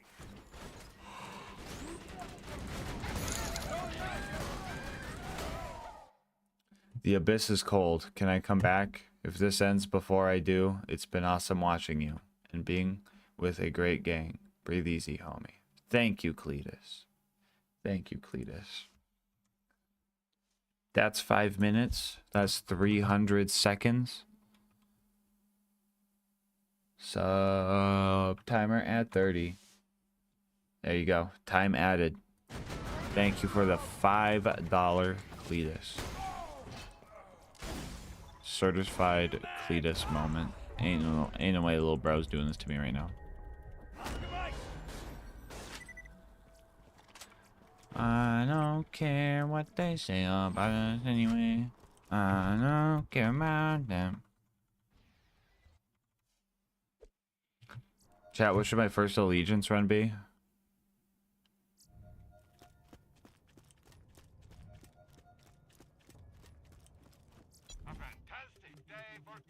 I think the easiest allegiance run that would even like it might even be like one lifeable if you tried hard enough is probably Hyperion Maya.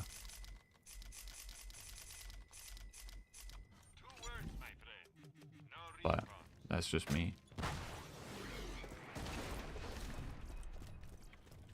Torg accident. Enjoy not having slag for half your gameplay. Meet my lady friend.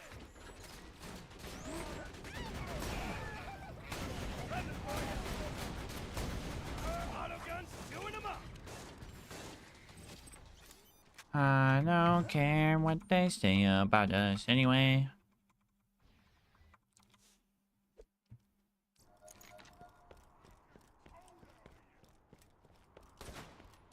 Wanna meet my girlfriend? Uh-oh, what is space doing? Uh-oh, chat, wait! Hang! Don't let space gift subs! The subathon. It's not... Chat, this subathon ain't ending.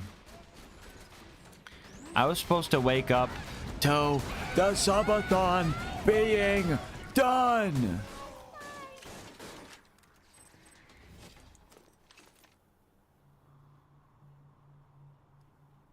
Biodegradable ace.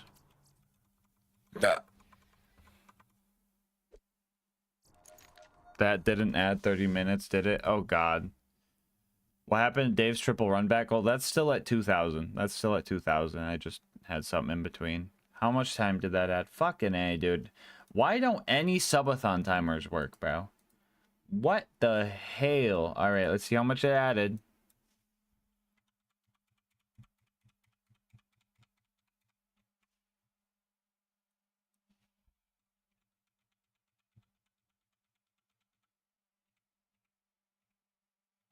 It added 20. It added 24? It added 24 minutes. So it missed some. So it's just a little slow. It added 24 minutes, but for 5 gifted subs, yeah. So I just need to add 6 or another 5 minutes. Or no, another 6 minutes. Sorry. So sub time add 360. Bam. There we go. Hi, I'll be gentle. Bro, gentle. It was at like 20 minutes. We're getting edged.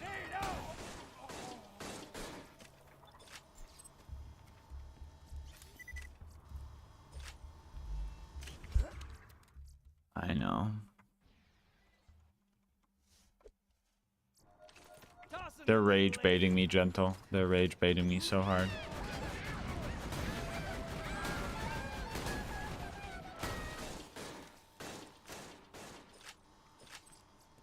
Would you look at that? As they should.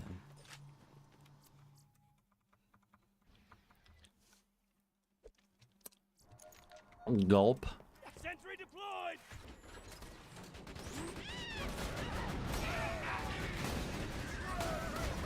Jonathan's wrecking things.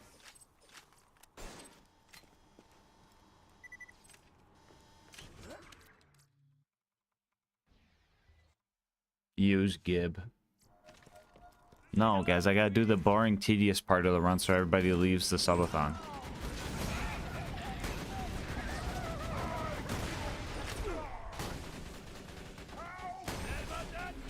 There we go. Alright, fastball time. 5-minute fastball, Gamba. Hi. Oh, fucking. I was like, what class mod am I wearing?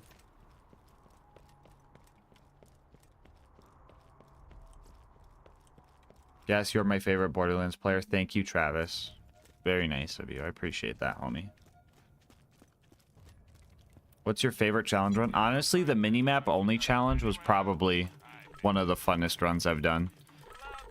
It probably sounds stupid that that's my favorite run, but it honestly felt like playing Borderlands 2 all over again for the first time. I don't know why.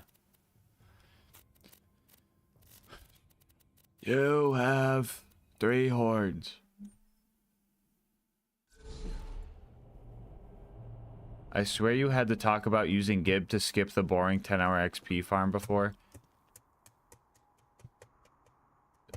Ain't no way Quad Blades is getting me mixed up with Mick right now, right? Chat, that ain't happening. I know loyal Quad Blade Gamba, man. Yo, is that Quadicus Bladicus Gamba? I know loyal Quad Blade Gamba, man, is not getting me mixed up with Mick. I mean, I've said it before. If you want to give your shit to 80, if that's what's fun for you, I totally understand. Fucking live your best life, bro. It's not a competitive game.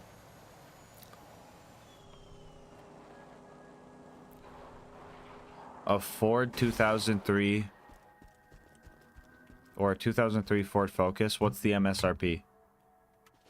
What's the MSRP?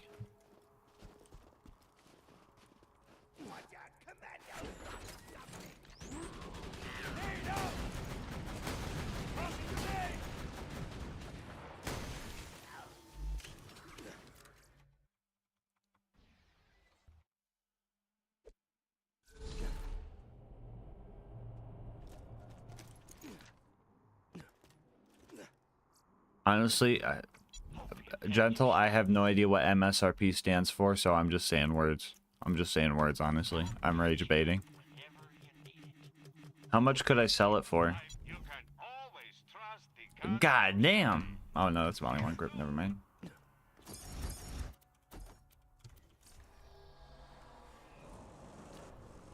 Market suggested retail price. Look at this nerd, chat. Look at Evade. Look at this nerd. Bet he can't pole dance with a car like I just did. No, I'm just kidding, Evade. I'm messing. As much as you want. I'm just saying, if I'm trying to sell a car for 5K and bro shows up with 3 Taco Bell value menu stackers, bro knows how to negotiate.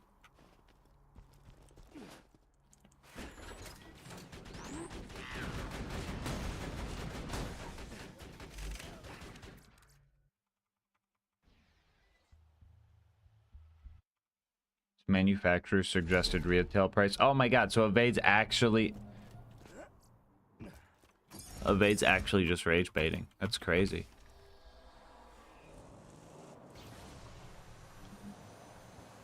It's worth a Dave's triple. Damn, that car must not run at all.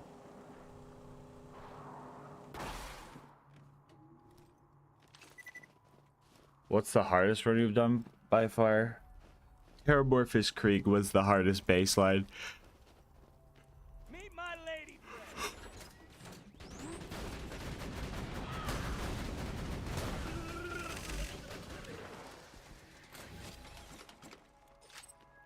Just baseline, like mobbing was terrible, bossing was terrible, it was all terribly hard.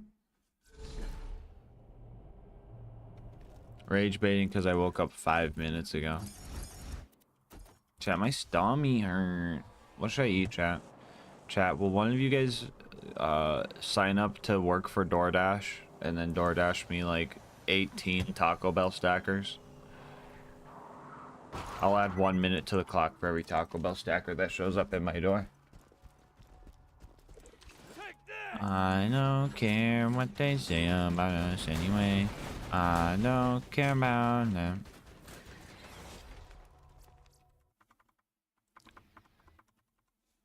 I work at the Bell. I can get you infinite points. When they're doing their app, Gray, sometimes they'll have like the coin drop like a mini game on the app. And I found a way to cheese the system to win it 95% of the time. And I'd be getting orders, and it's like, all right, round up your order to donate, and then also get a chance at the coin drop game. I was getting them free burritos left and right, chat. I was farming them motherfuckers over at T-Bell. And no, I'm not releasing the exploit because if they patch it, I'm blaming you guys.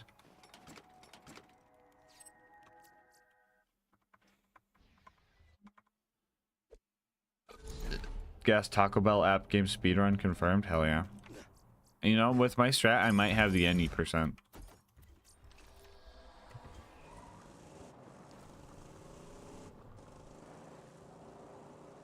What's the best Vladoff weapon? That's subjective.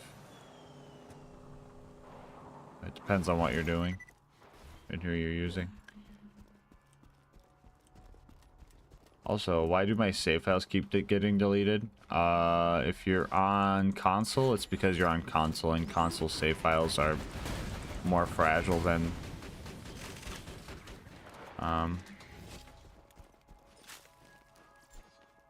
4'11" kid with a truck. I don't even know what to say. Yo, Gentle, who did I just at from our high school right there? Got him.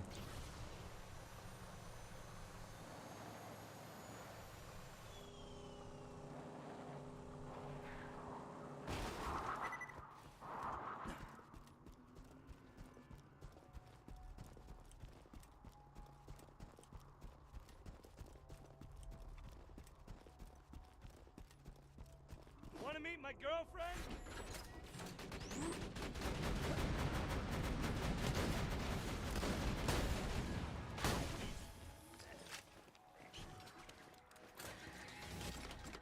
I don't know. There's a lot. That's crazy.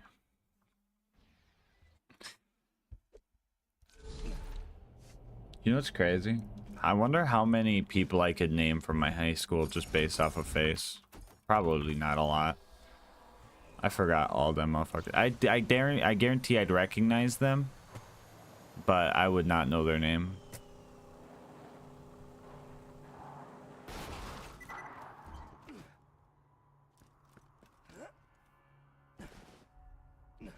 Actually, Gentle, wasn't there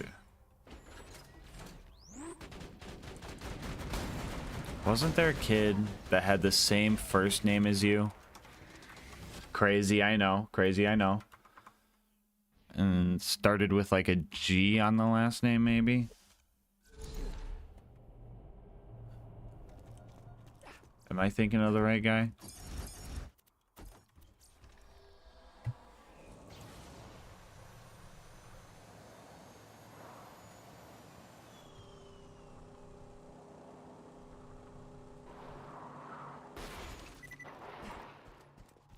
Lamau, yeah? Okay. Want to meet my girlfriend?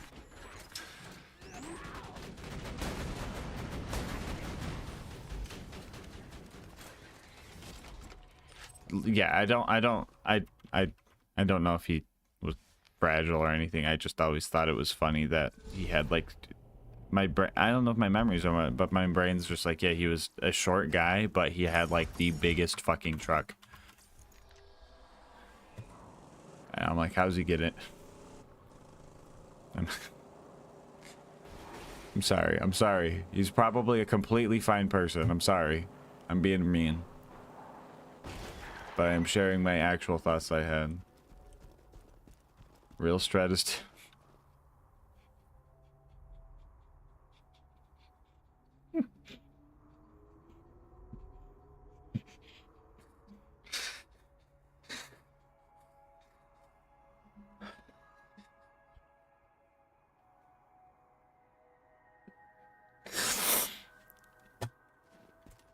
Tossing the little lady.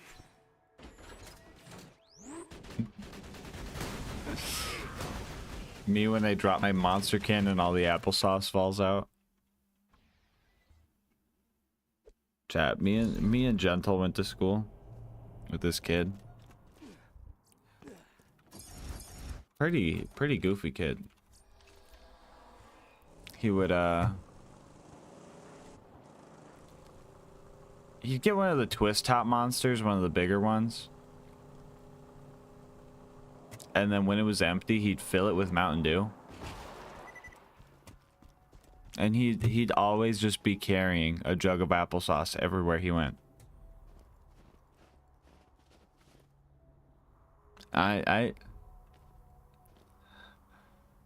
All side quests.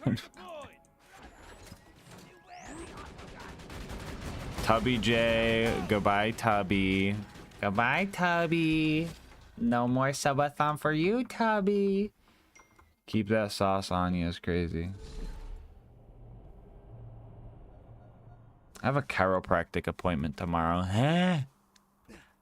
Well, Lucas stream moment. Lucas gonna be streaming for you guys for half an hour while I go get Taco Bell. I mean, go to the chiropractor.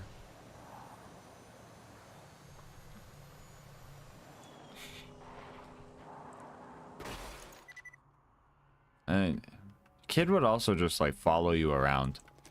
He seen me at GameStop once and he started following me at GameStop. I was trying to get like a Steam gift card because I didn't have like a credit card at the time, so I couldn't just add funds. And bro like walks up to behind me. He's like, "What you up to? Buying STEM cards?" I'm like, "Bro, ain't no way you just call this shit a STEM card."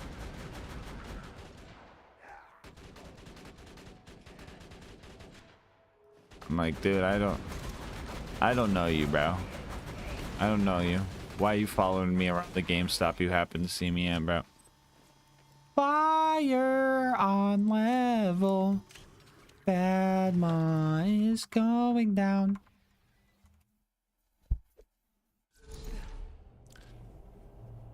Was there ever anybody that drinks 6 monsters a day at your high school? Because there was one in mine.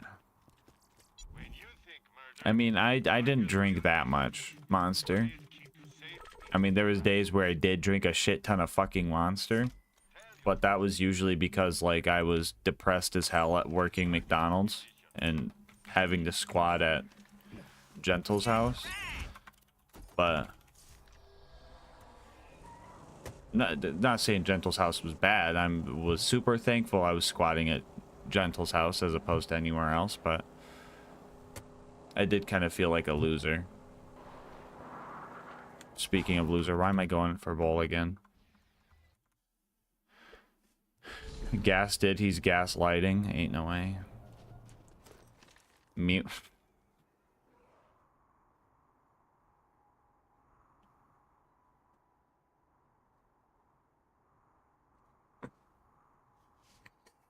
Lucas, put Alyssa's phone down.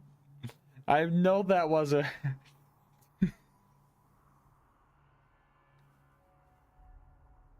There's no way. There's no way she just said that.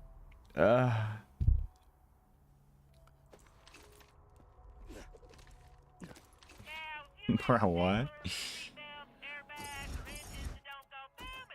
Wait, where am I going? I need to go to Badma! You farm Badma! Oh my god.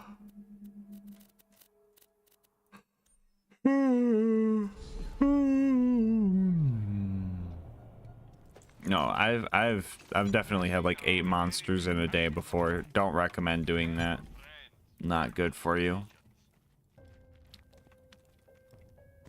But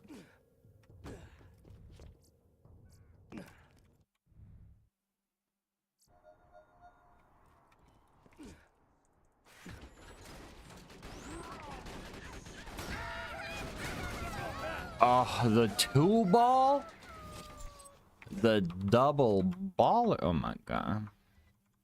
Shotgun 3 back to back. I did do that once for a YouTube video. Never doing that again.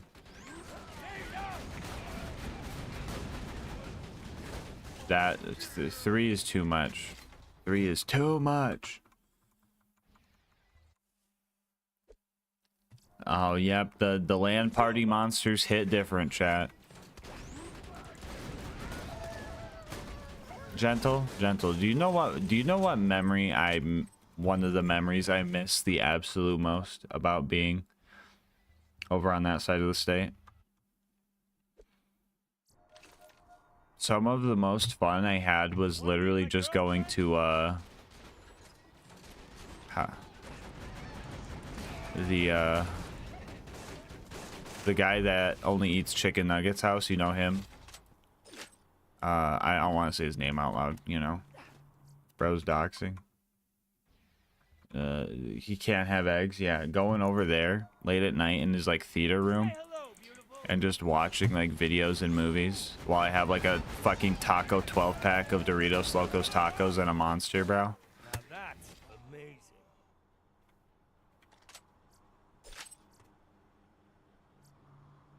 That shit was the life right there. That shit was the life. That, chat, that room actually birthed the me at 2 a.m. meme. I mean, albeit back then the me at 2 a.m. meme was me using a filter that made my face look all big and like looking like I'm about to bite a monster. Super Shadow, go with the 5! Chat, that didn't add right, did it? That didn't add right, did it? Hold on. Subathon timer never adds time correctly. That added 20. No, that added 18 minutes. We need to add 12 more.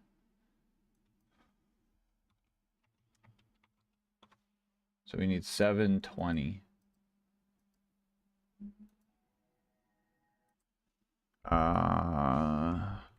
Add time 720. Thank you. Well, we're back above 2 hours. This is absolutely crazy. Infinite stream glitch. Infinite stream glitch. Chat, imagine if I didn't wake up. Forget everything you know.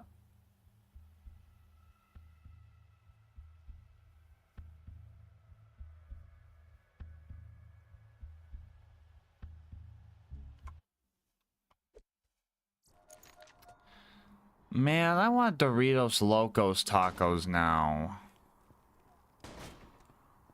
I want Doritos Locos Tacos and funny videos. I'm gonna cry.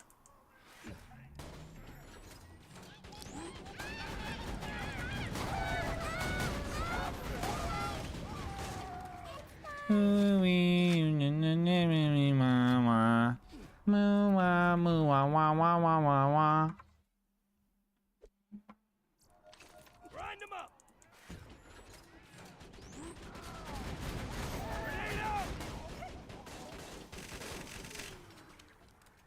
How do I recall a turret? I'm just gonna save quit.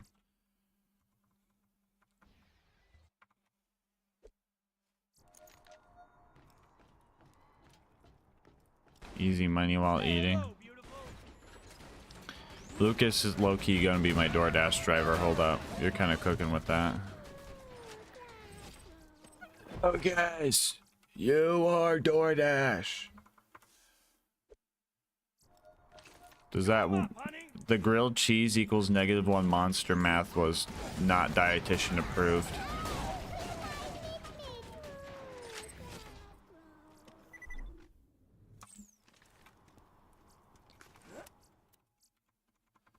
Check your DM.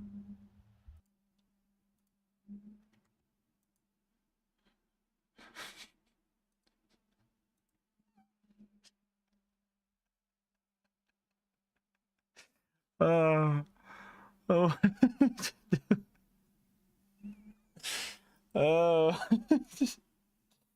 I forget how this happened, but this should, you sent me this before and I was like, what is going on?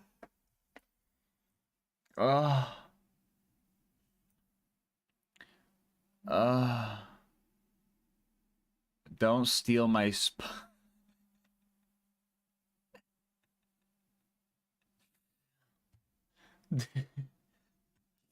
Bro clenched his cheeks so hard he kept on holding onto the chair.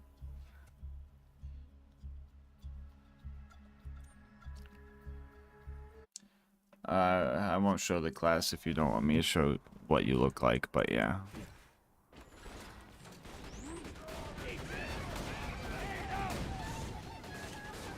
You can? Alright. Alright. But just, I swear to God, if someone walks up to you while you were in that gas mask stream, your fault, bro. Your fault. Alright, how is bro staying in this chair? Get rotated, idiot. You guys know that video with the shark?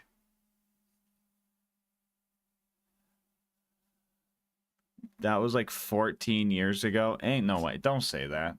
Don't say that, because now I'm doing math in my head. You know it's bad if I start doing math in my head. Bro was not 12. Actually, I don't even know how old you are, Josh. Well, I said your real name. Oh, well. I think I've said your real name before. Oh, well. Wait, like 12 years ago? Don't. Chat, we're getting old. Bro Bear, no!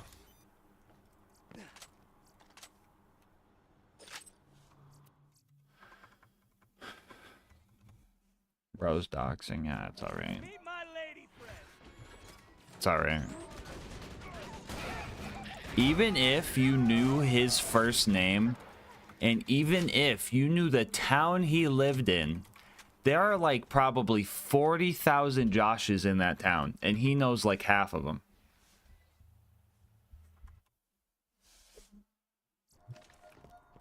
Queen Knight's gonna die. Why?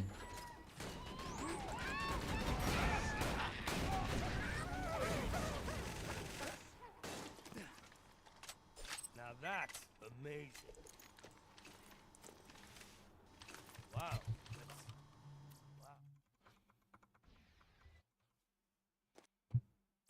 Beat.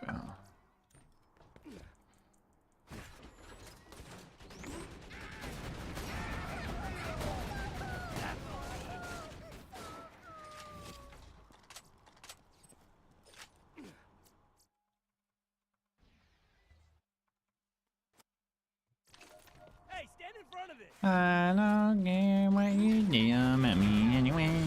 I don't care about that.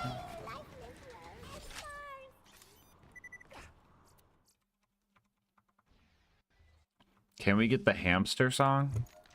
Like the Eminem one?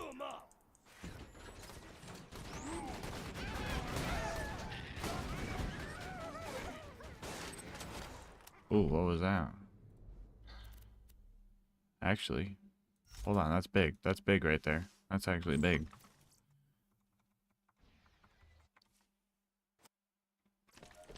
Want to meet my girlfriend?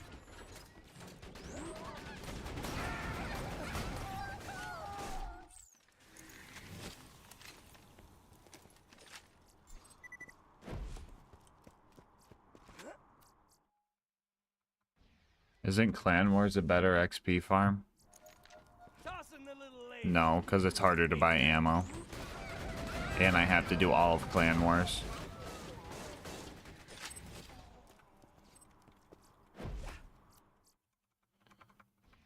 Maybe if I had the skyrocket, killing Tector would be, but...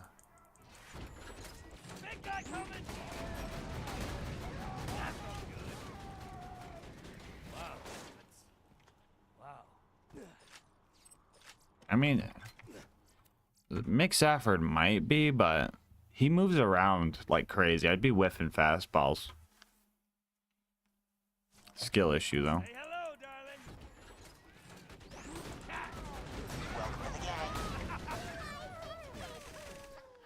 Breejox with the 5 gifted. Let's see if those all added correctly. I bet they didn't.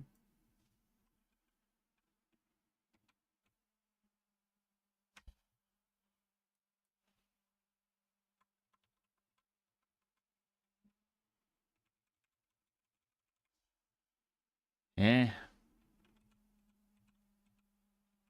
Bro got 24. It missed one of them. Alright, hold on.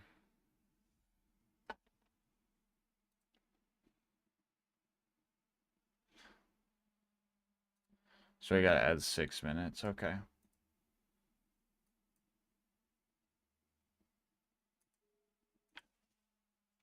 Six minutes is 360 seconds. Bam. Thank you, Breejox, for that. Chat, why is the timer going up?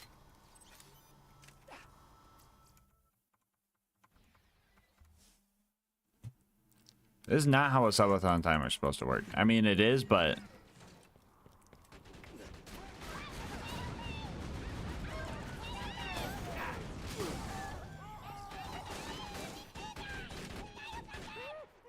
Bro dropped the top Nia. Bro dropped the top Nia. Hold on.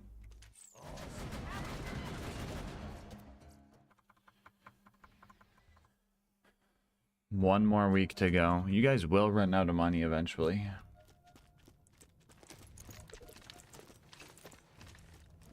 High quality, low prices, and no questions asked.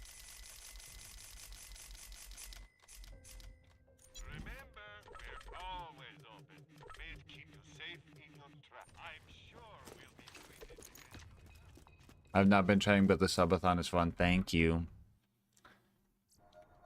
Thank you for being a lurker. Chat, say nothing in the chat if you're a lurker. Yeah, look at all you guys. Yeah. Look at all you lurkers. Sentry gun prime!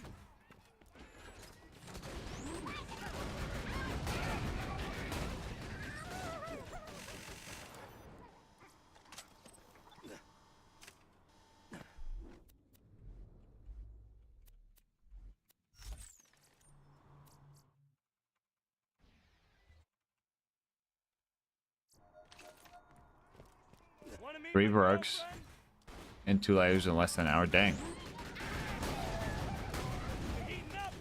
Console farmers hate him, chat. Console farmers hate him.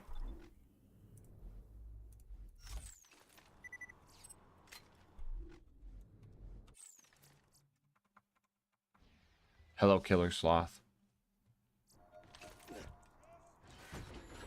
Big guy coming!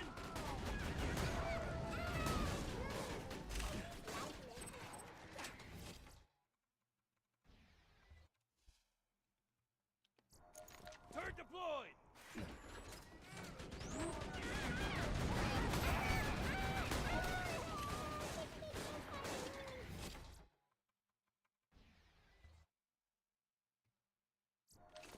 Say hello, darling!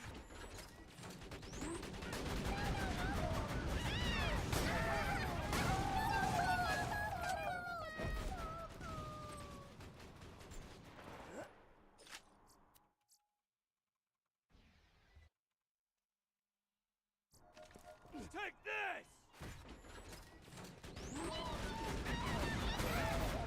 Shut up already!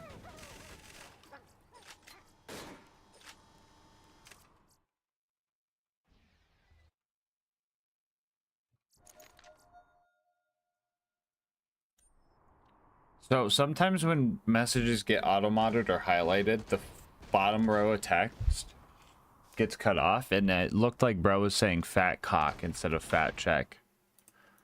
I'm like, ain't no way. What am I missing in chat right now? The Herald is so annoying to farm. If you have Torg DLC... If you have Torg DLC...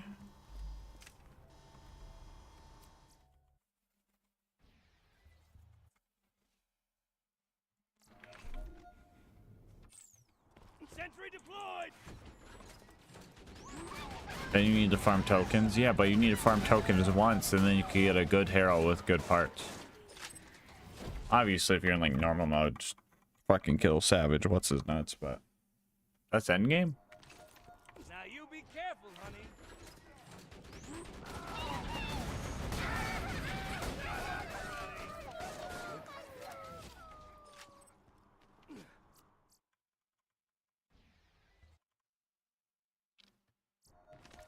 Chew 'em up.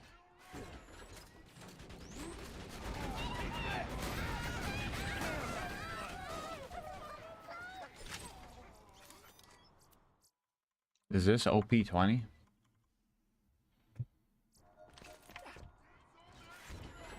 Target acquired.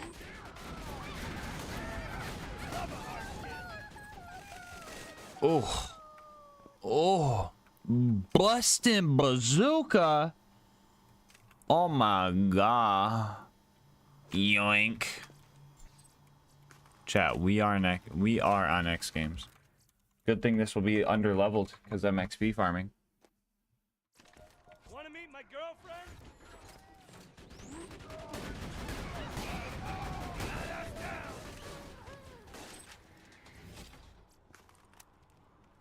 My boss makes $1, I make a dime. That's why I poop on company time. I'll be right back, chat. I gotta use the bathroom.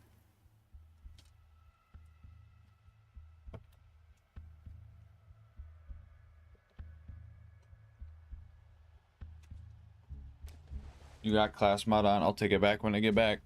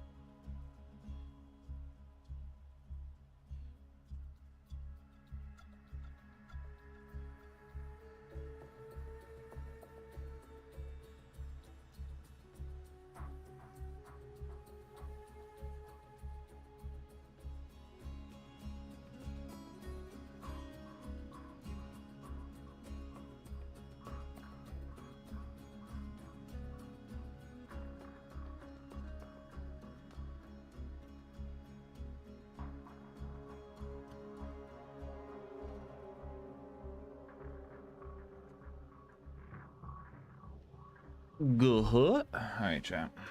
Welcome back.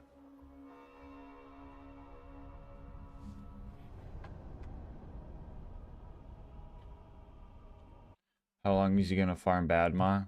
Until something sounds fun to do. Until Mr. TX finally saves me by saying, let's go play Wonderlands, so nobody's here to watch. And then you can finally end the subathon. If we hit the sub goal, we'll do a marble race. If I get bored enough, I'll take a break from this and do something else.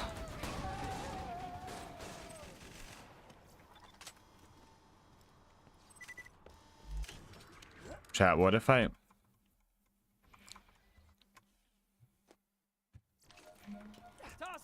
live stream me going to go get Taco Bell? Your boy needs a stacker. I got calm. I forgot to take it off a while. Who cares?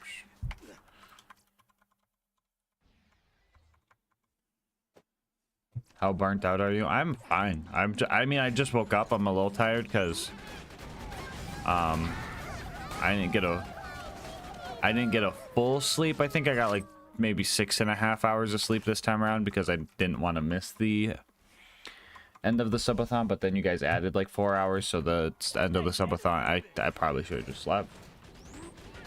But I'm feeling fine.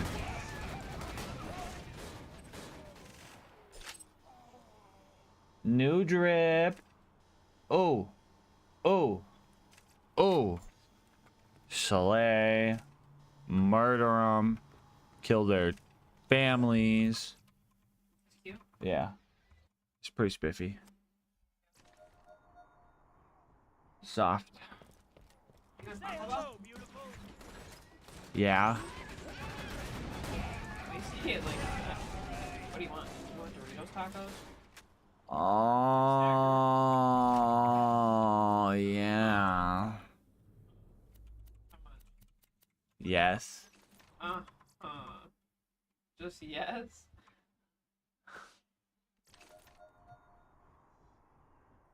When I try and order a stacker 12-pack and they don't put them in the box. You want Doritos, Locos, and Stackers? Yeah, those sound good right now. The nostalgia. Is this how you keep alive during the subathon? Yeah. You don't want the hard. You don't want healthy food. You just want Taco Bell. I loved that mac and cheese you made. Yeah. But that cheese. Will make you pass out. Yeah. Yep. Yeah. You put sleepy sauce in the cheese. I did. I tell everybody. That mac and cheese casserole made me go. Me.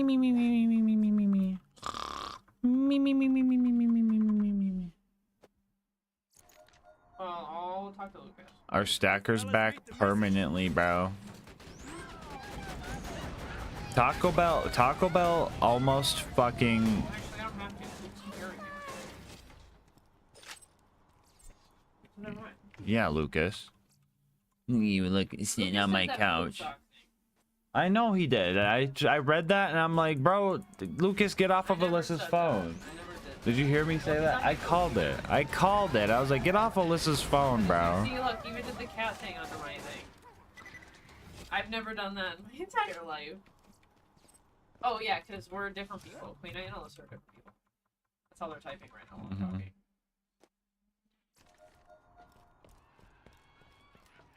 Turret deployed!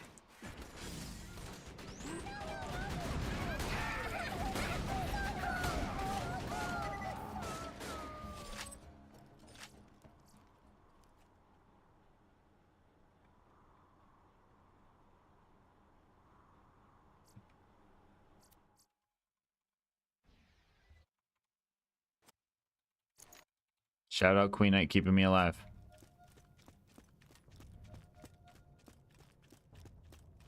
A fantastic day for capitalism. Good luck. My pleasure is to tell your friends.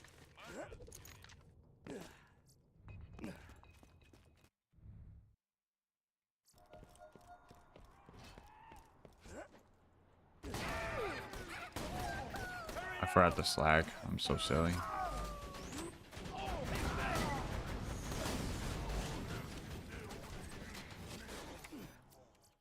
Farming XP, correct. Chew 'em up.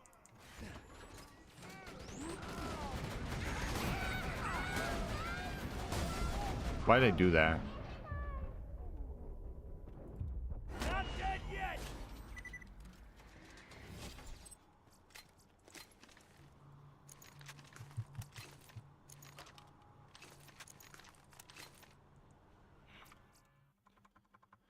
Why TDR only? Why not TDR only? Take this.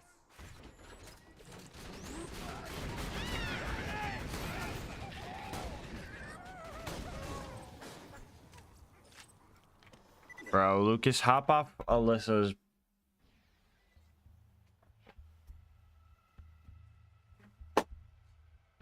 Sub 3! Big stretch. Uh, uh, uh, uh, uh, uh, uh.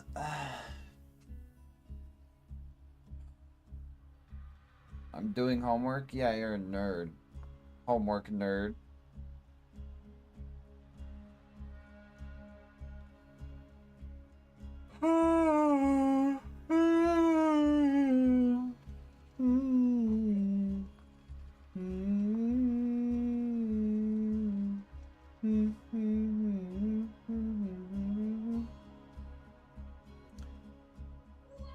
But they allow kids to go to school in Kentucky anymore? That is crazy, Cambo. Ain't no way Cambo just fucking absolutely cooked up Lucas like that, bro. That was diabolical.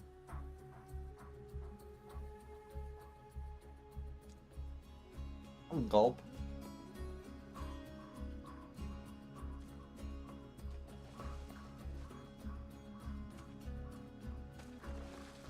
Can someone call a Gamba? It's been over 2 hours. What? Has it? I didn't even know there was a Gamba, honestly. My bad. Fire!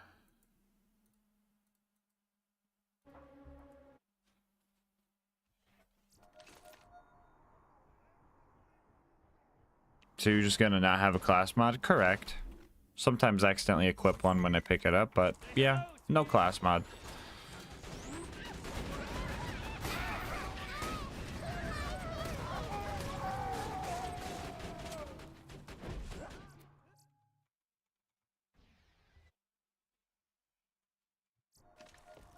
Chew 'em up, honey.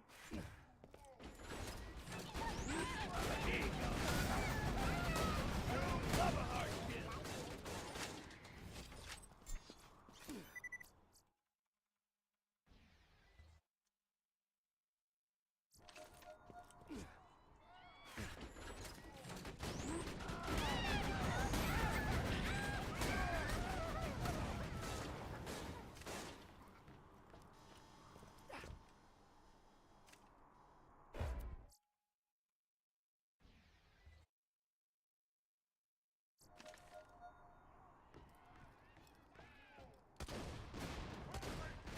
No onomatopoeia, wife, autocorrect, mobile moment. Bro's having an aneurysm. Say hello, beautiful.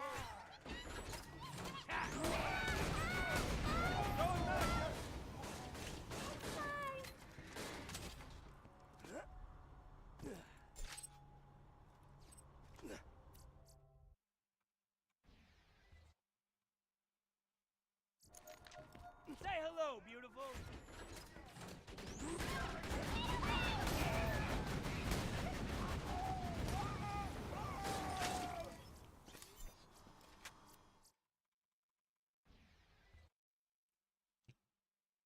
That's a hone joke. That don't sound like a joke when you're typing like that.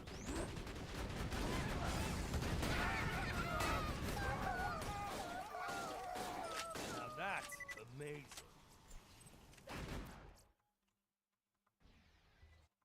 Can't wait to get another world drop cradle. Deploying sentry. In normal mode.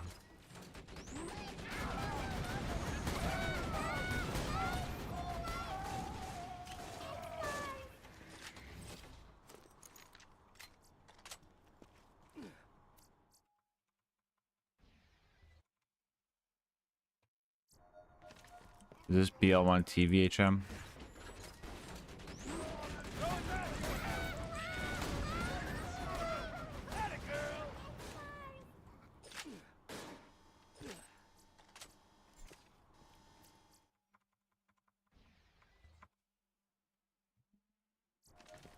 Meet my lady friend.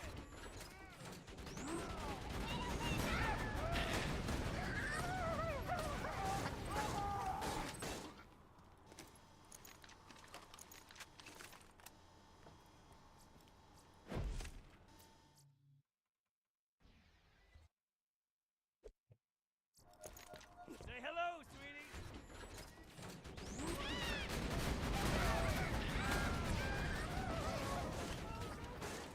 Oh, lady, come on. I'm not that cool.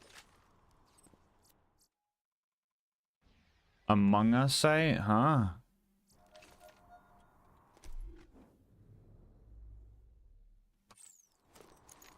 Aw, hell nah.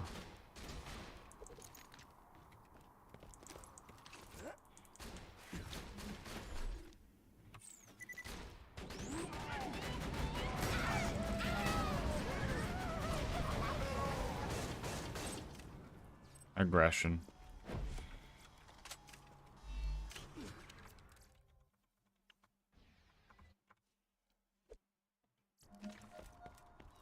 Chew 'em up.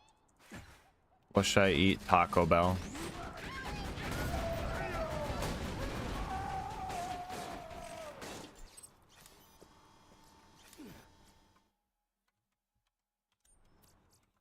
Check this out. The rockets are so slow, chat. Watch this.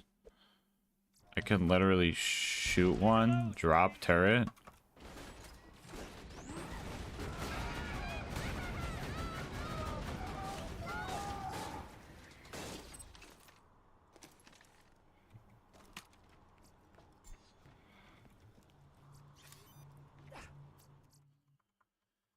How long's the subathon been going for? 241 hours.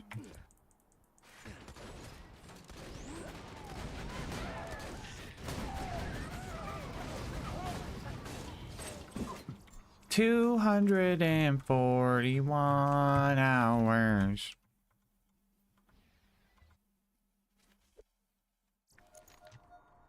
Meet my lady friend.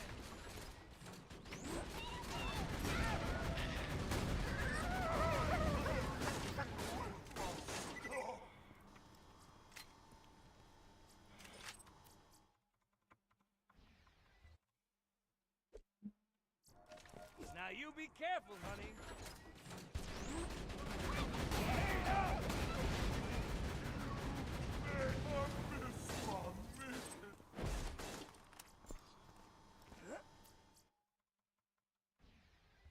What if launchers had Among Us sites? Who's gonna tell them?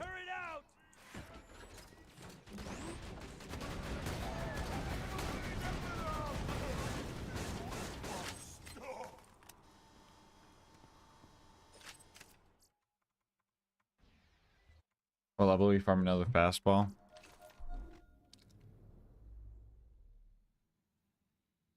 $70. I think, right? Yeah, 70.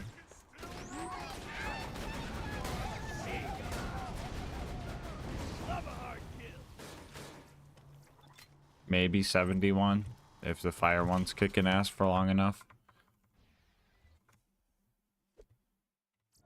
Autogun deployed.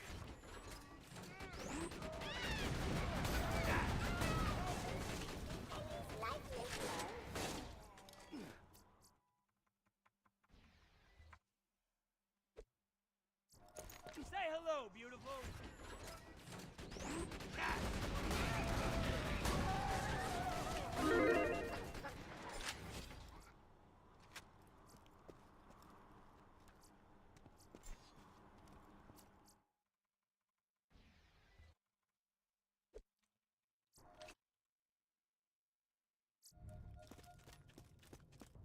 Your subathon has been going on for longer than the entire BL2 hunt will. You won't find better merchandise anywhere else. I made sure of that.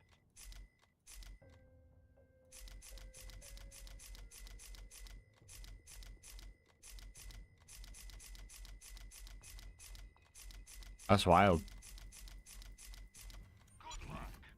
Try not to die. A fantastic day for capitalism.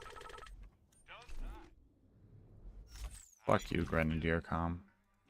Next time you're bleeding to death, just think doctors.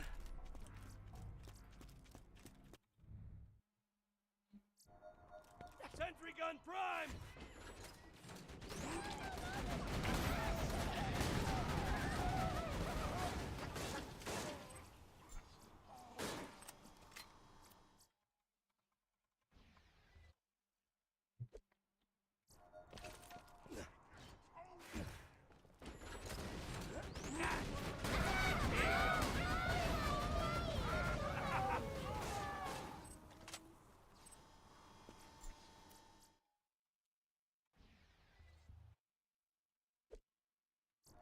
Say hello, sweetie.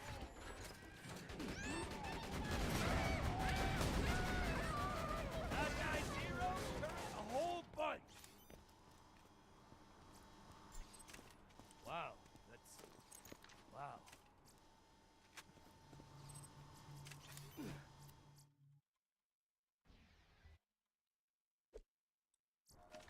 Want to meet my girlfriend?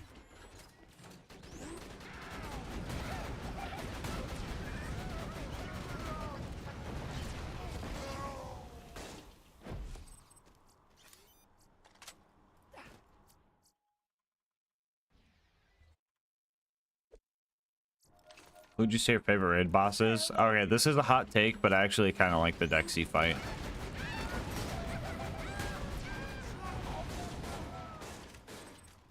I think Dexy should drop Seraph crystals though, but that's just me. For how much iridium you have to pay and the hoops you have to jump through, I think it's fine that the fight is easier, just takes longer type of deal. Compared to like bosses like Hyperius or Vorak. I think it's nice to have those types of options for players who like those types of things. Now that's amazing. But I think Dexy should drop Seraph crystals, okay. Damn the Stockholms. No, I'm being deadass, deadass. I think Dexy is a fair fight, and honestly, it's probably even less of a fair fight. You could cheese the shit out of Dexy.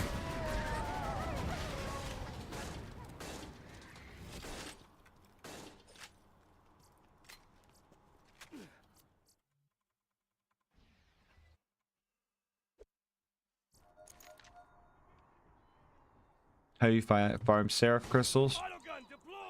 They only drop from DLC raid bosses. Specifically, they only drop from Pyro Pete, Hyperius, Master Gi, Vorak, and the Ancient Dragons of Destruction. You can theoretically get crystals from the Tina slots too if you get the Tina slot roll where you get a dice in the tray that rolls and you roll an 18 or 19. It gives you 3 Seraph crystals, but that is not a realistic way to quickly get Seraph items from the Seraph vendors. Hi guy, how you doing? Pretty good. Hungry, but pretty good.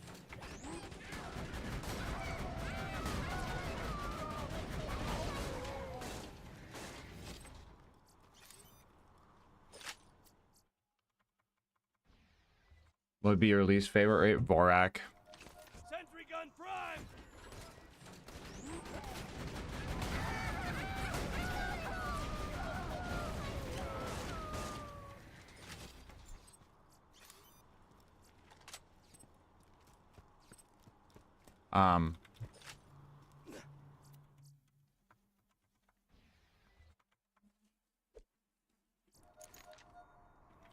Vorak's just unfun to try and crit and hit.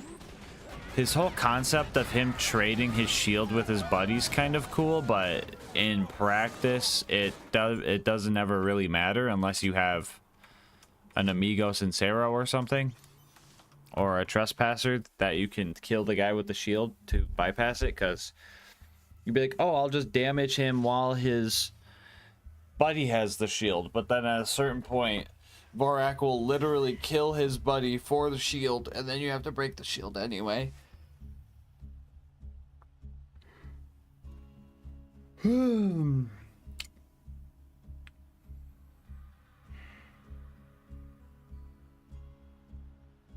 Like they could have did something cool with it, but in execution it wasn't that good. And then Vorax just in your face. The like little dudes that spawn in when things happen are weird and they run away from you for second wins. It's just eh.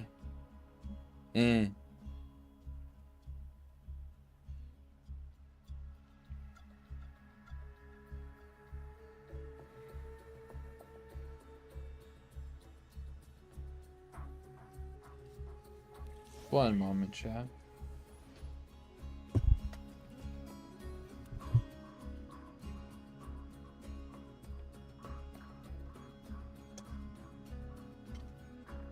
What was your favorite video to make? Some of my most favorite videos are the longbow challenge, light the fuse, the mini map, and then probably the car Wanderlust and Chopper videos. Car Wanderlust and Chopper might feel like my favorite because they're my most recent projects, but some of the past ones I really like are my longbow, mini map, and light the fuse runs.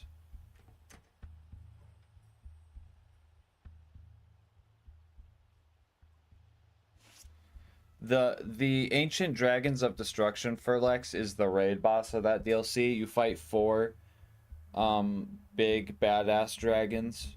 1 of each element. Boost is slag, Brood is corrosive, Helianth is shock, and Incinerator is fire. You fight 4 of them at once.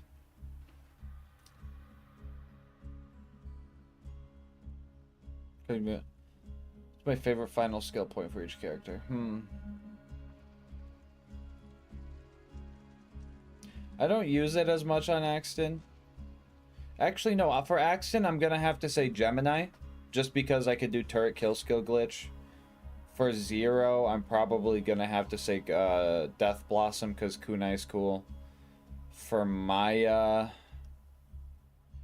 I'm probably going to have to say Scorn. I just like Scorn the most out of those 3. For Salvador, it's got to be Come At Me, bro, for the flip off. For Gage, for Krieg, I'm gonna have to say Release the Beast.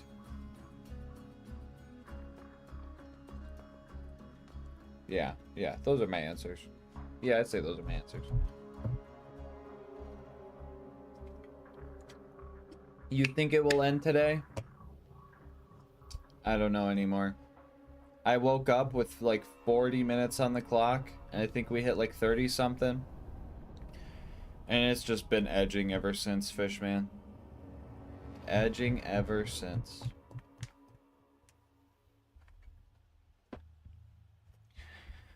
But on the bright side, chat, I mean, imagine Tedior, Axton in one stream. OP10. What other Borderlands streamer ever did that, huh? Would you look at that? Manifesting a millionaire to gift 400 subs is crazy.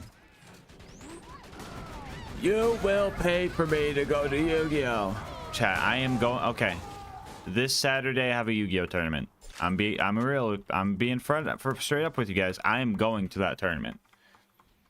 I will likely have to do a poll on if I just cap the subathon timer or I let Lucas and Queen Knight take over for the day, but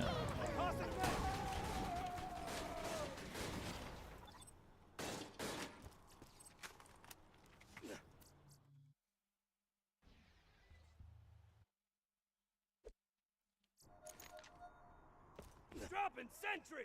IRL, yeah, IRL Yu-Gi-Oh! Tournament. I'm going to a 3v3 with some homies.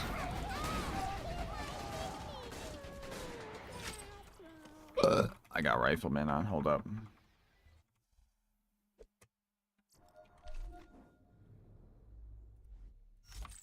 Chew 'em up, honey. Bring us.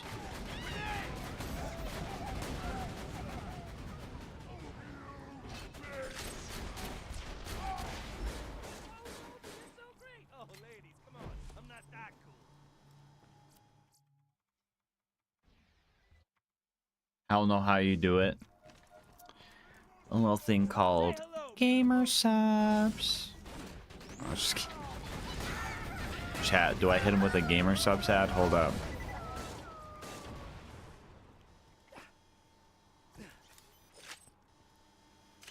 I'm so hungry though. How do I do it? How do I do it? Doritos Locos Tacos. That's how I'm gonna do it.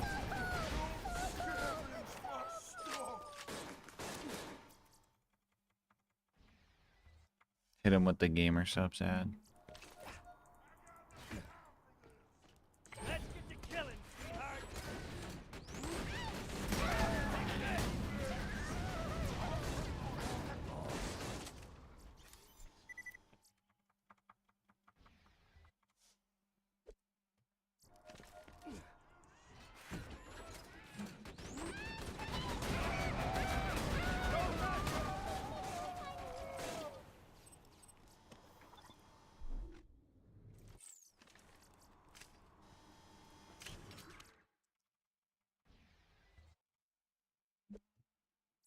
Let's get to killing, sweetheart. Here you go. Big guy.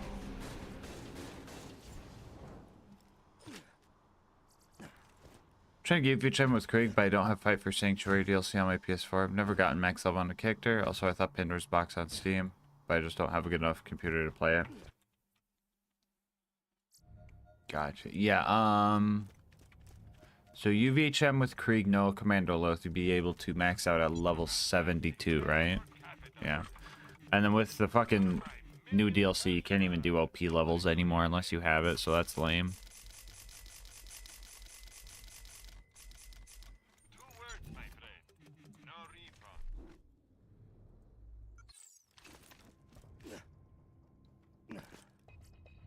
What is your DigiPeak ringtone for this build?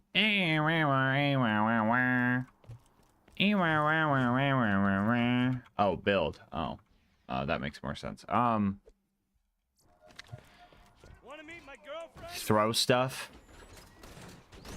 Throw stuff.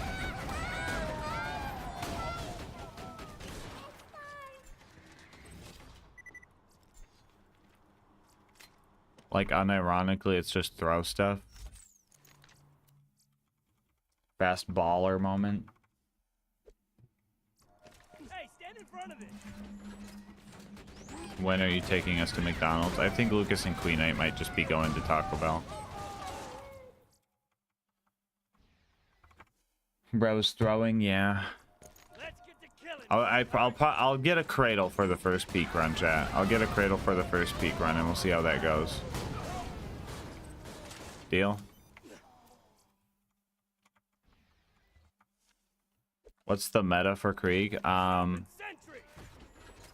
If you're just doing UVHM, you can pretty much do whatever you want as Krieg. Krieg can do like UVHM like without any gear if you're just doing melee build. One of my favorite things to do with Krieg is get a crunch class mod. If you get a blue crunch class mod that boosts strip the flesh, you could like literally just kick so much ass with like light diffuse in UVHM. Krieg in UVHM gets like a hidden multiplier to his light diffuse ability that like octuples the damage or something. I think it's like times 7. I think it's, yeah, 600% boost or something. And then you just do that with like a crunch class mod and it's actually really good.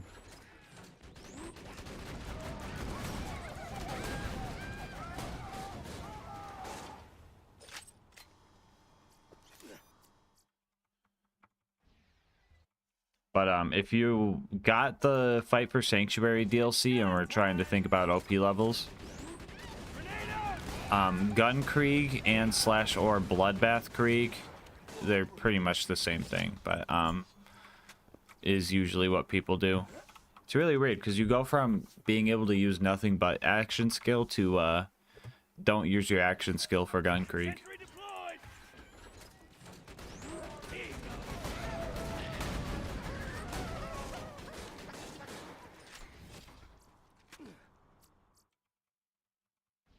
wonder if the Minecraft movie's gonna be good. I remember you said a stash of monster flags earlier. Cause I've got like 13 left.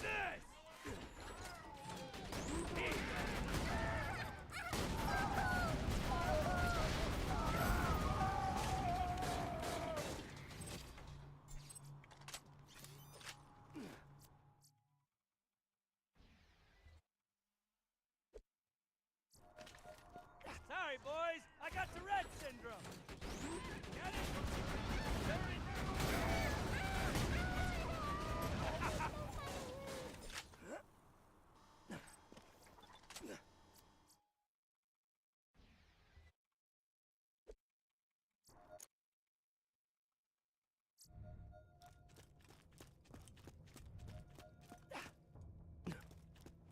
Welcome to my humble shop.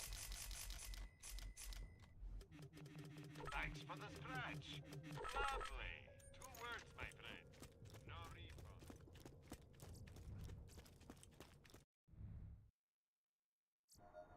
Want to meet my girlfriend?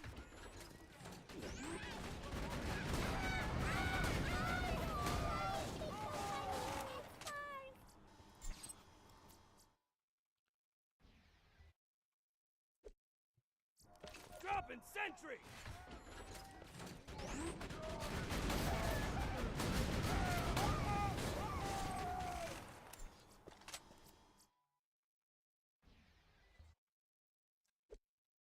Alright, we'll see you in a bit, Ghost Ruin.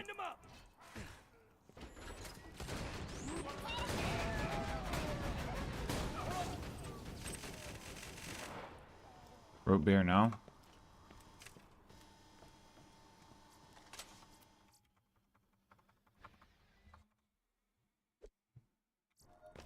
Take this!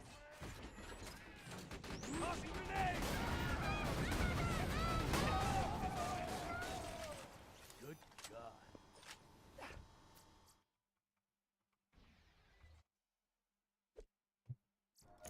Want to meet my girlfriend?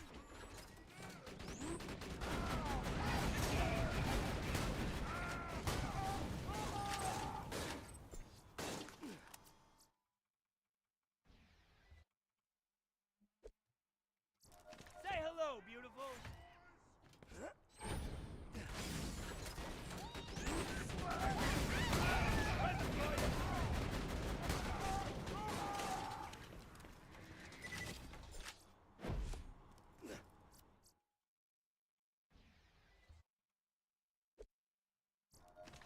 Grind 'em up.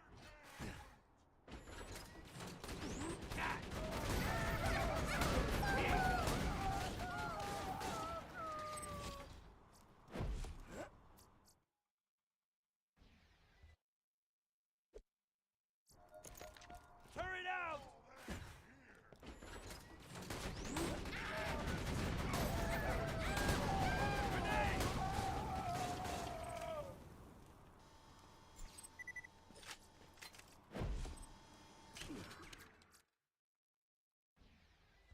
Finishing normal. When I picked it back up maybe years later, I genuinely struggled with the game, and I was so confused as to how the 10-year-old me could finish the normal mode. If you're ever struggling in like normal or TVHM, look at the level of your gear. Look at the level of your gear. And look at the level of the enemies. 9 times out of 10, that's the issue.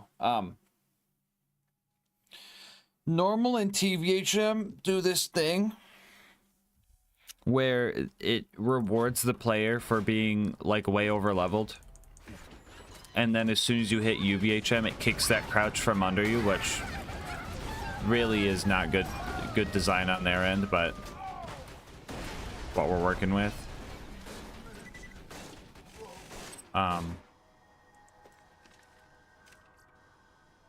Interesting. But if you wanted to play Zero, for example, there's plenty of like guides on like how to play. April 2nd, yippee, let's go, Mystic Bubbles, let's go. Mystic Bubbles, it's been 10. You won one of the codes, right? You used the code. I gave you. You won one of the codes, right? I'm not tripping. I'm not tripping. Hello, CJ. Let's get to killing, sweetheart. Eat that. We're going back. Yeah, it was the first. Okay, I thought so. That's what I was thinking. Yo, that's hype.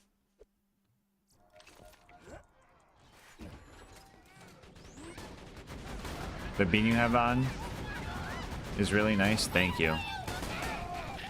I got it from Gamer Subs. You wanna know my favorite part about this beanie? Watch this, watch this.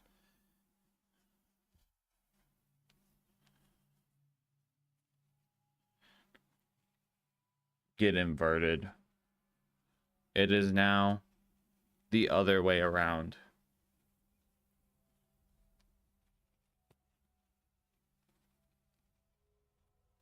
Flippable beanie.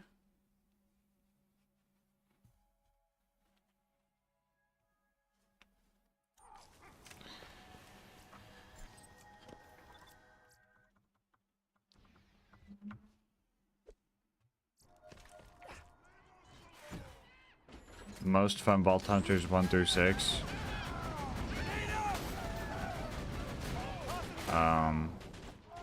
Depends on my mood. I couldn't rank them. Exton at the top right now. Gage at the bottom. I don't know the other ones. Honestly, couldn't tell you right now.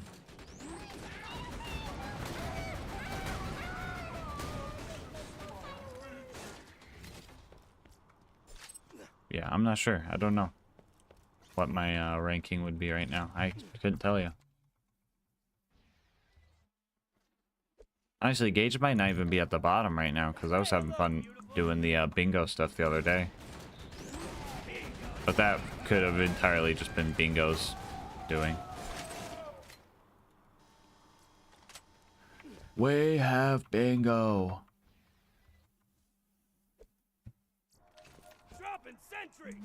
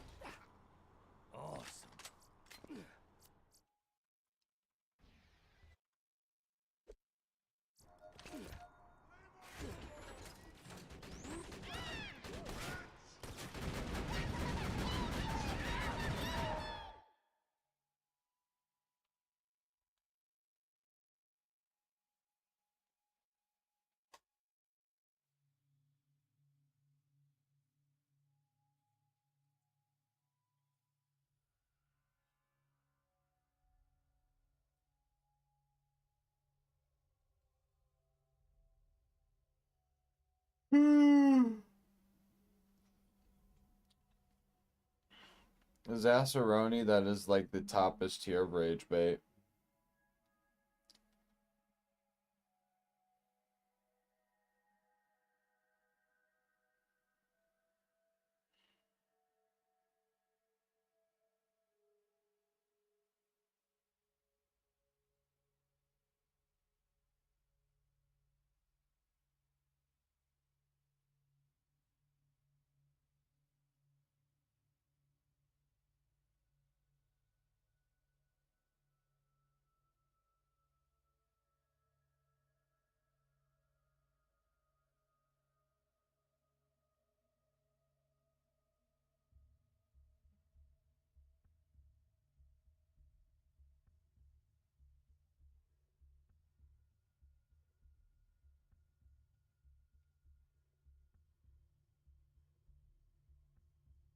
Yeah, one shot with a fastball. Yeah, this farm's super nice on Krieg. Because then you also spec Bloodbath, and you can just run up and grab more nades off the body if you run out. literally just need a slagging weapon, and then to upgrade your fastball every few levels. Turret deployed.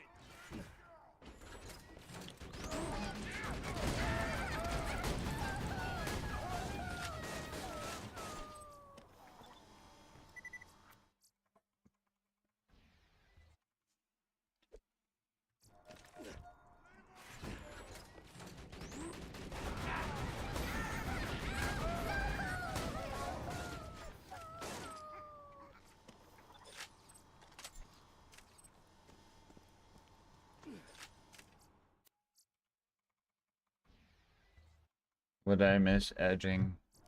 Let's get to killing, sweetheart.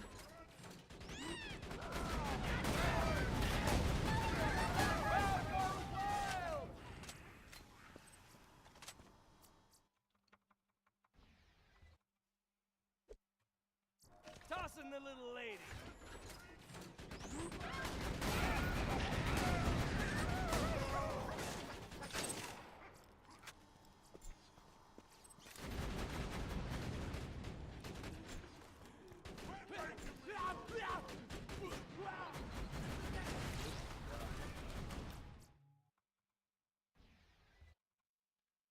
Do you prefer bad mob or mixed effort for XP? It depends on the character, depends on the challenge and build and stuff. For in this instance, it is the fastest. I think it's the fastest just to do mixed effort, or not mixed effort, bad mob. Now, when I did Doll Axton, I had absolutely no good XP farm. I had to throw nuke turrets at McZafford with a doll slagging item, and it was really bad.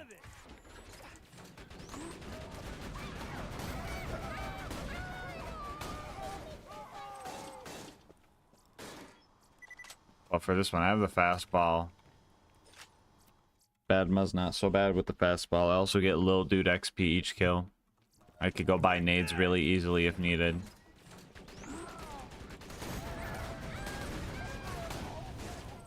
He drops a bunch of iridium. Like, I already hit max iridium once.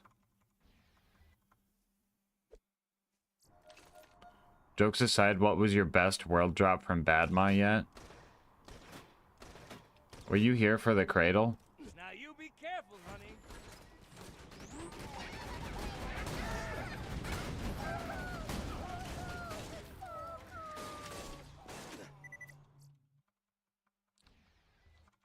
Exclamation point turret iron. Got him.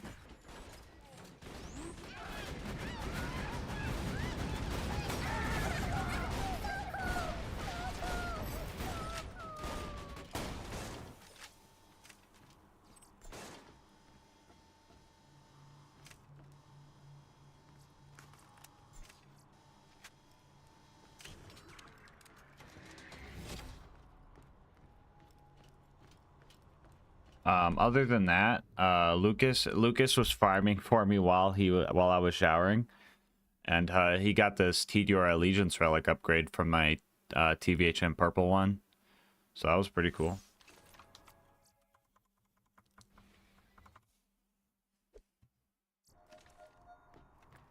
How do I get on level gear? I had to do the DLC to get the Santac, and other weapons are level under or more. It depends on where you go. For normal and TVHM, you mostly find on-level gear where like those level enemies are. So like if you're level 40, wherever like level 40 enemies are about, because level 40 enemies are going to drop about level 40 gear, and usually level 40 enemies are around like level 40 chests. If you're really struggling, once per playthrough, you can enter the Snowman DLC, and that if you enter, let's say you enter Snowman DLC at level 17, that DLC will scale to level 17. And then once you get the big Snowman chest at the end, you get a bunch of level 17 gear. So you gotta kind of pick when you want to use that once per playthrough. But if you're really struggling, especially in TVHM, I hate TVHM, honestly. I like the UVHM way better. Just the middle playthrough is such a weird thing, because, like, sometimes things don't scale. And sometimes things are just rough.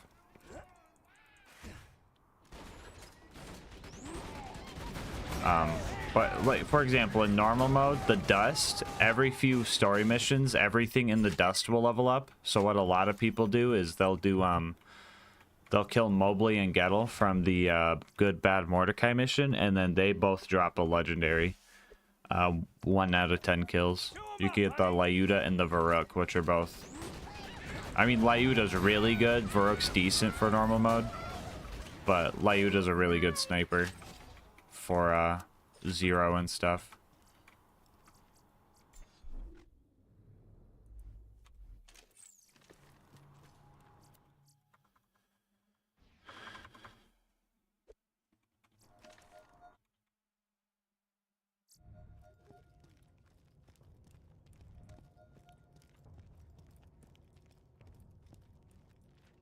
Feeling overburdened by money?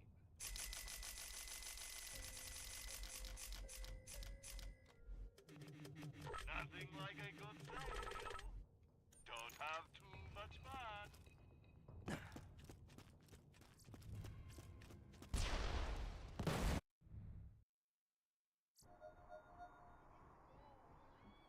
Level 15 TV, I'm trying to get through it fast so I could do UVHM. Sawtooth right now, so I don't know if it's worth farming loot or I should just go through until UVHM. So, Burlex, once you hit UVHM, everything, and I mean everything, will always match your level. Okay? If you have... Here, I'll show you. In UVHM, right? One of the best things you could do... First off, yeah, I'd just push through because you don't want to enter UVHM at like level 55, right? Because TVHM max gun gear is going to be 50. If you're 55 with 50 gear and enter UVHM at level 55, your shit's just under leveled off rip. So you're in a good spot right now being in Sawtooth at level 50. If you want to just kind of suffer through that, or maybe just chest farm so you don't get XP, you could do that. But if you go to here, I'm gonna do it on a different character so I don't start the mission. I don't know if you have all the headhunters, but a decent chest farm for when you get to UVHM, right, is if you go to Wham Bam Island. It's the Cromarax headhunter DLC. You literally walk out the front door, take a right, and there's a chest right there. If you're in UVHM, this will always give you on-level stuff. And then if you're like, dang, I really don't have anything to use, you could just keep opening this chest until you get something. There's better chest farms once you get deeper into UVHM, but that's just like the best one off of like a fresh save. Honestly, if you're level 50 now and you really want some like on-level guns to get you through the rest, you could probably go to Wham Bam now and scale it to 50, since it's going to be max scaled anyway. So you could just go to Wham Bam, look for some stuff now if you really wanted. That or Snowman, just to get you through UVHM. Snowman you'll have to do, and you'll get a bunch of XP, and you don't want too much XP, but could do Wham Bam. Up to you, though.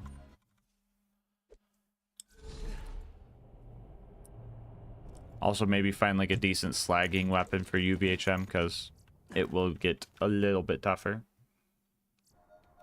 Autogun deployed.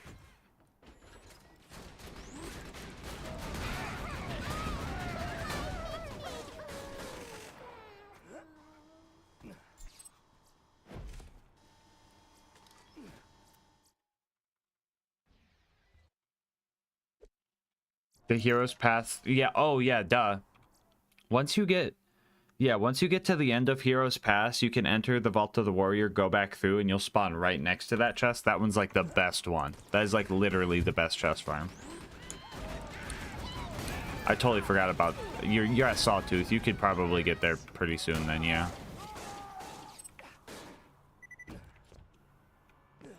I'm using a level 38 slag conference call. For slagging, right? Not for killing? Oh no. Oh no.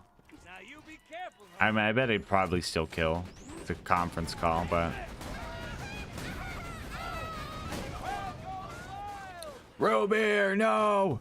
No!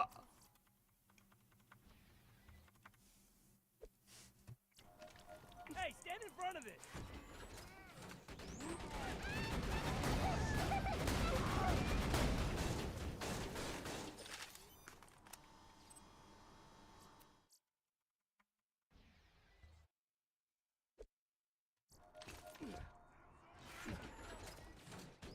Grenade out!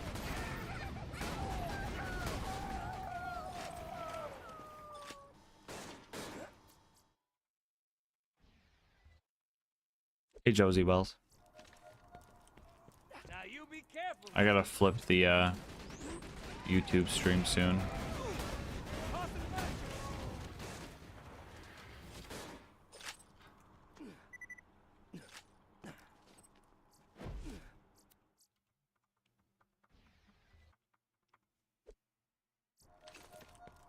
Now you be careful, honey.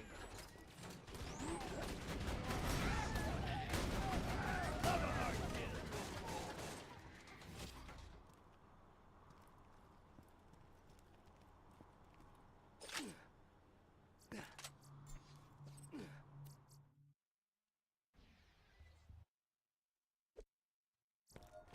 Say hello, darling.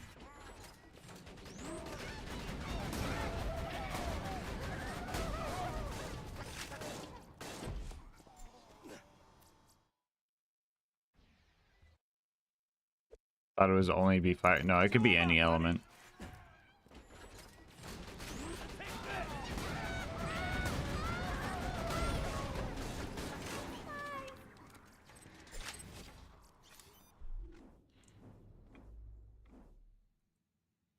Time to train.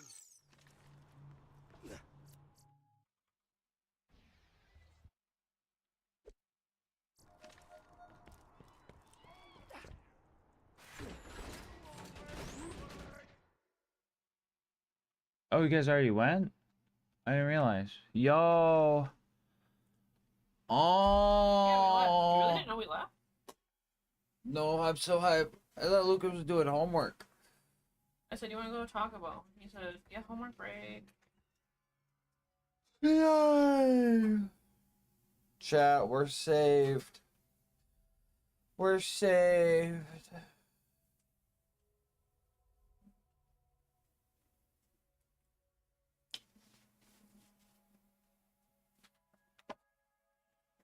Me when I'm actually too tired to eat.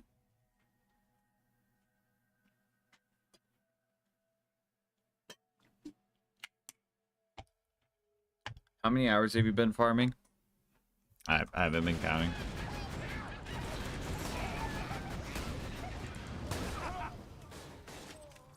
A good chunk, though. A good chunk indeed. What was the Taco Bell order? It looks like I got a dirty da Baja Blast.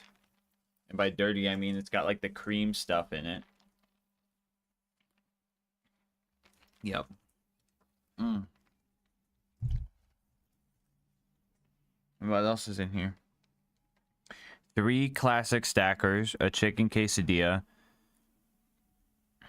3 nacho cheese Doritos Locos tacos,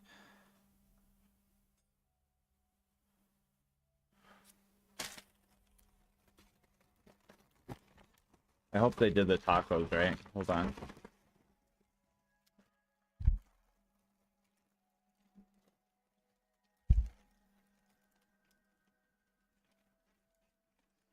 Oh, wait, yeah, never mind. Doritos Locos Tacos just have lettuce. We're good. I was like, please don't have tomato and sour cream and all that jazz. I'm gonna be so sad. Sentry gun prime.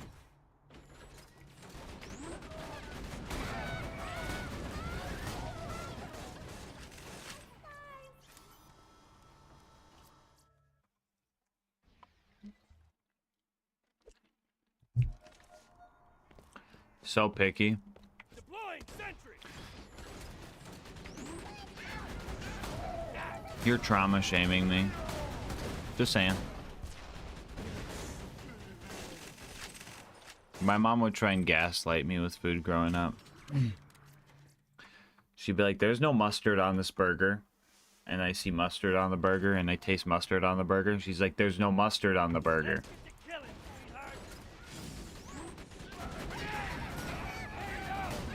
And now it just made me skeptical to do anything. My mom would do shit. She'd be like, here, you want some Mountain Dew? And I'd try and take a sip of the Mountain Dew, and it has vodka in it. And she'd start fucking giggling, bro. Trust issues with food, bro. No wonder I'm so picky, bro. 12-year-old me getting vodka pranked by my mom. That's more like an older sister. Show 'em up, honey. Crazy. Chat, don't plan to have kids at the age of 16. That's weird. Grow up first.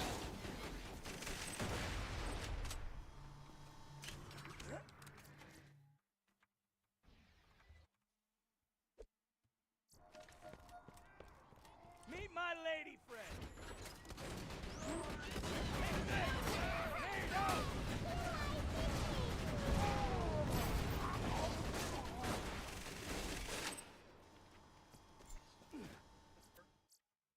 Yeah, I'm trauma dumping right now, guys.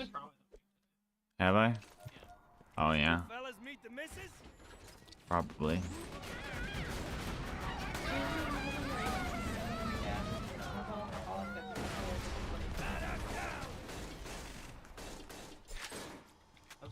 Yeah. Dirty Mountain Dew like the kind my mom used to give me?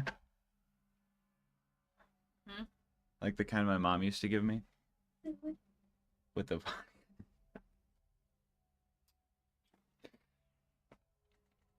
Honestly, alcoholism is like the most boring addiction. Way to be a fucking sheep. Jesus Christ. You would try this? I'm okay. Mango fiesta. That's what's I've got a couple of chicky nuggets. Mmm.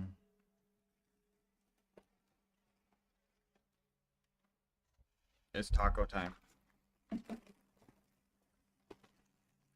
Doritos, Locos Tacos. Okay, you gotta sit on the ground.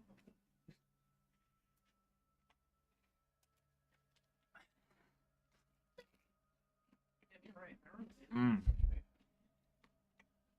Hi. Hi. We eat din din together. Yeah, they mess up your McChickens? I already scrubbed off the mayo. Oh. That was on me. I'm so used to ordering my food that I didn't even remember that they put shit on sandwiches. Mm-hmm. So I just was like, add cheese. Mm-hmm. And I did not remember that they add stuff.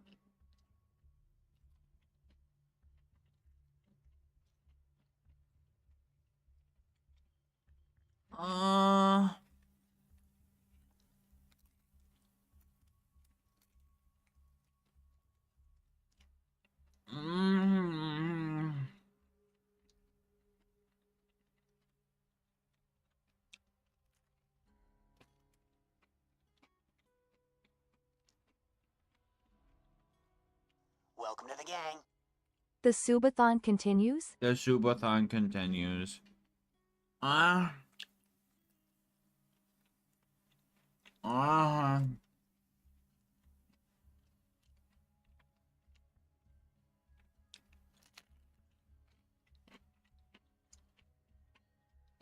Subathon.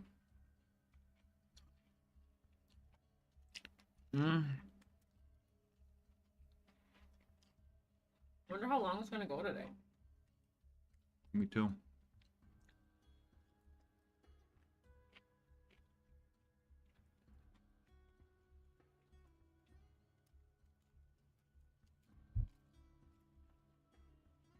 What you get, Uka? I don't know what it is. What? I don't know what this is. forgot what it's called. Bro doesn't know what he's eating.